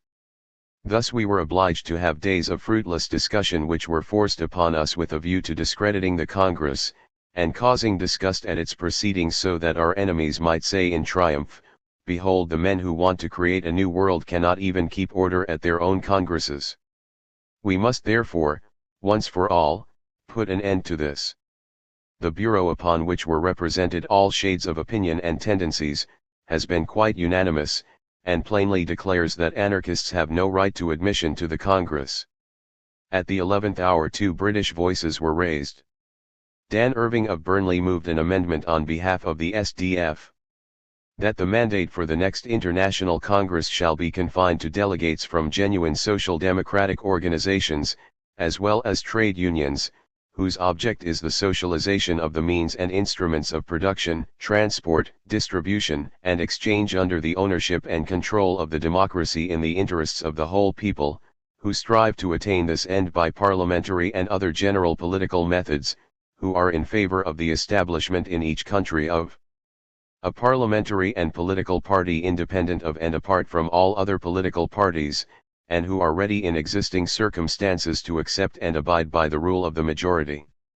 Thereupon one of the 2 delegates from the United Builders Laborers Union, W. Stevenson, burst forth. "I claim the right to represent the opinions of trade unionists who have sent me here. I am not surprised at the intolerance shown. It is only of a piece with the treatment which the English trade unionists, who do happen to represent somebody, have received during the week of this so-called International Congress. The British section has all along swamped the trade unionists in it. I am prepared to say this, so far as the industrial questions and matters affecting the life of the workers are concerned, very little practical good has been done. The amendment is only a little sop to drag a few trade unions into another Congress. I protest against the waste of time which has been going on. Questions that do affect the industrial welfare of the people have been shunted, and you have spent your time in hearing brilliant disquisitions on an ideal state of society which is as far off from you as the millennium." So significant were the viewpoints, and their divergence, implicit in these last-minute interventions, that it is small wonder they received no attention whatsoever. Then Auld Lang Syne was played on the organ and sung after the British fashion, after which came the Marseillaise and the Carmagnole. That afternoon the delegates were entertained at the Crystal Palace, near home for Eleanor, thank heavens, followed by a banquet at which Aveling presided, a concert and, in a final burst of glory, the celebrated fireworks. 4. Originally Liebknecht had been invited, as before, to stay at the Den during the Congress, but Eleanor thought this perhaps a little, or indeed very selfish and inconsiderate. Yesterday, returning late and tired from a committee meeting, it struck me that after all Sydenham is a good way from St. Martin's Hall, it would of necessity mean very early morning trains, and often enough late night ones. She therefore thought it wise that he should live nearer to the meeting place and his co-delegates during that week. Of course afterwards is another matter. Then you belong to us, and you and your wife may as well make up your minds to the fact that from Saturday, August 1st, 10 p.m., you are our prisoners. From the palace fete, you will both be brought, by force if need be, we have a strong gas workers branch here, to the Den, 113. So Liebknecht, it is not clear whether Natalie was with him, was Eleanor's guest again, while she had no doubt put up Johnny Longay during the Congress to which, aged 20, he came as a full-blown delegate representing the Lower Normandy Federation of the Workers' Party. He was thus in good company and in the same section, when it split off, as Jules Guesde, his uncle Paul Lafargue and the three controversial deputies. International congresses were not, nor were they intended to be, a proving ground for national policies. Nevertheless, in 1896 far more than at any previous Congress, the opposing tendencies within each country's approach to what all called socialism were sharply defined. With both Irving's amendment and Stevenson's criticism, Eleanor could not but feel sympathy. She did not consider shorter hours, higher wages, or any other amelioration of workers' conditions under capitalism either trivial or ends in themselves. For her they had precisely that degree of importance the workers attached to them. In that lay her distinctive contribution. She was zealous to work for any and every practical reform without for a moment losing sight of the revolutionary aim, to agitate for the total overthrow of the system without brushing aside a single immediate demand for which the working class was prepared to fight. This was her interpretation of Marxism. It was unlike that of the SDF, whose policy and propaganda were Marxist but whose practice was not. Indeed, the two were divorced, hence, perhaps, the turnover of membership so ironically mocked by Engels. People came in and went out of the SDF as through a revolving door. Personally insufferable to her, Hindman's thorough knowledge and decrial of Britain's role in India won her respect. She stood foursquare with him in abominating anarchism, and she believed with him, and Dan Irving, in using parliamentary as well as extra-parliamentary means to further the interests of the working class. But his scorn for the trade unions, his apparent inability to recognize that the key to the capitalist system was to be found at the point of production, and that only the producers, by combining, could defeat the owners who produced nothing, was an insuperable barrier between them. Where she saw organized men and women as possessed of the strength of a sleeping giant, he saw in them only the inertia of befuddled pygmies. There were, of course, fervent socialists in the trade unions, as there were active trade unionists in all the socialist organizations, except the Fabians, but they were only now beginning to speak a common language. Eleanor had not the gift of prophecy. She could not foretell that the word socialism, still a beacon to millions of working men and women, would, unlike that specter haunting Europe, be misappropriated to make capitalism more viable, for which service feudal honors, lordships, and knighthoods, would be conferred upon the low-born, nor that Marxism would become one of the most popular games to be played at the universities, without the smallest application to the life of the people, and, though no cups might actually be presented by royalty, there would nonetheless be prizes for the winning in the academic field. But it needed no powers of divination in 1898 for anyone with an ear so close to the ground as Eleanor's to recognize that the stage was rapidly approaching when the two wings of labor, the non-political trade unions and the empirical socialists, would merge to form a peculiarly British type of federated body, unlike any continental workers' party. Within 2 years of her death, the Labour Representation Committee, to be renamed the Labour Party in 1906, came into being to form a single political party opposed alike to liberals and conservatives.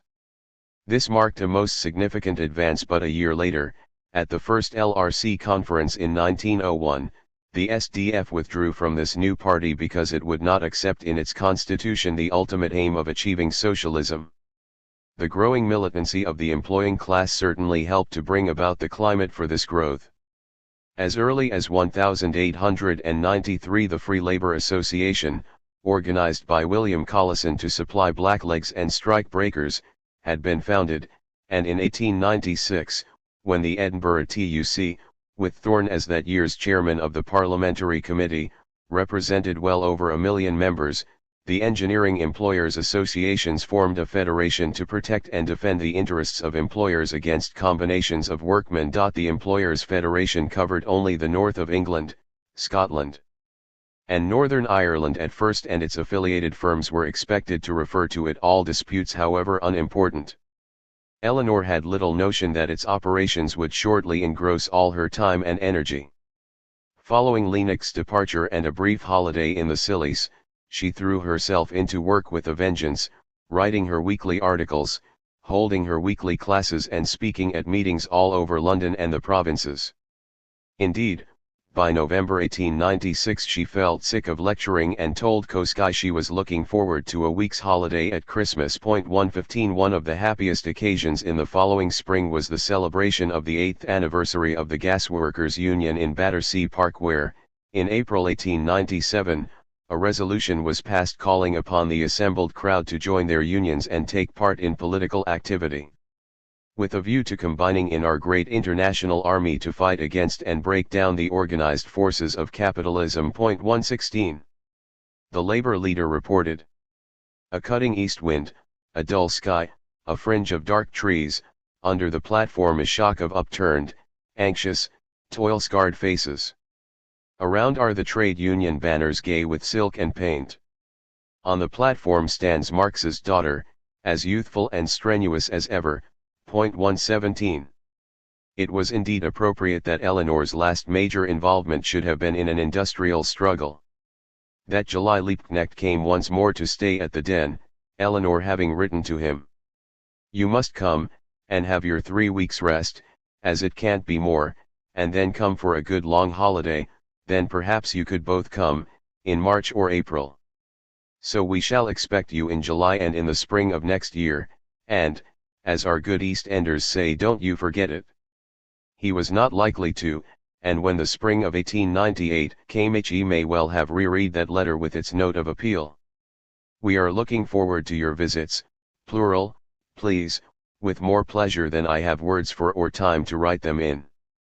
Dear, dear old library, do you think there are so many of the old friends left that I can afford not to want you?" 118. Before his arrival on July 11, 1897, a London branch of the Engineering Employers Federation was set up with Siemens as president. The ASE refused to recognize this central body, and an 8-hour joint committee of 12 engineering unions, formed in May that year, advised its combined membership to down tools on July 3 in all firms which had refused to introduce the shorter working week. The Federation hit back by threatening to lock out 1/4 of all union men each week. The strike lasted in every federated firm throughout the country from July 13. Upon this 17,000 ASE members and several thousands of other unionists struck. Siemens told the press frankly that the object was to get rid of trade unionism altogether. On September 15 the ASE issued a circular to the public in the name of its Executive Council signed by George Barnes, the General Secretary. The Federation of Engineering Employers Associations started out a couple of months ago on the mad project of crippling the ASE and have succeeded only in crippling the engineering trade of the country. Notwithstanding many denials, the purpose of the Federation has been made pretty clear, partly by the blundering statements of its own officials and partly by the unkindly light thrown upon the facts of these officials being found in close alliance with the freaks of the Free Labor Association. It gave in full the employer's statement on the 48 hours demand, dated September 8, which analyzed, with figures, the drain on ASE funds. This interesting document was not intended for publication, but was addressed from the Federation office to those employers who have been deluded into locking out, the intention obviously having been to keep their courage up to the sticking point by representing the ASE as in a bankrupt condition. It begins, continues, and ends in lies and misrepresentations, of which the Union gave a detailed refutation, added that the funds had not appreciably diminished and that the cost of the lockout has been met by special efforts of the 65,000 members still at work and by the help sent from outside sources, of which we have had intimation of some £1,500 today and yesterday, 1/19. At the end of September the 8 Hours Joint Committee of Engineers put out a circular from its rooms at the Lord Nelson in Nelson Square, Blackfriars, listing the London firms who are working or have conceded the 8 hours day. Headed Concessions up to Tuesday, September 28, 1897 it named 202 establishments and 4 other firms who declined to have their names published. By the beginning of October almost 600 firms had locked out some 45,000 ASE members and the Free Labor Association was in heavy demand to supply non-union labor. On November 3 Barnes issued a circular to the workmen of Great Britain and Ireland and other countries. For 17 weeks, it said, the engineering unions had sustained a battle raised against them by the greatest combination of capital the world has ever known. Only a small part of the fight is due to our action. The 8 hours day was being peaceably negotiated in the London engineering works. 2/3 of the shops had accepted the shorter day. The Federation then began a pitiless war against trade unions, and locked out at least 50,000 men in the country who had no part in the London dispute or negotiations. Twice the government had intervened, the unions had accepted its terms unconditionally in the first case, in the second with certain amendments in strict accord with the letter and the spirit of the Conciliation Act, but the employers had refused. They ask us to meet, not in order to discuss or to conclude the terms of peace, but, with every circumstance of shame, to surrender our arms, like the soldiers of a conquered city, while they hold theirs over our heads and crush us with the combined menace of an unreal conference and an only too real lockout. They were overwhelmed with false charges, of having crippled the work of the machines, of domineering interference in the workshops and so forth, while the law could do little to break the force of these great and secret associations of capital that exist in virtual defiance of it. They had but 2 weapons left, their citizenship and their right to combination. The Federation sought to strike the second from their hands. No unionist was safe from its stratagems. Its agents had run from factory to factory, intimidating, cajoling, and bribing. Your turn may come next. The moderation of your leaders, the prudence of your tactics, will be no protection. We have spared no effort to secure an honorable compromise. It has been interpreted as signs of weakness or fear, and the only inference we can draw is that the Federation want us to come cap in hand, and on bended knee, to confess our faults and sue for a dishonorable peace. Federated capital is bent on a determined fight, in which there has been and will be brought to bear against you all the force of wealth and resources of civilization. 121. At last, on December 3, an Allied Trade Conference, arranged by the Board of Trade, met at the Westminster Palace Hotel. High-handed proposals for settlement were put forward by the employers and sent out, with ballot papers, to the union branches which rejected them by an overwhelming majority. A second conference, lasting 4 days, was concluded by 17 December when the unions admitted that the terms on the whole, do, to some extent, risk your interests, but did represent at least a return to work and some degree of certainty of lasting peace and return to goodwill. The demand for a 48-hour week had been modified to 51 hours and the branches of the ASE, the Steam Engine Makers Society and the United Machine Workers Association were asked to convene a special meeting if necessary and to issue each man with a voting paper. 122 Again the terms were refused, though by now the employers' claim that union funds were being exhausted was somewhere near the truth. The outside sources, continental and colonial contributions which amounted to £28,000, of which half came from Germany, were largely tapped by Eleanor, who acted as Barnes's foreign correspondent, working with him at the head office of the ASE at 89 Stamford Street, Blackfriars, issuing circulars to the continent and translating the letters pouring in from abroad. "I find it pretty heavy work," she wrote to Carpelas on January 1, 1898, "but this movement is worth the work. Though I fear some of our socialists here do not understand it." 123. The circular, in Barnes's name, put out by Eleanor on December 31, 1897 read: "Comrades. After 6 months' lockout, the engineering employers have issued an appeal to their workmen to return to work on terms which the men have twice rejected by overwhelming majorities. In the employers' manifesto occur the remarkable words: 'The Federation hope that the time is not far distant when the workmen will appreciate the goodwill of their employers.' The men are not likely to be misled by this most specious appeal, nor are they likely to soon forget the harsh treatment they and their families have endured at the hands of those who have endeavored to starve them into a surrender of all the principles and rights of manhood.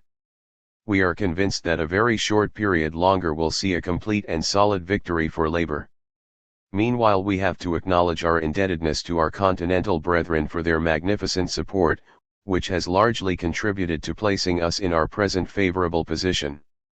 Trusting soon to announce a lasting triumph for the workers, and wishing all our fellow laborers in all lands a happier and brighter new year than they have ever known. Yours, with fraternal greetings, G. N. Barnes." The men held out until the end of January, and, though Eveling was seriously ill and Eleanor obliged to do the nursing and look after things generally, 124, she continued to help Barnes. "Apart from Edward's illness, which has made most work out of the question, my time is a good deal taken up by the great lockout," she wrote to Koski on January 1. "I am writing and answering letters right and left on the great fight. It is, in my opinion, the biggest movement we have had here since '53 and '59, excepting the dockers' strike. And in some respects this movement is even more important than the 1889 one. It is doing more for socialism here than 20 years of our propaganda. Of course some of the out and out SDF people, by no means all of them, pooh-pooh it all as mere trade unionism. If they see a little further than their own noses they would know better. And I am bound to say that they are beginning to grasp the facts of the case. It is a grand struggle. The men are simply admirable, though the suffering is very great. How some of the families live is a mystery. If only we could now spread our socialist nets properly we should get a splendid haul, but I fear our fishes slip away. You want to be in London, but sometimes I wish I could be, like you, in a country where there is a live movement. I suppose we shall move here one of these days, and this lockout is helping to give what football players call a fine kick-off." 125. To Natalie Liebknecht she wrote on January 14, 1898. "Unhappily the SDF are pretty stupid in this matter, and fail to grasp the real importance of this movement. Unless much help is forthcoming, this of course entre nous, we are hopelessly beaten. It is true, this again entre nous, the beating may, in the long run be as useful to our cause, more useful perhaps, than a half-hearted victory, and a complete victory is out of the question. Meantime the socialist feeling is rapidly growing, and though we are so abominably slow, we are sure, and once we do move, we move with a will." 126. The demand for the 8-hour day being withdrawn, the employers proposed fresh though scarcely less exacting terms of settlement, and by over 28,000 to nearly 14,000 the unions voted to accept. In short, they were beaten. Nor did they turn towards socialism. Unlike the dockers, they had not won the day nor yet, as even the Silvertown workers had done, the sympathy of the public and the sustained backing of trade unionists in other industries. They were perhaps paying the price of having reigned too long as the haughty mechanics, the aristocrats of labor, the most highly skilled and highly paid workers organized in the most craft-conscious union which, until the lockout, had funds of over £300,000. In believing that this battle was of greater importance than the dock strike Eleanor was misled. while her eyes were open to the dismal fact that the SDF members could see no further than their own noses, that she was wedded to a political body that, despite its professions, held aloof from the real struggles waged by the working class. She could not face the equally bitter truth that the engineers' battle against the lockout, despite the courage and tenacity of the men, had miserably failed to do more than wring a few minor concessions from the entrenched employers while exhibiting not a trace of political awareness. But who, in the midst of the fray, can admit defeat? Eleanor, the happy warrior, for whom the homely beauty of the good old cause was an almost literal truth, could see only that the engineers, that most conservative body of men, had not feared to meet the challenge when it came. Her foreign correspondence on behalf of the ASE was her last work as a translator, but earlier that year of 1897 she had acted as official interpreter, not only for the glass workers, but also at the 8th Miners' International Congress, held in St. Martin's Town Hall, which, as she told Koski, took a whole week. 127. It opened on June 7, 1897. On June 8 Aveling, under the alias Alec Nelson, reducing his age by 3 years, falsifying his father's name and giving a spurious address, was married by special license at the Chelsea Register Office to the daughter of a music teacher, a young woman of 22 named Eva Fry. 5. Aveling's furtive marriage is to be explained only by the supposition that the young lady refused to go to bed with him unless he married her, alternatively that she was pregnant, or said she was. If Eleanor suspected that there was an Eva Fry skulking behind the scene, it would have caused her no more, and no less, unhappiness than Aveling's other casual infidelities. Indeed, she knew that such a person existed, but the notion of a little Mrs. Nelson cannot have crossed her mind, which, in any case, was preoccupied by other matters.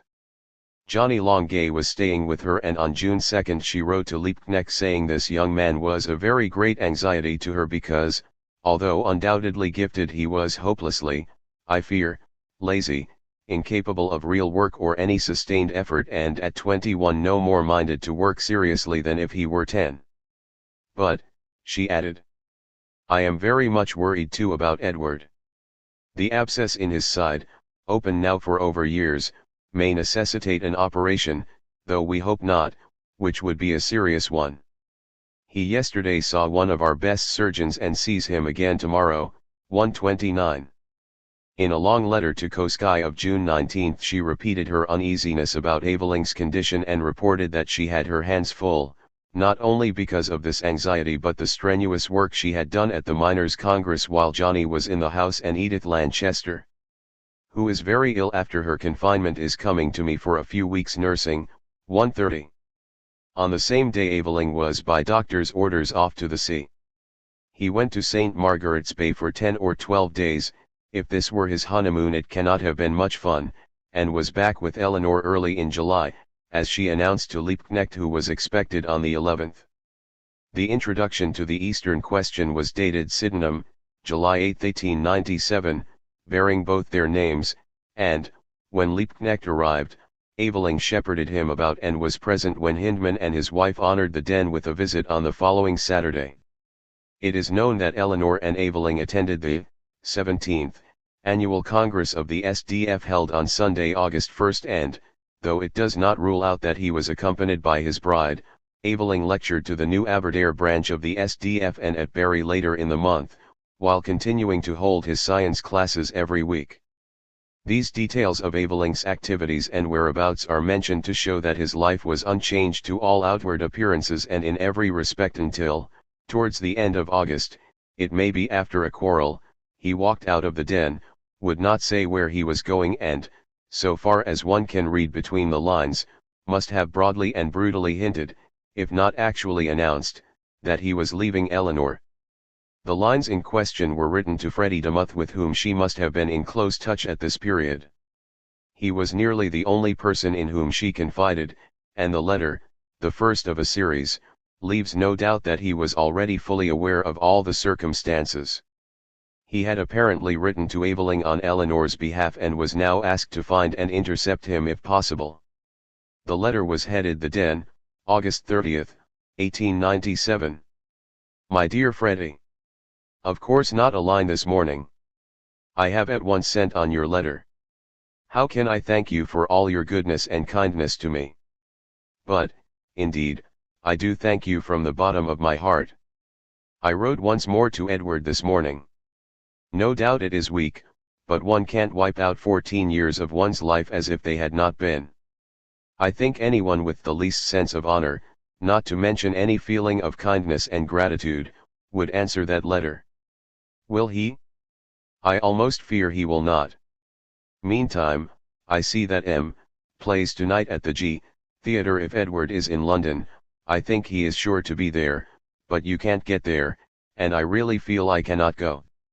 I have had a letter from C, in which he says, but I enclose the letter to save the bother of writing. Please return it. I am now writing to C, to say I shall be there, but should like to see him before Edward, in the very improbable event of Edward turning up. Tomorrow evening is the executive of the S. I can't go, because if he is not there I can't explain. I hate to give you all this trouble, but could you go? They meet at 8 o'clock and sit till 10, so that if you went about 9 or 9:30 you could find out. You could ask if he had been. You would then know, at any rate. If he is there you can get at him, before others he can't get away, and wait for him till the sitting is over. Then you can assume he is coming here. If you find he simply lies, go with him to London Bridge. Then go with him, and say, you can tell him that from the outset, that you had told me you were coming, and must come late because of your work, but that I had replied I would put you up for the night. Then he either must tell you he is not coming, and you can get your chance of speaking to him, or he will come. I don't know that it is very probable, but in any case I hope you will go to and find out if he is there. Ever your Tussie. 2 days later, September 1st, she wrote to Freddie again. My dear Freddie. This morning I got a note saying, have returned. Shall be home early tomorrow, that is today. Then a telegram home for good, 1:30. I was working, for even with all the heartbreak one has to work, in my room, and Edward seemed surprised and quite offended I did not rush into his arms. He has so far made no apology and offered no explanation. I, after waiting for him to begin, therefore said one must consider the business position, and that I should never forget the treatment I had been subjected to. He said nothing. Meantime I said you might be down, and if you can come tomorrow or any evening this week, I trust you will. It is right he should have to face you in my presence, and me in yours. So, if you can, come tomorrow. If not, let me know when you can come. Dear Freddie, how can I ever thank you? I am very, very grateful. When I see you I will tell you what C. said. Always, dear Freddie. Your Tussie. Whatever passed between Eleanor and Evelyn that night, she sent a distraught letter to Freddie on the following day. My dear Freddie. Come, if you possibly can, this evening. It is a shame to trouble you, but I am so alone, and I am face to face with a most horrible position, utter ruin, everything, to the last penny, or utter, open disgrace. It is awful, worse than even I fancied it was. And I want someone to consult with. I know I must finally decide and be responsible, but a little counsel and friendly help would be invaluable. So, dear Freddie, come. I am heartbroken. Your Tussie.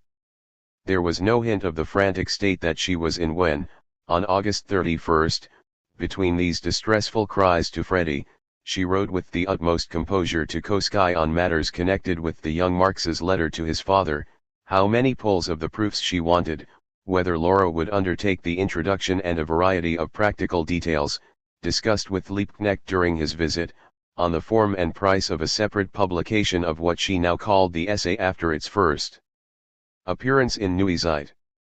It is true that the bottom of the page has been cut off this letter 132, but if Eleanor had added under her signature a reference to her personal troubles, she must have thought better of it, for there is a perfectly self-contained P.S. on the incorrect Dating of the Marx letter. Indeed, throughout the first half of September there is correspondence of a similar nature, which did not cease when she and Aveling went to stay with the Lafargues in Dravel for a fortnight.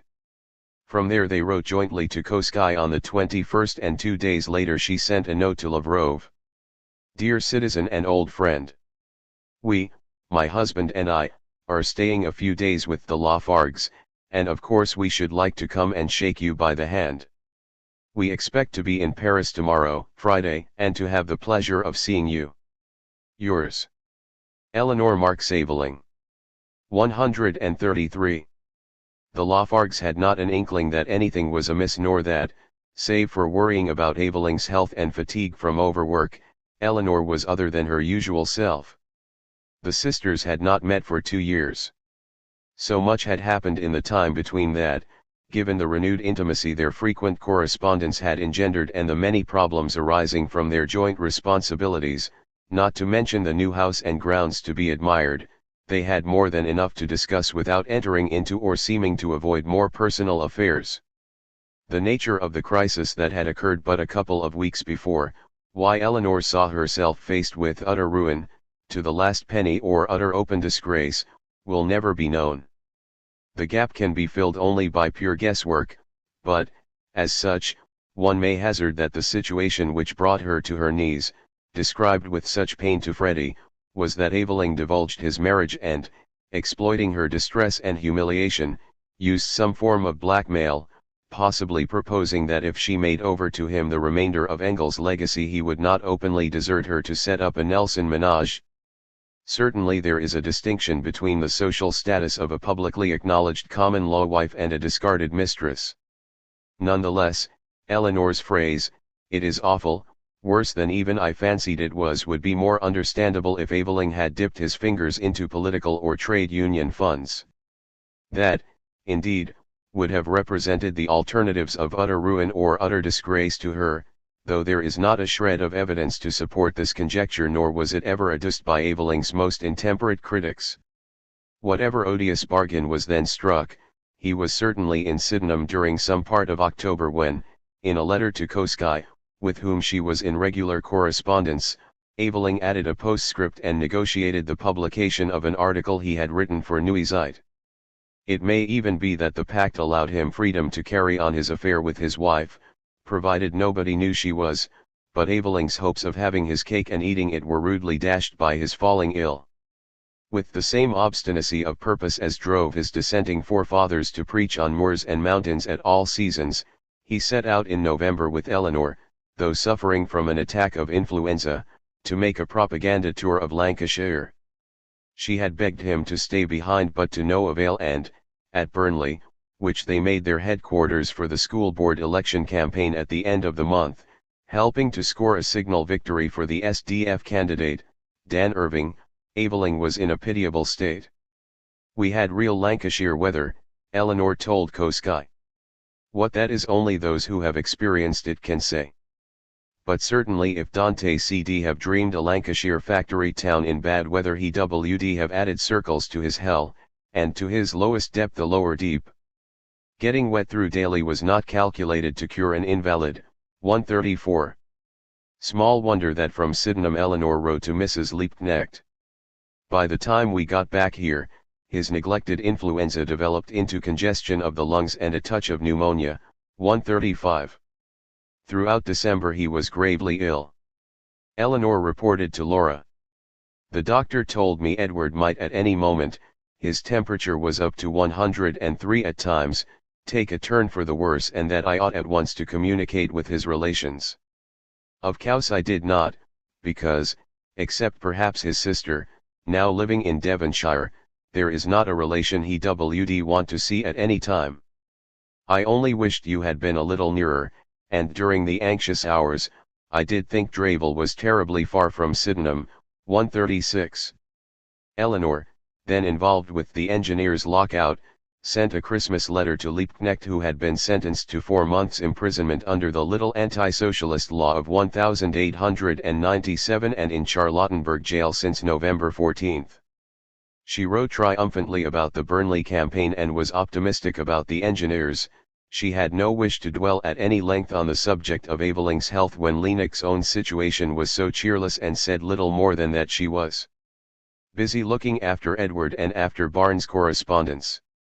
In both cases it is a labor of love. And now, my dear old library, good night. She went on. I am writing on Christmas Eve, and I remember, or think I do, a Christmas Eve at Grafton Terrace when you were there, and others who have now finished their work. Or rather their share of the work, for that itself is immortal, and lives more vigorously today than then. You are still at work, and your magnificent courage, invincible good humor, and splendid cheerfulness are an example and a lesson to us all. Stone walls do not a prison make, nor iron bars a cage. And the prison has not been built, nor the iron forged that could hold your spirit captive. I do not even feel it incongruous to wish to a Merry Christmas. A Happy New Year I know awaits you, because work for others awaits you. Our dear love to you, dear library, my kind, dear friend and friend of Moore and Mome and Helen and Jenny. Your Tussie. 137. On New Year's Day she wrote to both the Koskis explaining that her deadly fears for Eveling were because any illness is doubly serious since his abscess is still open. And it will be long before he is fairly strong again. 138. Laura sent Eleanor a birthday greeting for January 16 and a sum of money well in advance of the day. It was very welcome, she replied on January 8, for, as I hardly need tell you, illness means immense expense in every way. Doctors visit at 5 a time, and sometimes twice a day, are no joke. Edward is better. Indeed, he is working again, though I wish he wouldn't. But I did not exaggerate the danger, he is still terribly weak and terribly emaciated. He is a very skeleton, mere skin and bones. And so he is not yet out of the wood, and I am still very anxious. The slightest chill the doctors say, be absolutely fatal, and Edward is a most unmanageable person. I write freely because he is in bed asleep, thank goodness he does sleep well. And except in a letter to me alone you must not let him know there is still such cause for anxiety. If I can I shall get him off to Hastings away from the awful fogs we are having here. 139.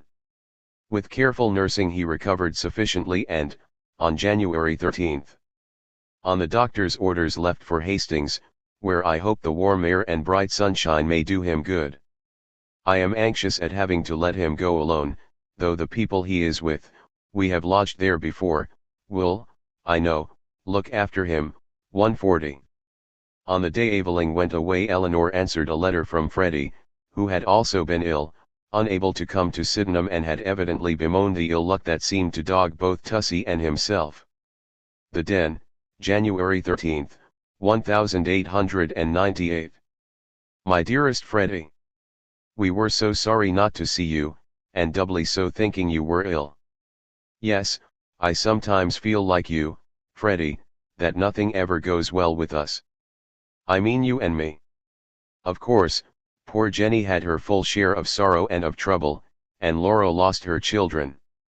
But Jenny was fortunate enough to die, and sad as that was for her children, there are times when I think it fortunate.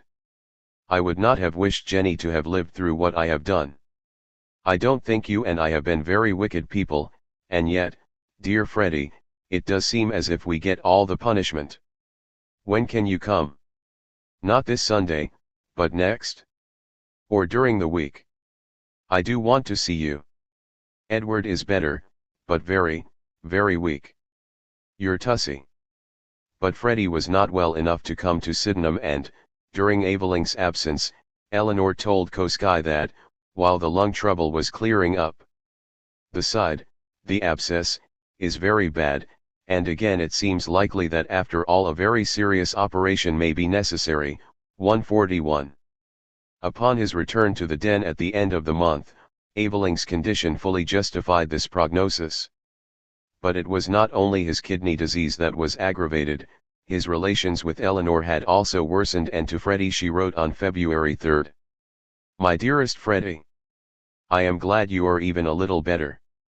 I do wish you were well enough to come, say from Saturday to Monday, or at least Sunday night.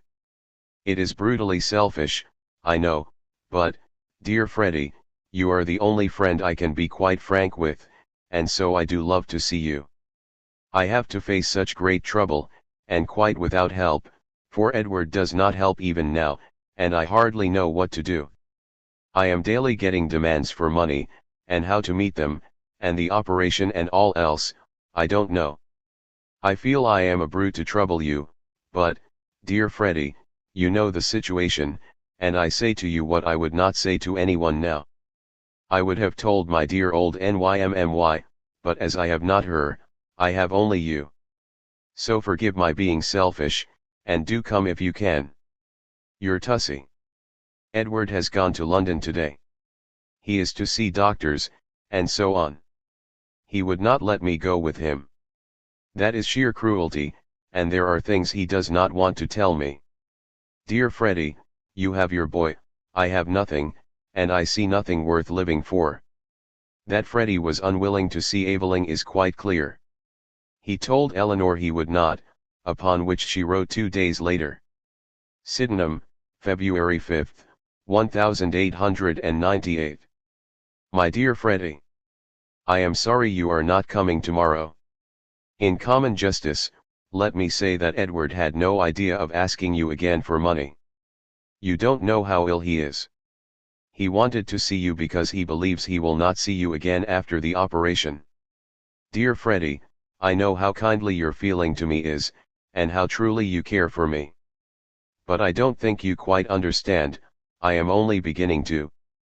But I do see more and more that wrongdoing is just a moral disease, and the morally healthy, like yourself, are not fit to judge of the condition of the morally diseased, just as the physically healthy person can hardly realize the condition of the physically diseased. In some a certain moral sense is wanting, just as some are deaf, or have bad sight, or are otherwise unhealthy. And I begin to understand that one has no more right to blame the one disease than the other. We must try and cure, and, if no cure is possible, do our best. I have learnt this through long suffering, suffering in ways I would not tell even you, but I have learnt, and so I am trying to bear all this trouble as best I can. Dear Freddy, don't think I have forgotten what Edward owes you, I mean in money, in loving kindness it is beyond calculation, and you will, of course, get what is owing to you. For that you may take my word. I expect Edward to go into hospital early next week. I hope soon, for this waiting is trying him terribly. I will let you know anything definite, and I do hope with all my heart you will soon be better. Your Tussie. He was evidently skeptical of her diagnosis. Indeed, though we have only one side of this correspondence, it is fairly plain that all along Freddy had thought Eleanor should have cast off this scoundrel and saw her elaborate exculpation now as but another sign of weakness rather than of the strength of her love. She replied to him on February 7. My dear Freddy. I dare say I am so worried I did not make myself clear. But you have not understood me at all, and I am too troubled to explain. Edward goes to the hospital tomorrow for the operation on Wednesday. There is a French saying that to understand is to forgive. Much suffering has taught me to understand, and so I have no need even to forgive. I can only love. Dear Freddy, I shall be quite near the hospital at 135 Gower Street, and I will let you know how things go on. Your old Tussie. Eveling went into University College Hospital on Tuesday, February 8, and was operated on the next day. Eleanor rode to Liebknecht on the morrow from her lodgings in Gower Street. She had felt obliged to let him know of Eveling's condition, though she said it made me feel cruel to have worried you. But it was, she explained, only natural that as the only old friend left, the old comrade of Moore and Mome and Helen, the dear library of us younger ones, she should turn to him. I thought I ought to let you know, as any sudden bad news might have been even worse for you. So far Edward seems to be progressing, but he is very ill, and it will be many days before we can say he is out of danger. The operation itself was very serious, but that he has got over without any great shock. The 4-year-old abscess was due to a disease of the kidneys, and whether much can be done remains to be seen. As a fellow of University College, holding several gold and silver medals, Aveling was receiving privileged treatment. The great surgeon Heath, who had known him in his student days, put him in a private ward, i.e. he has his own room, and so I am with him the whole day, only leaving when he goes to sleep at night, while Eleanor herself was almost next door and could be called at any moment.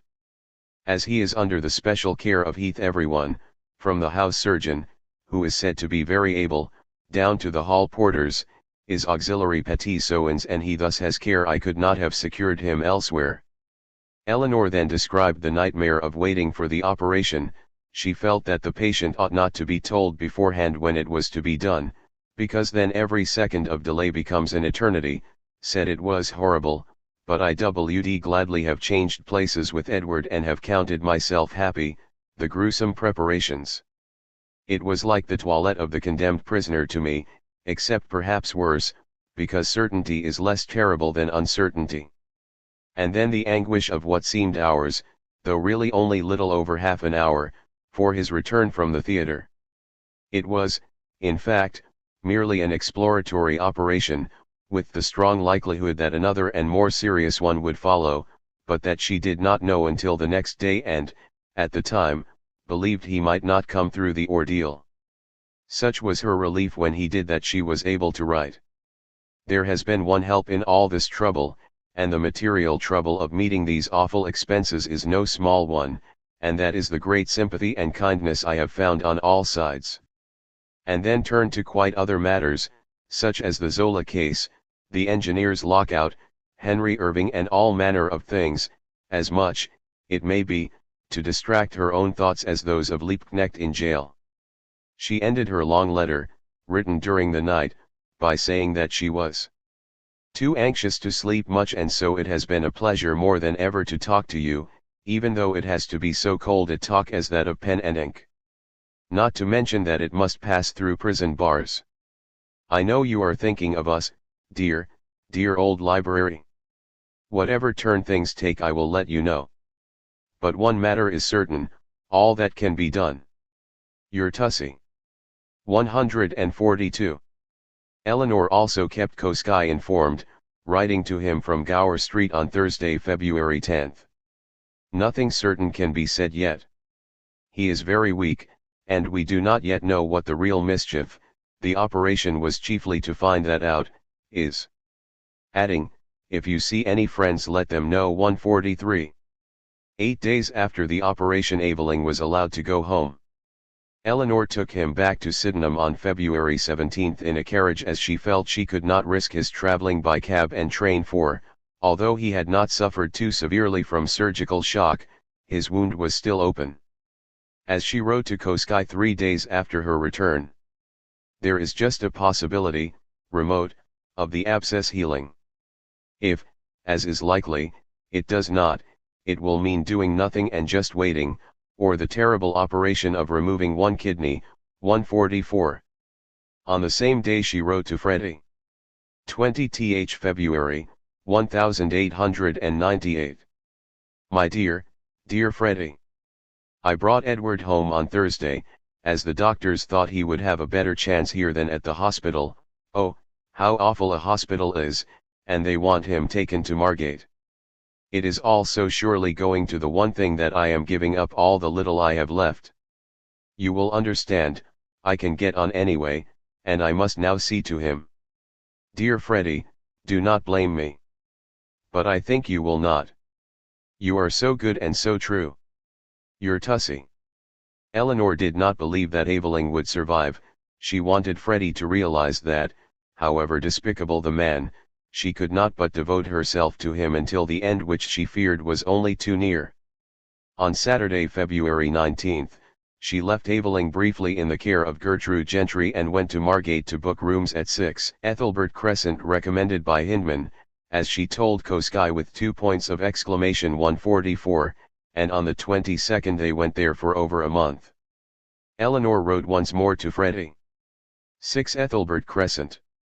Margate, March 1, 1898. My dear, dear Freddy. Don't think my not writing neglect. It is just that I am tired, and often have not the heart to write. I can't tell you how glad it makes me that you do not blame me too much, because I think you one of the grandest and best men I have ever known.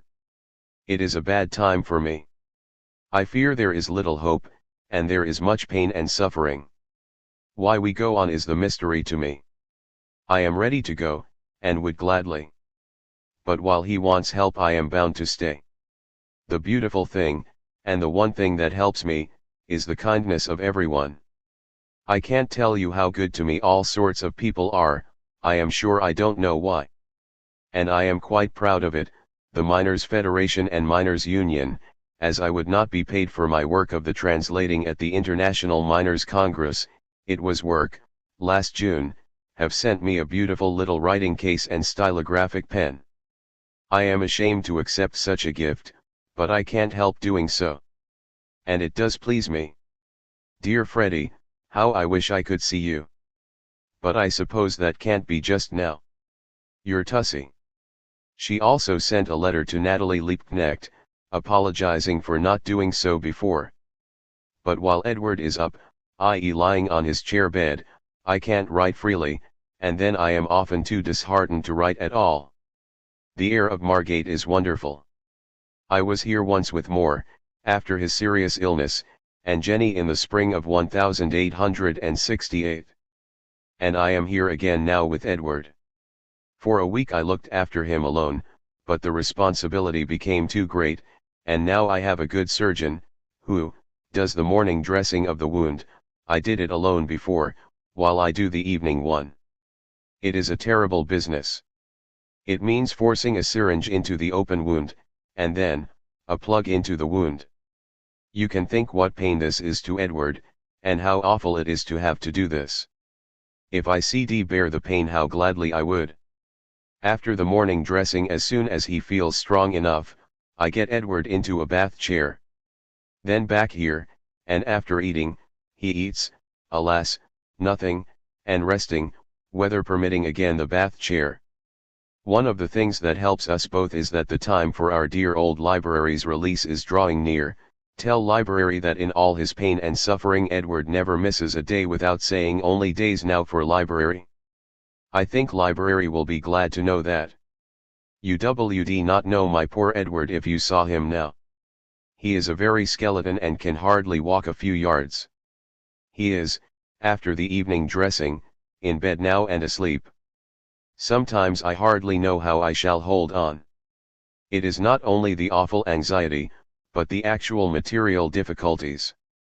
Our joint income is, for London, very small, and my present expenses are enormous. Doctors, chemists' bills, chairs for going out, and so forth, added to the home that must be kept up, all this means a great deal. I speak so frankly, because I know you will understand. Meantime we both look forward to March 18th, and Edward wants library to know that, if he is living still, he will drink library's health in a glass of the General's port. 145. On March 4 Eleanor wrote to the Secretary of the Irish Socialist Republican Party, founded in Dublin by Connolly in 1896, sending Eveling's subscription of 10 shillings. 195 on the 15th, after being 3 weeks in Margate.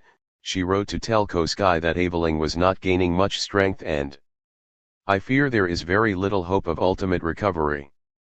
Today he did, leaning on my arm and a stick, walk a little. It is, as you may suppose, a terribly anxious time in all ways. 146. Eleanor sent almost her last, as she had written her very first letter to Liebknecht. It was to greet him on his release from jail, sent from Margate on March 16. Dear, dear old library. In a very few hours now you will be free, and it is good to know that this letter will find you in your home. We shall be with you all on Friday, and with all our heart we wish we could be with you in the flesh as well as the spirit. Our love to you, dear old library, and welcome home. Your Tussie. Edward. 147. Old Library replied on March 23. My dear Tussie. I am well, but how are you? I got your letter as soon as I came home last Friday, but I had no time yet to send you a single line, although 1,000 times I thought of you. I have been so overwhelmed with love and sympathy, took Sue de Roses, that I feel still as if it all was a dream. And think of the work I found on my return to liberty. Many hundred weights of papers, and hundreds of letters and telegrams, to read. Yet I should have written before, only you had promised me some notes about the engineer's struggle. But now I cannot wait any longer. How are you? How is Edward? Write only a few lines, I don't expect a long letter. We all send our love. And we all wait anxiously for good news. Your library. Underneath Natalie had written, Mein Liebe Tussie 148. In none of these letters, to the Liebknechts, the Koskis, or Laura, was there a word of Eleanor's fearful despair. To no one but Freddie Demuth was it so much as hinted that she was suffering from other than the misery caused by Evelyn's illness, its drain upon her financial resources and her dismal forebodings on both counts. Quite enough, her friends must have thought, to account for such black thoughts as she expressed which, in every case, were counterbalanced by comments on her objective interests, and theirs, signifying that her troubles were no more than an unhappy interruption of her usual active life. 6. Evelyn, still infirm, and Eleanor, still gravely anxious, returned to Sydenham on Sunday, March 27. On the 29th she wrote to Edith Lanchester, who had worked for her during the past 2 years and whose little boy, Waldo, born in 1897, she adored. It is an awful responsibility to bring a child into the world, she had written at the time of his birth, but it must also be the greatest joy woman can know. Forgive a childless woman if she feels a little envious. In this last letter to her friend she said, I am so worried in all ways, material as well as others, that I hardly have the heart to write. Edward is very ill. I fear hopelessly. You will understand. How is your dear little man? And how are you yourself? Let me know when you come this way. I am absolutely tied and cannot get out. Not that I want to. I often wonder why one goes on at all with all this fearful suffering. Of course I could not say so to my poor Edward, but I often think it would be easier to make an end of it. You see, I have no little one as you have. Yours always, Eleanor. 148a. 2 days later, at about 10 o'clock on the cool, bright morning of Thursday, March 31, 1898, Eleanor sent the maid, Gertrude Gentry, to the chemist George Dale of 92 Kirkdale, the main street at the lower end of Jews Walk, with a note saying, please give bearer chloroform and small quantity of prussic acid for dog. This was initialed E.A. and Evelyn's card enclosed. The girl returned with a packet containing 2 ounces of chloroform and a dram, 1/8 of an ounce, of prussic acid. She also brought the poison book. This Eleanor signed with her initials, EMA. In the large living room on the ground floor of the den, whereafter Gertrude took the book back to the chemist. When she came home again, it was now about 10:45 a.m. She went upstairs and found Eleanor lying in bed, undressed, and scarcely breathing. She asked what was wrong, and getting no reply rushed next door to fetch the neighbor, Mrs. Kell, who came at once, and to the doctor. By the time Mrs. Kell reached Eleanor's bedroom the poison had done its work. When Dr. Henry Shackleton finally arrived, he was of the opinion that she had been dead for 2 hours. He later conducted a post-mortem examination, concluding that the cause of death was poisoning by prussic acid. Eleanor was said to have left behind 2 suicide notes, the authenticity of which cannot be confirmed, although, according to Justice, the first, to Evelyn, was read at the inquest, but, not published. 149 it ran.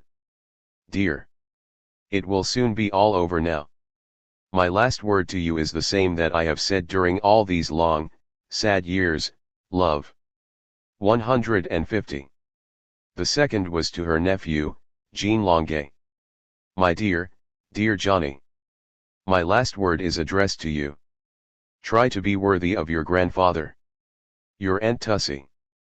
151.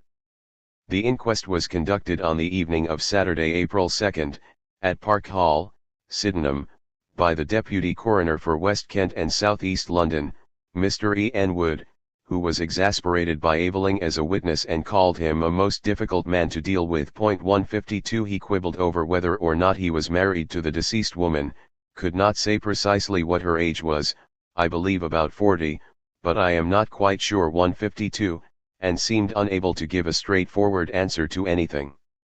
The one point upon which the only two possible witnesses, and all the subsequent press reports, seemed to have been agreed was that Aveling had announced his intention of going to London that morning, to which Eleanor had strongly objected on the grounds of his health. According both to the Daily Chronicle 153 and Justice 149, the maid was sent to the chemist after Aveling's departure. But Gertrude Gentry testified that Mrs. Aveling had sent her to Dale's just before 10 a.m., Aveling that he had last seen her alive at 10:10 a.m. These statements raise a number of questions that were not, apparently, asked at the time and cannot now be answered. How did the two witnesses know the time so precisely? Aveling, with a train to catch, may well have consulted the clock, but why should Gertrude Gentry have done so? Did Eleanor's objections to his going to London lead to a violent quarrel? What was to prevent her from waiting until he had left the house, writing the prescription herself, using his initials and enclosing his card? In short, had he or had she ordered the poison? Why should Aveling incriminate himself by claiming to be present when the maid was sent to the chemist? Given the uncontroverted evidence that he was going out against Eleanor's wishes, he could have denied all knowledge of her subsequent actions. However, none of these points engaged the attention of the coroner, whose statutory duty was no more than to establish the name of the deceased, the time, place and circumstances of the death and its cause as certified by a qualified doctor. Under the heading of circumstances, it might have been possible to indict Aveling as an accessory to the act, but the evidence he gave appeared to exonerate him of complicity. The chemist had the worst of it. It came out that he had always thought that Dr. Aveling, a fairly well-known customer, was a medical man even though not in practice, and he believed the note was in the doctor's handwriting. He had not at the time noted that the prescription was initialed E.A. and the poison book E.M.A. The coroner said Dale ought to have ascertained that Aveling was not a qualified and registered doctor, and, in any case, when selling a deadly poison he should have gone to the house with it himself and not entrusted it to a messenger. He, the coroner, would have the duty of reporting Dale's conduct to the public prosecutor, since it contravened the parliamentary acts. The jury returned a verdict of suicide by swallowing prussic acid at the time laboring under mental derangement, and the death was registered in the sub-district of Sydenham in Lewisham on April 4, 1898 as that of Eleanor Marx, aged 40, a single woman. 155.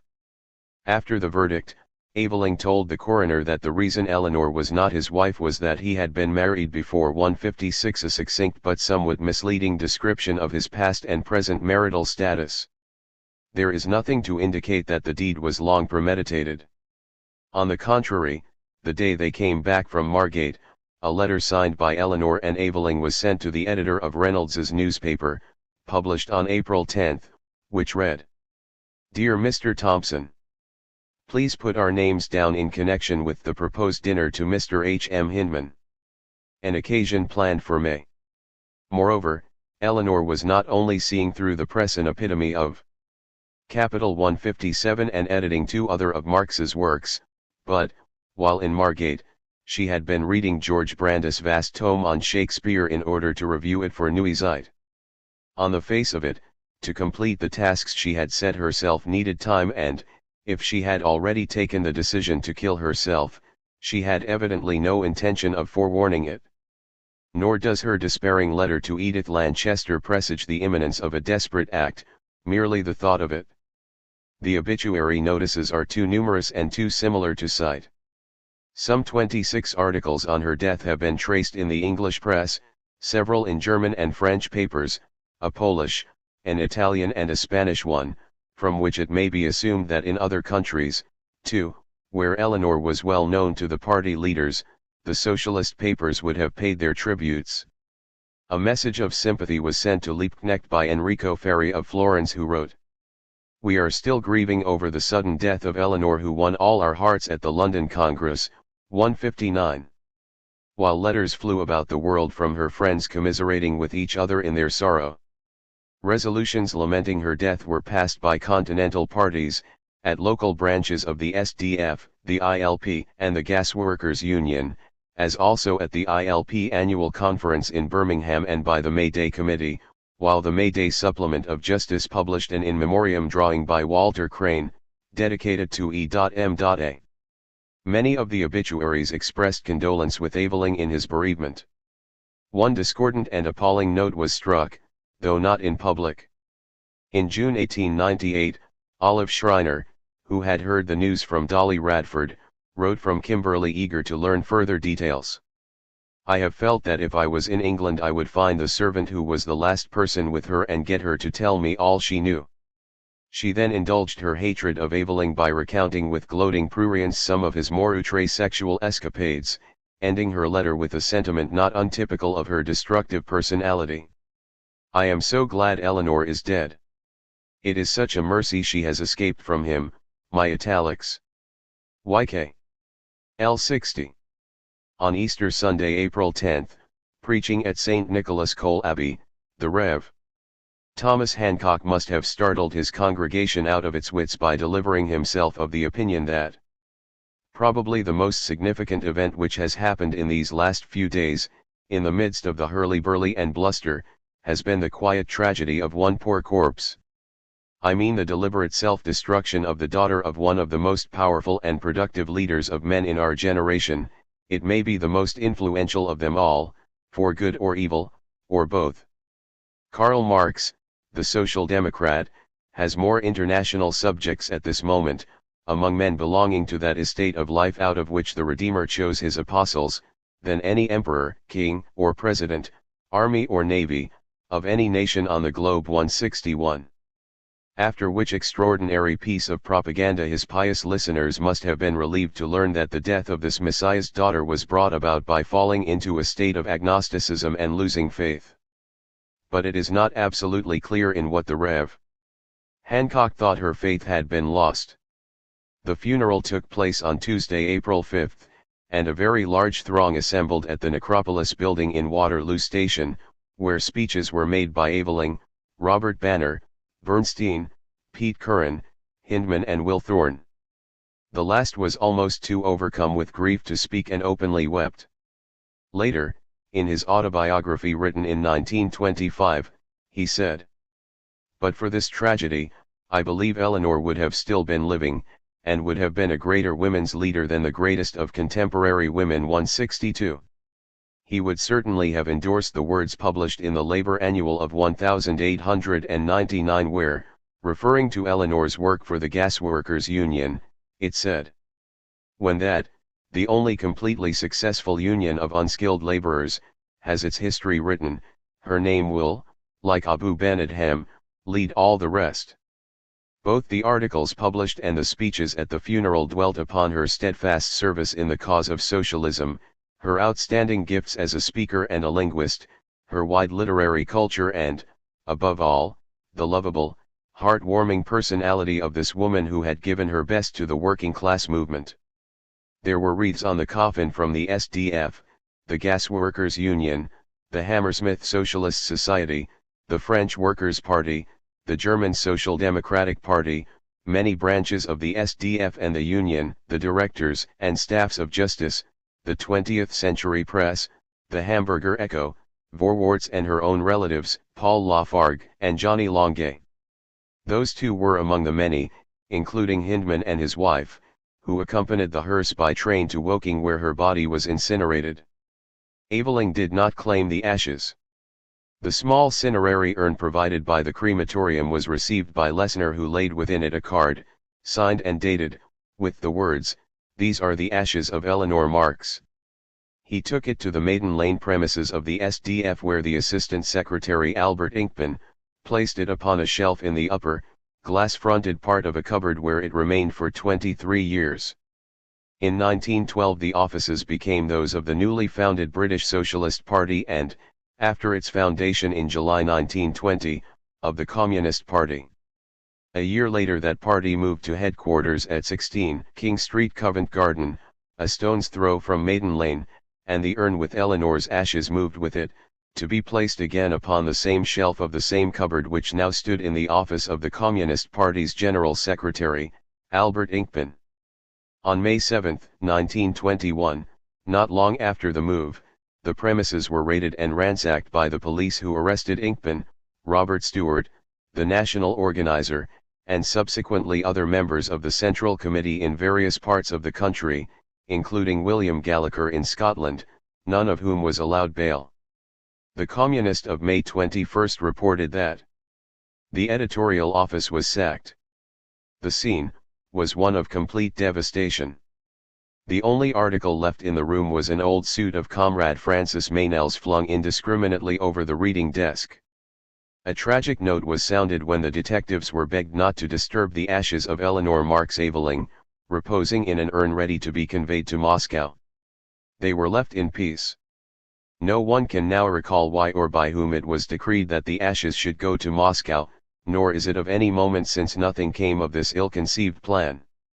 In 1928 the acting General Secretary in office during Inkpen's absence opened the lid and, for the first time after 30 years, the words written by Eleanor, who had died in 1910, were found.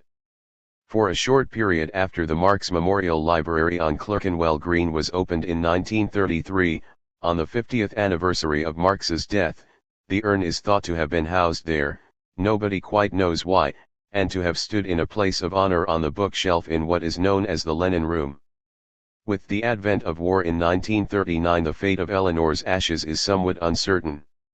According to several people's recollections, the casket was stored in the basements of 16 King Street, but there is no shadow of doubt that it was later reinstated on its original shelf in the original cupboard standing in the General Secretary's room, where it was always to be seen decorated with a red ribbon. In 1956 it was again opened, Eleanor's certification still intact, and then it was closed forever, to be buried with the remains of Marx, his wife, his grandson, and Helene de Muth, exhumed from their simple grave in New Highgate Cemetery, under the ugliest and best-known monument in London, to which thousands of pilgrims from all lands flock each year to pay homage to Karl Marx and thus, perhaps unwittingly, to Eleanor. Though not concerned about Eleanor's ashes, Edward Aveling, gentleman, was granted probate of her will on April 16, 1898, 11 days after her cremation. The gross estate was valued at £1,909 threes. 10d.164. On May 24 Cross, the solicitor, wrote to Laura as the next of kin asking her to sign the papers giving him power of attorney to transfer the fund for the Longgate children to an unnamed trustee newly appointed to replace Eleanor. Who this was is not known. It had to be someone domiciled in England, and it is safe to guess that it was not Aveling, since Eleanor would have left such an instruction in her will. There is the possibility that it was Cross himself. It is not unnatural that myths surrounding Eleanor's suicide should have accrued, nor that many people sincerely believed they had been present at her macabre and solitary deathbed for her to expire in their arms. The interesting thing about these fantasies is that the wish to have been the last to look upon Eleanor should be so persistent, that she should have become the subject of such legends in her lifetime, that to have been thus intimately associated with her agony was accounted a merit to claim with pride and hand down from one generation to another. Asterisk asterisk asterisk. That everyone in their later references to Eleanor should lay her death quite simply at Aveling's door, while rightly dismissing the notion that her mind was deranged, is no cause for surprise. Unfortunately, the articles drawing this inescapable conclusion and most of the memoirs written by her contemporaries contain such flagrant inaccuracies that they are not to be trusted, while none, so far as can be traced, thought to look at the manner of her death in the context of her life as a whole. Eleanor's was a robust nature. To be sure, a girlhood friend recalled her as the gayest creature in the world, when not the most miserable, as White, tragic, despairing, even sick of life and ready to do away with herself upon being told that she would never succeed as an actress of the first rank, but such moods could be dispelled by so simple an expedient as a bus ride through London. 166 True, and more significant, is it that Aaron Roseberry wrote. She admitted to being sometimes tired of life, especially when it seemed that the movement no longer needed her. 167. Yet both these recollections were penned long years after her death. There are, indeed, dozens of writers who, wise after the event, recorded her suicidal tendencies. At the inquest Aveling was reported to have said that she had several times threatened to destroy herself. Asked whether he had taken these threats seriously, he replied, "I regarded them as idle, because they were so frequently repeated." 168 While the Daily Chronicle reporter put into the mouth of a juryman the statement, "Deceased had often suggested that they should commit suicide together, and thus end their difficulties." The coroner asked, "Do you mean pecuniary difficulties?" To which the unnamed witness answered, "Yes, sir, there were some, but not recently." 169 Though it does not diminish Eleanor's tragedy, one is irresistibly reminded of Mrs. Marx who, when more harassed than usual, declared that she wished she and her children were in the grave. There were but 3 occasions when Eleanor manifested symptoms of what could be termed the neurotic personality. The first was her anorexia nervosa during her mother's terminal illness in 1881, followed, after that mother's death, by acute depression and threatened breakdown as she tried to arrive at some decision on her future course in life which, up till then, had differed little from that of the familiar 19th-century anti-heroine, the unmarried daughter who stays at home. Then came her incontinent love letter to Olive Schreiner when she was under the stress of her first disillusionment with Aveling and, last, after an interval of some 13 years, the desperate letters to Freddie DeMuth. Yet, in all but this final tribulation, real enough and, it cannot be too strongly emphasized, kept secret from all but Freddie while she maintained a level-headed correspondence with her other close friends, she had shown herself able to cast off those short-lived attacks of instability the moment demands were made upon her. She nursed her mother, and her father at the same time, with unflagging steadiness and compassion. Within a few weeks of what she herself had called a mental disorder, she was the delighted and delightful companion of her little nephews in Paris, whereafter she flung herself into the hard discipline of training for a stage career and also into a social life of great exuberance.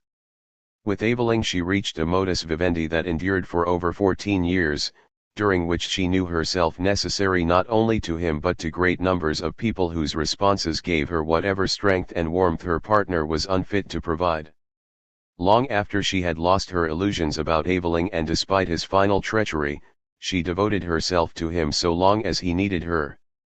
Sane people, unless threatened by death in some even more terrible form, do not commit suicide for any but extremely complex reasons, the culmination of many despairs, no one of which will drive a human being to self-annihilation while a gleam of hope remains. Alas, they do not live to tell, even supposing that they themselves fully understood, so it is for those who are left to make their own deductions. Aveling alone could not have destroyed Eleanor, though his cold heart, incapable of love, undoubtedly froze her eager hold on life. He was simply the last straw. The dire resolve to kill herself must surely have been taken because she believed she was no longer needed by anyone or anything. The 2 strongest motive powers in Eleanor's life had been her deep love for her father, with whom Engels was closely identified, and her zeal for the cause that had been theirs. Magnificently she had carried into action their theoretical guidance and, with its loss, it may be surmised that she felt herself inadequate. Added to this, but a few weeks before Engels died she had resigned from the executive of the Gasworkers and Laborers Union, thereby severing an organic connection with masses of working people, another vital source of strength. Thus her resistance to the blows that subsequently fell upon her was weakened. She will have had more than ample time during the dejected weeks of isolation in Margate to contemplate a situation in which the mainstream of the British working class movement, her native element, was flowing ever more swiftly, broadly, and deeply into channels far removed from Marxism, to leave her in a rivulet whose current would not be strong enough to bear her forward. The sense that she was ineffectual, that deadliest of poisons, would have undermined her will to struggle. This, in its turn, could well have made her feel guilty of failing the two great men who had believed in her. If she did not justify their faith, then her whole life had been futile. Futility and guilt, such feelings are among the common causes for self-destruction. Everything that is known of Eleanor, she whom her mother had described as political from top to toe at the age of 17, betokens that her final despairs were compounded of such factors. Of course her voluntary death was an admission of defeat, yet by none but her own subjective standards can she be seen to have failed. She took the tirelessness, the dignity and the dedication of her father, the capacity for self-sacrifice and womanly cowardice of her mother into the streets and to the assemblies of working people. She was modest, well-tempered, and gentle, but she carried a fiery message imparted in the diction of common life to reach the hearts and minds of multitudes. Some may think that throughout Eleanor's years with Aveling she had been sublimating an unsatisfactory relationship in compulsive political activity, but that is to misinterpret the story of a life molded and directed from earliest youth to that end.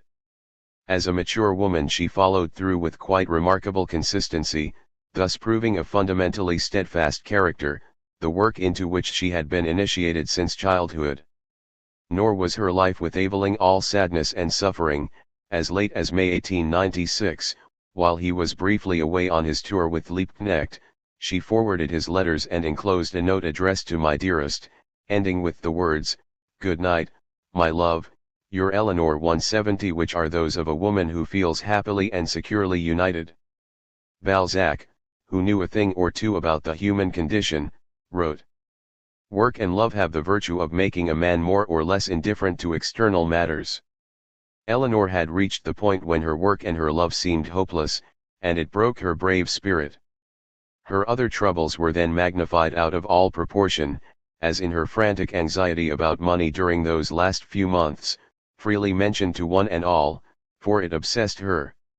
Yet she, who had known nothing but the pinch of poverty for all but the last years of her life, died possessed of a sum of money 8 times greater than her father had left. She might even have conquered her fatal attachment to Aveling and let the man go had she still seen a purpose in life, an effective mission to which she could cling. If there was one thing Marx did not inculcate in his followers, it was patience. Not that it was absent from his teaching, indeed, it is the lesson lying at the very heart of his major discovery that the laws of development and change in society are amenable to scientific analysis. But those who were fired with enthusiasm for his message of social revolution, based on the experiences of 1848 and 1871, were convinced that the day is drawing nigh. 172 were inspired with a tremendous sense of urgency, the will to act now and the faith that action would bear fruit tomorrow. Eleanor had thought to see the dawn of a new world. For her the light receded and she would not stay. At her death Jenny Julia Eleanor Marx was 43 years of age, but 13 months older than her mother had been on the day of her birth. She should have died hereafter. Reference notes. Abbreviations. BIML. Institute of Marxism-Leninism, Berlin. Bloops. British Library of Political and Economic Science. Bottigelli Archives. Letters in the custody of Dr. Émile Bottigelli, Paris. CMFR. Perepiskaklanov I Marcas Ruskimi Politisheskimi Deoteliami. Correspondence between members of the Marx family and Russian political figures. Political Literature Publishing House, Moscow 1974. Ilk. Frederick Engels, Paul, and Laura Lafargue, Correspondence. Volumes I, 3. Lawrence and Wishart, 1959-63. IISH. International Institute of Social History, Amsterdam. Liebknecht. Wilhelm Liebknecht. Briefwechsel mit Karl Marx und Friedrich Engels. Edited by George Eckert. Mouton and Co., The Hague, 1963. Epilogue. Aveling had 4 months more to live. There are conflicting accounts of his conduct on the day that Eleanor died. According to Aveling family lore, he paced up and down the street until he judged the poison to have taken effect and then re-entered the house. He is said, on the one hand, to have left for London before the maid was sent to the chemist, on the other, to have been present in the room when Eleanor signed the poison book. Some have it that he was distraught with grief and flung himself weeping into the arms of Mrs. Despard, others that he was unmoved to the point of total and shocking indifference. Be that as it may, he certainly caught the Brighton Line train at Sydenham Station to London Bridge that morning and reached the offices of the SDF in Maiden Lane at about 11:15, not to return to Jews Walk until 5 o'clock, when he was met by a tear-stained Gertrude Gentry with the news. The only remarkable thing about this is that, in his wretched state of health, he should have spent so long a day abroad. Despite the many expressions of sympathy published in the socialist press during his months of illness, the opinion that he was responsible for Eleanor's death, had connived at or contrived it, if not guilty of manslaughter, rapidly gained ground. Matters that had not come out at the inquest were reported to the Director of Public Prosecutions and communicated to the Deputy Coroner, but the case was not reopened.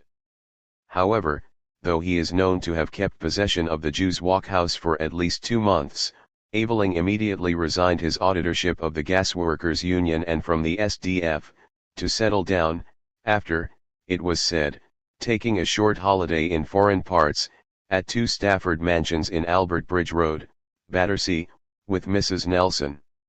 It could be thought that hers was not a happy married life.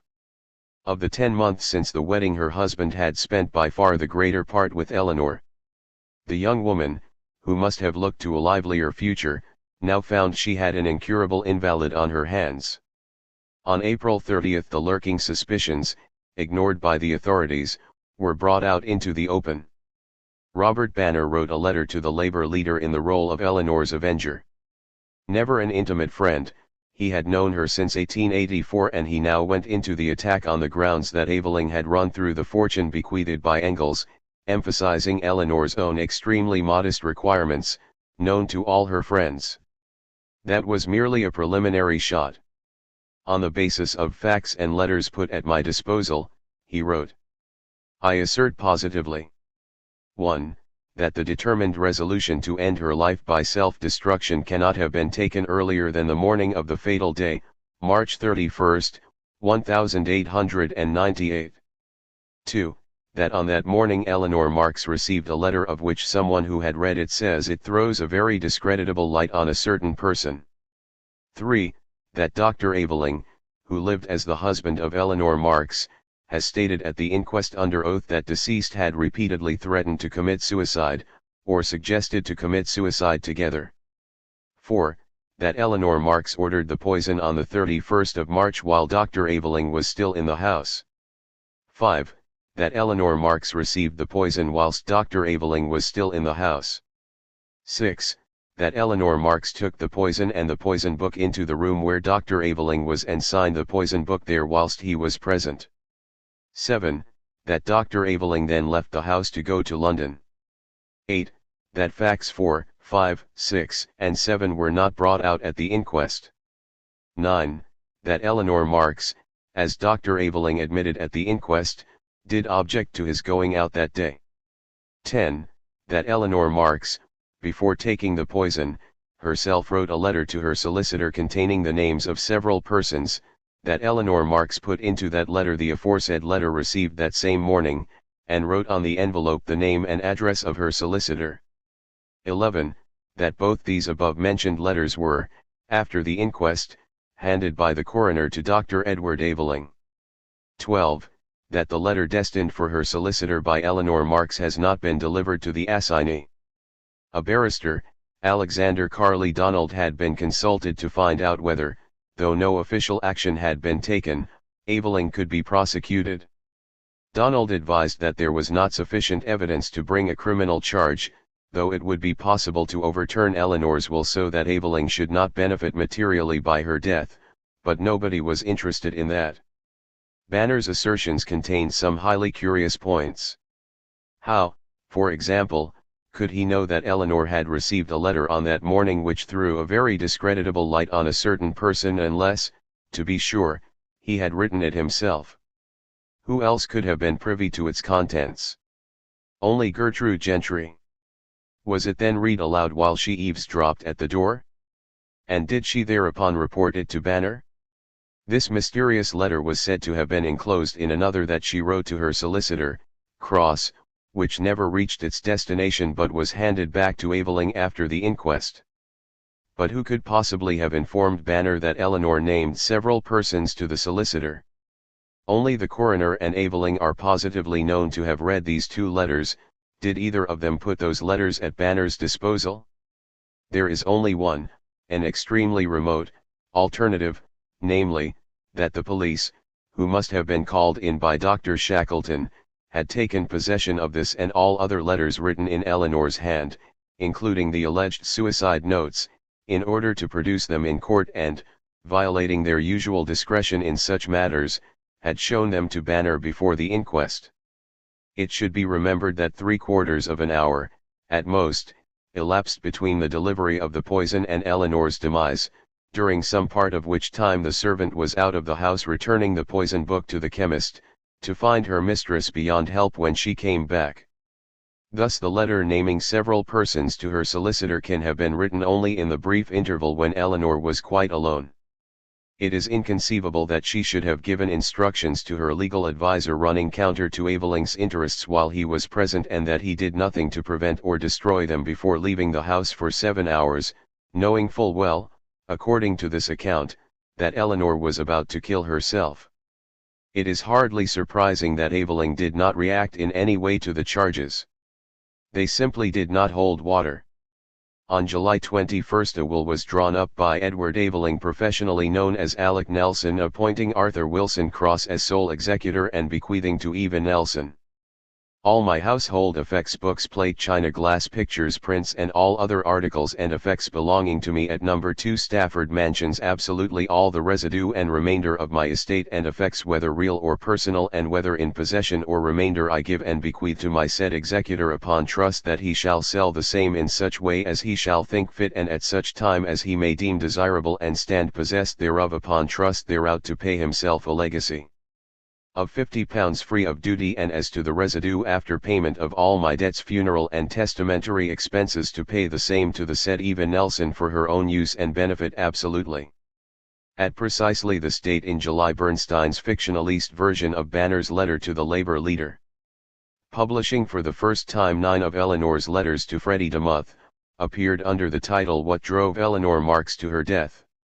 This article, carelessly translated and badly cut, appeared in Justice on July 30, on which day Keir Hardie, also using the letters to Freddie, wrote an article in the Labour Leader on much the same lines. All 3 articles went much further than Banner while taking his version of events as if proven beyond all doubt.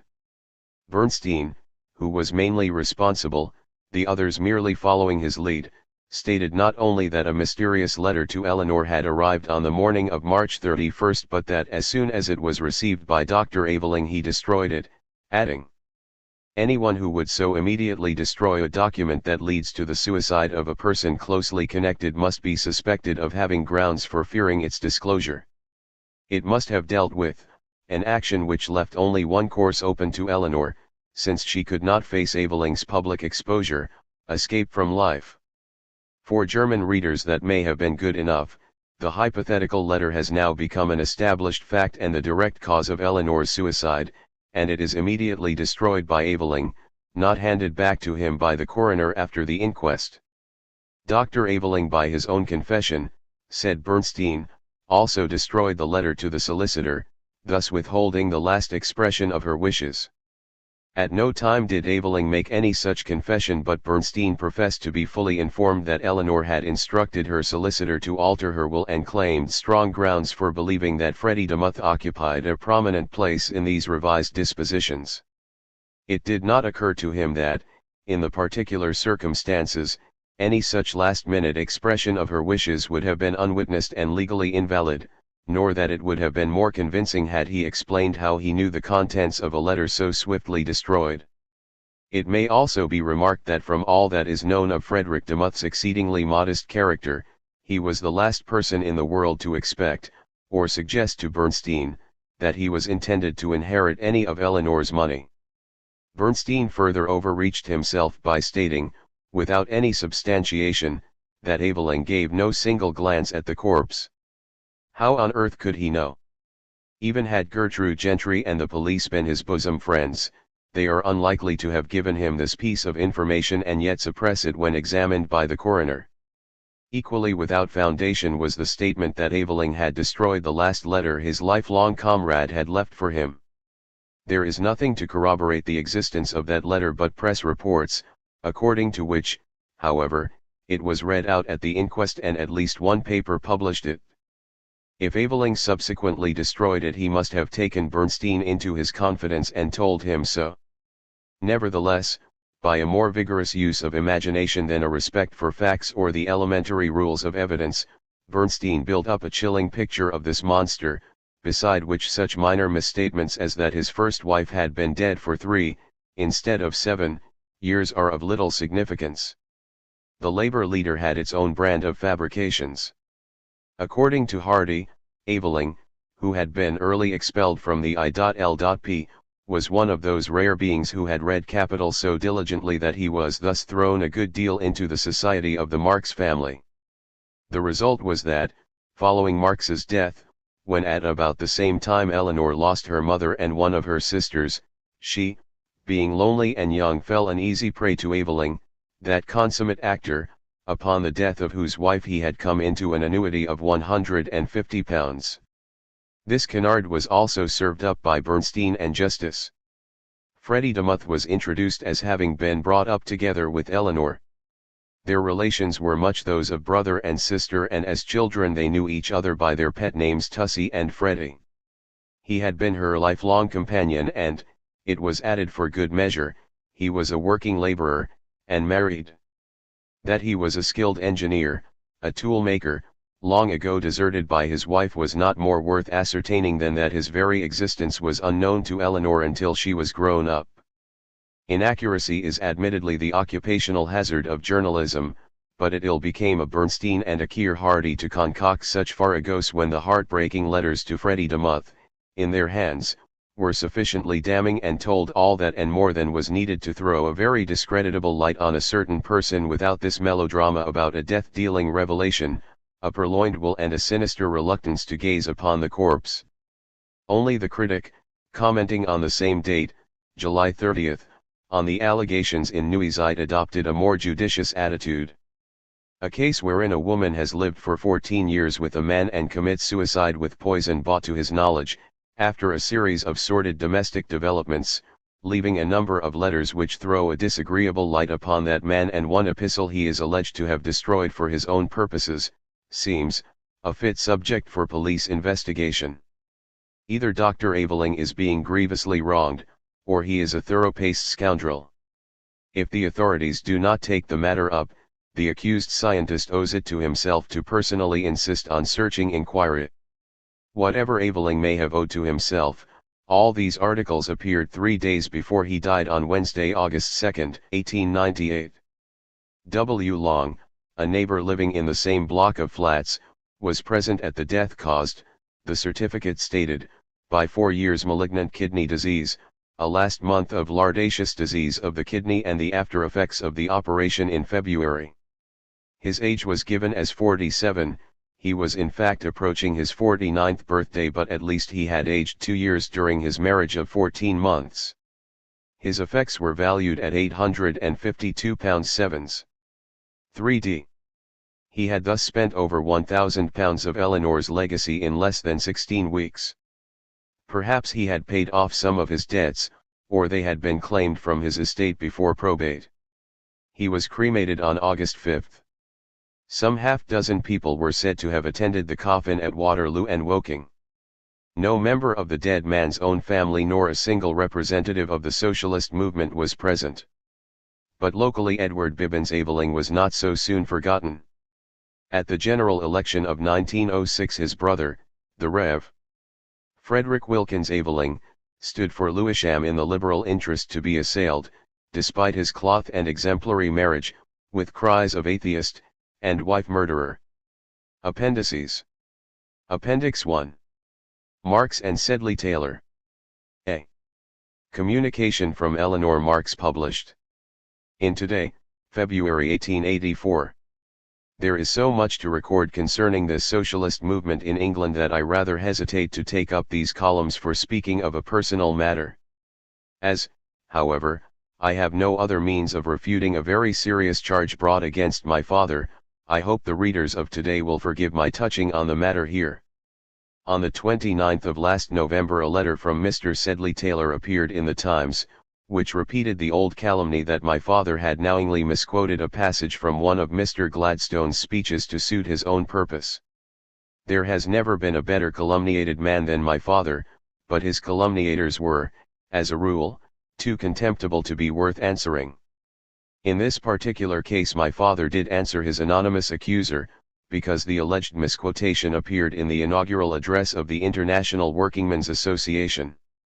On reading Mr. Taylor's letter, which is only a réchauffé of the old story, I at once wrote to the Times. So often had I read in English papers of the fairness of the English press that I never doubted my answer would be given the same publicity as that accorded to Mr. Taylor's accusation. Days passed, and my letter did not appear. Still impressed with the idea that even the Times might be honest in a personal matter, I again wrote to the editor. With no result. Then I addressed myself to the Daily News, which I had so far found very fair.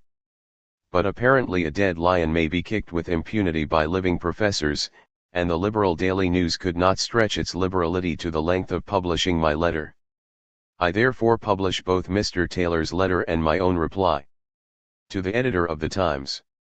Sir, I ask leave to point out in the Times that the origin of the misleading quotation from Mr. Gladstone's budget speech of April 16, 1863, which so eminent a publicist as Professor Émile de Lavallee has been led to reproduce through reliance on German sources, and with respect to which he inserts a correction in the Times of this day, is to be found as far back as 1864 in an address issued by the Council of the famous International Workingmen's Association.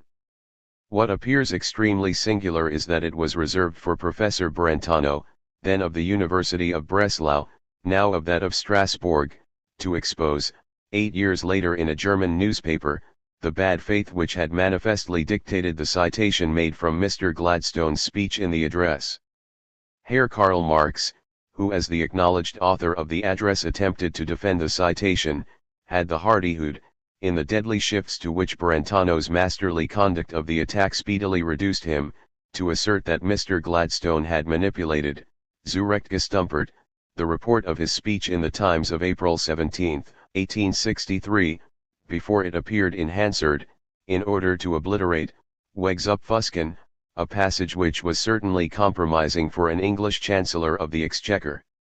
On Brentano's showing, by a detailed comparison of texts, that the reports of the Times and of Hansard agreed in utterly excluding the meaning which craftily isolated quotation had put upon Mr. Gladstone's words, Marx withdrew from further controversy under the plea of want of time.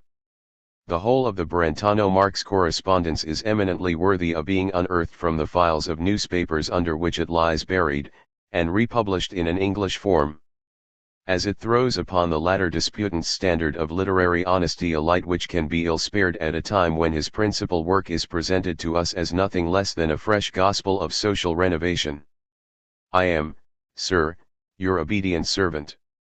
Trinity College, Cambridge, November 26. Sedley Taylor. To the Editor of the Times. Sir, in the Times of November 29 Mr. Sedley Taylor refers to a certain quotation of a speech by Mr. Gladstone, to be found as far back as 1864, in an address issued by the Council of the famous International Workingmen's Association. He continues, I here quote Mr. Taylor's letter from what appears to want of time. The facts are briefly these. The quotation referred to consists of a few sentences from Mr. Gladstone's budget speech of April 16, 1863. After describing the immense increase of wealth that took place in this country between 1853 and 1861, Mr. Gladstone is made to say, this intoxicating augmentation of wealth and power is entirely confined to classes of property. An anonymous writer, who turns out to be Professor Brentano, published in a German paper, Concordia, of the March 7, 1872 a reply in which it was stated, this sentence does not exist in Mr. Gladstone's speech. Marx has added it lyingly, both as to form and contents, formal und materiell hinzugleichen. This was the only point at issue between my father and his anonymous opponent. In his replies in the Leipzig Volksstadt, June 1 and August 7, 1872, Dr. Marx quotes the reports of Mr. Gladstone's speech as follows: The Times, April 17 th. The augmentation I have described, and which is founded, I think, on accurate returns, is an augmentation entirely confined to classes of property. Morning Star, 17th April, this augmentation is an augmentation confined entirely to the classes possessed of property. Morning Advertiser, April 17 th. The augmentation stated is altogether limited to classes possessed of property. The anonymous Brentano, in the deadly shifts to which his own masterly conduct of the attack had reduced him, now took refuge under the assertion usual in such circumstances, that if the quotation was not a forgery it was, at all events, misleading, in bad faith, craftily isolated, and so forth. I am afraid you would not allow me space to reply to this accusation of Herr Brentano, repeated now, after 11 years, by Mr. Taylor. Perhaps it will not be required, as Mr. Taylor says, the whole of this Brentano-Marx correspondence is eminently worthy of being unearthed from the file of newspapers in which it lies buried and republished in an English form. I quite agree with this. The memory of my father could only gain by it. As to the discrepancies between the newspaper reports of the speech in question and the report in Hansard, I must leave this to be settled by those most interested in it. Out of thousands and thousands of quotations to be found in my father's writings, this is the only one the correctness of which has ever been disputed. The fact that this single and not very lucky instance is brought up again and again by the professorial economists is very characteristic. In the words of Mr. Taylor, it throws upon the latter disputant's Dr. Marx' standard of literary honesty a light which can ill be spared at a time when his principal work is presented to us as nothing less than a fresh gospel of social renovation. I am, sir, yours faithfully. London, November 30, 1883. Eleanor Marx. Having spoken of the bourgeois press which, after giving publicity to a libel on a dead man, refuses to insert the reply, I must also refer to a paper that pretends to represent the working class. In the Labor Standard of December 8 appeared an article, a leader. I emphasize the word leader, because some of Mr. Shipton's friends have tried to make Continental workmen believe the article in question was a mere unofficial contribution from an outsider, positively begging Sir William Harcourt to hang O'Donnell. Said the Trades Union Oracle, we most earnestly hope the Home Secretary will listen to none of those appeals for mercy which are certain now to flow in, that, upon the contrary, he will insist upon justice. To appeal to our virtuous Home Secretary not to show mercy is worthy of Mr. W. S. Gilbert at his wildest. B. Letter from Dr. Sedley Taylor, in Today. March 1884. No one can regret more than I do that Miss Marx should have been refused the public hearing to which she was so manifestly entitled. I am, however, far from thinking with her that the question whether a particular sentence did, or did not, occur in Mr. Gladstone's speech was the only point at issue between Dr. Marx and Professor Brentano. I regard that question as having been of very subordinate importance compared to the issue whether the quotation in dispute was made with the intention of conveying, or of perverting, Mr. Gladstone's meaning. It would obviously be impossible to discuss in this letter the contents of the voluminous Brentano-Marx controversy without making an inadmissible demand on your space. As, however, Miss Marx has in your columns characterized as a calumny and libel an opinion publicly expressed by me, I feel bound to ask your insertion, side by side, of the two following extracts, which will enable your readers to judge for themselves whether Dr. Marx has quoted fairly or unfairly from the budget speech of 1863 in his great work, Das Kapital. My reason for using the Times report in preference to that of Hansard will be obvious to readers of Dr. Marx's letters in his correspondence with Brentano. Times, April 17, 1863. In 10 years, from 1842 to 1852 inclusive, the taxable income of the country, as nearly as we can make out, increased by 6%, but in 8 years, from 1853 to 1861, the income of the country again increased from the basis taken by 20%. That is a fact so strange as to be almost incredible. I must say for one, I should look almost with apprehension and with pain upon this intoxicating augmentation of wealth and power if it were my belief that it was confined to the classes who are in easy circumstances. This takes no cognizance at all of the condition of the laboring population. The augmentation I have described, and which is founded, I think, upon accurate returns, is an augmentation entirely confined to classes possessed of property. Now, the augmentation of capital is of indirect benefit to the laborer, because it cheapens the commodity which in the business of production comes into direct competition with labor. But we have this profound, and I must say, inestimable consolation, that, while the rich have been growing richer, the poor have been growing less poor.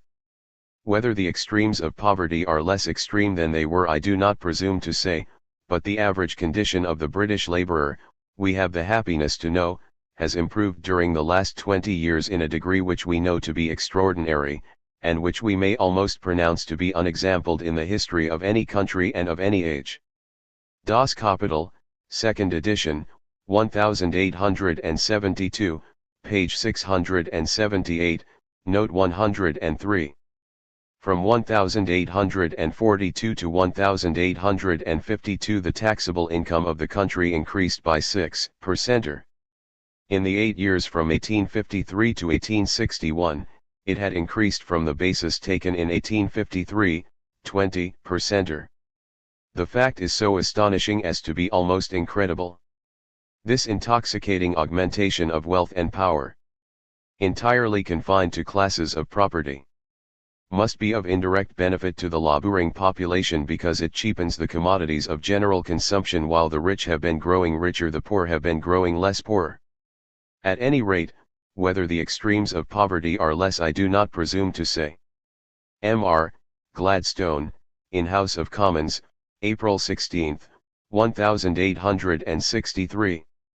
I invite a special attention to the hearing on Mr. Gladstone's meaning of the passages in the Times report which I have thrown into italics. The sentence, I must say, easy circumstances, conveys the speaker's belief that the intoxicating augmentation of wealth and power previously described was not confined to those in easy circumstances.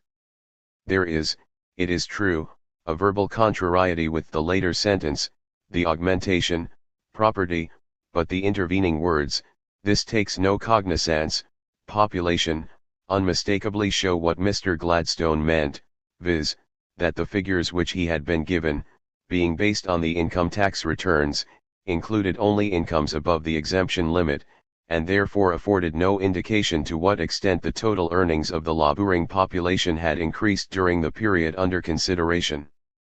The closing passage, from but the average to the end, announces in the most emphatic language that, on evidence independent of that obtained from the income tax returns, Mr. Gladstone recognized as indubitable an extraordinary and almost unexampled improvement in the average condition of the British laborer. Now, with what object were these essential passages almost wholly struck out in the process by which the newspaper report was reduced to the remarkable form in which it appears in Dr. Marx's work? Clearly, I think, in order that the arbitrarily constructed mosaic, pieced together out of such of Mr. Gladstone's words as were allowed to remain, might be understood as asserting that the earnings of the laboring population had made but insignificant progress, while the incomes of the possessing classes had increased enormously, a view which the omitted passages explicitly repudiate in favor of a very different opinion. I must not pass over unnoticed the fact that the German translation of this doc citation in the text of Das Kapital is immediately followed there by the expression of Dr. Marx' contemptuous astonishment at the lame anticlimax presented by the sentence made to figure as the conclusion of Mr. Gladstone's paragraph, when compared with his previous description of the growth of wealth among the possessing classes. I am, gentlemen, yours truly. Trinity College, Cambridge. Sedley Taylor. February 8, 1884. C. Reply by Eleanor Marx to Dr. Sedley Taylor. In Today, March 1884.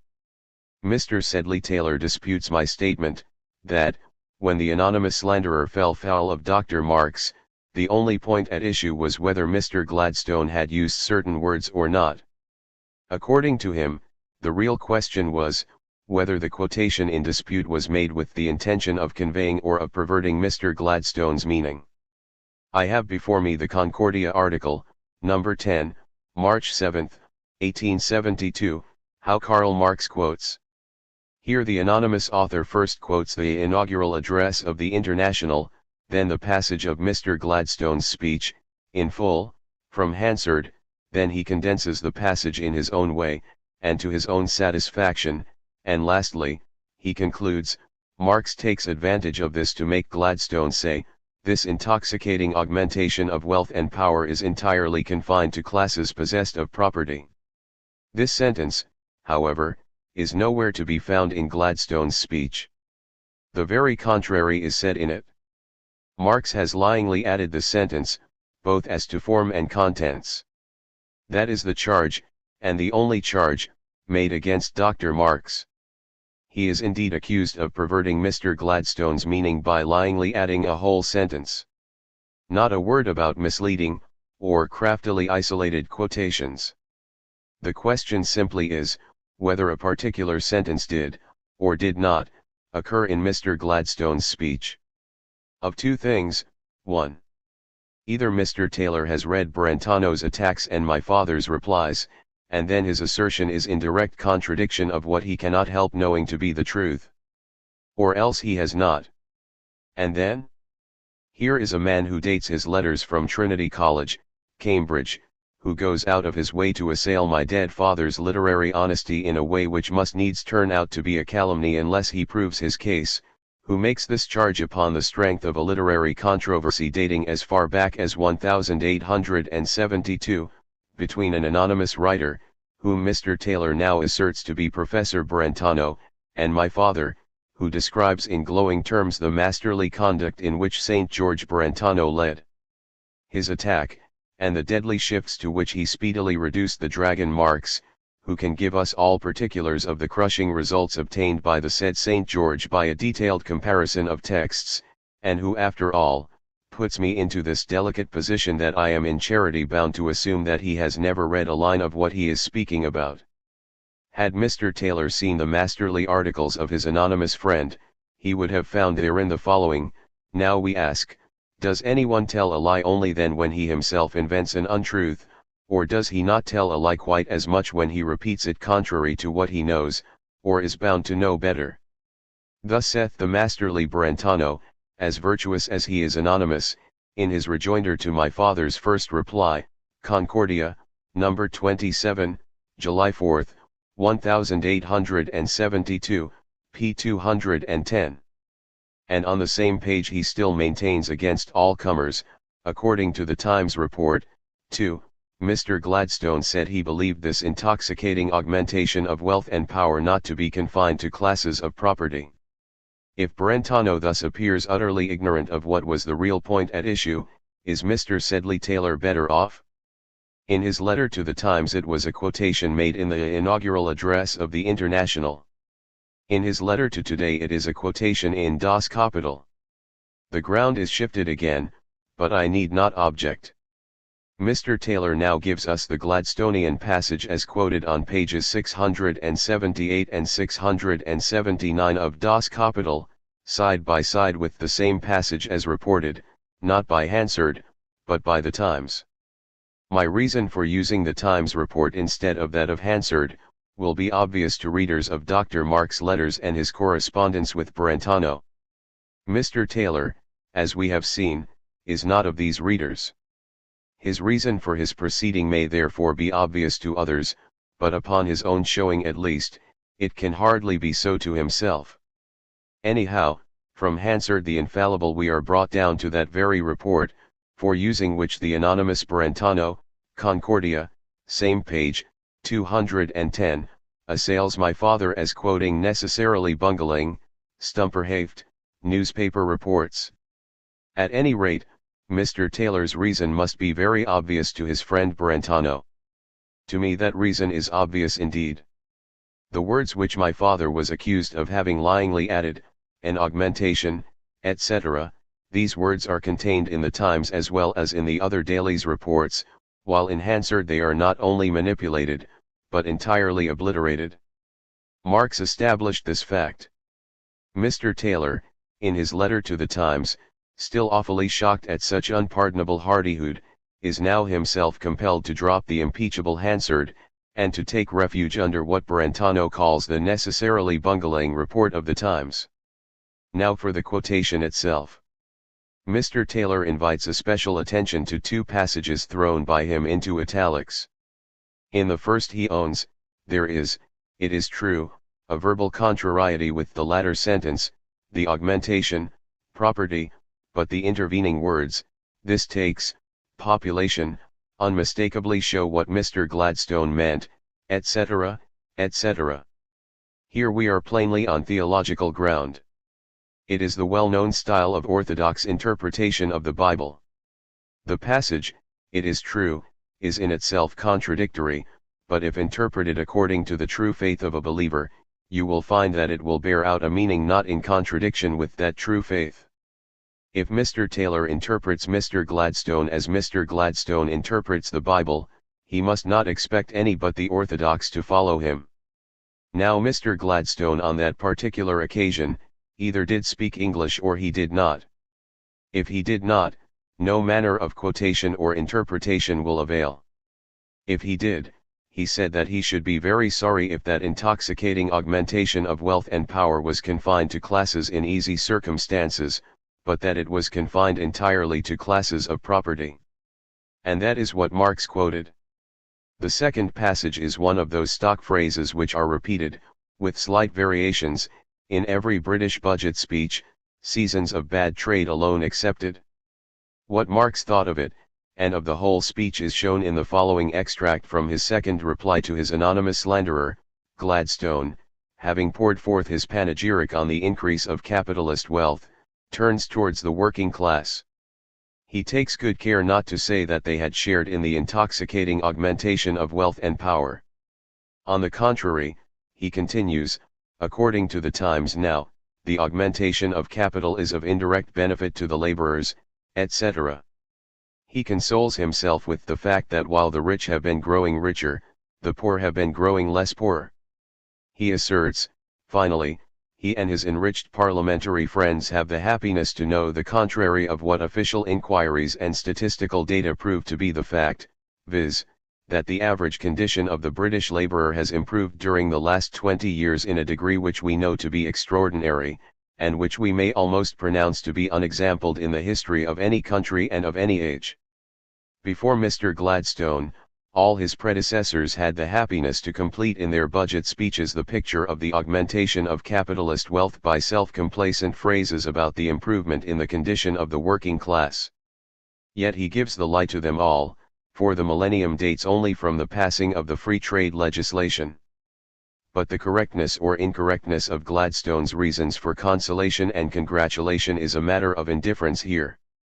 What alone concerns us is this, that from his standpoint the pretended extraordinary improvement in the condition of the working class is not at all in contradiction with the augmentation of wealth and power which is entirely confined to classes possessed of property.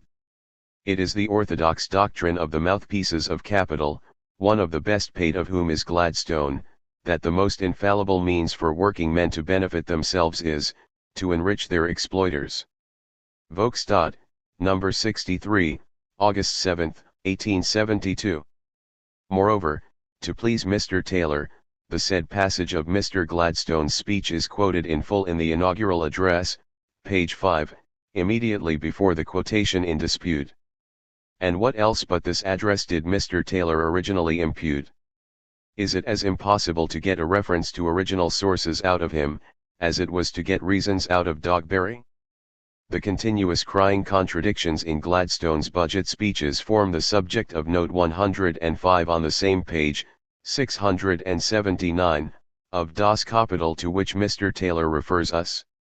Very likely indeed, that Marx should have taken the trouble to suppress in bad faith one of the contradictions. Quite the contrary. He has not suppressed anything worth quoting, neither has he lyingly added anything.